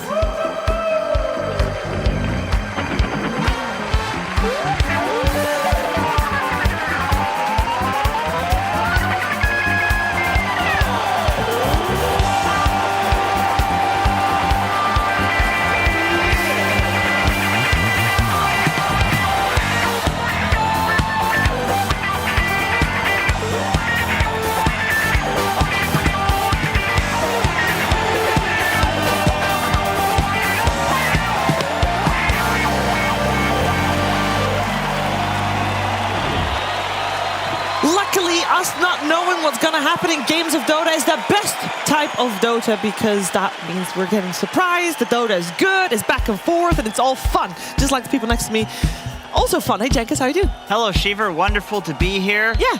And thank you so much for that introduction. I've been playing Outer Wilds, playing with my girlfriend, playing Outer Wilds. And that reminded me of kind of space-related stuff. It had me in the good vibes. Have you played Outer Wilds, Quinn? I've not. I've heard of space, though. Did you? I've heard of it, yeah. What's your favorite planet on the solar system? Is it the sun? I'm a Mercury kind of guy. You're a big Mercury fan? I mean, I kind of like Earth, I'm not going to lie. I think, you know. All right. We got it's not in retrograde. Can Earth be in retrograde? That's probably why all the bad stuff's happening lately. You think it's in retrograde? I think Earth has been in retrograde since Harambe I don't know went what down. that means. I'm not an astrology person. But you know who is? I'm sorry. I thought you were going to segue Neil like deGrasse that. Tyson? No, we're not going to. No, we're not. No, we're not going to segue to that yet. What we can segue to is we're going to check out what happens over. I kid you not, guys. I did not expect yesterday and today. Hey, Brian. Hey. How are you doing? Good. Very good. Guys from upstairs. Do you think the world has gone to shit since Harambe went down? It's only downhill from there. It's been downhill since Harambe, hasn't it been? How long has it been? Since Harambe? Yeah, no. What year was that? How far are we PH post Harambe? Like 6 years. It's been at least 6 years. It's been more than 6 years. It's been way more than 6 years since Harambe. Wasn't that right before COVID, or was it? Oh, Harambe was what started. It was. COVID. I feel like it was significantly before COVID. Like 2012 or something stupid? No. I think she's closer than you are. No way. Here she's Googling. I thought it was like 2018, 19, 20, somewhere in there. The great Harambe incident of 2012. That just makes me feel old if it's earlier than 2000. 2016. 2016. So we're split down the middle. Split the wickets. Yeah. I'm a great detective. I'm a great detective, and I also want to point out, do you guys, and this is not as much for Quinn, but mostly for Brian and Jenkins, do you guys, I know you guys watch all the games, but do you guys watch the in-between segments and the pre-show and stuff? No, I mute that shit big time. No offense, it's not you. It's No, much love, much love. Yeah. Because obviously yesterday was the first day that we had to concede a point.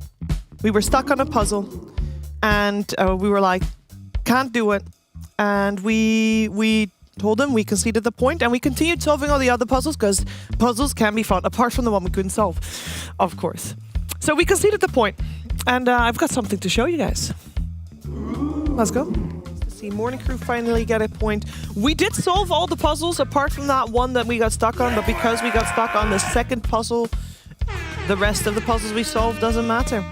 It matters for our egos, I guess. We're still happy and proud that we solved the puzzle, so that's nice. And the only one that we didn't solve was a stupid puzzle, because that's what happens when something doesn't go your way. It's stupid. Why did they get disqualified? Did they cheat? Yeah, they gave up.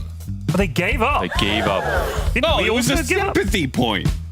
They said they were disqualified. Why were they disqualified? Yeah, because they gave up. They looked up the answer to one of them so they could progress to the next. To be fair, we did that too. Shut the fuck up, period. I promise you, I didn't watch the video. Ted might have watched the video, or maybe he didn't. May or may not have. I don't know.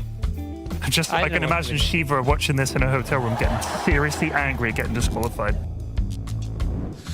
I was not angry. I was severely entertained at that point, because that last bit already happened after I watched the pre-show, and then I was angry. But after that, I just found it funny. But you knew.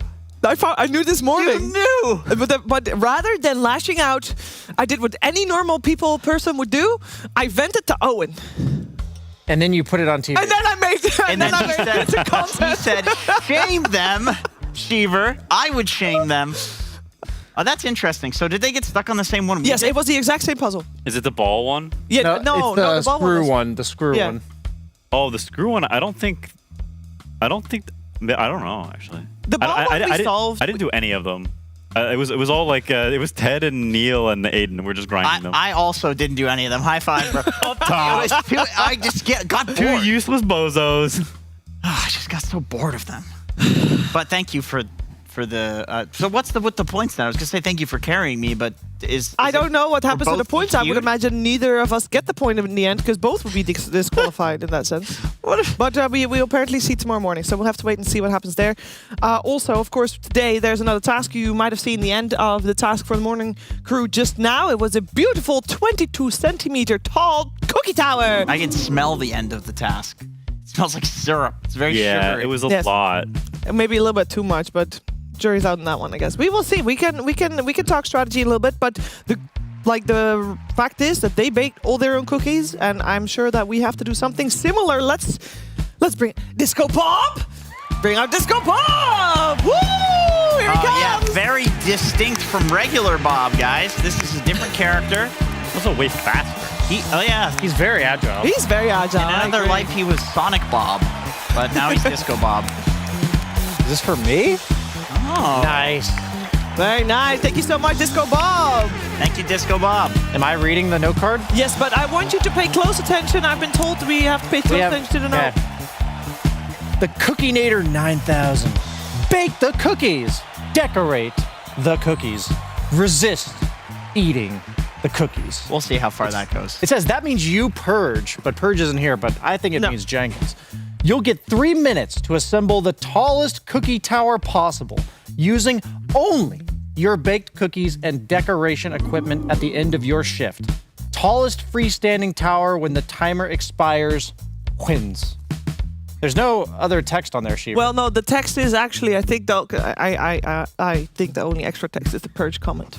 Ah. Purge just has to... I thought we were getting an extra rule. I think the rule is that we can't have Purge eating cookies, which will be very difficult. I don't know if you understand how difficult this challenge will be. If he eats a cookie, we lose. Read it again. It says resist eating the cookies. That means you, Purge. Yeah, Purge has to resist eating the cookies. It doesn't say we get disqualified if he eats them. No, but it says we have to resist it. It's on the part of that's the like task. implied. That is genuinely difficult. Yes, that is near impossible. You want this? Oh, I actually have a strategy for this. I think we can just load him up with sweets in the green room. Get him the Kinder Buenos. I can order him some Max as well. Fill him up. Get him. The thing is, he has a different tank for sweets, so we can't fill him up on Max. We have milkshake. Can we fill up both tanks? That's a good strategy. I think a milkshake is actually good. Is a good strat because it's sweet and very filling. Milkshake is good, but he likes cookies. No, like What about cookie gummies milkshake? and stuff. Gummies. Cookie milkshake. Cookie milkshake. Maybe a gummy milkshake. If we get him a gummy milkshake, I think we're good. Yeah, that sounds awful. We should get on that. Yeah, we should think about it. Don't knock it till you try it. Brian, I think you should open. We have to actually bake the cookies, and we got limited time available. So start baking. Okay.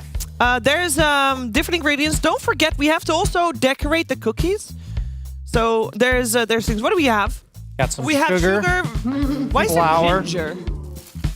Sugar, and vanilla meat sugar, skipping. and ginger. We got some butter. Butter. We got Chocolate chip. chocolate. Chocolate chip is decoration, by the way. We have is this like a cooking mat? Yes, Oh, it it's to is. measure the cookies. Okay. And cooking mat. I would imagine we have a tray as well. We have a grater. For chocolate cookies. potentially. Greater than what? Chocolates potentially, or maybe the butter. But that doesn't help with like getting the But we cookie have tower to taller. decorate. We have to decorate the cookies. But if we make the cookies too delicious, Perch will eat them. That's the problem. I mean, you just burn them. Is this the same bottle they were using? I Yes, feel like it it is because it's like so two-thirds don't gone. touch it too much because it's sticky. Oh, they didn't even think about that. They could have just squirted all the syrup No, they were out. told not to. They could have, hypothetically. Sounds like a morning shift thing to do. Yeah. I didn't lose anyway. I do believe they had 2 trays of cookies. It doesn't seem like we do, and also, that's fine. We can figure it out. How did they do trays though? Is that We is this don't the have a tray. No, we're gonna get a tray. Okay. So the first step is to make the dough. So we have to turn the oven on 200 first. grams of butter. While they're figuring this out, let's take a look at the standings because we're only 1 day away from learning what's going to happen. Team Liquid still undefeated, although it's starting to get difficult. Let me put that out there. They did drop games, but not series. So good on them, and therefore they're also made. That's yellow. We're calling it a yellow, and that means that they're guaranteed in the playoffs. It also means that if Tundra wins another series, they also are guaranteed, but we'll have to wait for tomorrow for that. Now, unfortunately, for MOUZ, because they lost the series against Liquid, they are out. Yep. And we're going to find out where some other people are going to slot in. Of course, keep in mind, tomorrow there is the first series of the day. There's overlap with two series at the same time for 2 series. And then tiebreakers. There's a pretty decent chance at tiebreakers at the moment. I mean, I'm not going to tell you all the permutations because there's too many. Let's be real. What I am going to tell you about is the schedule. We got 2 series still coming your way today. And the first one up is Aurora taking on Xtreme Gaming. After that, we're gonna have Paravision versus Falcons, and all of those teams want points on board, Quinn. They do indeed. I'm pulling for my boys in Xtreme. I think they're fun to watch. The only Chinese team here. I think region diversity is fun. It's not called the International for no reason. It's not called the Only Europe National. DreamLeague season 28. Yeah, I know, but it's the spirit of the scene, you know. Ah, of course. It's the spirit of the scene. Oh, let's see if your actions are backing up your words. It's not called Europe League. Here you go, Quinn. Predict. Oh, you did predict Xtreme. Yeah. Well done. Okay, that's very good. I put my money where my mouth is. Oh, very good, very good. Just checking. I will say it's predominantly Aurora being chosen there, which makes sense because they have been showing up very strong. But I will also say they might have been figured out by Liquid, and therefore they've been dropping series. They dropped even a series to MOUZ yesterday, which a lot of people, actually nobody saw coming, not even Jenkins, because he predicted the loser rather than the winner. That's how it works that way. Let's take a look at the results so far as well in our predictions, as Pyrion and Cap are topping the charts. Jenkins. I'm slowly plummeting. It's all good. It's cozy at the bottom too. That's right. I decided long ago I would never predict Tundra, so that's been screwing me over pretty good. You're still on the winter is coming train? That's right. Winter's coming. It's not here yet. It's a long spring. How many days are you going to say? It's really the longest spring we've ever seen. There's no way it's just one little cup of butter. That's not a cup. No. Is there any other tool that we can use? Because what are you trying to do? Cut the butter into smaller pieces. There has to be like a knife. Okay, there's no knife. It says 200 grams of butter, which is 90 milliliters of butter. This is 15 milliliters, which means we need 6 of these. What about the big one? Didn't they measure it? No. No, Surely I don't it's think measured. so. Is it measured? I think that would make it too easy. Well, that looks like about a sixth of this. There is a grater. You can cut the butter with the grater. Okay, that's. I don't think I've ever grated butter. What the grater is for. Okay, Brian. Yeah, they were you can if you can peel yourself away from the. Just take it off the ring. Take it off the ring. What do you mean take it off? You can take it off the ring? Well, of course. Oh, you're smart. Thank you, Brian. If you could peel yourself away from the cookies for a second, I would love to hear what you have to say about this upcoming series, Aurora versus Xtreme. Absolutely, Shiva. Absolutely. Positively. Positively. Okay, so for this series of Aurora versus Xtreme, do you need my help? I wanted to highlight the dynamic that we always see in the history of Dota, the tug-of-war between the whole idea of split pushing, playing the map, and team fighting, and how that plays into aura items and more pick-off skirmishy type items, and maybe a little bit of a state of the meta for both of these teams and what we should probably be looking for in the series today. So I've got some clips for both of them, and I'm going to jump into Aurora first from their match yesterday where they lost against MOUZ. So in this game, the thing I want to highlight is that MOUZ is in the Roche pit right now, and when we look at Bristleback's inventory, he's got a pipe, and Mars is working on a BKB. So what does that mean? They give up Roche, they give up Tormentor. Look at Aurora. They're just farming the map. They feel like there's nothing for them to even do to contest these objectives. And if 4K lead quickly accelerates into Aegis, Tormentor, AK lead, walking high ground with a pipe and a Crimson. And this whole time, 2 of the Aurora cores are just farming the map, not even trying to show up because they know that they can't. And that's kind of the state of the meta that we're in right now, as MOUZ briefly retreated and then back to, objectives at hand. And if there's no worse feeling in Dota than watching the enemy team just hit your base like this with absolutely no plays to make. We've been watching Aurora take really smart fights and make really capitalizing on small mistakes from the opponent when they're out of position and stuff. But there's absolutely no window for them at all in this game. And here's Aurora realizing the state of their situation here, and they're going to smoke around to try to force a fight. You see them looping around on the top side of the screen. They're going to be flanking. Time for the big surprise coming out from Aurora. And the smoke breaks, and they immediately retreat. Get out. They realize they can't even fight at all. And this is a situation they just have to absolutely avoid today. So as we jump into the next, or into Xtreme Gaming's clips, because we know Aurora is going to be looking to solve this. This is Xtreme Gaming versus BetBoom. And if we look at Necrophos's items, he's got a Greaves, Pipe, and a Lotus. A lot of teamfight items. When we go into the Razor's items, he also has a Crimson Guard and a Satanic, very team fight heavy items. And then we look at the other team's items and they got nothing. So watch the spellcasting coming out from Xtreme. This is about as flawless as it's going to get after the Slardar dies, of course. There's going to be a 4-man Fatal Bonds with the Queen of Pain ulti and a support Tiny dies. And that's absolutely all that happens in this fight. And this is a game that Xtreme ended up winning about 50 minutes or about 30 minutes later. But as you can see, these fights are incredibly hard for these teams to take, and they've perhaps gotten a little bit too much in the habit of getting to watch their opponents just walk away with full HP here, and not having the team fight items necessary in this meta. We're looking at Crimson Guards, we're looking at Pipe, potential Greaves, and I believe in both of these teams' capability of executing, and I just want to make sure that they give themselves that chance to fight in today's series. Thank you very much, Brian. If you could join us again, that'd be wonderful. In the meantime, the butter is being, I don't know why the butter is being grated, but it is being grated, so there's that. Dude, it looks like so much when you grate it. It's very airy. It looks like cheese when you grate it, to be honest. I don't think I've ever seen grated butter. Honestly, it smells so good. It's just butter. What do you need next? Vanilla sugar. Did you not put too much in? This is sugar and vanilla sugar and ginger. That looks like so much butter. We were told that's the right amount. It's like a metric we were told butt that's ton. No, cut the butter into small butter pieces, ton. stir the butter and the sugar together. smell good. Now, unfortunately, they mixed the sugar with the other things, so we don't have an option to pour everything in. Well, the draft will start soon. That's nice. Stir the butter and sugar. Okay, and then... Okay, so it's saying add all of them to the same bowl and mix it with the butter and the sugar. So I'm sure it's fine if we just dump it all in there. Yeah, I hope so. Better be. Better be. Okay, I do want to talk about the Dota as well, because for both teams, this is a pretty important series. Before today... in a normal cookie? What? Is that how much butter's in a normal cookie? 200 grams. That's a lot of butter. Sounds about right. Go ahead and go back to what you keep doing your job, Shiva. Thank you. I want to ask, because I feel like Xtreme is steady, stable. Why do I have butter on my finger? Is steady and stable and is doing quite well for themselves. And I feel like Aurora, when we saw them play against Team Liquid 2 days ago, it almost seems, Quinn, that they got kind of, I don't know, something got exposed or something, like the boat got rocked basically. And I don't know what it was, but it feels like Aurora is still feeling it. Yeah, the fact they lost to MOUZ is legit crazy, I think. The fact that only Jenkins predicted them, like you said before, is very telling.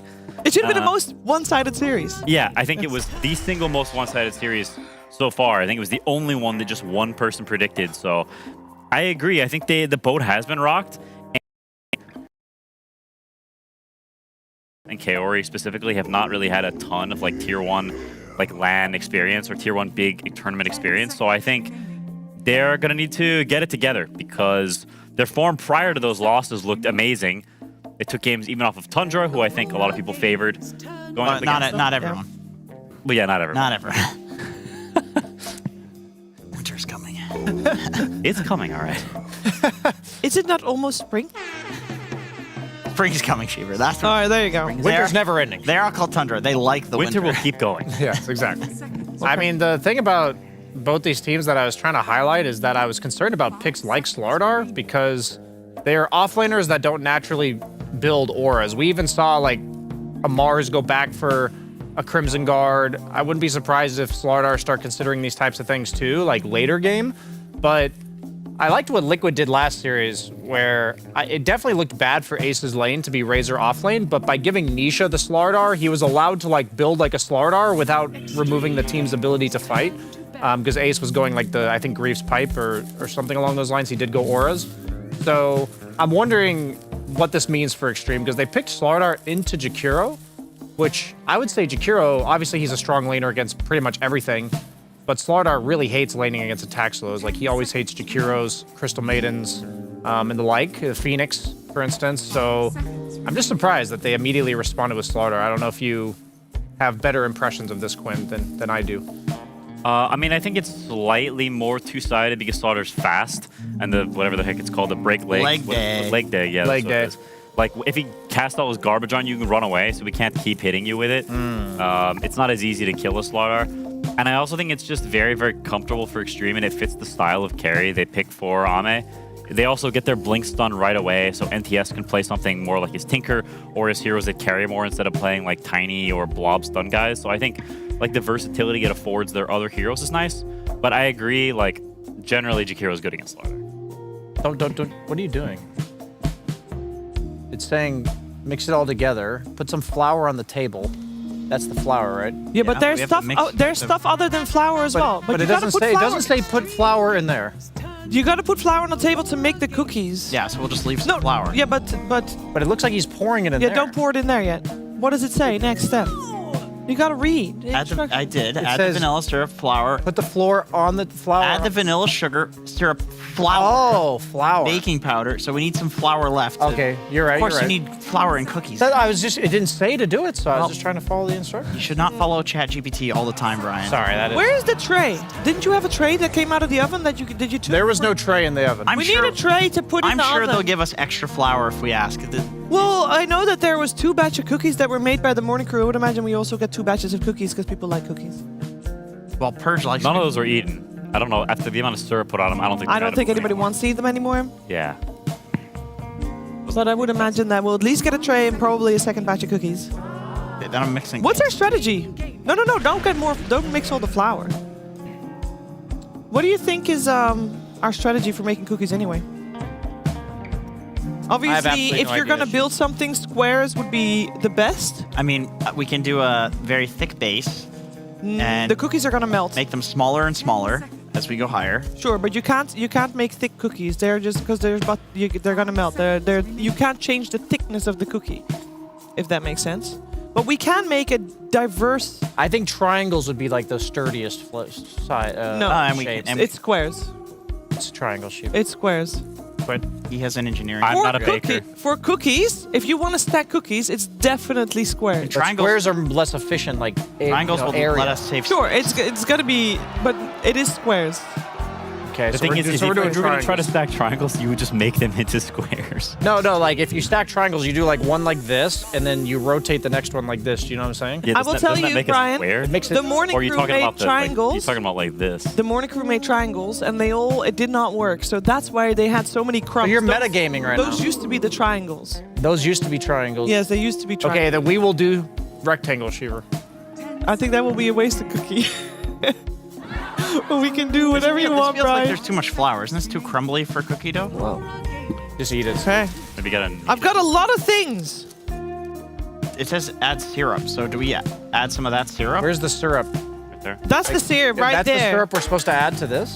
I don't know. Yeah, I don't. Well, It doesn't Wait, say. why are you adding the syrup in? I feel like the other thing that we baked was much easier because there were the exact portions and it was very. Yeah, well, we have. Wait, we need 3 to 4 tablespoons of light syrup. Well, that's literally what is this? This is a That's more than half a deciliter. 1 tablespoon is like what? This one, I would think so. Yeah, this 15 milliliter. You just do 3 of those and you got it. Give me that syrup. Yeah, give From me some that syrup. I need some. All right. We also need some syrup for these drafts, or some sauce rather. Give us the sauce, Quinn. What's happening, and who do you feel like is winning this draft so far? Aurora has got the sauce, or the syrup, if you will. We've seen this Tide versus Kez a bunch throughout this tournament. I think it's very, very good because you can shrug off all of the annoying debuff that Kez has. He doesn't kill you, and you can Ravage if he ever tries to commit on you. Not to mention that the rest of Xtreme Gaming's heroes have the same problem where it all just gets shrugged off by Kraken Shell. And I think Tide generally as a hero is just kind of broken if he's not countered. So the fact that they get this juicy Tide on 18, I think is a little bit of a problemo for XG. They can just pull waves with Tiny. Tide will get his game, and they can play through mid potentially. So far, not looking incredible for XG, I would say. But, you know, they have last pick at least, so maybe they can recover some things. Yep. They do have really strong team fighting spells on their supports on Xtreme, but I just want to really draw attention to what Quinn said about the dynamic with Tide.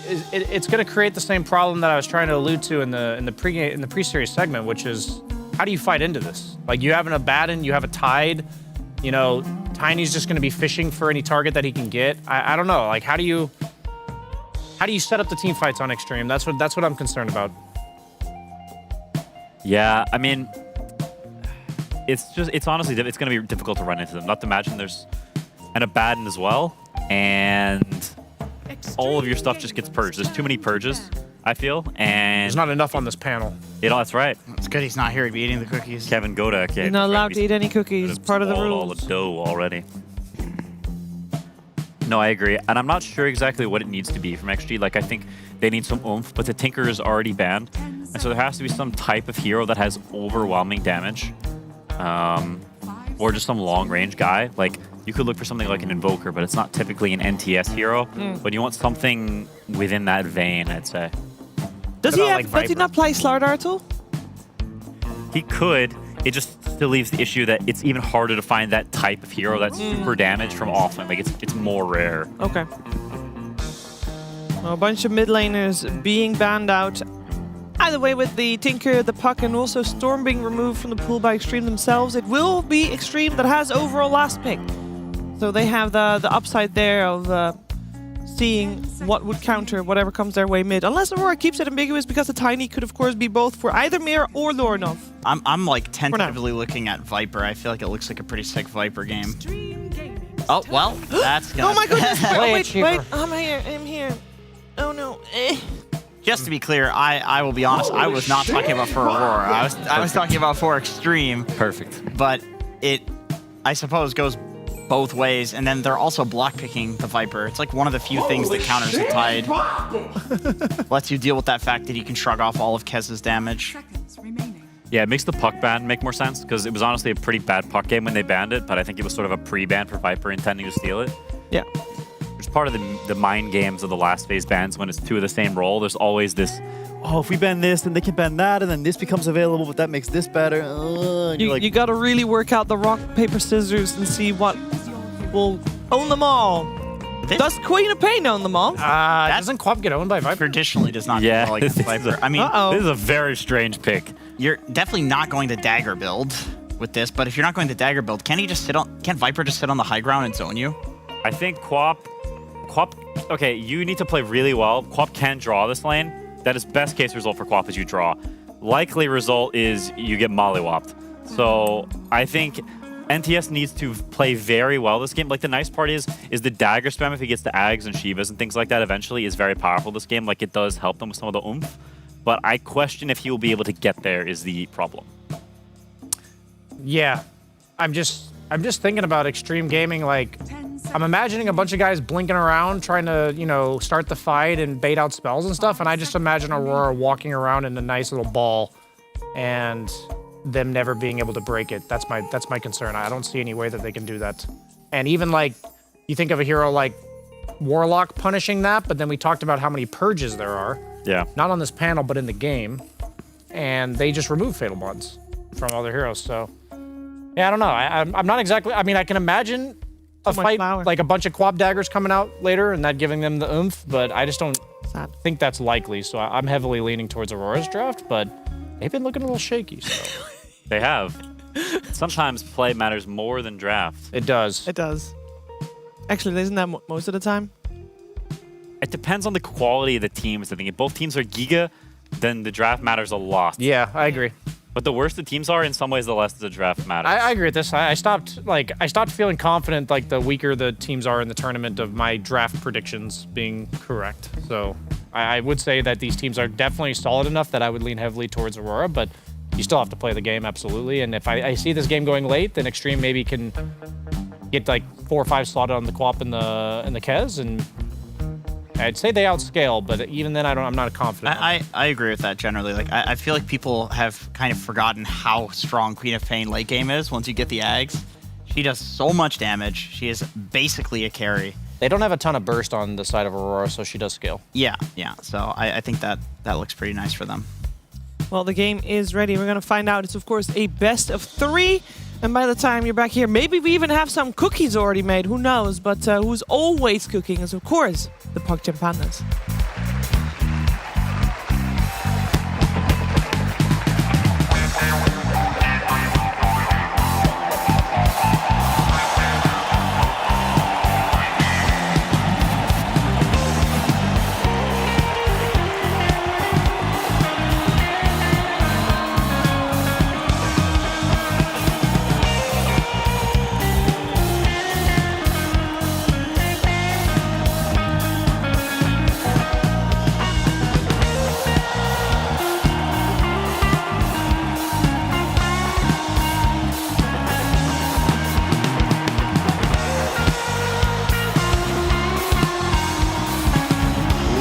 Welcome!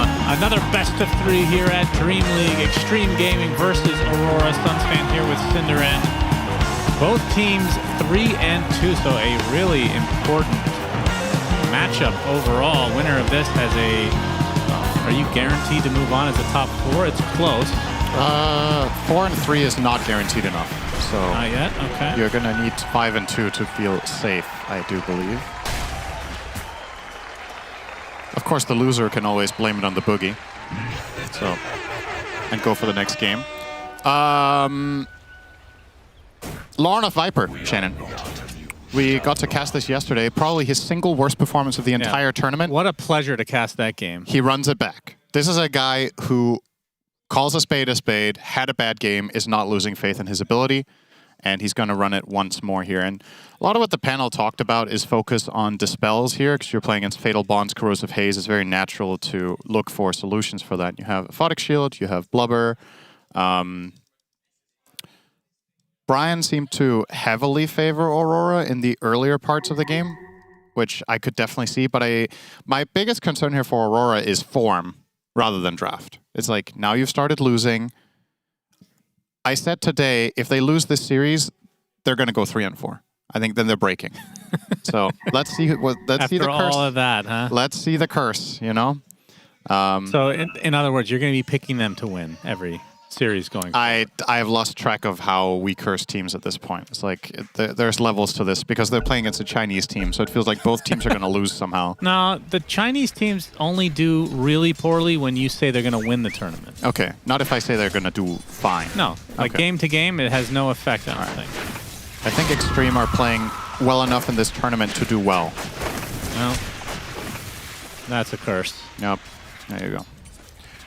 Kez is back, Shannon. Yeah, see, well, before we get on to that, Cinderin, the Viper, you talked about how Lornoff didn't get off to... Was it the start that he was... I can try to remember the exact sequence of events that caused him to have such a rough game. That was a little bit of everything, to be honest. Who was he laning against again? It was a melee, right? I forgot who he was laning against. I just remember that he went Travel's Pipe and then got killed by... He was Invoker. He got killed by Cataclysm all game. Oh, yeah, that's right. Yeah, he went... Yeah. Doesn't have to deal with that this game. I think pure damage. The problem in this one is that the enemy team has ridiculous physical damage, but you're actually very good against that in Corrosive Haze, or excuse me, in the Nether Toxin until the enemy team gets BKBs. If you go Ags, especially, with a nose dive. Against a hero like Slardar and Kez, they can't attack you. They basically have to find the immunity. Thank you. Thank you so much. Speaking of Kez, you wanted to say something? Yeah, he's back. And not only is he back, but he's playing with Amplify. We've had... I don't think you and I have cast a game of Kez plus Slardar this tournament, but we've seen one before, and we have cast one before, and it is disgusting how fast Kez can kill heroes with that. So, sure, Tide and Abaddon can cover themselves to some extent, but honestly, if you get Corrosive Hazed and jumped by Kez, it's an insta-Abaddon ult. Like, you don't have time to get a Aphotic Shield off. So sure, it is a bit of a counter, but the damage is still going to matter. You have to be on your toes. Yeah, we've seen, I mean, Abaddon is one of Nightfall's favorites, for sure. I feel like at this tournament, generally, the hero has looked worse than usual. I was expecting it to do better. I thought the hero was underrated for the first group stage. I forget what the win rate more, was. It's sub 50% for sure, though. Yeah, that did surprise me, because in Group Stage 1, we didn't see it much. We saw it a little bit more in the beginning of Group Stage 2, and I was like, I thought this hero was going to be a bigger pick. And now it is becoming that, in spite of not doing too hot. So, wonder what gives. Well, early on in mid lane, 11-3, 4-0 to say, while Lornoff at 13-6, so relatively even. God, it smells like cookies in here. Yeah, it's nice. So nice. Shiver? Shiver, can we have one cookie for me? Because they failed their tower horribly. I'm sure I can have one cookie.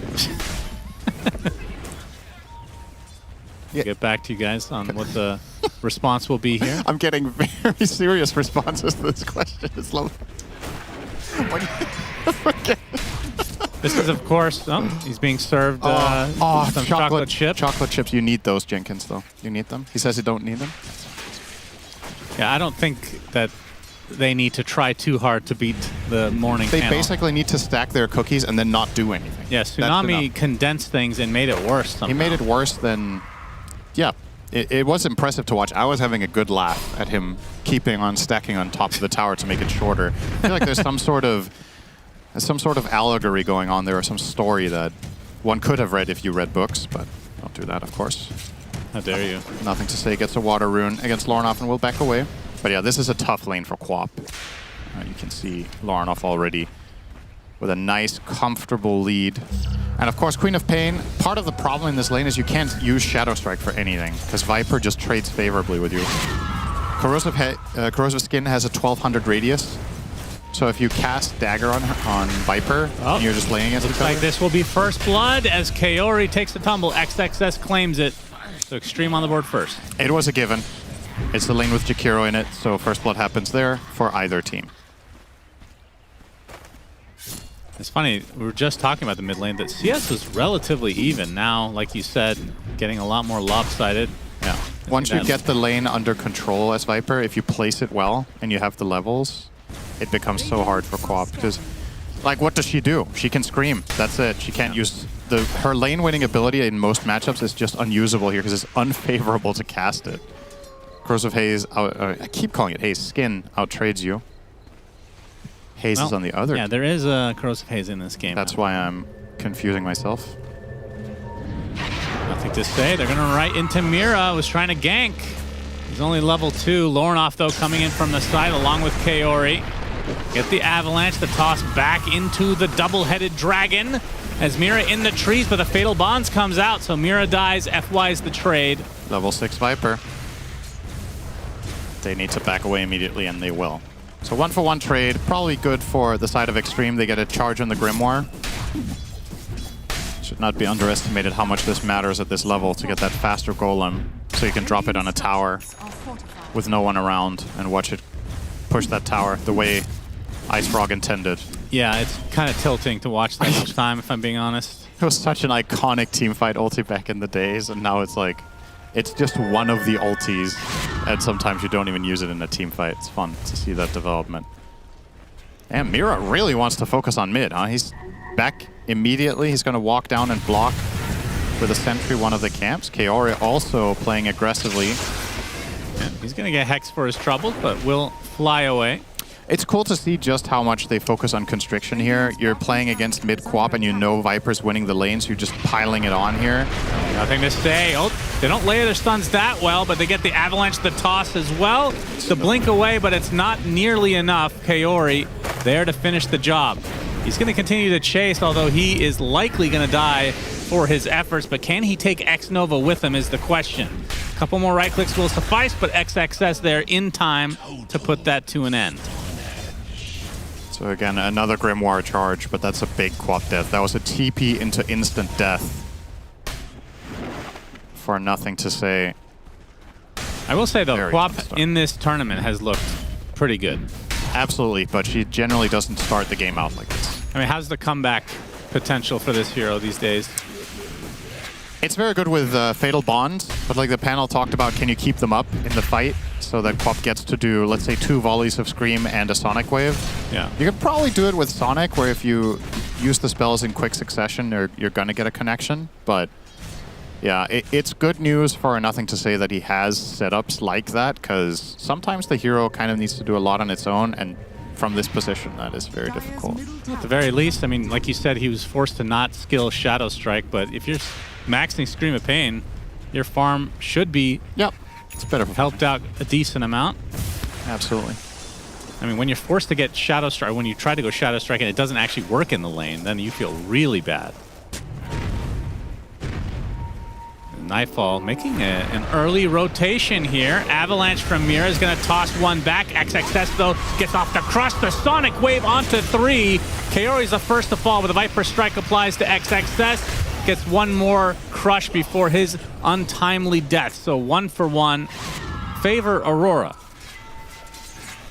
Yeah, they're killing the higher priority targets at the expense of book charges. Still think you're very happy with this. Do they have any follow-up here? Nightfall no longer with borrowed time. He bought the Talisman first this game. I feel like that's pretty... We haven't seen that this much this tournament. for the Radiance. Maybe he thought he was about to potentially die because he had to skill his ult there. Just wanted to spend the money. Could be. I mean, he was running past it anyway. Maybe it was just convenience. Oh, he bought it straight, like not with a courier, you're saying? No, I think he ran past the secret shop when he got shackled, right? I think so. I see. But either way, it's also a decent talisman game. You're against Kaz and Slardar, so evasion is an inherently useful stat.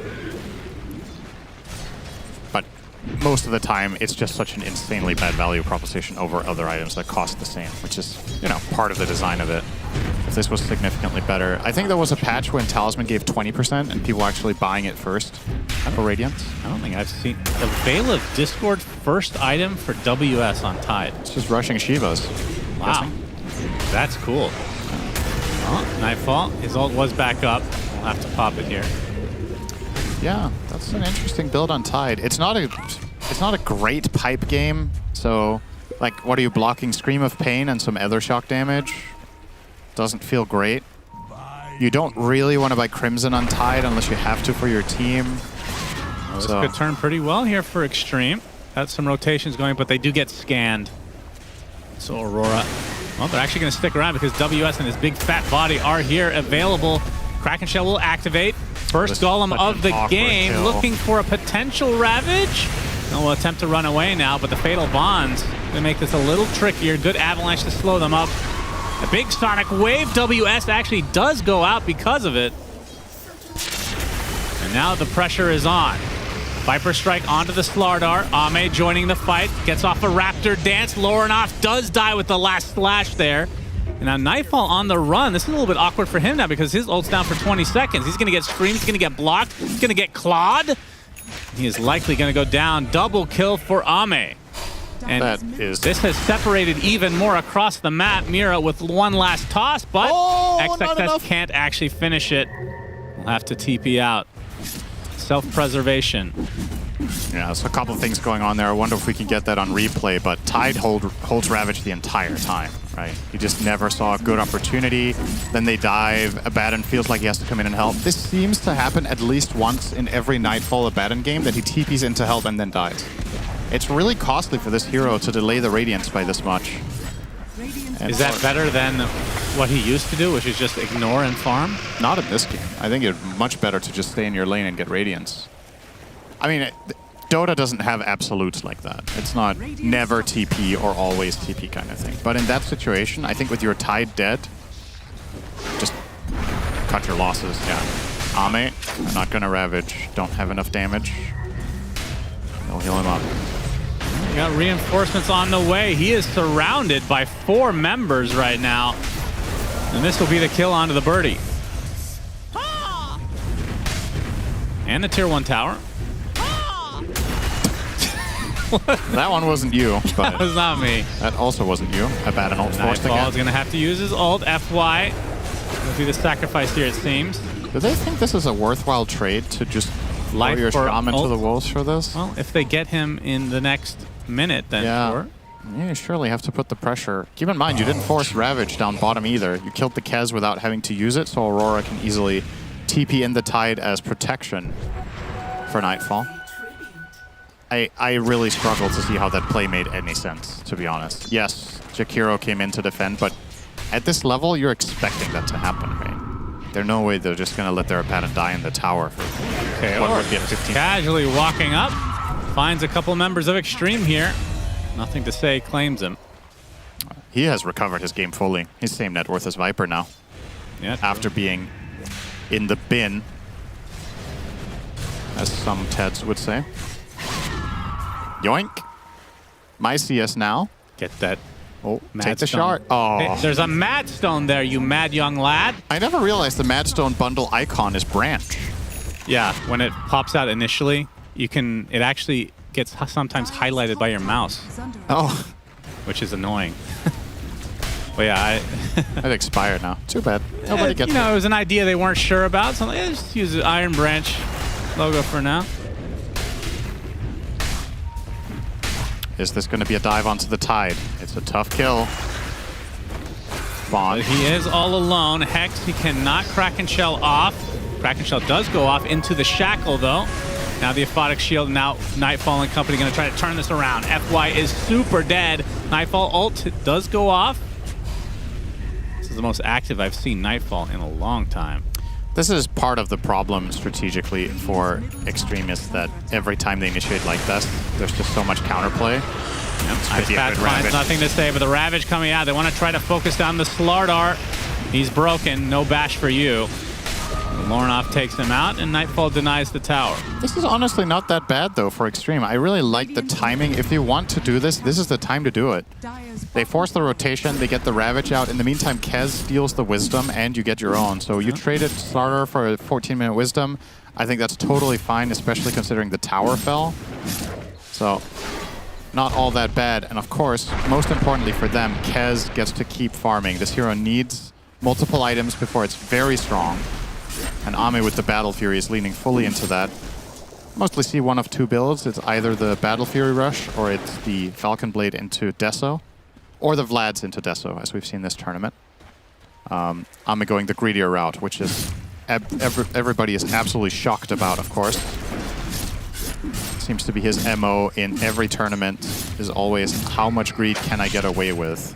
Yeah, I was going to ask about this because it feels like most people are not opting for the Battle Fury build. But it's Ame, so he will.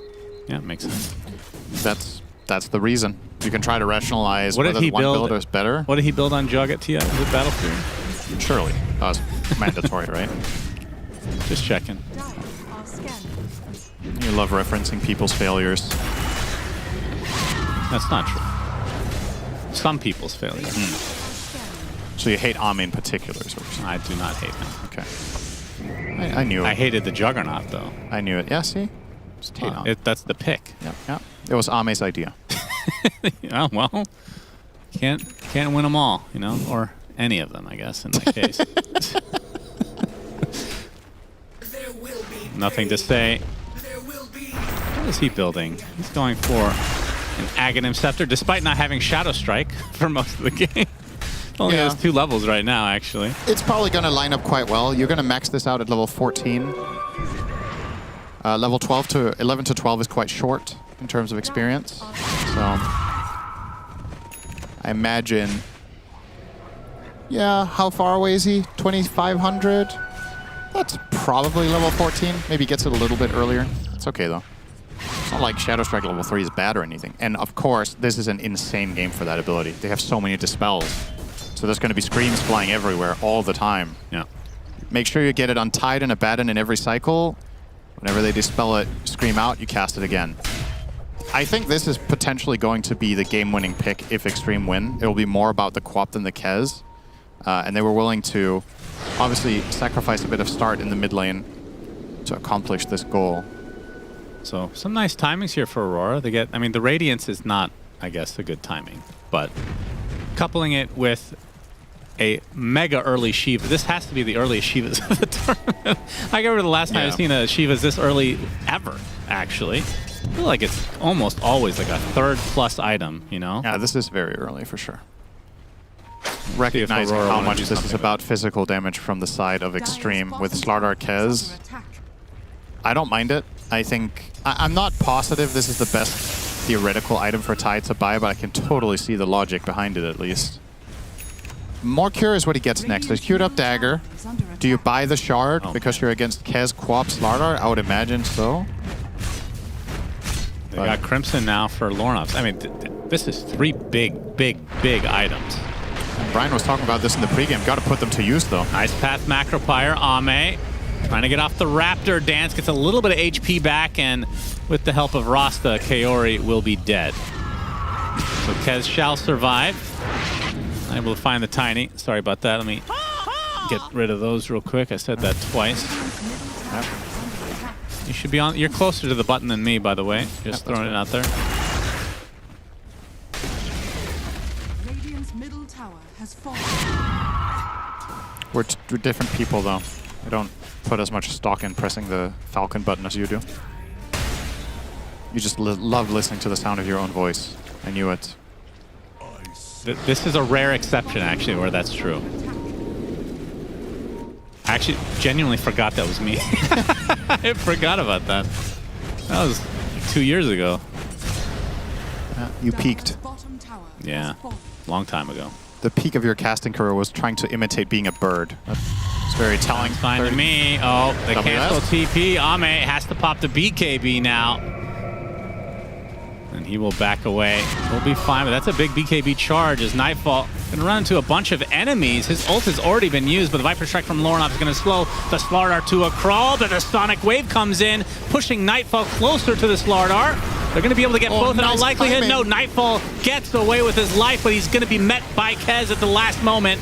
Still not enough damage. Nightfall is sticking around. Aphotic shield after aphotic shield, and he will live. Wow. 3 for nothing. That was insane timing on the aphotic shields from Nightfall. Just perfect. Manages to barely stay alive twice in a row. First against Quap, then against Kez. This is such a big thing to pull off. You're going to get the top tier 1 for this. You're potentially going to be set up for the Tormentor because your ulti was procced at a time that will prepare it again. It'll cool down before the Tormentor. And sure, you don't have Ravage, but I still think you can zone control up there with Viper at Batten being this tanky.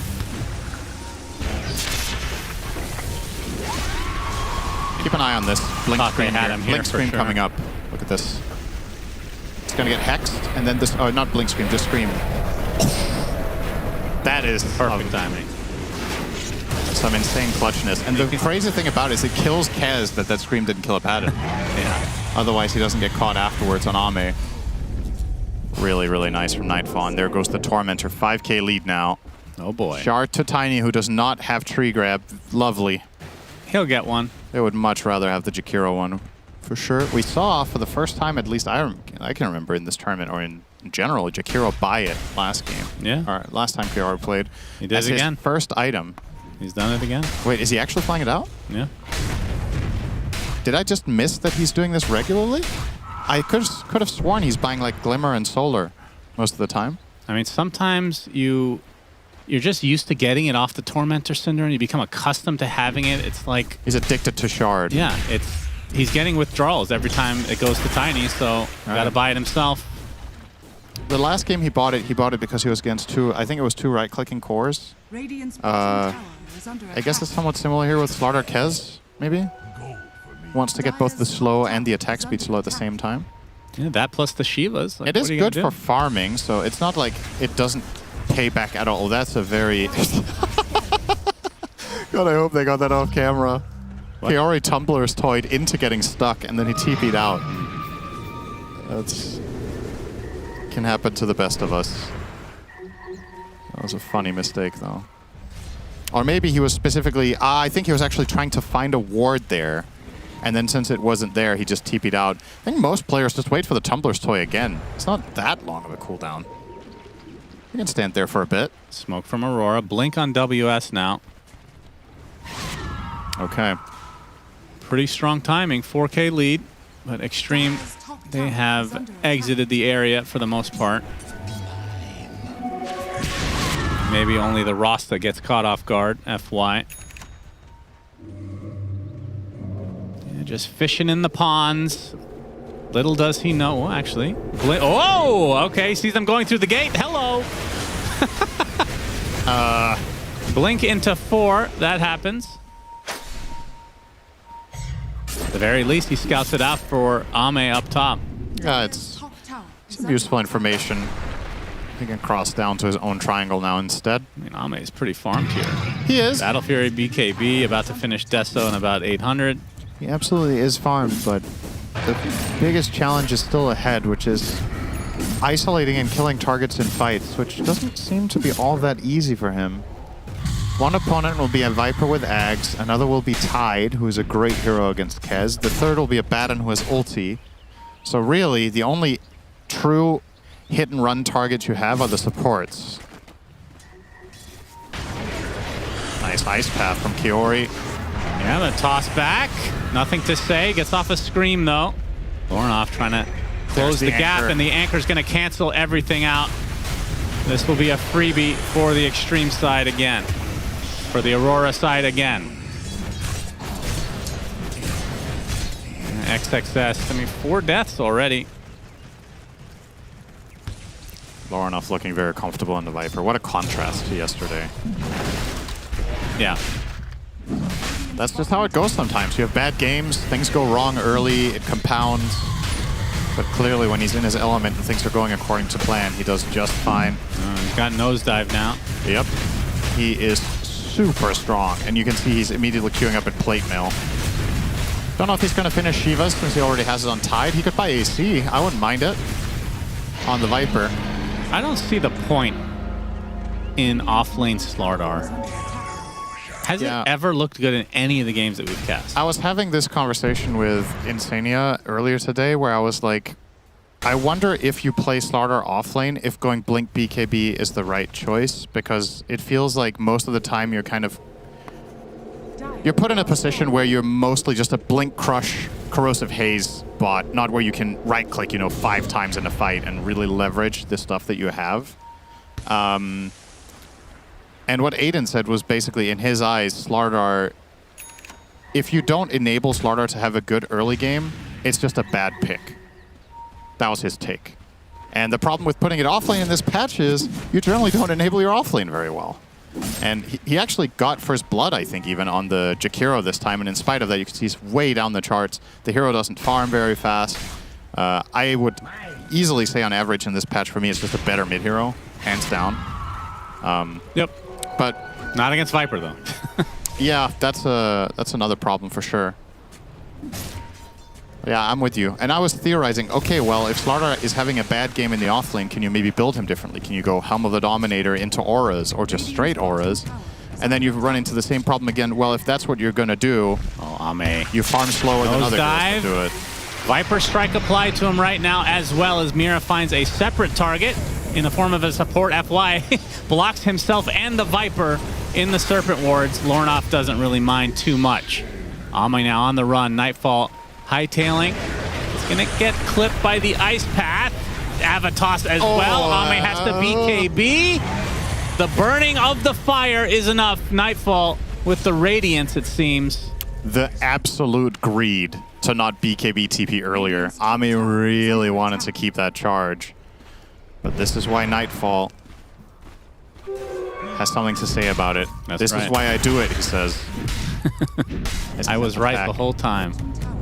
So we're going to see here the opening.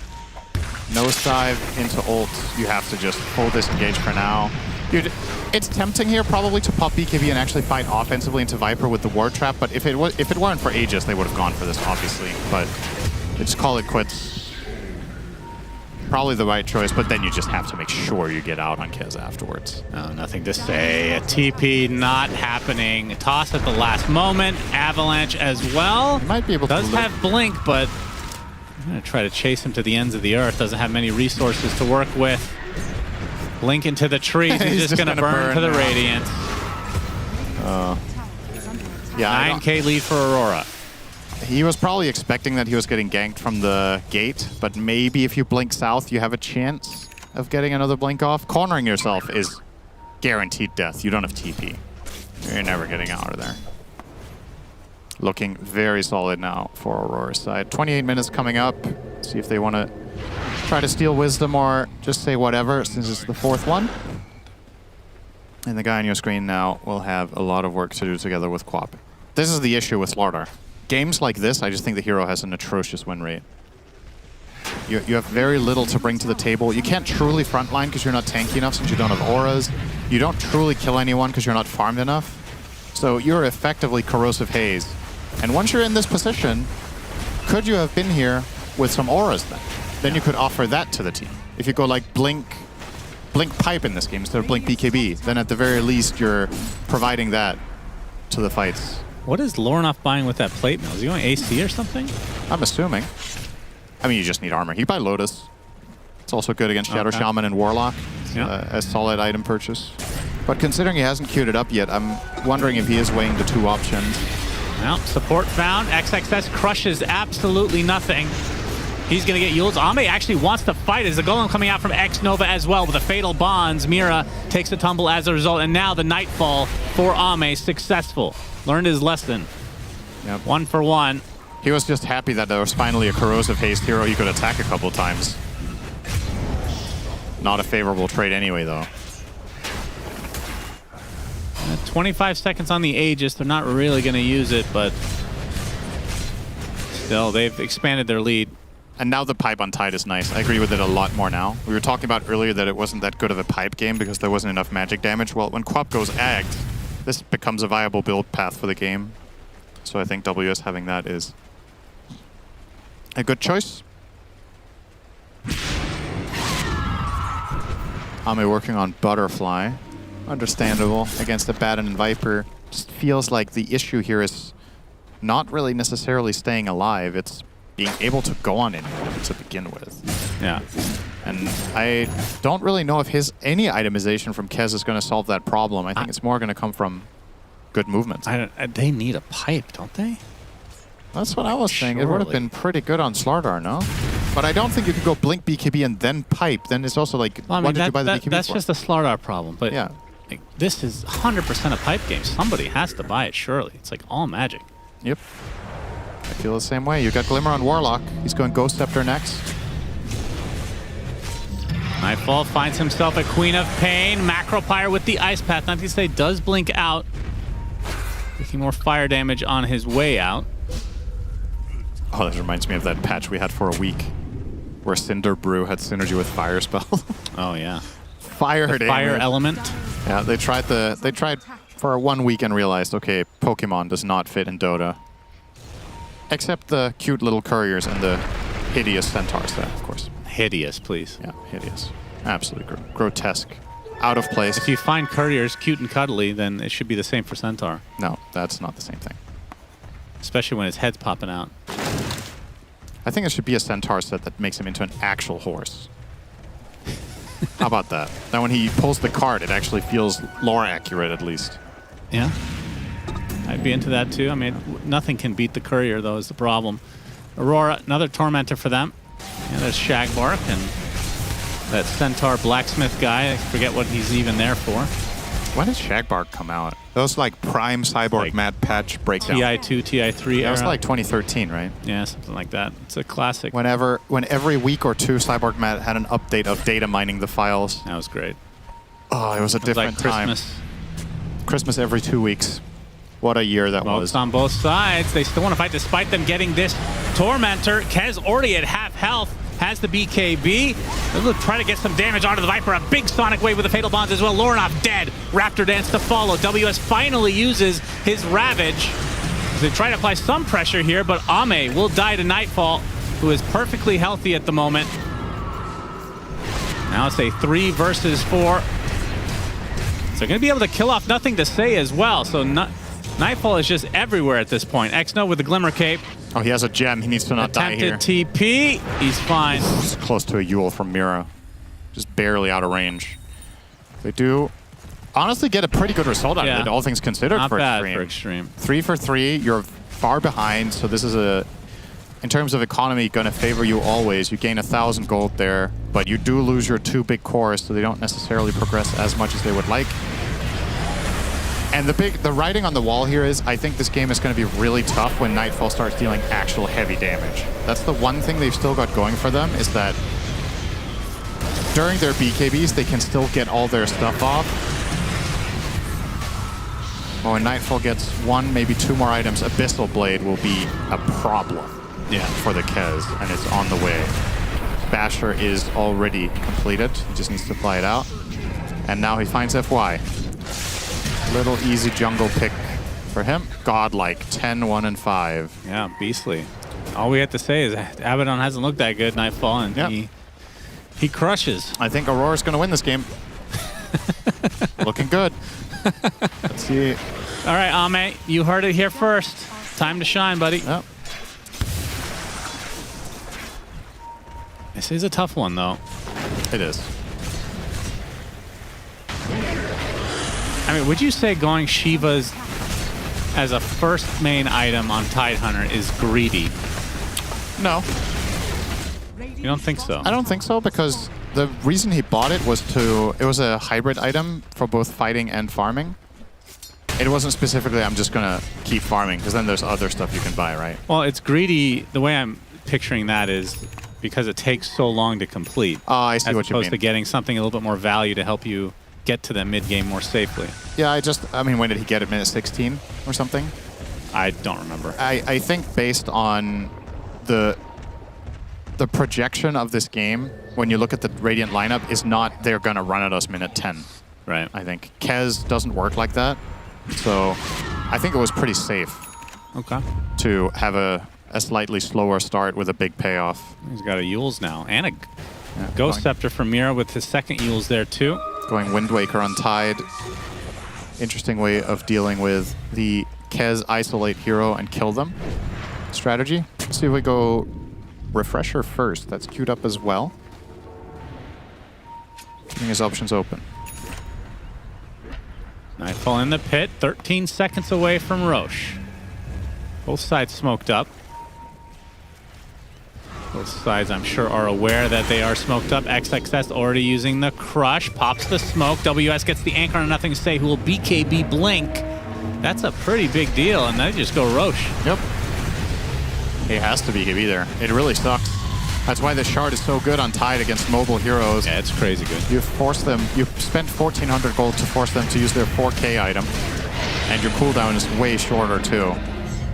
Now Aegis on Lorenoff, and this is a banner as well. And he's got Scotty. Yeah, he is big. And he's got Shard, so he can actually be the one hitting the buildings. Very nice choice here. All right, let's pay attention to Xtreme. So Kaz has the butterfly. I mean, he's doing a lot of damage. Has Satanic not too far away. Then Nothing to Say is going for Shiva's, but that is pretty far. And then the Sladar, as we like to call him, XXS. By we mean Surrection Slacks. Yeah, AC very far away as well. Yeah. Has the Aghanim Scepter though, so we'll be... How does that work in... while broken? I guess... Like, obviously the puddle should still be giving you everything while broken, I would assume. Yeah, I don't... But can you create puddles while broken? Well, Seaborn Sentinel is breakable, which is the innate that gets massively upgraded from the Ags. So I'm assuming you just have none of the effects while broken. Wow, that's a pretty hard counter then, if it works like you're saying. Anchor, Kez, Ice Path to follow, a Sonic Wave onto a single hero. They really want to keep his BKB intact. Yeah. Satanic will be a help for him, but it still is a matter of... It's going to give him some staying power, but I still think he can die in a chain stun. Ravage, Avatos, and Basher from Abaddon into Abyssal. It's not easy, and you've got the BKB on Shaman to try to get a guaranteed lockdown. He also has the Hex Breaks. That's what we need to keep in mind. That talent is very good against Abaddon and Viper. So if they can find the opening, they have the damage to kill these heroes. It's one of the hardest counters to Abaddon in the entire game because it breaks and silences when you hex them. Yeah, but that's a very small amount of time to get the kill. You have Kez Slardar. It's possible. And now the high ground for Lorenoff. Like you said, Aegis for 2.5. He is packing a punch. It still remains to be the sole plate mail, so it hasn't upgraded to anything. TP from XXS wants to join the party. His tower's going to be dead, though. Nosedive used already. I'm going to try to wrap around Ame on the other side, coming in from the north, potentially. Aphotic Shield is really good here. Just keeps blocking a lot of the damage and giving him regen, so he can... Okay, not sure if they've spotted him. Now they will. Grappling Claw, but he gets gone on by Nightfall. The Basher hits him right there. Sonic Wave onto a couple of heroes. Ame with the BKB now. Nightfall still relatively healthy. Lorenoff still with the Aegis as FY pops his BKB. How the hell did he get that? Looks like he's going to fall first, though. Nightfall getting pursued now by the Kaz. Nightfall getting extremely low. He's actually going to get brought down. Will cost him his life as the Aegis about to be consumed. Buyback from the Tidehunter, though, from Aurora, along with FY's Rasta. And Lorenoff standing his ground next to these wards. Here comes WS with the Ravage, turning this around. XXS and FY bite the dust. And that's 80 seconds for Kez on the deck as well with no buyback, so they can do some considerable damage here. Damn. Nothing to Say can be pretty annoying, though, with these Shadow Strikes. That was such a good fight for Xtreme, and then they just missed the play call, right? You got everything you needed, and then some. The Tide buys back, and they stick around, and they wanted to keep fighting, so just clearly didn't keep track of the fact that Ravage wasn't used. Yeah. He buys back, he comes in. I think when you force that buyback, if you go back to base, you're super happy. But they bit off more than they can chew, and now the end result is kind of a draw, with Aurora having plenty time to get something much bigger than the fight itself. Even Mira is just one single right click as a support, still doing considerable damage to these buildings. So between him and the two dragon viper creatures, whatever you want to call them, they can take these buildings super fast. It's going to be 2 sets. Yep. For the most part. Not sure if they'll get this range, but as we established, they're not that important. They wouldn't have lost either of these, I think, if they hadn't stuck around for that tide buyback. Yeah. So that was really important for Aurora that they managed to set that up. Yep, definitely true. That's a risk-reward thing you take as Tide there. I think most teams just let Viper die twice because they're like, all right. I think most teams don't buy back on Tide Hunter, actually. Yeah. Even with outpost control. That's the thing. So you see this opening. This is pretty solid. They kill Kiori instantly. They get the break onto the Tide, which was almost able to take him out immediately. Now, Queen of Pain is doing considerable damage with these Fatal Bonds. It's a nasty combo. Kez survived long enough. Yep, another fight breaking out, though, despite the 16k lead for Aurora and 2 lanes of racks at their advantage. BKB, jump in, Sonic Wave onto 2, but the stun lock right now onto the Kez. He keeps getting bashed, he keeps getting destroyed, and finally the Raptor Dance brings him back to a respectable amount of HP, but now he's cornered himself. He has a loaded supply, but it matters not. Ame is dead. And that potentially could do it, as FY dies yet again. Not sure if they'll be able to catch up to Nothing to Say. They get the bash, but he still has the blink TP. But as we've seen with the amount of building damage that Aurora can do, they could get the Megas now. They have Ravage now too. That wasn't even available. Oh yeah, fight, you're right. So. Fighting into Ravage without Kez is going to be borderline impossible. This has to be Megas. Not a ton of mana on Lorenoff to continue the right clicks onto buildings, but like Tiny has to go to work then. Nightfall blinking in. Abyssal, it gets reflected thanks to the Lotus. Ravage comes out though. They still don't have quite enough damage, or do they? Yes. Nothing to Say. Dead again. No buyback available, as they're just going to call it here. GG's as Aurora take game number 1. Yeah, nicely played. They bounced back after yesterday, at least in this first game. The last 2 days for Aurora have not been great, looking like the front runners of everything really for quite a while. They get kicked down a bit, but they get up again. You're never going to keep them down, Shannon. That's a good song. Yeah, Xtreme. Not sure what I was expecting. I feel like this is a 3-game series, probably. Obviously depends, but I think they're not that far away skill-wise. Aurora is kind of up and down. They've been, as we've talked about, they've had a great tournament, but the last couple days, a little shaky. I mean, yesterday, very shaky. Yeah, it didn't feel like when it comes to the teamfight executions that Aurora significantly outplayed Xtreme Gaming, so I kind of more want to chalk this up to like just out-strategizing them. I think the drafting turned out very well. The lanes went solidly. They have this insane mid-game power spike with their tanky heroes against Quap, Slardar, and Kez. That's exactly what you want to have. And you can see FY became a bowling pin this game. 12 deaths. He has almost half the deaths of his entire team on one singular position 4 hero. Just got rolled the entire game. They were on his ass. He still did more damage than Slardar though, so off-lane Slardar not making a great case for himself so far. Yeah, let's not see that hero in the off-lane again, Sheever. Aurora taking this game number 1. Our commentary team thinks there's a high chance for a game 3 in this one, so we'll talk all about it and also see what Xtreme did well, what they can build on. But first, let's see what Aurora did well in this game, in particular, Jenkins, as they took the dubs. Yeah, I mean, amazingly played by Aurora. I am very impressed every game. It's like you see it in one game, and it seems like an anomaly, where they have one of these like risky buybacks into winning the game off of it. But so many times you see them be so patient at using their spells and like positioning together as a team, where in this game it was WS. He died without using Ravage, without using anything, but he had buyback, and then he buys back and hits like a big Ravage. And I think it was this fight actually. where he does the buyback, but it's just, I don't know, it's an interesting way to win games of Dota because you hear about this in like the hyper late game, right? But they will do buybacks at like 18 minutes in, win the fight off of that, and then secure the entire game based off of that one fight. And it's super, super risky. But also, buybacks down that time, they are less expensive and therefore less risky than late game, no? True, but the timer is the same, right? Like you're getting add 25 seconds. Time. You're getting punished more relative to what your respawn timer if you die would again. be. Yeah, and then also gold is more valuable early because of what you can turn it into. It's just not something that you see. And I said this in the green room. Like I realize this particular instance is not that crazy. He bought back. He didn't want to use the shit ravage. That makes sense.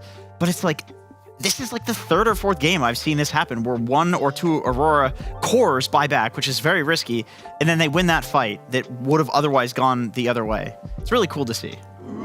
Yeah, I mean, I think they played a very solid game. And I think what stands out to me more about this game, we highlighted during the draft, but I think it is the draft. I think they significantly have a meta understanding advantage over Xtreme. I think this Kez being given and then picking the Tide on 18, we've seen it keep happening, and Tide has not lost a single time from what I've seen. This matchup is not okay. People cannot keep giving it because it just sabotages your entire game whenever this happens. And Aurora knows that. They see the Kez, they instantly pick the Tide, right? Why doesn't Xtreme know this? That's a good question.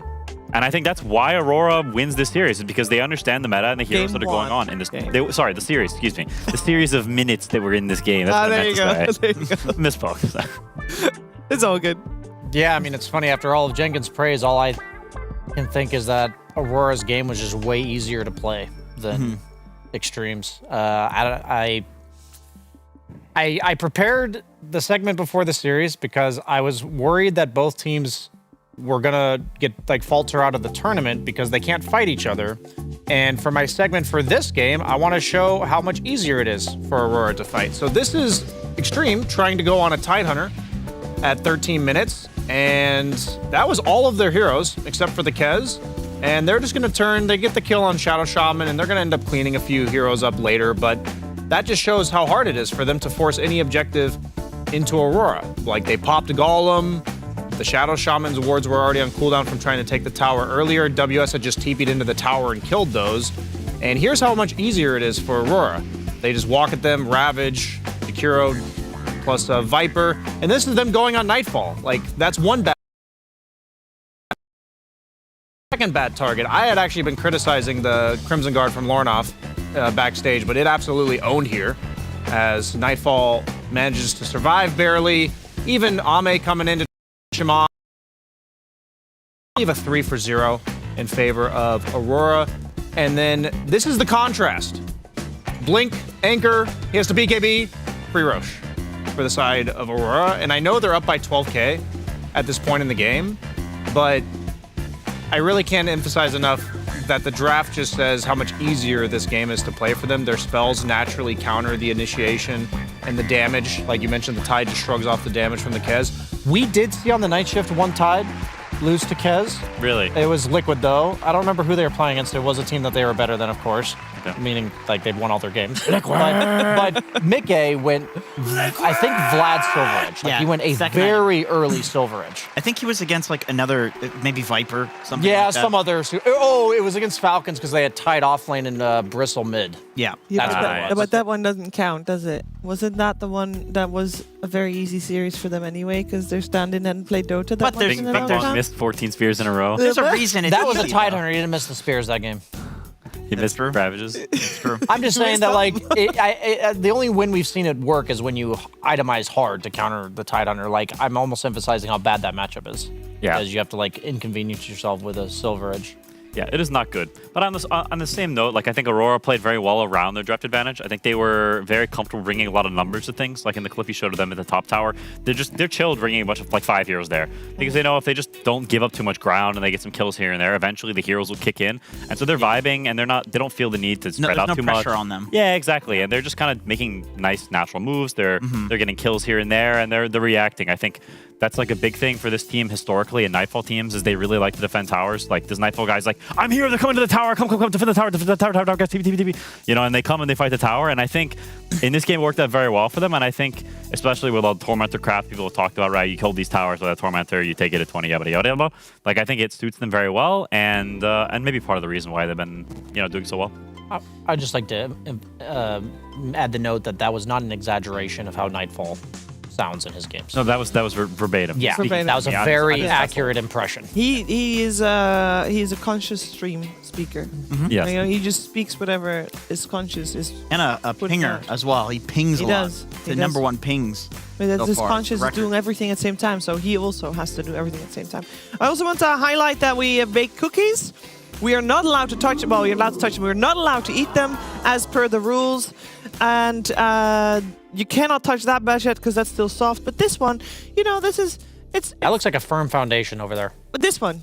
Yeah, that but one. those are a little bigger. We can't. we can't stack them yet. I think we need to go even bigger for foundation. These are not square. I just wanted to point that out. No, I you can't make square cookies because they're gonna expand They're gonna a little heckin' bit. smoosh. You need square like pan, like little dudes to put. Yeah, in. we need like a brownie squares. What are they called? We do have a second batch of cookies to make. Oh, we do. With a different recipe. Oh. And we're gonna get that, I think, anytime. Can I eat this one? No, you're not allowed to eat. If you want to be disqualified, we eat. What is that? Bullshit. It's a cookie. Oh my goodness! Another through? box appeared. I did not. I was blind to the box. All right, let me. The next Disco cookie. So Bob. these are chocolate chip cookies. These cookies that are upcoming is chocolate cookies. So it's Without the chip. Yeah. not chocolate chip, just Hold actual the chips. chocolate cookies Yeah. with no chips. No. There should be like potato chips in chocolate chip cookies. Different. But no. What? It could just be a chocolate cookie with chips in it. No Wait, chocolate chip cookies. There's an egg in this one. Look at that. One egg. Why didn't we have an egg in these ones? Because the recipe didn't require an egg. It needed We're gonna gallon of start syrup. making the dough while you guys are gonna take a quick break. We'll be right back with game number 2.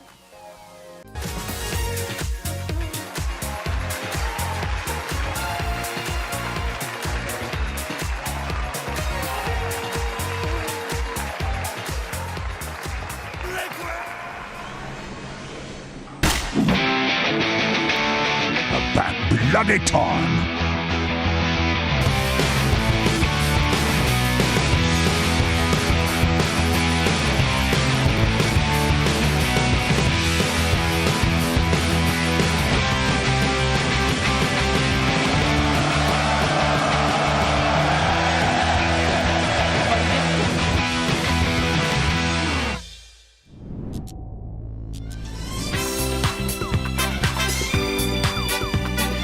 Yeah.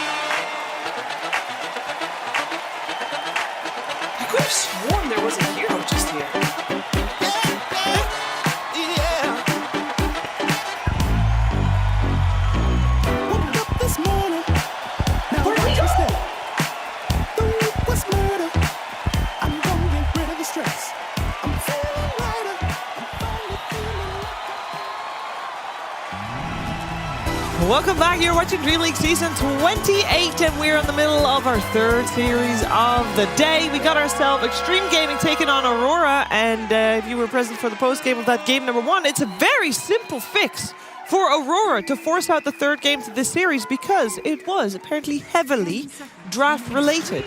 This time around, surely they won't be trapped by Aurora in all the traps they lay in their draft. We'll see, though, what's coming our way. Xtreme is going to be dire this time around. They're going to be first pick, so not overall last pick. Last game, they had overall last pick. They went for the Queen of Pain. Didn't end up working out the way they wanted it to and was already kind of a questionable pick to begin with, if I were to believe my panel. It was nice for their draft, like, damage-wise, that we saw yesterday they picked the Fatal Bonds plus Quap Ulti. Like, it is a lot of damage, and it gives you strong team fight, but picking into the Viper in lane was just... Yeah, it's tough. It's a tough matchup. Don't make it squish. You gotta do the mixing with proper. Okay. Do it with proper. What? No pushing. Why are you pushing? I'm mixing it. No, mixing is squeezing it because you gotta melt the butter even more so. That's why you make it so small. Because your warmth of your hand is gonna melt the butter and then it's gonna turn into... It smells good. Oh, I bet. And it's gonna turn into dough and... I don't know, something scientific happens or something because the whole molecular structure changes. Anyway, we got ourselves a frog coming out, and the frog has been very successful. I like the frog. I like watching him. He's a cute guy, and he's also very strong. Do you think he'll ever have a female persona? Maybe. I want to be a frog. He could be the princess and the frog. Yeah, that'd be so fun. I'd be that all day. Disney collab. Yeah. Frogs, there's no... A female frog is a toad. Nope. That's not true. Actually, but Largo is a toad. I'll Is say he? that. Yeah, I believe so. It's not as fun. Frogs are more fun. Yeah, but otherwise, why doesn't he have a jumping skill? But he jumps when he gets haste. Yeah, but only when he gets haste. And I think a frog would also run like that. He jumps like every time he strings the guitar. He's like... Yeah, he is kind of... Beesh. Beesh. I think What does he sound like? Beesh. Right, Shiver? Like, can you do my skipping thing? That's what he looks like when he's doing it.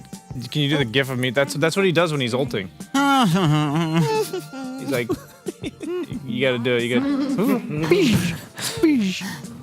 gotta. What we have seen is the Phoenix obviously be very successful, especially in the hands of Kaori. Kaori has been, yeah, I am. Maybe I shouldn't be surprised, but he has like, 3 of his best heroes with 2 backups, and I feel like he gets his hands on one of those 3 main heroes so frequently. People shouldn't even bother to try banning it. Really? At this point. Nah, what's the point? It's too hard. Like, you can't use 3 bans on Jakiro, Phoenix, and Warlock. It's like... It's a bit absurd to just be banning 5s that everyone plays. I guess so. I think you just have to accept the fact that this guy's kind of lucky that his best heroes are in the meta right now. Maybe he made them be in the meta. Maybe. Is this something where you think those are the only 3 heroes he really specializes in, or is he a patch player that plays 3 heroes per patch? Do you know what I mean? No, I think he specifically Warlock, Phoenix is his most played hero by far. I know that part. But he also Warlock really as likes well. Warlock. Yeah. Okay, so he actually is just quite fortunate. He got a little bit meta. fortunate, yeah. He also plays other stuff, but it's just not the same though. It's just been Shadow levels. Demon and Pugna and Jakiro, and everybody's playing those. Yeah, true. This is very crumbly. That means your butter is not melted yet, so you gotta continue molding. Mate, why are your hands so cold? If you want us to take over, we can. All good. I'll relax. Is this Brewmaster idea the same as it is against what we saw with the S7 Razor, where you just toss them up in the air, so they're just gonna ignore the Largo? I don't know. I call cap on this counter a little bit. I feel like if you don't put this dude right up in the air immediately, then I feel like he's gonna strum and kill all your pandas. And he's also going to make your teammates not die to the pandas. To me, this is a lot of split damage. And everybody's idea about Largo is you want to burst this hero. You want to kill him fast. And Phoenix Brew do anything besides kill heroes quickly, right? They kill you over time. They play long fights, damage over time. So I don't think it fits the theme of what's good against Largoba very well, personally. It seems a little weird to me. But if he's just up in the air, who cares if he's alive? The thing is, they have Shadow Shaman now, and I think the general protocol against Brewmaster is you don't even, bursting him is whatever, you don't even care. But if you kill the Wind Panda as soon as he splits, the hero is, massively diminished. And it's really easy to kill the Wind Panda, too, because it's not BKB and it's squishy. So, they have Shaman, and if Shaman's in position, I think as soon as this guy splits, you just blink Hex the Wind Panda, and then it will legit just die in one To be hex. honest, doesn't Largo as well, can he just not lick him, and that does a gazillion damage, and then Wind Panda is at least 25% HP? Yeah, I think when he licks him and drops the frogs on him and strums one time Yeah, while the he's guy's Hex, I think the Wind Panda might just die. Yeah. I think that is like the ideal, because you're right, like you can put him in the air in theory, but it's not like some black and white, like Xtreme can counterplay, you know. Well, and of course, his power spike comes when his Ags comes in, and we know Aurora sometimes like to try and play fast. So I would like us also to keep an eye on if they are able to do so with the draft that they are getting for themselves. True. As they get the Tiny again, Brewmaster, Phoenix, that will be... Actually, they do like playing Phoenix Position 5, as is good. We'll see what other hero they'll pick with this one, as it should be their +4. Right? Hero for Mira? Yeah, sure. Or actually, unless Tiny's for Mira, obviously, of course. But they could... Actually, you know what? They could leave it ambiguous.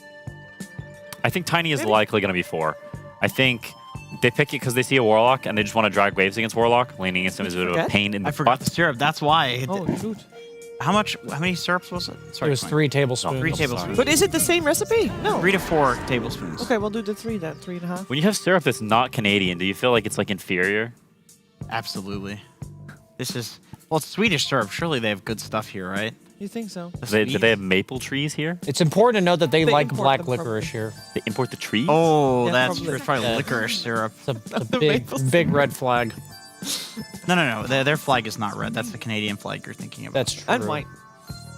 You've got a big leaf on your flag. It's kind of cool. That's a bug. That's a bear. It's a very good Weaver game. It is very good. It's typically considered the hardest counter to Brewmaster in the carry position. I can vouch for that. Yeah, it is not a fun matchup for Panda Boy. Yeah, it's just because all of Panda's stuff is slows, and then Weaver has Sakuchi. And Weaver's main issue in lane, if any, is sustain. And so Warlock, very strong, obviously very strong laner in general, but any carry that is able to be aggressive and is only really held off by sustain issues will naturally pair very well with Warlock. You know, generally you'll think of like PAs and Kez and Ursa, like these kind of like run into melee guys, but Weaver, he kind of plays like a melee guy. Like he obviously CS is like a ranged guy, but he likes to connect to you on the side of the lane, get kills with level 2, potentially with the bugs. So it's going to be quite difficult, I think, for for Tiny to cut creeps. You're now dealing with Warlock spamming you down, and then Weaver's going to connect with level 2 bugs. So I'm going to keep an eye out for that. He might die a few times, assuming it's Mira. But also that matchup gets made way better for Tiny later, because over the years they've been nerfing Weaver bugs a lot. Before, if you got like Yules or something like that, it didn't do anything to the bug other than just prevent you from getting hit for the time being, but now it just removes bugs, so Tiny support has a nice option to keep himself alive against Weaver. Weaver's an interesting hero, though, because in the past, you'd consider items like Lincoln's and Scotty, like these kind of stat-based items that keep you from getting bursted. But it seems like the only real build for him nowadays is just like 4 damage items. You're still ready on that now. Oh, yeah, It's I have the thing in front of me. I'm good. I feel like this hero just buys 4 damage items like Satanic and a BKB. Like that's what happens with Weaver. What exactly the damage items are, sometimes it's Mjolnir, sometimes it's Deso, there's like a Daedalus, an MKB, Nullifier. But I feel like the hero really only has one natural build path, conceptually. Yeah, I mean, you don't want to fall behind on damage on the hero, because if you aren't killing people quickly, then you do get your ult force, and then you're a bit of a sad little dude. So. That's too big. Oh, we want base, don't we? Yeah, It's funny how that make works, it though. flat this time around, because What? they didn't run as much as I thought. So you have to make it flat and not thick, because if you make it thick, it will be soft, and we want solid base.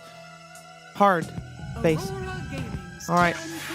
We got a Storm coming out. Ember's already banned. Void Spirit's still in. Do you want to play Tiny against this one? Nah, right?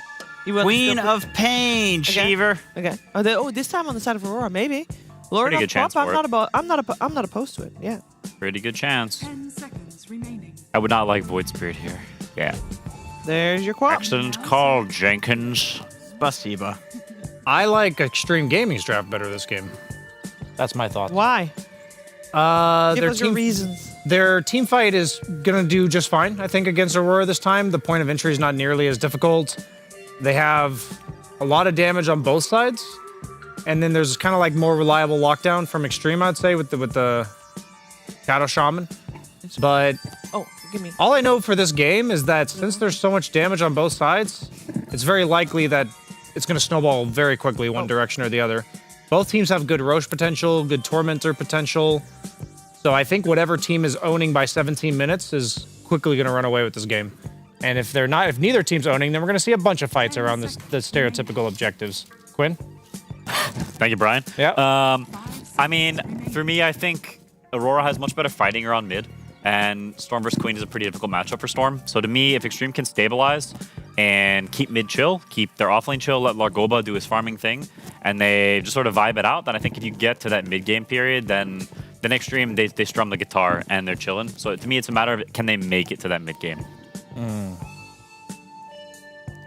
Jenkins? Oh, I agree with you guys totally. I don't think the Largo has been properly answered. I think we're going to 3 games here. I don't think Xtreme is going to go down easy. You know what they say, Jenkins? There's always a game 2. Why you'll never let me live that fucking down, Brian? You'll never let me live that down. What is happening here, Brian? I don't know. I feel like this is the panel now. How's that? There you go. Very cozy. We look like a barbershop quartet. Who's gonna start singing? I thought the rest was I see him. I thought they were gonna pick it up. I thought for sure they were. I don't know how to. Be my baby. We finished the draft. And here comes the game 2. Now we're making cookies. Do you want to send it over in a singing song to the casters? Shannon's a really great singer, actually. Off the Suns fan and Cinderella. Wow. Best quarter, whatever that's called, shop quartet in the building. Well done, gentlemen and lady. As we get into game number 2 of Aurora versus Xtreme, we get some new heroes, Cinderin. Yo, get out of the way of the camera there, up, Quinn. How's What it the fuck going, are you doing? You're fired. Come back. Production just told me you're fired. Yo. Yeah, get back in there. Yeah, that's good. Yo, can you do stick out your tongue as far as you can in the shot?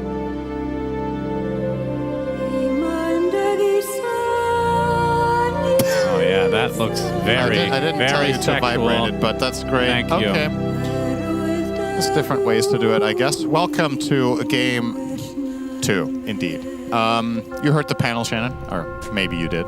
It's up to you whether you want to listen to the mostly gibberish. I love this music. This is nice. It is nice. Very soothing. What do you think when you look at this just instinctually? Because I'm a bit torn, actually, on this one. I have a hard time not vibing with Largo, but at the same time, this Aurora lineup looks really good to me. Largo, huh? Largo. You don't think they have enough damage? Burst. You got Tiny. You got Quap. You got Ursa. Yeah. You could take out this bear. I think so too. That's why I'm not so sure for Xtreme here. Is many of the Largo games we've seen, the hero just reaches that mid-game point and seems too troublesome to deal with. But I actually feel like Aurora have a lot of damage. Tiny, Quap, Ursa. In addition, they have Sunray, which is actually quite good against Largo. He's going to have a lot of max health when he starts getting his build up and running, and that's going to do significant damage. And if all else fails, Cyclone him. Yep. Take him out of the fight. This seems to be the plan here from Aurora with the way they picked this Brewmaster. They saw nothing else. They must think the hero is good against Largo, or they have no reason to pick it in that slot. Classic fight here. Very, very exciting 1v1 support battle. Both sides draw. I mean, how long is the tornado? Like 6 seconds? I think it's something like that, yeah. I actually don't remember by heart. It might also have been changed with the new one. I mean, in theory, it sounds interesting, but in practice, we'll just have to see. I feel like sometimes people can overcook, and the thing that has been the best counter to Largo so far this tournament is just banning him. That is a good way to counter most heroes, to be fair, though. Yes. Well, I'm just saying, we've seen teams try and fail. The only teams that have maybe, I mean, there's a couple teams, notably Liquid, I think, is one of them that just, for whatever reason, can't play this hero. Yeah, they played it today and lost, and then it was ignored in game 2.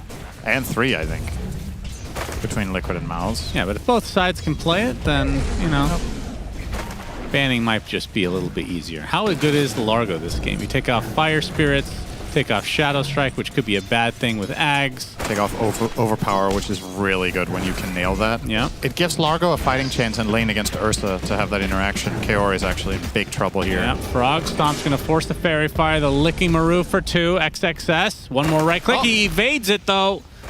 That's unfortunate. Licking Maru sounds like an interesting skin coming. A set for Ricky. Just a big tongue, or what? The big invisible tongue. And then instead of backstab, it licks you. Well, a chameleon could make sense for Ricky. Yeah. Just blends into his horizon. That's why he's invisible.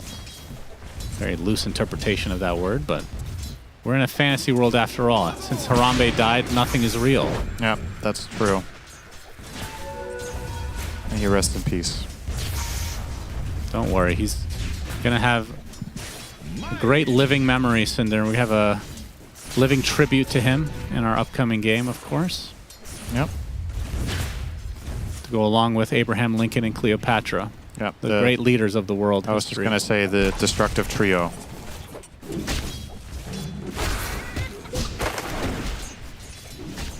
I don't think we've cast a game with XXS playing Froggy. Have you seen? I don't think so either. How good is he with this hero? That's a good question. We're about to find out. Yeah. I mean, his spellcasting in lane so far has been solid. You can tell a little bit about people's experience based on that, but he is bronze tier. And now Shiva's going to say, he doesn't have Dota Plus. And maybe she's right. She's looking at me like I said, I think that was a very good impression, actually. She was impressed with me. She's like, wow. Let me just add this here. That's my real voice, actually. Yeah. But maybe he does not have Dota Plus. So I don't know. Oh, nothing to say. He's getting low. Lornoff right now sitting on 18 and 2, 18 and 5 for nothing to say. X-Nova coming in with a Shadow Word. Hello. The Butler arriving. This is a very inefficient heal. Level 1 Shadow Word. 150 healing for 110 mana. Not great. Level 2, twice as good for 10 more mana. Almost twice as good. So that's why Warlock you almost always see in Pro Dota, they go 1-2. It's because the second point is just so insane value. Has the Fairy Fire there. Yes, he does. Gets the water, though. Stay hydrated, Lornoff. Nothing to say as well, of course. Everybody blocks stay for hydrated. Mira. Lornoff gets his water as well. Mira's level 1. Yeah, he hasn't given a shit about getting levels in this tournament, we've noticed. Yeah, I don't know if that's good in this game. I feel like Tiny actually has quite a bit of work to do. He's your only catch. Well, he levels up on that ward. All right, he's back. Back to 2. This is about where we're used to seeing him. He stays 2 he didn't for get a while. the toss. Oh, no range. Yeah. Huh. Thought he would be in range there. Not sure that would have been a kill anyway. Might have forced a TP As though. bot lane, Kaori, did he mean to cancel that dive because he gets first blooded by XXS? Was it the Frog Stomp that must have been disrupted that? Yeah, it's tough to use dive against Stomp. If you're in the middle of it, you need to time it really precisely. XXS, he knows how to play the banjo, Shannon. He's showing it. Well, to be fair, he Frog Stomped the other hero and the other one dived into it, so... Yeah, he knows how to play. This is the bait song. Okay. He played the "Come at Me, bruh." I mean, the thing is, if this was any other Ursa, maybe I wouldn't have as much faith. Nightfall, it's got to be the best Ursa in the game right now. His last couple of Ursa games haven't looked as dominant, though. Wasn't his fault? It's never his fault. Okay. Well, never mind then. X-Nova coming through the gate. Yeah. Classic level 2 Warlock gank minute 6. We've come very to know and scary. love. The lick into the Fatal Bonds. But Mira coming in from the north now.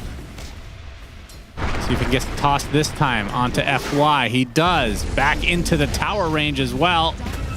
That should be a kill going the way of Aurora. Eventually, yes, burns away. Nightfall getting some help there. And Lornoff gets the first power. I mean, yeah, we didn't see...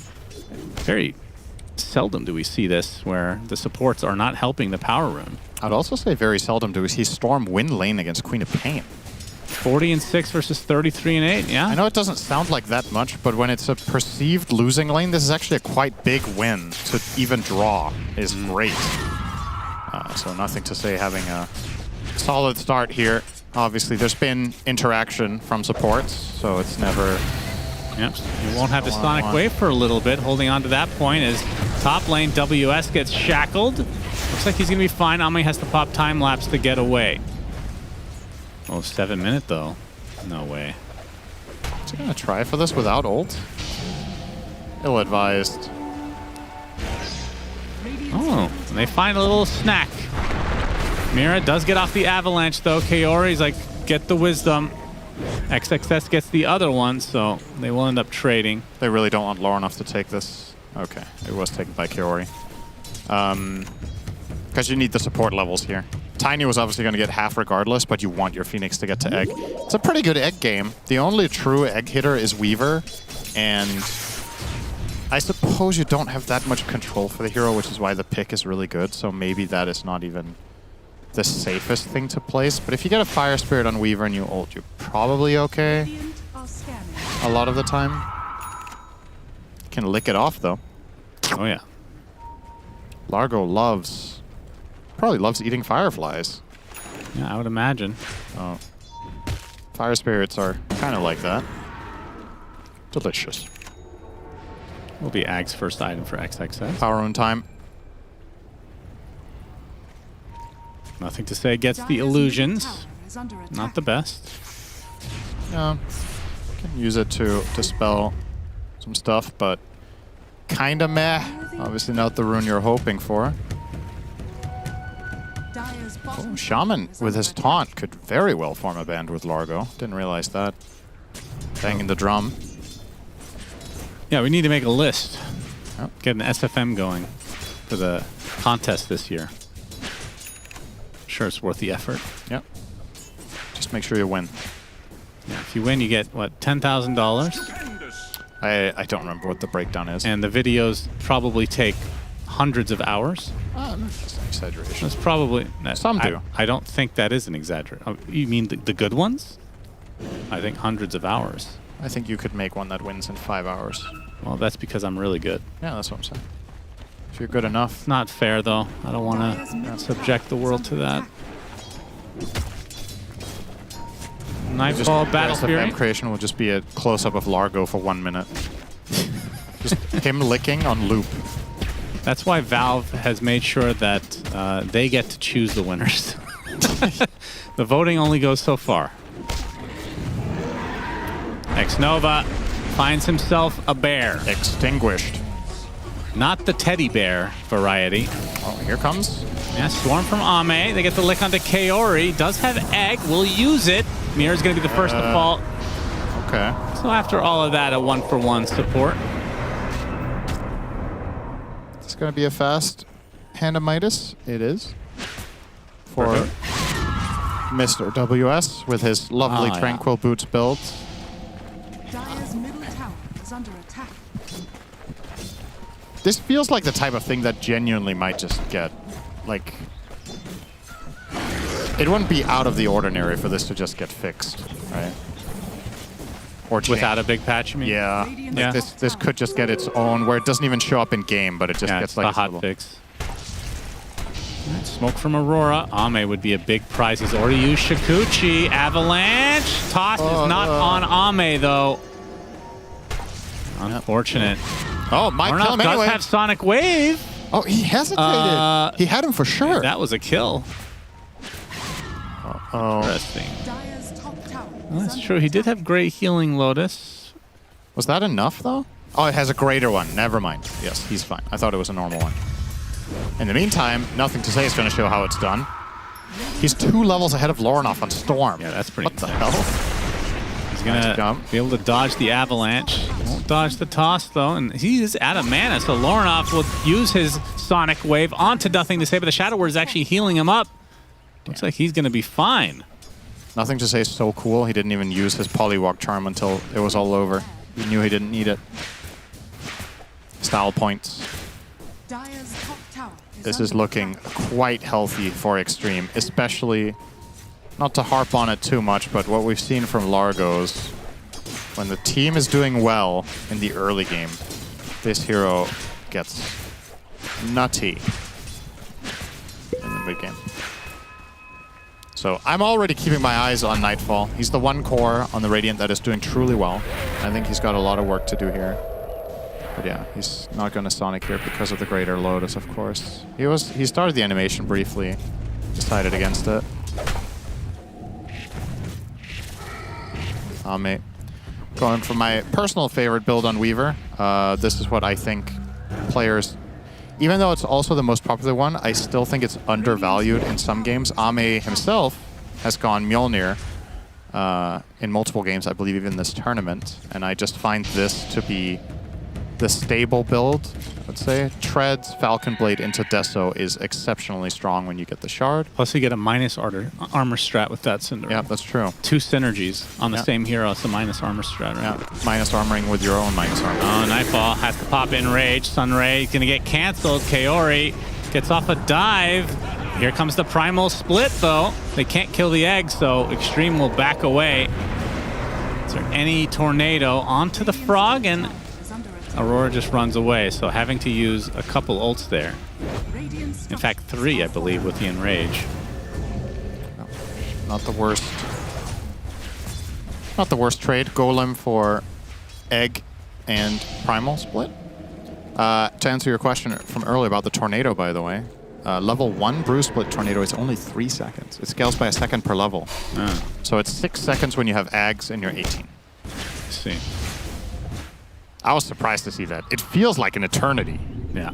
When you get Cyclone, but it's because you remember the bad ones, I suppose. I mean, I remember, I guess it wasn't even that long ago, where you could Tornado the bear, and it was considered a creep, but now that it's a hero, I assume it's back to normal amount. There's the hard counter for Lone Druid, no big deal. All right, Xtreme grouping up a bit. FY will put the snakes down.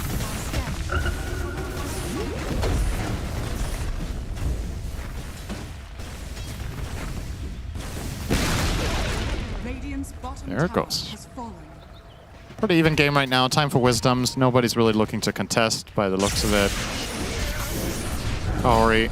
This matchup is annoying for Phoenix, that's for sure. Can't chase that far.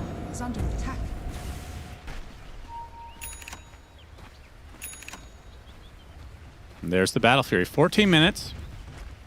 Not too shabby for the Ursa. 1-0-1 start for Nightfall.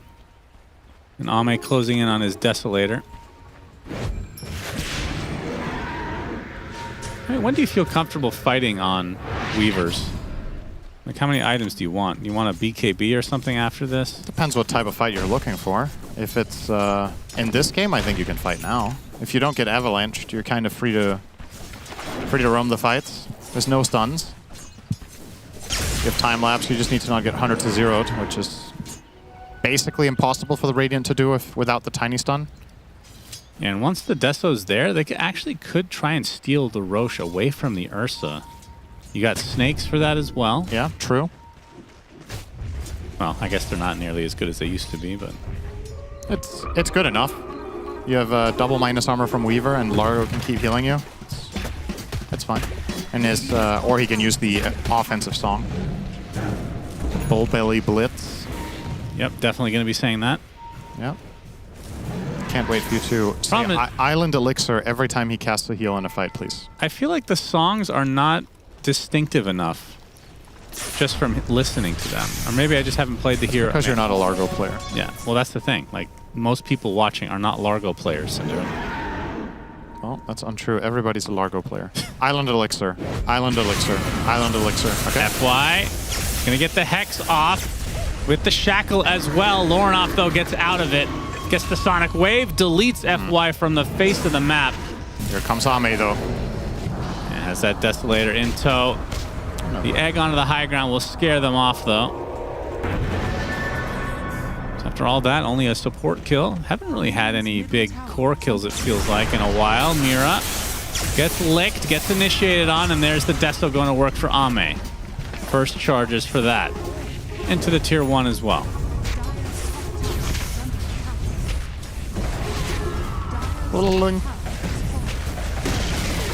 Down she goes. Yep, let's see if they fancy the Roche. It would be a possible opportune moment, especially with Sonic Wave on cooldown. But they don't have the snakes. Maybe just a little bit too crazy, probably is. Also only level 2, the Swarm, so yeah. I think everybody's going to want to save their ults now for this 20-minute mark to come. Yep. Especially the egg, as the shard already purchased from Kaori, so that is a fearsome ult, even though it is only level 1, but at that Tormentor spot, it's everybody's condensed, very valuable. And now a blink comes out for Nightfall. Did you say Kaori has shard? Yep. Is he not flying it out, or does Courier die? Oh, he was going through the gate. Okay. There it is. Ame has to use his time lapse. It'll be back in a minute, though. It's interesting, like the different ways that people get ready for the Tormentor. A lot of times, obviously, you want to get the wards down or whatever, but sometimes just burning, like making the enemy burn something important is enough. Like literally one ultimate a lot of times. And I just have to give it up. And of course, pub players prepare for Tormentor by pretending it doesn't exist. That's right. That's another way. Last time I've seen one die in a pub. WS. Oh, this is really, really bad timing for WS. He drops 44 seconds, 300 away from Ags. I guess he'll still get it in time for the Tormentor play. Yeah, should didn't lose nearly as much money as I thought he was. Are they going to turn this into Roche, though? Yes, they are. Okay. Gets pinged out, though, Kaori. Has them in his sights. He's going to keep throwing fire spirits at them, so much so that he gets stunned by the ogres in his camp. This is actually super annoying for him. Now he gets swarmed, too. And Ame with that Deso going to town. Aurora looks like they might want to try to contest, but it's too late. Avalanche comes in, a good attempt. It's going to cost Mira his life, though. And Ame now with the Aegis, which means Tormentor likely theirs as well. Yeah, you'd think this is such a good Weaver pick, in my opinion. I think that's my favorite pick of the draft. I was going to say it rivals the Largo, but I think we just exclude him from the conversation, and then we look at other good picks. Recognizing just the quality of this hero here. It's a carry that I feel like we still see too little of. Obviously, there are some lineups where it's just not good, but I think some players maybe don't value it enough or have it enough on their radar when they're suggesting picks as carry players. There's plenty of carry players in this tournament that play really good Weavers. Okay. Nothing to say. What's getting ready for the Tormentor coming is finds a little chicken action. Kaori has buyback if Aurora want to try this, but I think they're just going to let it go, like you said, into Aegis. It's just too tough. Now the Weaver game gets harder at some point. There's like an interval in this game where Ursa is an issue. He can jump you with Basher and Enrage, and then they can't counter you with Shaman. The stuns are so short duration. So maybe that's going to be an opportunity. Well, they might actually want to fight. Mira gets a toss back onto a support. FY dead. Ame, he is seen. Obviously has this second life, so feels pretty confident. A huge zip from Nothing to Say takes out Mira. There's the golem being placed on the Sunray. It's a lot of damage. Nothing to Say somehow drops. And now Ame about to burn life number 1. Oh, that is so much better for Aurora than you would have expected. Can they have the vision for him. They get the Sonic Wave and the kill. My goodness. Xtreme dropping the ball.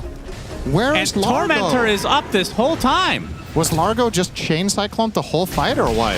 Yeah, XXS now left all alone. That's going to be an easy cleanup for Aurora, and this is a free Tormentor. Oh boy, please give me happened? that replay. This was going to end up being about a 6K net worth lead after Tormentor for Xtreme, but instead, Aurora now take the lead. I have to see what happens to Largo. I think if he wasn't chain cyclone the whole time, this is just poor fight selection from Xtreme, right? You have the advantages. You have the Aegis.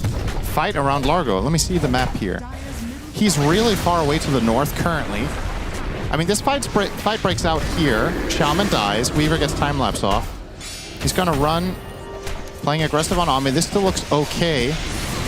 And there's the Primal Split. Insta-Cyclone Largo. Okay, he just wasn't playing the fight. Yeah, the counter worked, apparently. Yeah, they're going to Cyclone him again, I'm assuming. He's already running away, yeah, but he's getting cycloned again off screen. You can see the arrow spinning on the minimap. Yeah. So, effectively CC'd for 10 seconds here by WS. Insane. And he gets rewarded with the shard. How good is this shard, Cinderin? Explain it to the audience. And me. I genuinely don't know how to place this one. Like, effectively, you get a new ability on the Liquid Courage. You can throw a regen ability to an ally that gives them Liquid Courage, which is the innate of Brewmaster, where you drop below half health, you gain status resistance and movement speed, and it like alternates between being faster and slower. So kind of like the old, what was that even called? Yeah. Was it Drunken Brawler, right? It was a part of that ability at one point. Yeah, I think so. We got the Ward Trap. Avalanche to try to disrupt this. Nothing to say, taking the brunt of the damage, though. The Sonic Wave not going to do too much, but it does scare off Xtreme. They lose Rasta in that. Not too bad. They were the ones to initiate. Could have been way worse. They got Ursa's BKB charge as well. Nightfall ended up going BKB instead of Basher. Changed his mind after they won that last fight. So when you get to half HP, you get Liquid Courage. Yeah. So it doesn't do anything otherwise? It gives 2.5% max HP regen per second, regardless of your health. I see. The shard does. Yeah, okay. So, I mean, it's just a weird one. It's one of those new ones they're experimenting with. I don't really know how to place this one. But giving status resist and move speed to an ally is obviously great, but I think if you compare this to something like Berserk Potion on Alchemist, I think that's just much better, right? Yeah, sounds like it. They obviously don't have to be equally good. There's plenty of shards that are much better than others. Mira, see you later. Goodbye. Deso charges to Weaver. Now an Aghanim Scepter for the Queen of Pain, Lornoff. This was still a very big moment for the side of Aurora, the fight they just found, looking a lot more comfortable, and a proof of concept against Largo in that fight. Now, obviously, XXS will be going BKB in this game to deal with that problem, and once he gets there, it gets more interesting. Could have also considered Lincoln's. Oh, he's going to jump in deep. Primal Split already used. Nothing to say. And a bit deep as well. As Aurora trying to reset here, as Lornoff is the one they finally get. Didn't get the Sonic Wave Primal off. Split, not able to find a connection quite yet. Nothing to say. Going to zip away. As Nightfall with that BKB, not going to be too happy with just the support. It is both, though. They couldn't even get the Golem off as XXS continuing to get tornadoed. All that cooldown's available. Another kill on the Weaver. Now to 16 on the Deso. Yeah.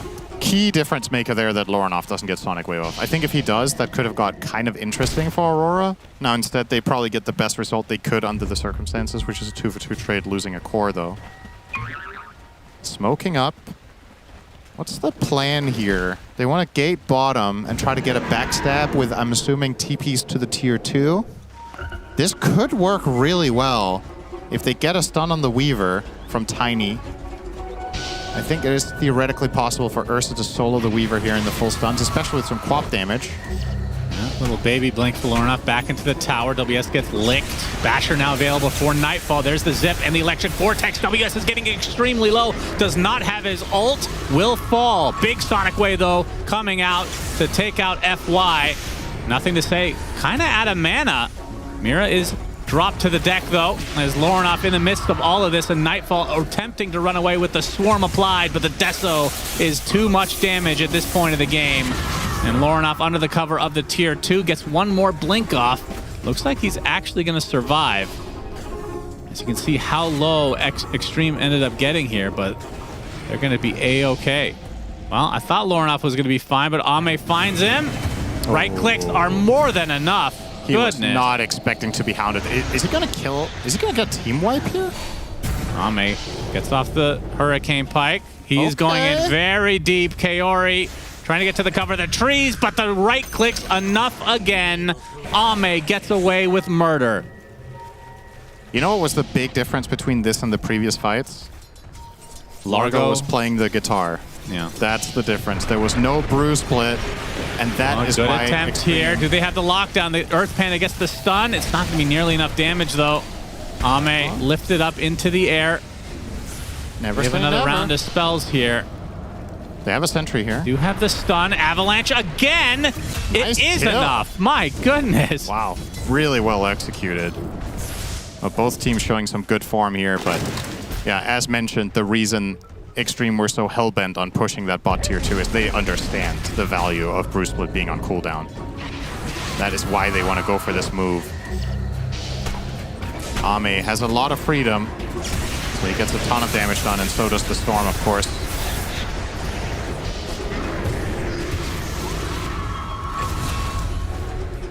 And it didn't feel like Aurora necessarily was that far off being able to fight back truly, but Ursa's just getting kited. It gets the Warlock kill instantly and kind of can't really connect again afterwards. Abyssal's going to change this, but it's going to take a while. He wants to buy the shard first, as it looks, to get more damage. Obviously, the shard has been changed now. It doesn't give you the Enrage anymore. It gives you 3 additional Fury Swipe stacks on every target hit. Maybe the logic is, I want to be able to kill Weaver or Storm in a stun. We need the burst. And it's a very good value for money for that.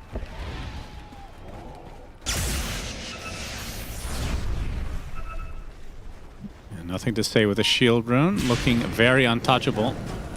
Unless he gets dispelled by the Storm Panda, or just the casual Yules, I guess. Oh no, I lost my shield rune. Oh, fortunately, I get a regen rune. Is the Storm Panda Tornado the only tornado in the game that doesn't dispel? I guess the neutrals don't count in this, the hero-based ones. I think so, yeah. It never even crossed my mind. It's not consistent, Cinderin. Nope, that's Dota in a nutshell, though. Time to prepare for the big man. Both teams have fog scouting abilities. Swarm and Static Remnant on one side, and Fire Spirits on the other to keep track. And if you're feeling really cool, you can also scout with Golem. Because if you don't hit a tower with it, what's it good for anyway? Am I right, fellas? The Golem basically being used as serpent wards. There's effectively no difference other than the ability to move them. You could just make that a facet for Shadow Shaman. Oh yeah, we need movable techies mines too. That was great. Oh yeah. My favorite hero of all time, level 25 old techies. I know somebody that misses that. Yeah. You know, after all these years, Cinderin. Yep.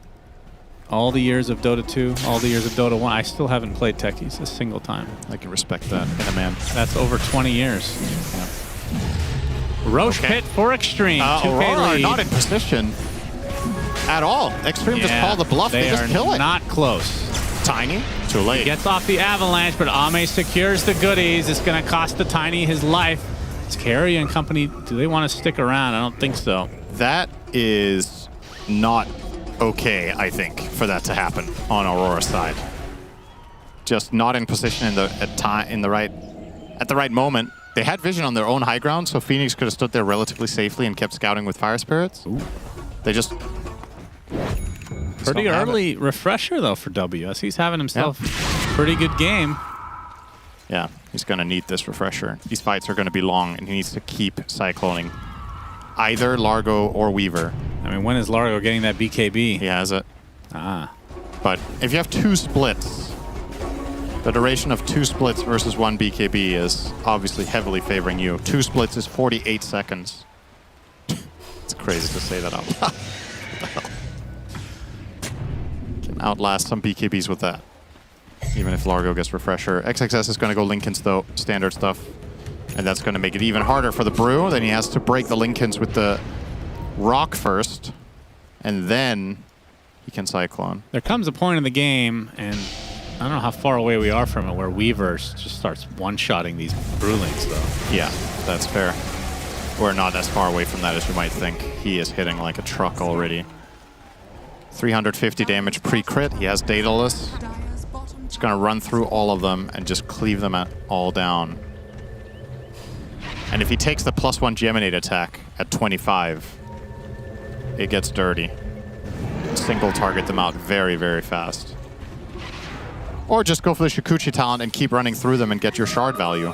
Like, both 25 talents on Weaver are S tier. They're so damn good. Yeah. What do most people take? I think we've mostly seen the left one, but the more I think about it, the more I like the right. It stood out to me when Ame took it in a game the other day, but... X-Nova, he is likely going to get picked off. I say that. He drops the Golem, and now the team has arrived. Tornado onto nothing to say. This is a big fatal bonds as well, so Aurora just have to get the hell out. Being pursued by the Frog, though, sharing the damage. Primal Split has to be used. There's nothing to say. Focusing on the egg. It's going to be close. It goes off into the Sonic Wave. Nightfall gets the bash just when he needed it. That is a huge kill as Lornoff has to completely reset. Nightfall, though, popping the Enrage, and he's still just trying to run away. Overpowered, but he's dead. Double kill for Ame, so despite a little mishap, they end up kind of winning this fight. Well, I guess it's relatively even. But they'll get some building damage at the very least. And in classic Dota fashion, overpower versus overpowered. Ursa against Largo. This bash is really lucky. Without that, the egg doesn't even go off. They still lose the fight. I don't know, man. I feel like we're all frogging it up right now. I think we've reached critical mass. Yeah, these teams need to be on the same page, it seems. They always, you know, I respect trying to beat something. Yep. But maybe it's the next level long con from Liquid to play a Largo game and lose. So other teams let it through against them, and then they were actually only pretending and they know how to play it, and they're just going to win later. Yeah. Maybe Ace gets a little bit of practice. Yeah, they are playing pubs now, so. Yeah, I've heard that. That's still unbelievable to me. How do you not play pubs? Because you value your sanity, and you're not a streamer. I don't know. I guess it depends on how much you're scrimming. Yeah, of course. I don't think they... I mean, it's a balance thing. I'm not here to tell you what's the right way to prepare for a tournament or practice, but if you play a lot of scrims, I think you can also play too many pubs. In addition, like, you also need to, you know, be in the right mindset and have the focus to actually learn. There's only so much you can take in. If you're playing just for the sake of playing and not, like, critically trying to test something out or gain a better understanding, it's kind of not really necessary. I mean, the way I look at it is pubs are learning the mechanics. Yeah. As in just getting down the mechanics of each individual hero that you think you're going to be playing, and then scrims are learning the game. More on the teamwork side. No, I think that's a fair thing to say. So they are very different IMO. You can also learn the mechanics in Overthrow, of course, or in Turbo. That's right. Turbo gets you to the late game. Yeah. I feel like players... They would understand tier 5s better. I feel like... I know you're going to say I'm an idiot for this. I feel like there is some value to these pro players playing a little bit of Turbo so they get used to just being fully stacked for these late game situations. You're an idiot. It's the hardest to execute. As Nightfall runs into the majority of Xtreme. We'll have to pop his ult, gets the bash again, but no one nearby. But the egg comes in with the Sunray as well. Nightfall running the opposite direction, though, and the right clicks from Ame. Rain from above. 80 seconds of no bear. Sonic Wave comes out, though, onto nothing to say. He's extremely low. The toss at the last moment. Mira finds the connection. Double crit from Weaver on Kaori. Just assassinates him. They have no answer for Ame, though. And they have the ultimate answer for the Nightfall. They have Golem. The longest range BKB cancel in the entire game. So he can't BKB TP out there. I was waiting for him to try, but no chance. They're just running him out here. Ironically, I guess he didn't know. And it doesn't know the Nightfall maneuver. This was a surprising as close kill. as That was gets. really nicely executed. Sonic waving him into the tiny stun. Excellent combo.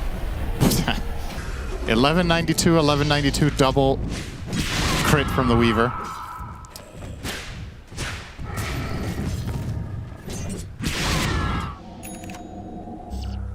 All right, what's Ame going for next? Butterfly? Yeah, okay. Fair enough. Wants to survive the Ursa. He knows that it's really hard for Nightfall to buy MKB this game. That hero hates buying that item. You need the slots for other stuff. He went relatively glass cannon. I mean, Satanic obviously gives a lot of HP, but not needing a BKB this game. I agree 100% with the choice not by BKB. I think it's just unnecessary. Like, what are you BKBing off? Avalanche? Some co-op stuff? It's so minimal compared to what Weavers usually have to deal with. If you can tank through the first volley of spells, press Satanic, and hit twice, you're back to full anyway. Then your EHP is so much higher than it would be with a BKB. Now, finally, Nightfall gets the item we would love to have 5 or 10 minutes ago. That Abyssal was sorely needed earlier. And now it's a question of, is it too late? Largo has the Linken's and Shard, so he can put it on Weaver every fight, or the Storm. And then Ursa can't break the Linken's himself. So he's going to need somebody else to set him up for Abyssal. This is getting increasingly difficult to envision a good fight for Aurora.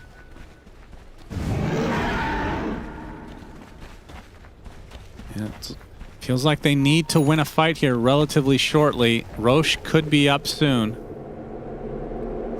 Gonna mass TP through the gate. Nobody remotely nearby though. And it is an instant Roche. 2 seconds timer. Jesus. And if Xtreme can scout already this, if they just go there, more or less. They kill it so fast, but Aurora will try to contest it potentially. It's Weaver 25 taunt. He took the left one. Not sure if you mentioned that, but triple Geminate attack. nothing to say. Scouting things out. Primal Split is used. Sonic Wave as well. Ame, though, time lapses. He's fine. Oh, wait, what happened to Nothing to Say? He died to the Sonic Wave, apparently. Okay. What in the world? XXS now on the run. Ame trying to kill off these little Brewlings.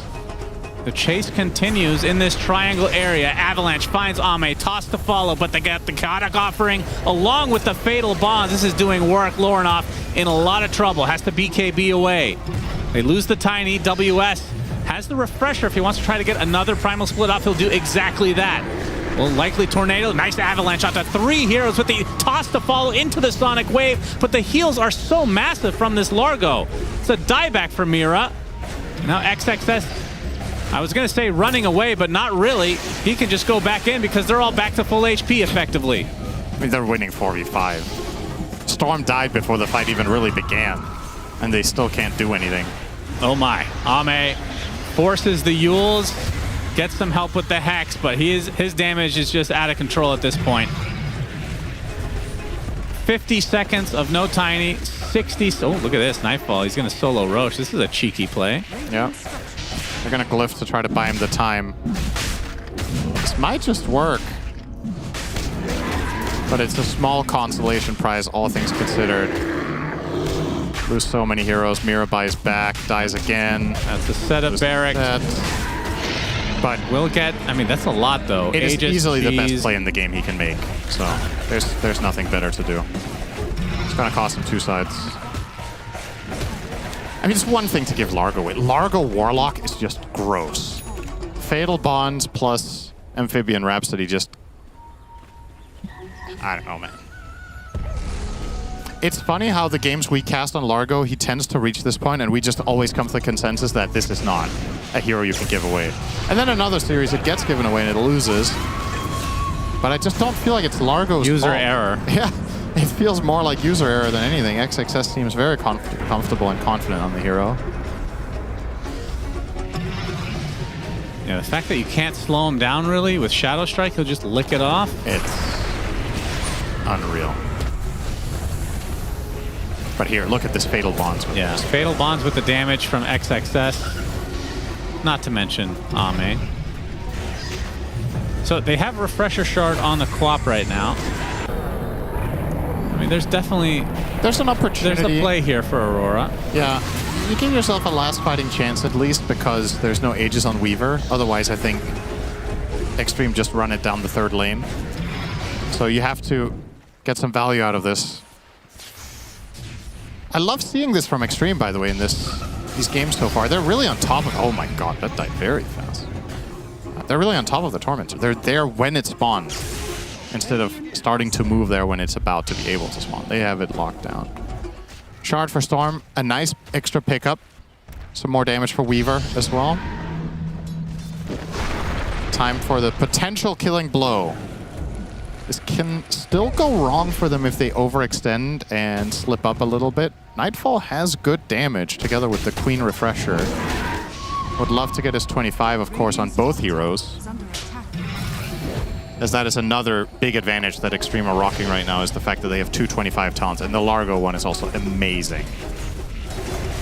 As if this hero needed anything more. It's kind of funny how in this tournament, it only gets played 3. It only feels truly broken when it hits 2 items, and there's nothing much to... I say only. I think we've seen it support like very few times, but...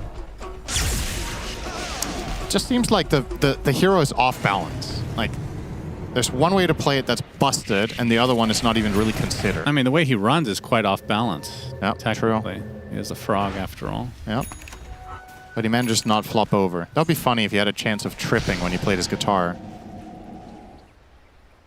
I feel like he shouldn't react to heat like a real frog. You know? Just slowly boil the water. I heard that's an old wives' tale, though.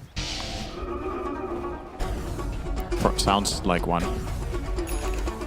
We can ask ChatGPT a little later. Yeah, always trustworthy, of course. 2 minutes on the Aegis for Nightfall. I mean, with all these goodies, obviously the Aegis is the one that has the timer. Do you want to try to do something in this timer, or are you waiting? What are you waiting for, though? Maybe these 25, like you said. I mean, Nightfall has 25 now. Quap Hex, MKB on Ursa. I think that's a pretty good timing. The MKB is in 300 gold, so he could get it before... Wait, what did he do? Oh, yeah, okay, he did the same thing and he put them on the curry, I see. If you get this MKB and insta-smoke, that could be a thing, maybe? But you still need to push out the waves and make it not obvious what you're doing. And regardless, it is very, very hard to access this Dire team. Ame basically maxed out. Ended up buying a BKB minute 40 on Weaver, so he has the 9-seconder. Gives him the freedom in the fight to not get cycloned and not worry about a lot of Quaps damage and the tiny... I love his itemization in this game. I think the items he chose and the order in which he did it, to me, is just perfect for the game. Don't always think that about Ame's builds, but to me, he's really nailing it this game. Damage rune, bottom river.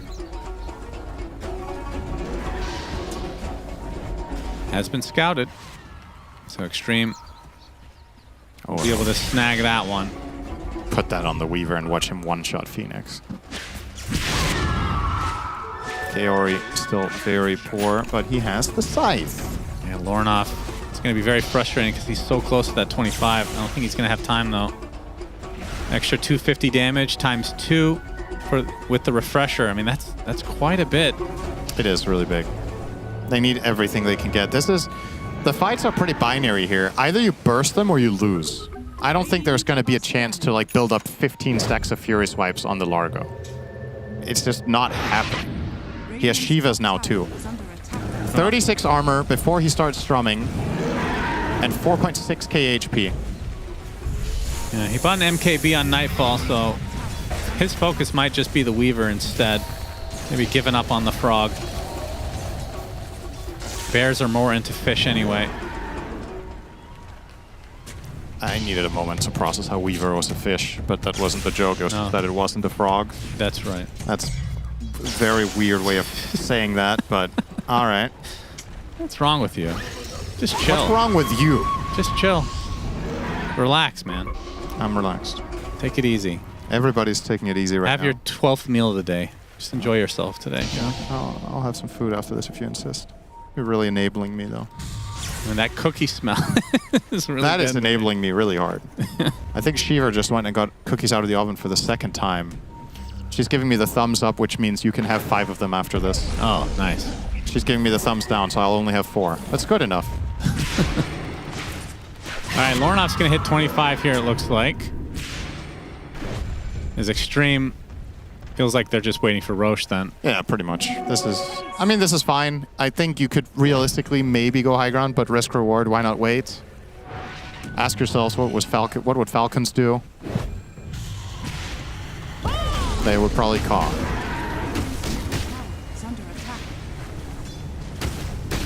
They've let some creeps invade their base. Oh, take out the trash. Yeah, it's going to be really hard to contest Roche. You leave your base, creeps come, you go defend, they go Roche. It's a never-ending cycle here. You were saying you like Stranger Things, right? Yeah. That one scene with that song was a great scene. I will admit that. That was one of my least favorite scenes of the show, I think. You're kidding. Because it felt so forced. God, you're the worst. It was like they needed to showcase that they had the skill at singing just for the sake of it. No, it's just funny. The dichotomy of it all was... I mean, sure, that was fine, but that felt forced to me. Okay, that's just literally, I think, the best scene of the entire show, and the rest of the show was I think what we're just establishing over time, Shin, is that you and I just like different things. You don't watch enough shows Maybe and you thought movies the to last have 30 good minutes opinions. of Stranger Things were great, too. No, I did thought not. they were really unnecessary and not very good. No, the entire last season was bad. Okay. That's Anyway. maybe an exaggeration, but... Anyway. It wasn't the best season.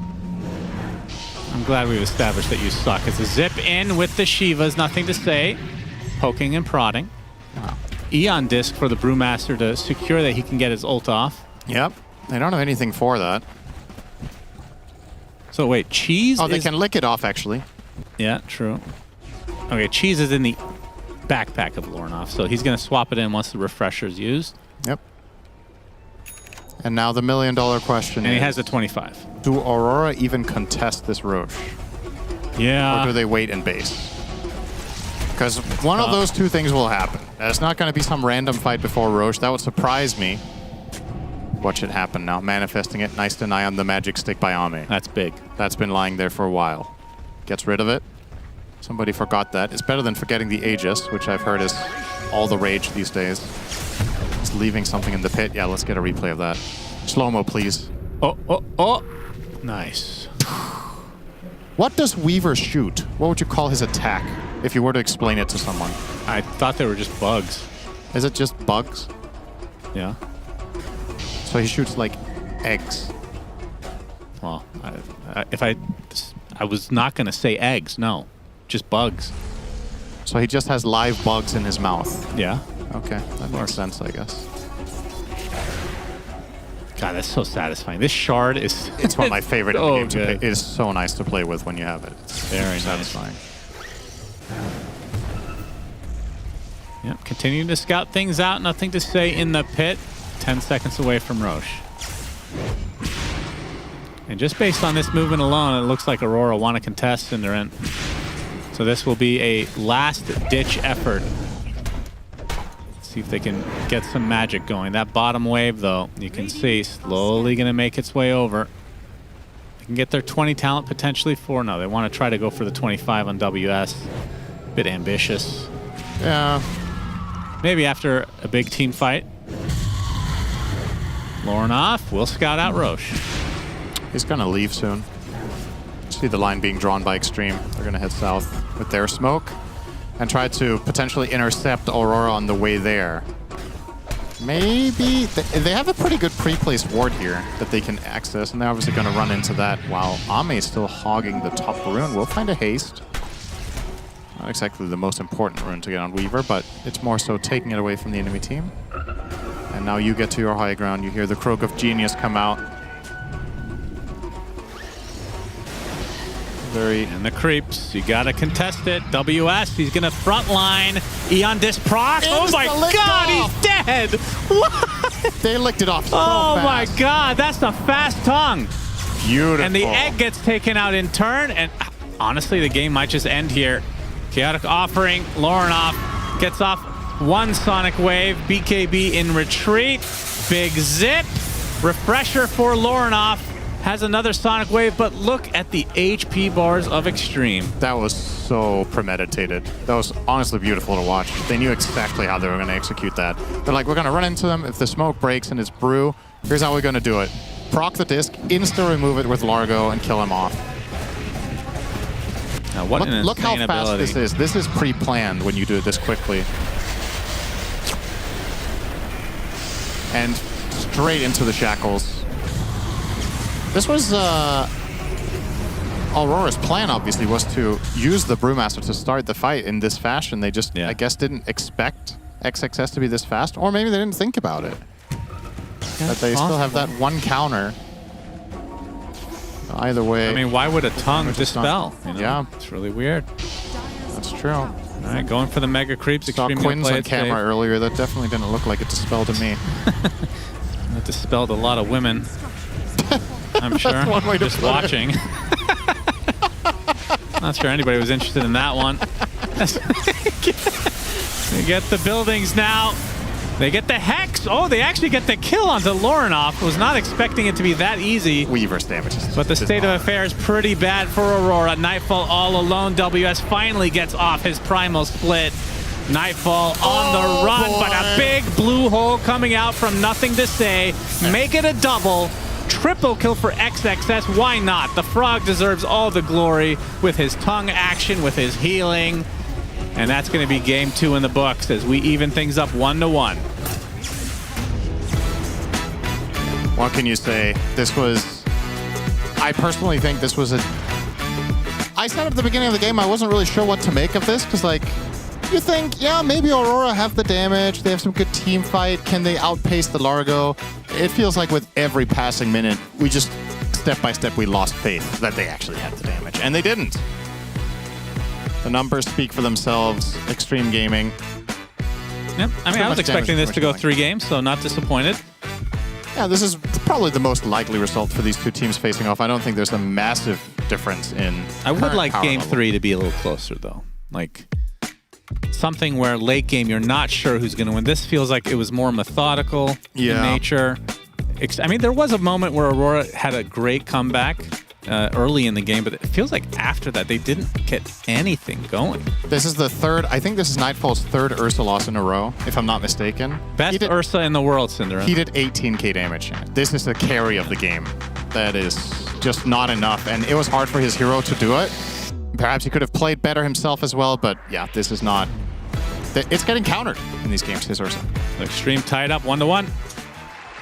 Yeah, we said that all they needed to fix was their draft. That was the main issue for Game 1. Xtreme Gaming in Game 2 comes in with a different plan. They get their hands on a Weaver that went basically uncontested, or at least it was just... Ame was just able to run around like a maniac. I guess, to be honest, so was XXS, and it is Xtreme to take the game, Brian. This was a treat for all the Xtreme fans. Yeah, absolutely. No, they executed their lineup really well. I think that last play on the Brewmaster just showcased their coordination. That Eon proc into the lick, into the Hex instantly.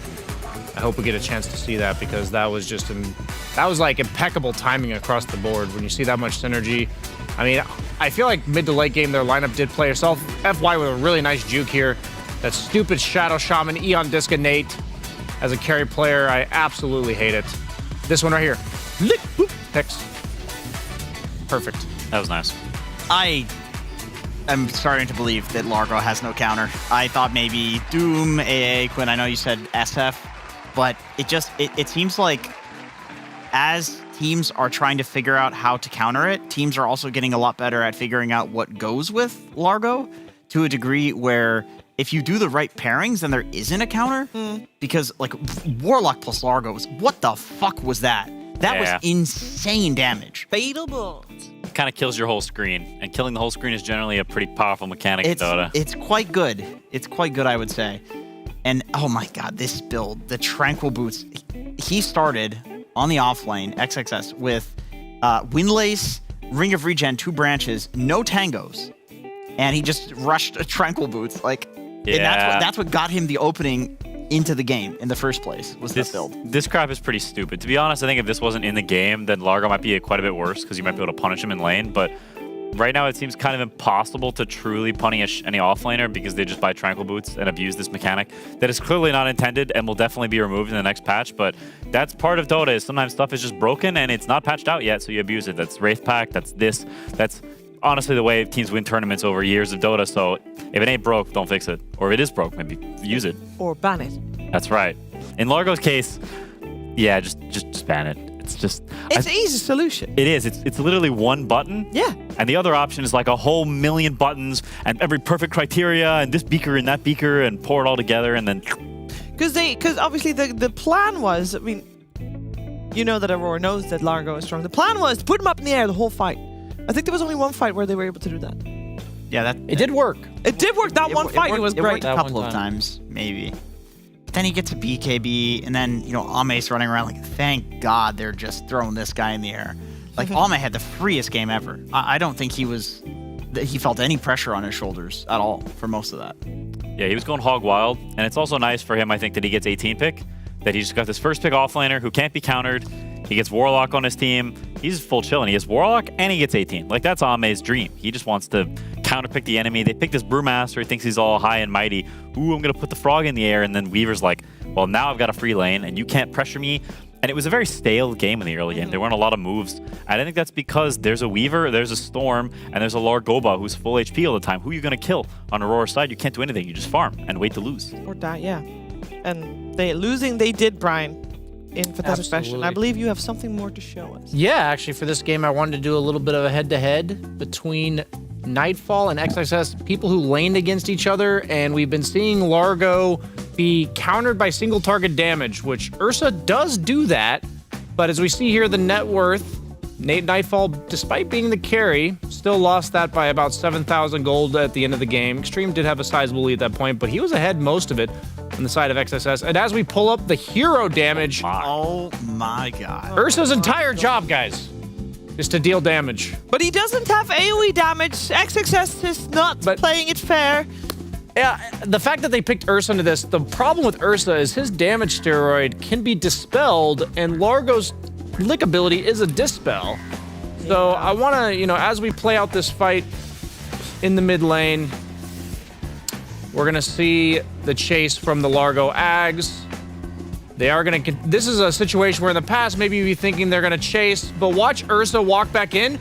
Lick! No overpower for you. Does manage to still get the bash off, so it's fortunate that he does get that without the overpower. He's going to try to overpower again here on Nightfall to maybe turn the fight.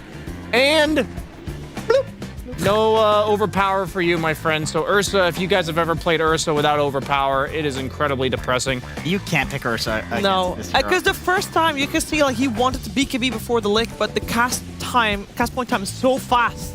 Yeah, and in this fight, this is every Ursa's worst nightmare, is just spending his ult BKB running away, and you see Largo chasing after you. It's like there's something very menacing about a frog playing, or a toad.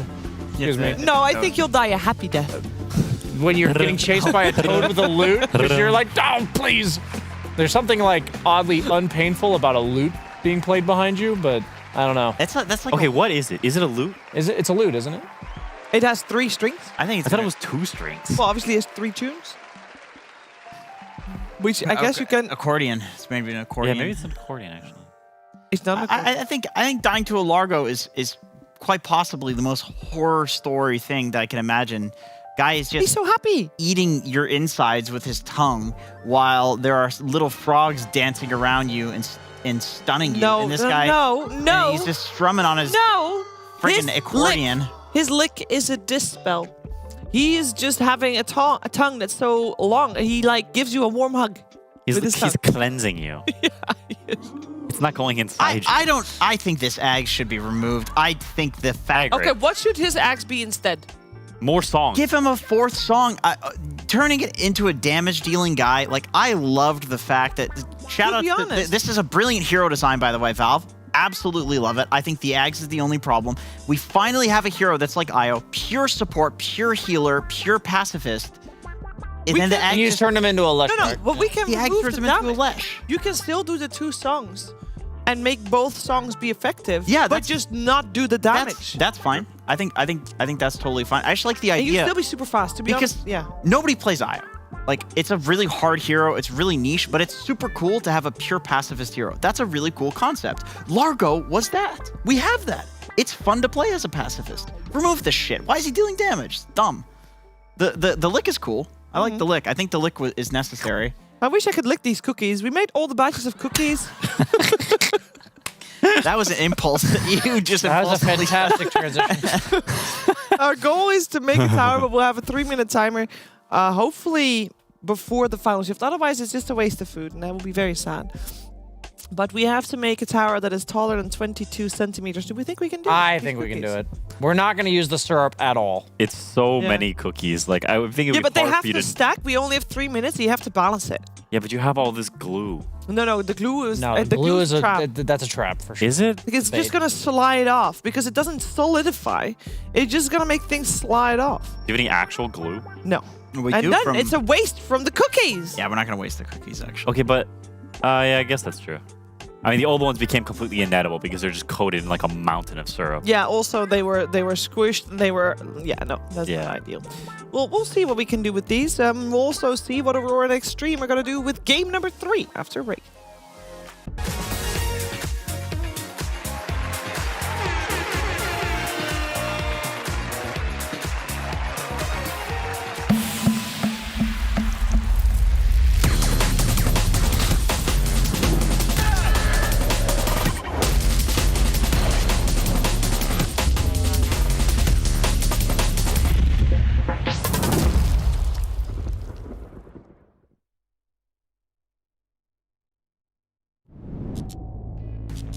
Yo, am I connected?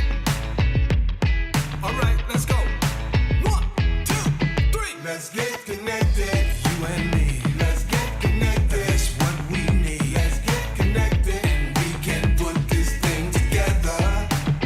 Let's get connected to a brand new vibe. Feel it deeper down inside. Let's get connected, and we can make the whole world better. 2, 3, come on. Nothing gonna stop us if we unify. This is what they're gonna mark the future by. Everybody got to get together and do this right.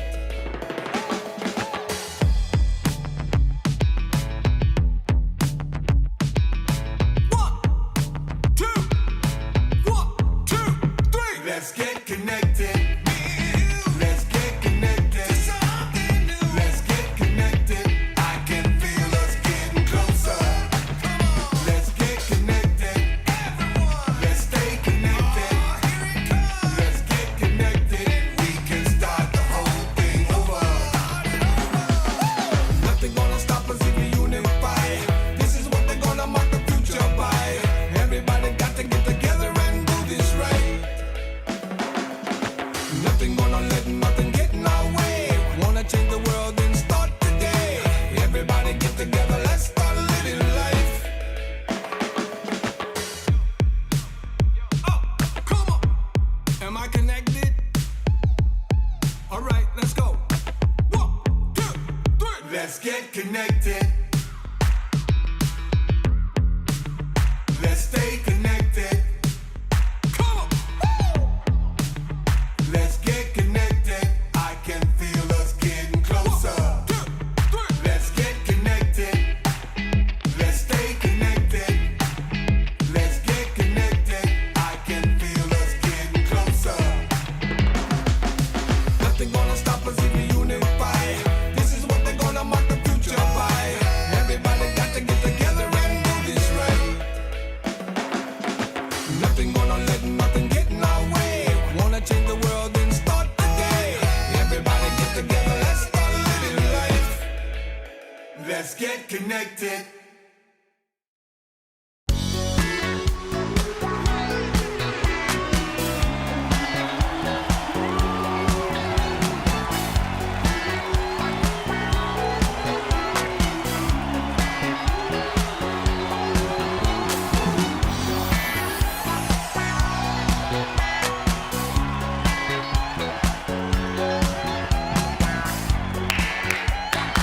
Let's go liquid.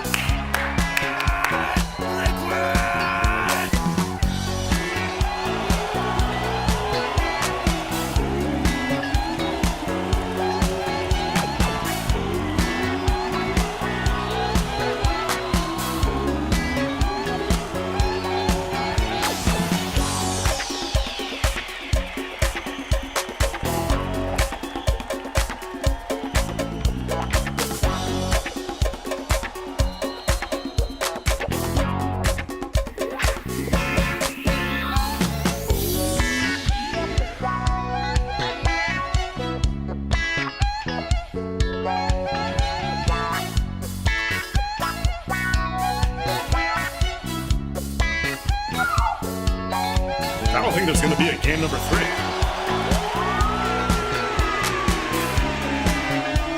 Damn. I don't think there's going to be a game number 3. Well, yep, one. We got first blood. We got first blood. Oh my god, you see that? Oh, you see that? Smile. No, yeah, I'm watching. I'm watching right now. Yeah, they definitely just threw. I know. I don't get it either.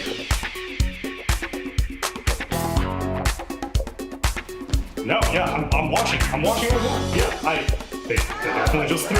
I know. I don't get it either. Oh, you see that?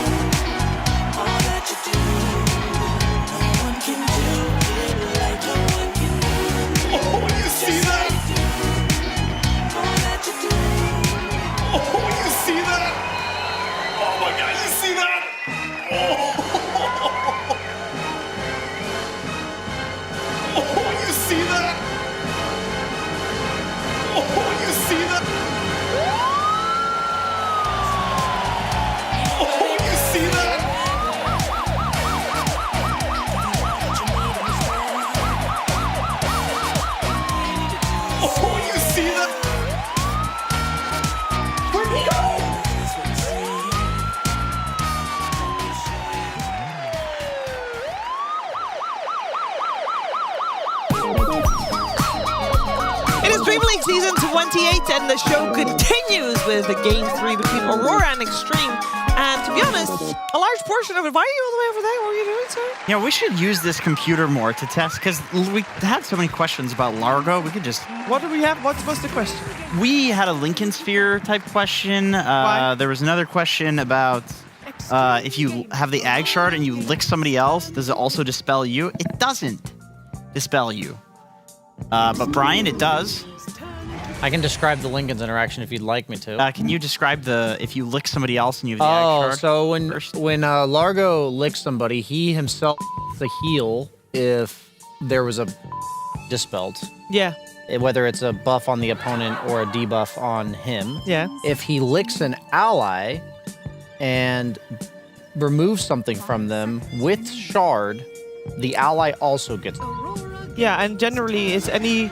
Because if you were because that's like every buff gets doubled. You don't even have to click. Like if I have a Glimmer Cape and I'm Largo, I don't even have to click you. I can click myself, and whoever's closest to me will also be Glimmer. I guess, yeah, if you were to debuff an enemy, your nearby ally would also get healed. Yes. I assume. Yeah. Yeah. Does it glimmer only within the same range of the Glimmer, or is there a range to the Ag Shard? The range is pretty big, pretty darn big. I would say it's green almost. So you could Glimmer somebody from across the screen then by just targeting yourself, is what you're saying. Oh yes, yeah, that's it. Wow, that's crazy. That's We'd have to check the range. But it's whoever is closest. No, what I have had it happen that it was in the screen away. Wow. So I only focus on myself, and if I am glimmering myself and I happen to see a teammate on the other side of the screen get invisible, I'm like, neat. Oh, I have a... There's a thing for that. Viper? No, I don't have it. No, Did Viper neat. get banned? No. Oh no, it's this one, because I think he's gonna say neat. No, it's not this one. I think it's this one.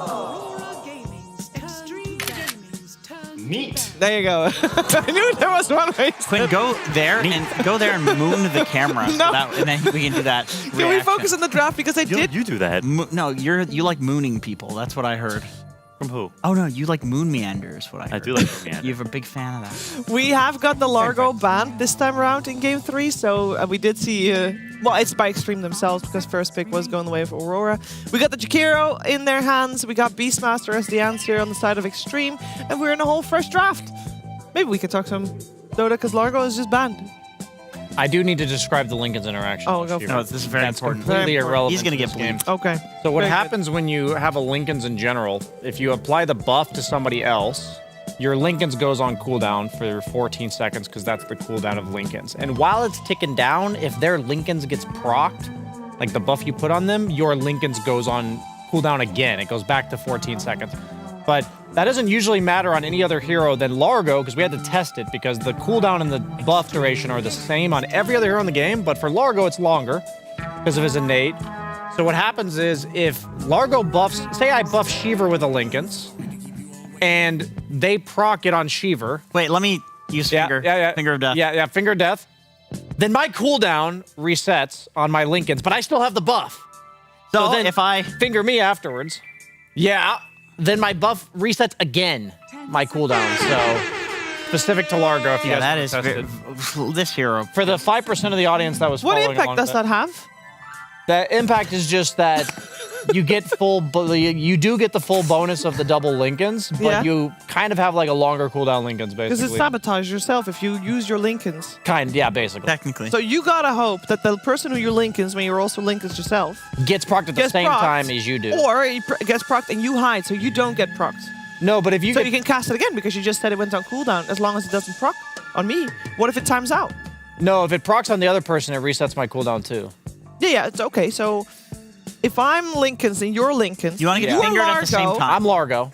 My Lincoln's procs, yours goes on cooldown. Yeah. If yours just never procs, surely that's the best case scenario.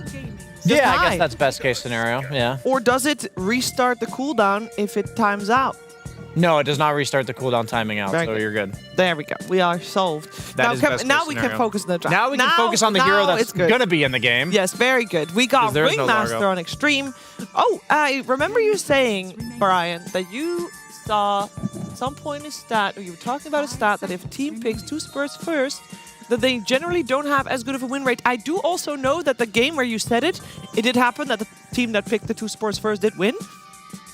Do you still believe in it? I mean, I still believe in it because I think Quinn was mentioning it earlier, or maybe said it in my dreams as well. I can't remember. I've said that in real life. Yeah, but the whole idea that there's just so many good cores, right? There's so many really, really strong cores. Like I think Beastmaster is one of the premier cores of the patch. Beast is the top 3. That hero's insane. Yeah, I'm surprised he's like. Top 4 maybe.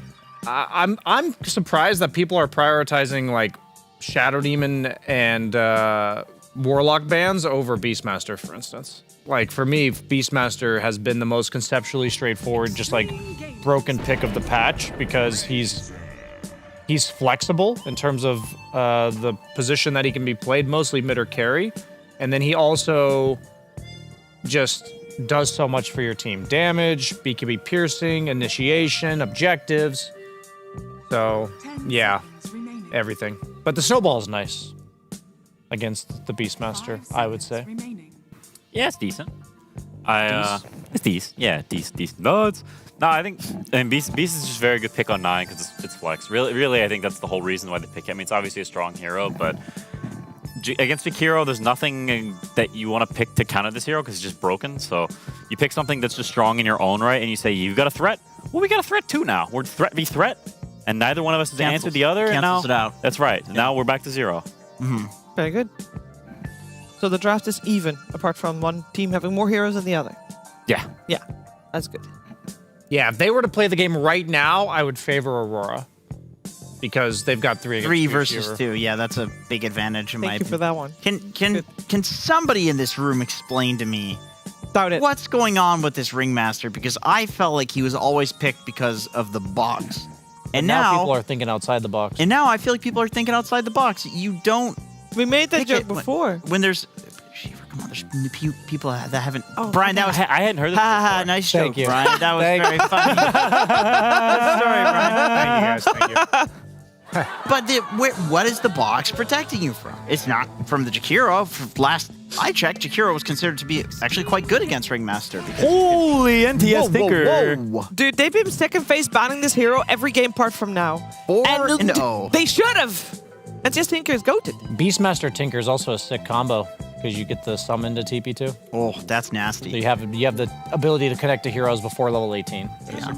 So if you have these heroes, Brian, would you still go for Aurora? I would 100% go Xtreme here. There you go. Especially I would now. definitely do it now, yeah. There you go. You really like Tiny?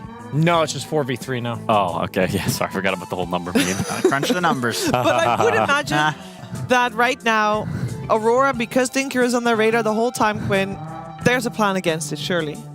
I think it's also possible they might have forgo her a little bit. I mean, there's still like a storm in the pool. We saw somebody respond to the Tinker with Queen, but I think that is not sufficient enough unless you really own... What? That's an Ursa. They love their Ursa. They like it. They do, but like... Nightfall's like is my best hero. I don't feel like it's that good. Ursa and Razor are very redundant. They're both single damage hitter bros. You're playing against the Tinker, who is going to be very far away. Ursa does not give you any of that like sort of ethereal hunting ability that like a Puck or a Storm does, where they can jump in like a weird way that's kind of floaty. You can hit the backline, things like this. Ursa's like, I jump the guy who's in front and I hit it with my claws. You're never going to jump a Tinker. He's not going to let that happen. He's too far away. He's like the extra backline. You got this. Come on. Holy shit! That's clutch. Thank you. I knew we were going to be seeing a lot of Viper. That was a banging idea. But we see it ban all the time. Also, you look very far to the like that. Yeah, because because always I in was the draft, so you should. I didn't think about it happening during the draft. I was thinking like a Viper gets, a double kill or something, and you're just, holy shit, it's Viper, Okay. So he thought far ahead, but not that far. I didn't think about the accurate use of So next level that is previous level again. Exactly. Right. Next And then looping season, around a we little just- bit. Last I recall, Tiny's quite good against Ursa because his Avalanche is now in Aura. So the Ursa status resist doesn't do shit against the Avalanche. And obviously, like toss duration does not get decreased by the Ursa ult as well, right? So I feel like this is just Aurora picking comfort stuff and hoping for the best. And I'm not too sure if that's going to work against the absolute filth that Xtreme is bringing out right now. Absolute filth. And they banned the floaty stuff, Quinn. You called it. No Okay. Puck, no Storm. Yeah, I mean, there's still the Queen, but Queen is just not the same because you're good in the early game because you can pressure him in lane potentially, but Tinker just goes back and farms stacks, and he scales better than Queen. He farms faster than Queen, and he also doesn't interact with the Queen in lane. Queen is a hero that's very bad at farming neutral creeps, especially early on, so you want to be able to pressure the guy in lane. And once Tinker 6 is like, yeah, peace, guys, I'm going to Hawaii, and Hawaii in this case is the triangle, and he ain't never coming back. No, It's a nice place to be. I have an idea. Leshrac. For Aurora against Tinker. Highest win rate on Dota buff against Tinker. Is it really? It is. You can run him down. And I love it against Ringmaster, too. How about Timbersaw? Okay. Well, another pure damage ground-targeted guy, I guess. Do you think Timbersaw will be played by WS or by Lorno? I think it's a So Razor mid. I mean, Xtreme does have a, counter pick to it, potentially, right? Just run the Beast off, XXS Beast, counter pick the Timber in the safe lane. Yeah, I think you could also run Beast in the safe lane. I think Beast probably beats Timbersaw in lane pretty reasonably. He's not that good at killing the boars. And I don't think he's good against the Axe Spam either. Like, Ringmaster Beast is a pretty strong lane. They've got options. Oh, we got an Holy unusual new to this day. First pick, first time ever. Wow. Visage this DreamLeague. And we're already at the end of DreamLeague as well. So it's quite amazing to have a new hero this deep into the tournament. Jeez. And it will be played? Exorcist. I'm just going to call it like it is. Xtreme Gaming 2-1. Aurora. This is toxic, man. You're It's done for. it's more stuff to TP to on Tinker as well. Like, he's got such easy ways to connect to the fights. I'm very selfish sometimes. And to protect my enjoyment of playing Dota, I really hope Xtreme loses. Why you don't like Visage? I don't like playing against Visage Tinker, guys. I'm not gonna lie. Visage is a homie. This hero's so bad. He's the guy with... Somehow, up against me, it's not bad. Okay. You have 3 units rather than 1. There's strength in numbers. But if it's that bad, why does Xtreme pick it here? I mean, what Jenkins said is true. There's more things to TP on. It's more random crap.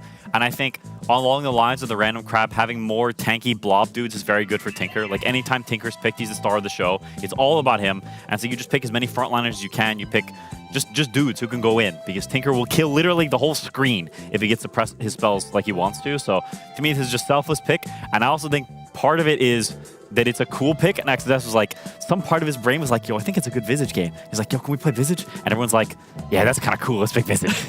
I'll say this. I think an amazing hero for abusing the Tranquils is Visage, because he likes to go the Boots of Bearing anyways. Really? And then I was just looking at their draft, and I was thinking they need a ranged guy, because it's against Ursa, and they also need a utility guy. And I didn't think of Visage, but it absolutely fits the ranged utility guy. It's not going to have... It might have trouble because it's Shakiro. Like, just is what it is. But I wouldn't be surprised if he goes the Tranquils build again and survives the lane, and then he does everything Quinn said. What utility does he bring to the table? Oh, he just goes all the auras. Vlads. Like, he buys the Boots of Bearing, he buys Pipe, Vlad's AC. Pipe, yeah. I mean, not that Pipe is that great against this lineup. It's pretty he's probably not going to buy Pipe. But you can buy... Jakiro gets a lot of magic damage, but it's just Jakiro now. So could Tinker.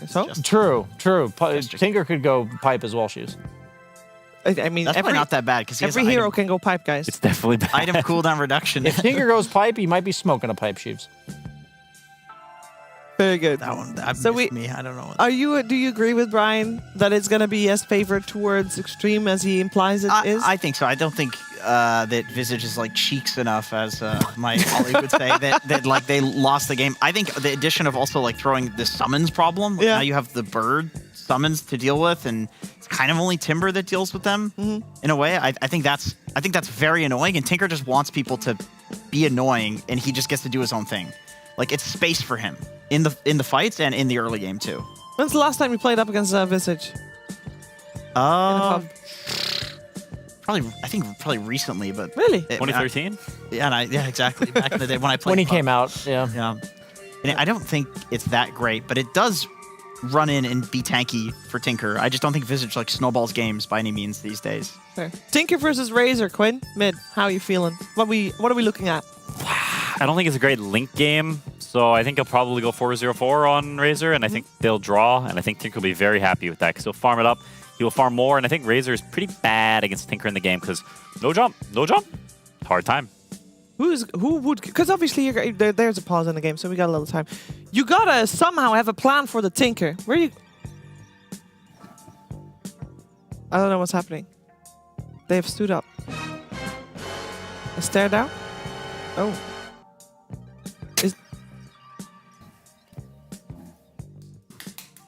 Now they get an applause from Synderen, so that's really nice. You feeling good about that? Yeah. I think I don't think Tinker is a bad hero by any means. I don't think Visage is a bad hero by any means. I think together, and two wrongs make a right, Quinn. What is gonna be the plan? What is gonna be the plan against Tinker? Because you gotta have a plan, and we all like Aurora. You said maybe they've forgotten about the hero, but surely they have a plan. Gotta believe. Is the plan Razor? Surely. His name's Quinn. Is the plan Razor Yules? Clearly, against Tinker, you need some sort of dispel. Yules is the cheapest one. It's good on Razor. What are you gonna do? It's not good against like any of the other heroes. No, it's not. But what the fuck are you gonna do against Tinker, dude? Please tell me. There's nothing. I mean, honestly, I think you go like late game, like Blink Shiva's BKB refresher. Like all in. That's been an old build from Razors to go like Blink Shiva's. But you still have the BKB refresher, and you're throwing yourself in there. I don't think it's going to work, but I think that might be the route he has to go. I mean, I'm not going to lie. I think the way they win this game is not necessarily through specific itemization, but I think it's through playing through their safe lane. They have Ursa Jakiro against Visage, a hero that is so bad if he dies early. Like, that hero just becomes a feed bot 9,000. So I think they rotate Tusk down there early. They let their Timbersaw vibe it up, chill, do whatever. Hee ha ha, reactive armor. And they go gank this Visage, and they camp this guy. They double Wisdom Rune, and they invade the Tinker's Triangle. They ward it up. They don't let him farm the Ancients, and they play fast. Quick Dota, because Tinker does not like quick Dota. He's convinced me. That's a good speech. And how does the Timber do against Beastmaster, Ringmaster? I think Timber can. Masters. I think once he's level 3, he can probably be left alone. And you're right about Tusk leaving and killing Visage. I think maybe, I'll say for me personally, maybe I'm getting too hyped about the Visage because it's weird. But in reality, like if you're Visage and you're playing against a 4 that really wants to roam, like you die a couple of times, this hero is completely useless. It's feed central. And then Ursa can lane against him solo. Maybe the supports can then go mid, and then Tinker has a problem because of the Visage. I agree with everything you guys said, and I would like to make the assertion that I think that Aurora will always be one big mistake from losing the game.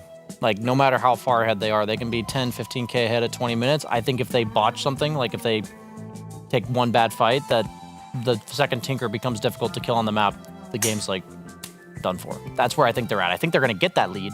I think they're going to try to do all the things that Quinn said because they've already been invading. Come on, guys, wrap it up. They've already been invading the Wisdom Shrine for most of the tournament. So Visage and Tinker definitely susceptible to this. So I think that equation set up perfectly for them, but NTS Tinkerman. It's 4-0 for a reason.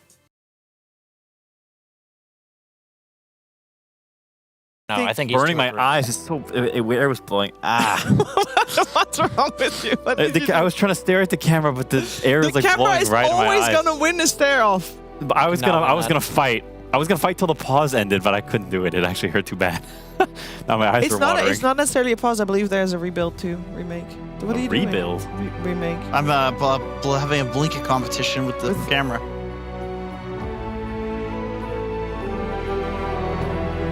Please don't hurt. You blinked. You dummy. I'm telling you, it hurts. You distracted me. You blinked. No, I didn't. Yeah, you did. You did. We all saw you blink, dummy. It hurts so bad in this room. Okay, this room, we've been told that because you don't know how I see all the cool lights. The cool lights you can only see because it's dusty. Not dusty. Smoky. Dusty. Wait, leave this camera on for a second. Leave this camera on for a second. Smoky. Shiver, tell me honestly. Put the camera back. I have been using a hair serum. That stuff that we got from... Yeah, Ireland. Does that look thicker than before? Yes, it does. I feel like your hair is healthier than it was before I feel anyway. like monasteride from minoxidil and... No, it's what type of serum is it? It's a scalp serum. Oh, don't sue me. Come on, that's enough. I can tell you the brand if you want. It's... God. Meow, meow, meow. Billie Eilish, that was such a great album, and I feel like it got overshadowed by the cat meme. Cold pressed. I feel like it was a good song. Serum. I'm not too That's good. That looks good. There you That's go. coloring. I mean, that's literally just your hairline, like not whatever it's called, the part. Sorry. Yeah, the part is different. Yeah. You can zoom in on me. I also have a part. Yep. Like one. Can we get a zoom in on Shiver, please? I don't know why, but sometimes it's like we're seeing cameras for the first time. Look that I'm bolding. Cameras that. are cool. We do this a lot, and sometimes the cameras are just fun. Look, I like cameras. it's the beginning of the end. No, come on, you're crazy. Come on. Of the end. Come on. Okay, you can stop. Please go to the game. It's actually ready this time. Stop spinning center and take it away. Thank you.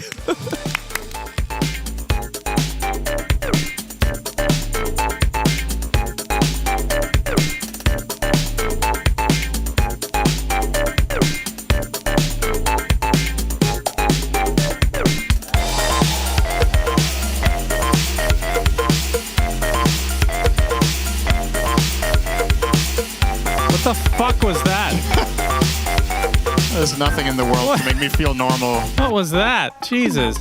Nothing in the world can make me feel more normal than watching their panels sometimes. That is incredible. I feel like brain cells were lost. Great work, everybody. Well, if they had any left, they would be. Xtreme versus Aurora, game 3, ladies and gentlemen. We have Tinker Stinker and Visage. Visage. Interesting hero, Cinder. Nothing to say on the Tinker, so that can't be that big of a surprise. Obviously, they have that in their wheelhouse, but the XXX Visage, first pick of the tournament, should be an interesting one. Why would they pick it, Cinder? Oh, the panel, I think they broke it down quite nicely. No one was listening to that, okay, so go ahead. So what the panel was saying was that they were looking for an off-lane ranged hero that buys auras. And there's not that many of them. I think the biggest ones are Viper, Razor, but one was picked, the other is banned. Then there's Visage. I don't know what else you would choose. The added benefit is also that you have the familiars to teleport on as Tinker, which is very, very strong. And you know your lane matchup, which is probably the biggest of deals for this hero in order to pick it in pro, is that you need to know what you're dealing with to begin with.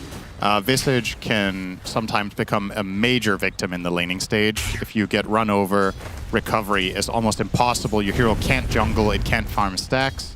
So the lanes really need to work out. And you know you're playing against Ursa Jakiro. This to me is the lane to watch. If Aurora play this very well and they manage to shut down XXS, they could win the game off of that alone. But if they don't manage at all and he just gets to get level 6 unscathed, I think this looks like a great lineup for Tinker. Nightfall playing the Ursa again, beating a dead horse or a bear in this case. Thanks for ruining the jokes, Tundra. No, just too fast. You gotta be quicker on the delivery. Okay. No, our audience is all very young people. They don't have long attention. I think Visage counts as a bird. That's close enough. Yeah. Just making sure that button still works. It was not working during the panel because I was trying to spam it. And when he presses his ult. Yeah, that's true. That's with gargoyles. Now, is he playing the facet where you don't need to control your gargoyles? That would be really funny. But no, he has Death Toll, which is what everybody takes. Extra gold when you get kills with Soul Assumption. I still want to see one misclick on the game. Sadly, there's not enough Visage games for that to actually occur. What's that facet is even called? I feel like I just never see it. Auto chess, I guess. Faithful followers. Yeah, good. They just follow you around. You don't need to play the game anymore. Yep. Honestly, the Lycan one, I think, was a successful facet. One where you don't control your wolves. Yeah, it was strong enough that it was useful sometimes. Well, I'm not even talking about pro play. I'm just saying in general. The Visage one I just haven't seen, even in pubs. So, as we have X-Nova stuck inside the shards, Mira and WS both level 2. And X-Nova is going to get first blood because he is only level 1. Yeah, he even tried to counteract this by starting with boots, but so did Tusk. And therefore he can stick on target with the tag team. A good start down bottom for Aurora. And this, I haven't talked about this so much, but a lane matchup that used to be very Timbersaw favored, Timber versus Beast. I think this has changed with the way Beast is played nowadays and after he got reworked a little bit. With the Hawk with Dive Bomb, etc. I'm talking about the older version. That was an auto-win lane for Timber. It was mega easy. Still would say Timber should do great here. This is not a lane where WS should be punished much by Beast Ringmaster. And finally mid lane, Razor versus Tinker. Imagine Razor will win the lane slightly, but then Tinker's just gonna go jungle. Largely at level 6. And panel was kind of talking about this because of the defense matrix.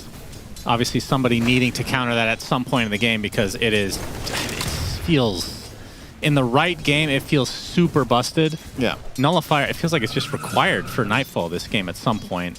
Unless Razor wants to pull something out of his pocket. I mean, it's a double dip. You also get it against the box, right? You have to buy it. Yeah, that's true. So, yeah, I would agree. Get it on Ursa. I think if Timbersaw is having an insane game, he can buy it, actually. Because when Timber is tanky enough and has a good enough game, in theory, the hero could buy literally any item and make it work. As long as you have it like a Kaya Sanj, so you have enough mana, and then you have enough tankiness to go in. You can buy whatever the team needs, whether that's a Hex, which we see sometimes. Nullifier is a lot rarer, of course. So, Ame gonna take some big damage here with the tag team. Should be okay, though. Yep, X-Nova there with a little whip action. WS pops the stick. More than healthy, though. The fact that Ame is playing the Beastmaster, a little unusual, right? Yeah, he definitely plays it, though. But not one of his. It's not the hero I think of with him at all, but of course this hero has been so hotly contested, you can play him in any lane at this point. Yeah, it's not really a hero you connect with any carry player, right? Because of how little of its lifetime it's been relevant in that position. True.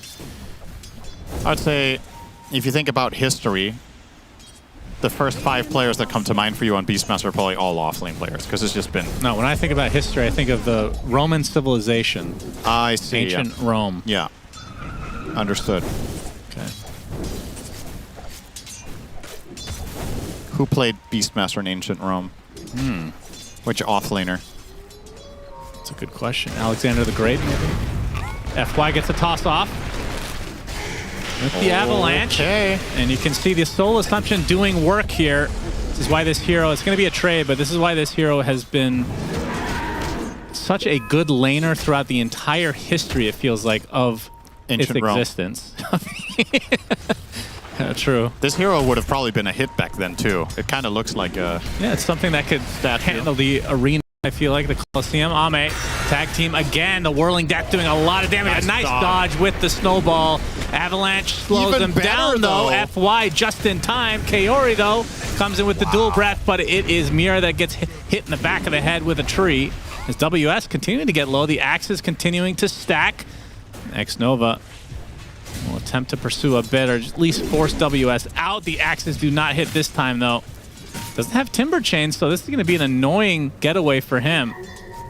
That was really, really nice for both teams. Perfect snowball dodge on the whip, and then perfect timing for FY to show up with a clutch avalanche toss combination. Get the better of it, do Xtreme. They survive and get the singular kill. And now, in this mid lane, is kind of over. I think Tinker can just play the map. If he wants to be mid, he can. Gonna see the replay here. Can't really put a finger on this. This is more or less perfect from both teams. So close. And Ame going for those axes, I love that. That he turned around and threw those axes during the avalanche, knew his limits, just min-maxing the damage. Yep, no reaction as always. He's focused, eyes on the prize. Looks like he could be giving an interview right now with that reaction. Nightfall level 5 in this top lane. Yep. I would say mission accomplished for XXS almost already. Third on net worth. They're letting him take the the wisdom, which I very much agree with. If I could pick one offlane hero in the game to give this to, it would be this. Give Visage the XP, ensure that level 6 at the expense of Ringmaster. It'll be worth it, or of Tiny. Get those birds up and running so you can play the map. Also a great gate hero. Do you think Ame... we have to hold that thought, actually. Xnova. To the gate they come. And Mira gets the tag team, but the whoopee cushion for Xnova. He's fine. FY finds a nice double avalanche. The snowball, though, reserved for FY. WS has his Chakram now, but he's taking a lot of damage. The Soul Assumption from downtown into a Primal Roar from Ame, but Nightfall did have his ult activated. Status Resist going to work, but now that it's over, getting blocked by his creeps, another Soul Assumption might do it. Very close, but he will live unless the axes hit. They do! Ame from downtown again. Lornoff, at the very least, gets a trade. This is turning into a good old-fashioned team fight at 8 minutes. The box not going to save him for too long. Xnova, no more whoopee cushions where that came from. Lornoff ends up saving the day for Aurora. Yeah. Nothing to say. He's playing Tinker, so he'll show up in 10 minutes. He's busy farming every item he needs. If Visage has somehow reached level 6 here, this would have been totally different. He's super close, but not quite enough experience. These axes are nice, though, from Ame, but a good rotation from Lornoff will eventually turn this into a... Boom! I want to say slight Aurora favored, maybe? It's so close, it's hard to tell, right? Because the Tinker, in the meantime, was also just free farming. Oh, more action, it seems. Mira looks to be dead. What level is he? Level 5 at 9 minutes. Mira. That's, I think, a record for this tournament. Genuinely, he's usually level 3 at this point. There's no way that's... I'm not even kidding. There's no way it's a record for him. Well, obviously. I mean, maybe for this tournament it is. There's no way. Are you kidding me? I'm not kidding. It is pretty hard to be level 6. The games that we've cast, I think this is his record. I know exactly where you're coming from. Yeah, maybe it's a tie at least. It is hard to be level 6 minute 9 as position 4 in this patch. It just is. Yeah, but he's like level 2 or 3 usually. Yeah, that's also hard. Nothing. It's a different direction there. Nothing to say. I haven't talked about him too much because he's playing Tinker Stinker. What's the build on this hero? Kaya, Blink into what? What do you get this game? I'm trying to think. I mean, you definitely want Shivas without question. Against Ursa and the Razor, and Ag's mandatory when you play mid Tinker. Yeah. So I guess those 2 items in some order, depending on his perspective. He wants a defensive item like BKB, I think, or Lincoln's.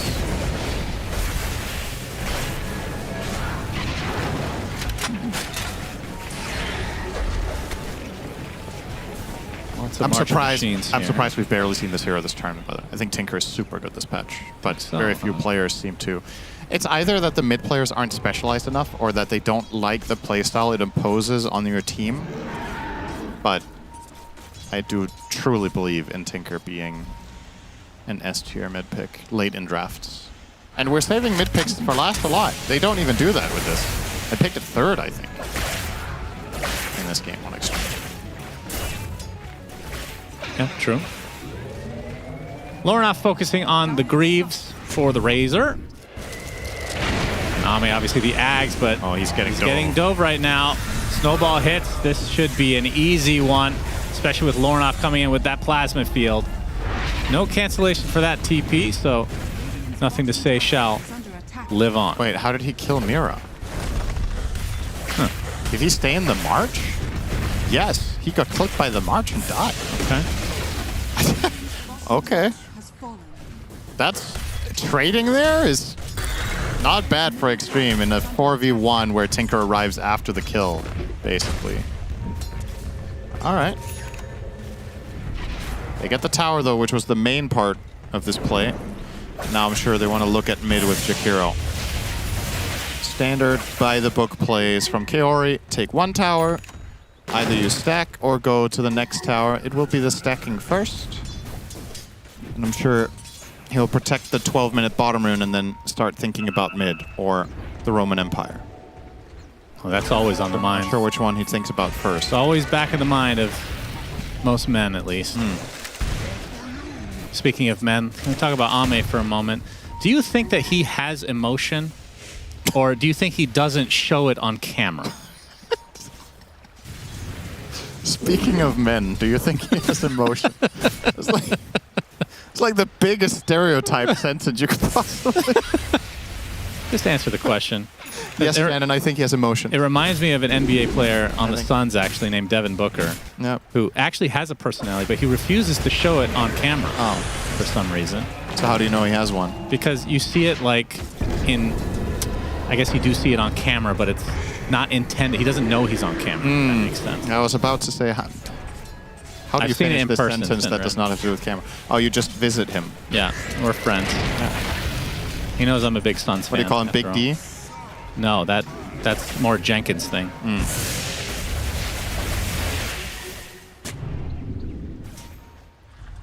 FY is gonna scare Nightfall. Nobody around, literally just smoke and mirrors, looking big and strong on Tiny, ironically. And now he's gonna steal his farm.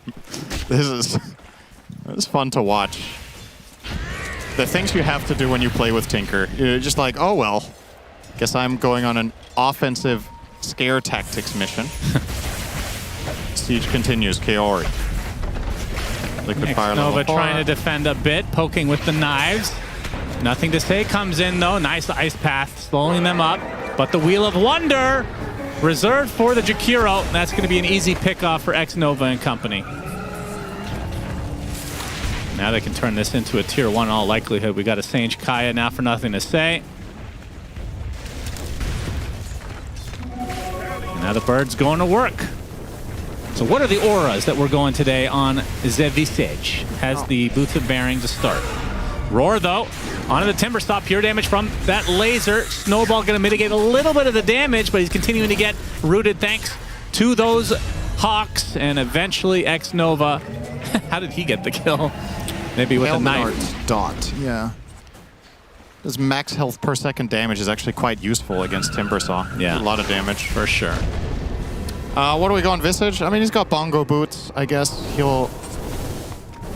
Like the panel talked about, some auras might not be the best here. Like Pipe isn't that great, so maybe AC and Vlad's, or... Okay, he's queuing up the Shivas first. Interesting. I thought they were going to reserve that for Tinker, but yeah, I wouldn't mind seeing them buy 2 of them anyway. I think Shivas is just that good this game. Oh, Ame.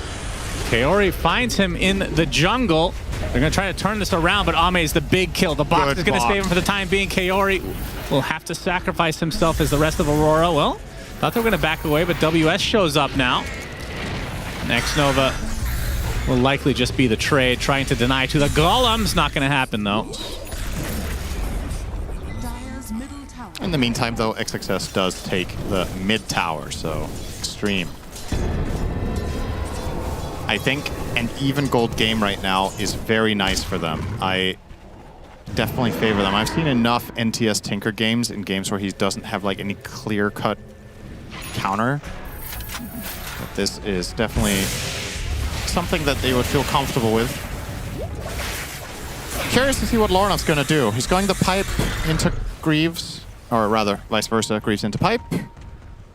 How are Aurora going to play the tempo? Can you breach high ground? Can you take objectives before it's potentially too late here? You could say that something like BKB is very valuable against Beast and Tinker. I still think you get overwhelmed. Aurora going to find a little pick-off here in FY, but this is all while Roshan being attempted from Xtreme, and I don't think Aurora are remotely aware of this, or if they are, know that they cannot contest. Ame gets the Aegis, has the Aghanim Scepter as well, so he's hitting a pretty nice power spike. I mean, this is a lot of tempo. And it's a double whammy, because you take this away from the Ursa as well. Yeah, it feels like Nightfall has gotten one Aegis in like the last 3 games on Ursa. I feel like they might be overrating the hero based on earlier success they had, and now that it's getting countered more, might need to diversify a little bit further, but we'll see if I'm going to eat those words in 20 minutes. Or seconds. Well, that would be... He needs to do a lot in 20 seconds. He's killing some creep camps. That's really changing my mind a lot. Yeah. All right, Smoke coming up. Tinker, worth noting, just out-levels everyone. That's just the hero. He's level 15, almost 16 at 17 minutes. Yep, that's a dirty hero right there.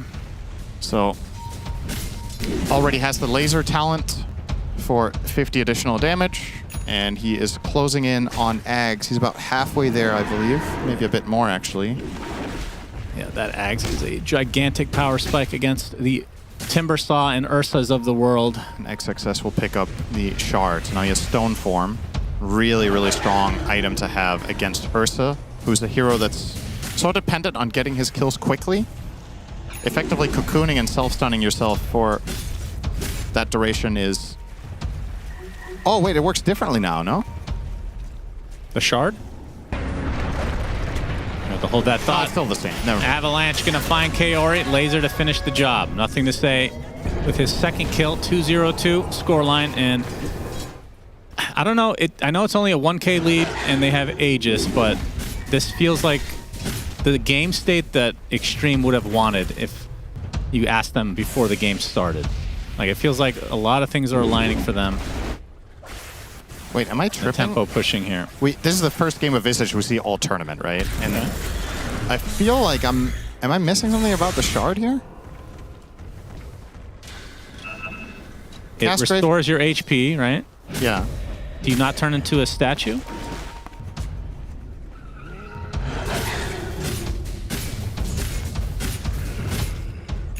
Oh, you tell me, Cinder. You're the analyst. Aurora. Wait, am I having a ready to pound? What's going on? Ame, the focus, getting it the roar off, but that's a full static link right on top of him, and he's dead. That's life number 1. Nightfall gets the kill onto X Nova. Do they have more in the bank for Ame? Absolutely. The Timbersaw completely shreds him. The rest of Xtreme now on the exit. The moment I praise them, Aurora absolutely dumpster this fight. Decisive move, and Ursa, of course, immediately after we've been unimpressed. Gets a couple of kills. But we will say, nothing to say, didn't have Ags there, Syndra. That's the excuse. That's true. Pour up some copium water for that. I can hear it on my mic every time. It's not in my head, surely. Yeah. There's no voices. But yeah, look at this. Just very quick.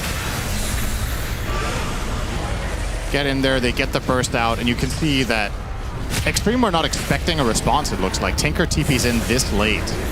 Beastmaster's basically dead twice over before NTS gets to connect, and they just have to cut their losses, lose 3 heroes, and don't even get the tower. They don't get any value out of their Aegis. Yeah, so like I was saying, Aurora, the game state that is about right now, they're very happy with Cinderin. Yep, beginning of the game, they would have been thrilled with having a 3K lead. Yep, Xtreme now on the back foot. Getting the Tormentor is obviously a great boon. They get it on Kaori. He was not planning to buy it this game by the looks of it. He's going to go Force Stab, I think. Or Yules. Yules first against Tinker. Well, FY and company find themselves a Tusk. Mira actually blinks out. And Ame jumping in very deep, gets off the roar, but look at the chakram damage. They pop the pipe, they're mitigating a lot of this damage. He's already dead. Ame down and out, but a big wheel of wonder into a whip, into a laser. Nightfall, not tanky at all. And now they're going to turn their sights to the Razor. Double kill for XXS. So like I was saying, Xtreme, if you gave them this game state, the beginning of the game, they would have taken it every time. Let's see how far this curse goes. It was just a 4-for-1, and now it's another one, but flip-flopped. That was pristine spellcasting. Look at the details that's coming in now. So the Blink Roar from Ami, he needs to have the confidence that his team is backing him up because he's basically killing himself with this engage. But he sets up for multiple 2-hero lasers. Look at this toss, keeping the Ursa in the Wheel of Wonder. Sick. Really sick. And then Warp Flare, very fun. 4-for-1. Yeah, I will say the new design for Tinker, I don't necessarily mind it as much as the old one. I think I prefer it, actually, if I could think about it. Not a big fan of the Shard, though. As we're going to see the Avalanche toss back into the whip. They have so much stun lock. The pipe is activated, though, but the laser is going to mitigate or go through all of that. Double laser, in fact. X-Nova again somehow steals the kill from his Tinker. Yeah, the Shard seems insane to me. As you're looking at patch notes, it looks like you're just browsing. I thought I was the web. I was out of my mind about misreading the Gravekeeper's Cloak. You can still stun yourself. Good. Okay. I was like, what is happening? It doesn't say anything about it, I guess. Huh? It does, but the wording is just kind of convoluted, right? But yeah, it's okay. Okay, glad we got that cleared up. That was important to me. I was confused.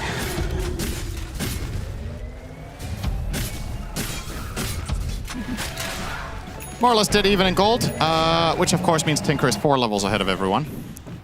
So he hits his 20 talent now on Nothing to Say. Chooses the same talent he seems to take every time, which is lower Keen Conveyance channel times. Now 2.5 seconds down from 3. Might sound weak for a 20 talent, but considering you do this non-stop the whole game, the total efficiency gain and the ability to just connect to fights half a second faster is a big deal. Oh, FY. Close to get both, but he will get the big one. Toss, Nothing to Say. Gonna try to stack up these lasers. Gets the root. Yeah, he's not going anywhere.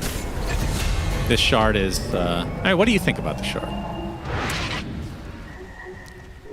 In what way? Do I think it's good or do I think it's fun? Do you like it being in the game? I think this is my main complaint about the hero, actually. It's probably the Shard. The rest is okay. Like, back in the day, I don't know what's actually changed. It's kind of dumb. Like the old hex days where you're just hexing somebody, like that was miserable. So we have definitely come a long way from that point. Yeah, this is a new chain hex, but at least now it's only a root. Yeah. Nightfall runs into Ame. You Didn't see enrage. Tinker Stinker on the way. Laser. Nightfall gets off the enrage as he attempts to run. Yeah. Has to pop the BKB. And Lornoff with a zoning plasma field to save his big bad bear. Not looking so bad as of the last few minutes. That seemed a bit like a game of chicken where Nightfall was... okay. Yule.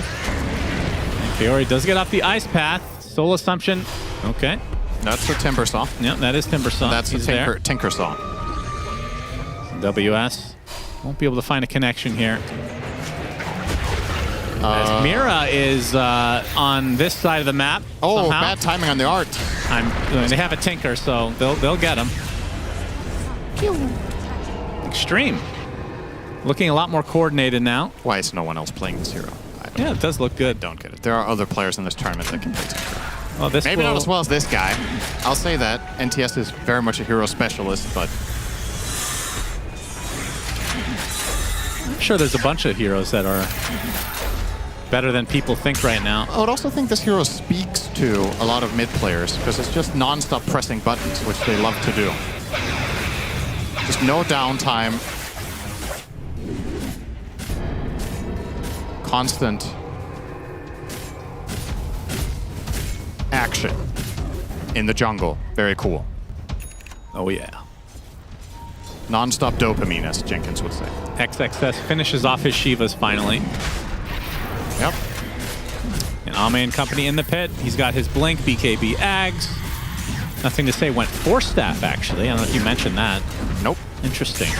And of course, I mentioned the old days with Hex, and that's what he's queuing up now. All right. I really thought he would look at a more defensive item than 4-staff here, but maybe it feels like he doesn't need the Lincolns or BKB that is generally part of a, say, 4 or 5 item Tinker kit. Or the Shiva, at least, right? Like, you're buying none of them here. Not a single defensive item except 4-staff is quite unusual. But hey, if he feels like he's not in trouble, then he doesn't need the item. Then it's just a waste of gold. Beastmaster's going to frontline for him. Visages. This was what Quinn was talking about in the panel. When you're playing Tinker, you just want bodies in front of you. You just need time. Given enough time, this hero win fights. And Visage with Shiva and Beastmaster with Axe, BKB. And yeah, that'll buy you enough time. Even Tiny as a support is also quite tanky. You can also go in and buy some time with Yules. All of it is just diversion. And now, on the Dire side, 2 BKBs completed between the Ursa and the Timber. And you would imagine Razor, yeah, he's about to pick up his as well. So the triple timing. Mandatory item against Tinker. Can't really play without it.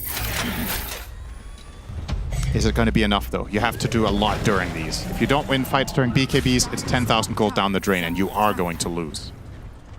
Yes. Ooh, quick blink, but Ame is there. Oh, nope. Quick chain. Roar not in time. Wow. Actually got out of that. Ame wants to use this Aegis. They know that Kaori is in the area. Shivas will give a little vision, but no stun in sight. Gets away the wave, doesn't elaborate, and leaves. Yeah, that's a true support right there. Yeah. Seems a little bit right now like a bit of a checkmate situation currently for Aurora, where they don't really want to initiate, but they also don't want to be initiated on. They're just kind of trying to dodge everything, waiting to ideally get this nullifier on Ursa, which is in the works. Okay. Nightfall 1,000 away. This would be probably the best time in the game for them to take a fight is right when that comes up, especially given the item build of Nothing to Say with, as we mentioned, only 4-staff as defensive item. Means he can't get out while he's nullified. Right. Can't get boxed. You're probably just all in him with your BKBs at that point. Yeah, which will mean that he will just buy a BKB himself. Probably, but then you at least make him do that. Which, kind of the same logic as I've talked about previously in this tournament about against Puck, that buying an Orchid against Puck has the inherent value of making Puck spend gold on Yules or BKB. Yep. And you want to slow this hero down, so... Oh, Mira. Won't be found. He's chilling. Xtreme 2 minutes on the Aegis. I'd imagine they want to take at least the top tier 2 to unlock the outpost. Ame is going to start on that. There's the nullifier. Yeah, so now there's the nullifier, but now Ame almost has butterfly, so then that's a different problem for Ursa. Yeah. And, well, pick up on Mira. They smelled him in the trees. Yeah, he left his cave. It is a tusk after all. To stay there forever. What if they added smell to games somehow? Yeah, you had a good idea of how to do that? Yeah, well, you need to invent it. Smell-o-vision, that's a thing. Smell-o-vision. That's actually a thing, yeah, for movies. Yep. Oh, you mean like 4D theaters? Yeah. Yeah, that's what most people call them, not smell-o-vision. Smell-o-vision. Nullifier right on the Tinker. This is the reveal. Static link on him as well. Nothing to say. Dead. There it is. His 4x kill streak has ended. 90 seconds of no Tinker Stinker. The ultimate hubris will punish him. I am invincible. I don't need BKB. Instantly gets nullified. Is he queuing one up now? No, he's queuing up Lincolns, though. That's kind of... I feel like this Hex was overkill, to be honest. I don't think it was necessary. They have so many stuns already. Was that Ame really a requirement? Okay. Well, they could kill him twice here. This is going to be Aegis.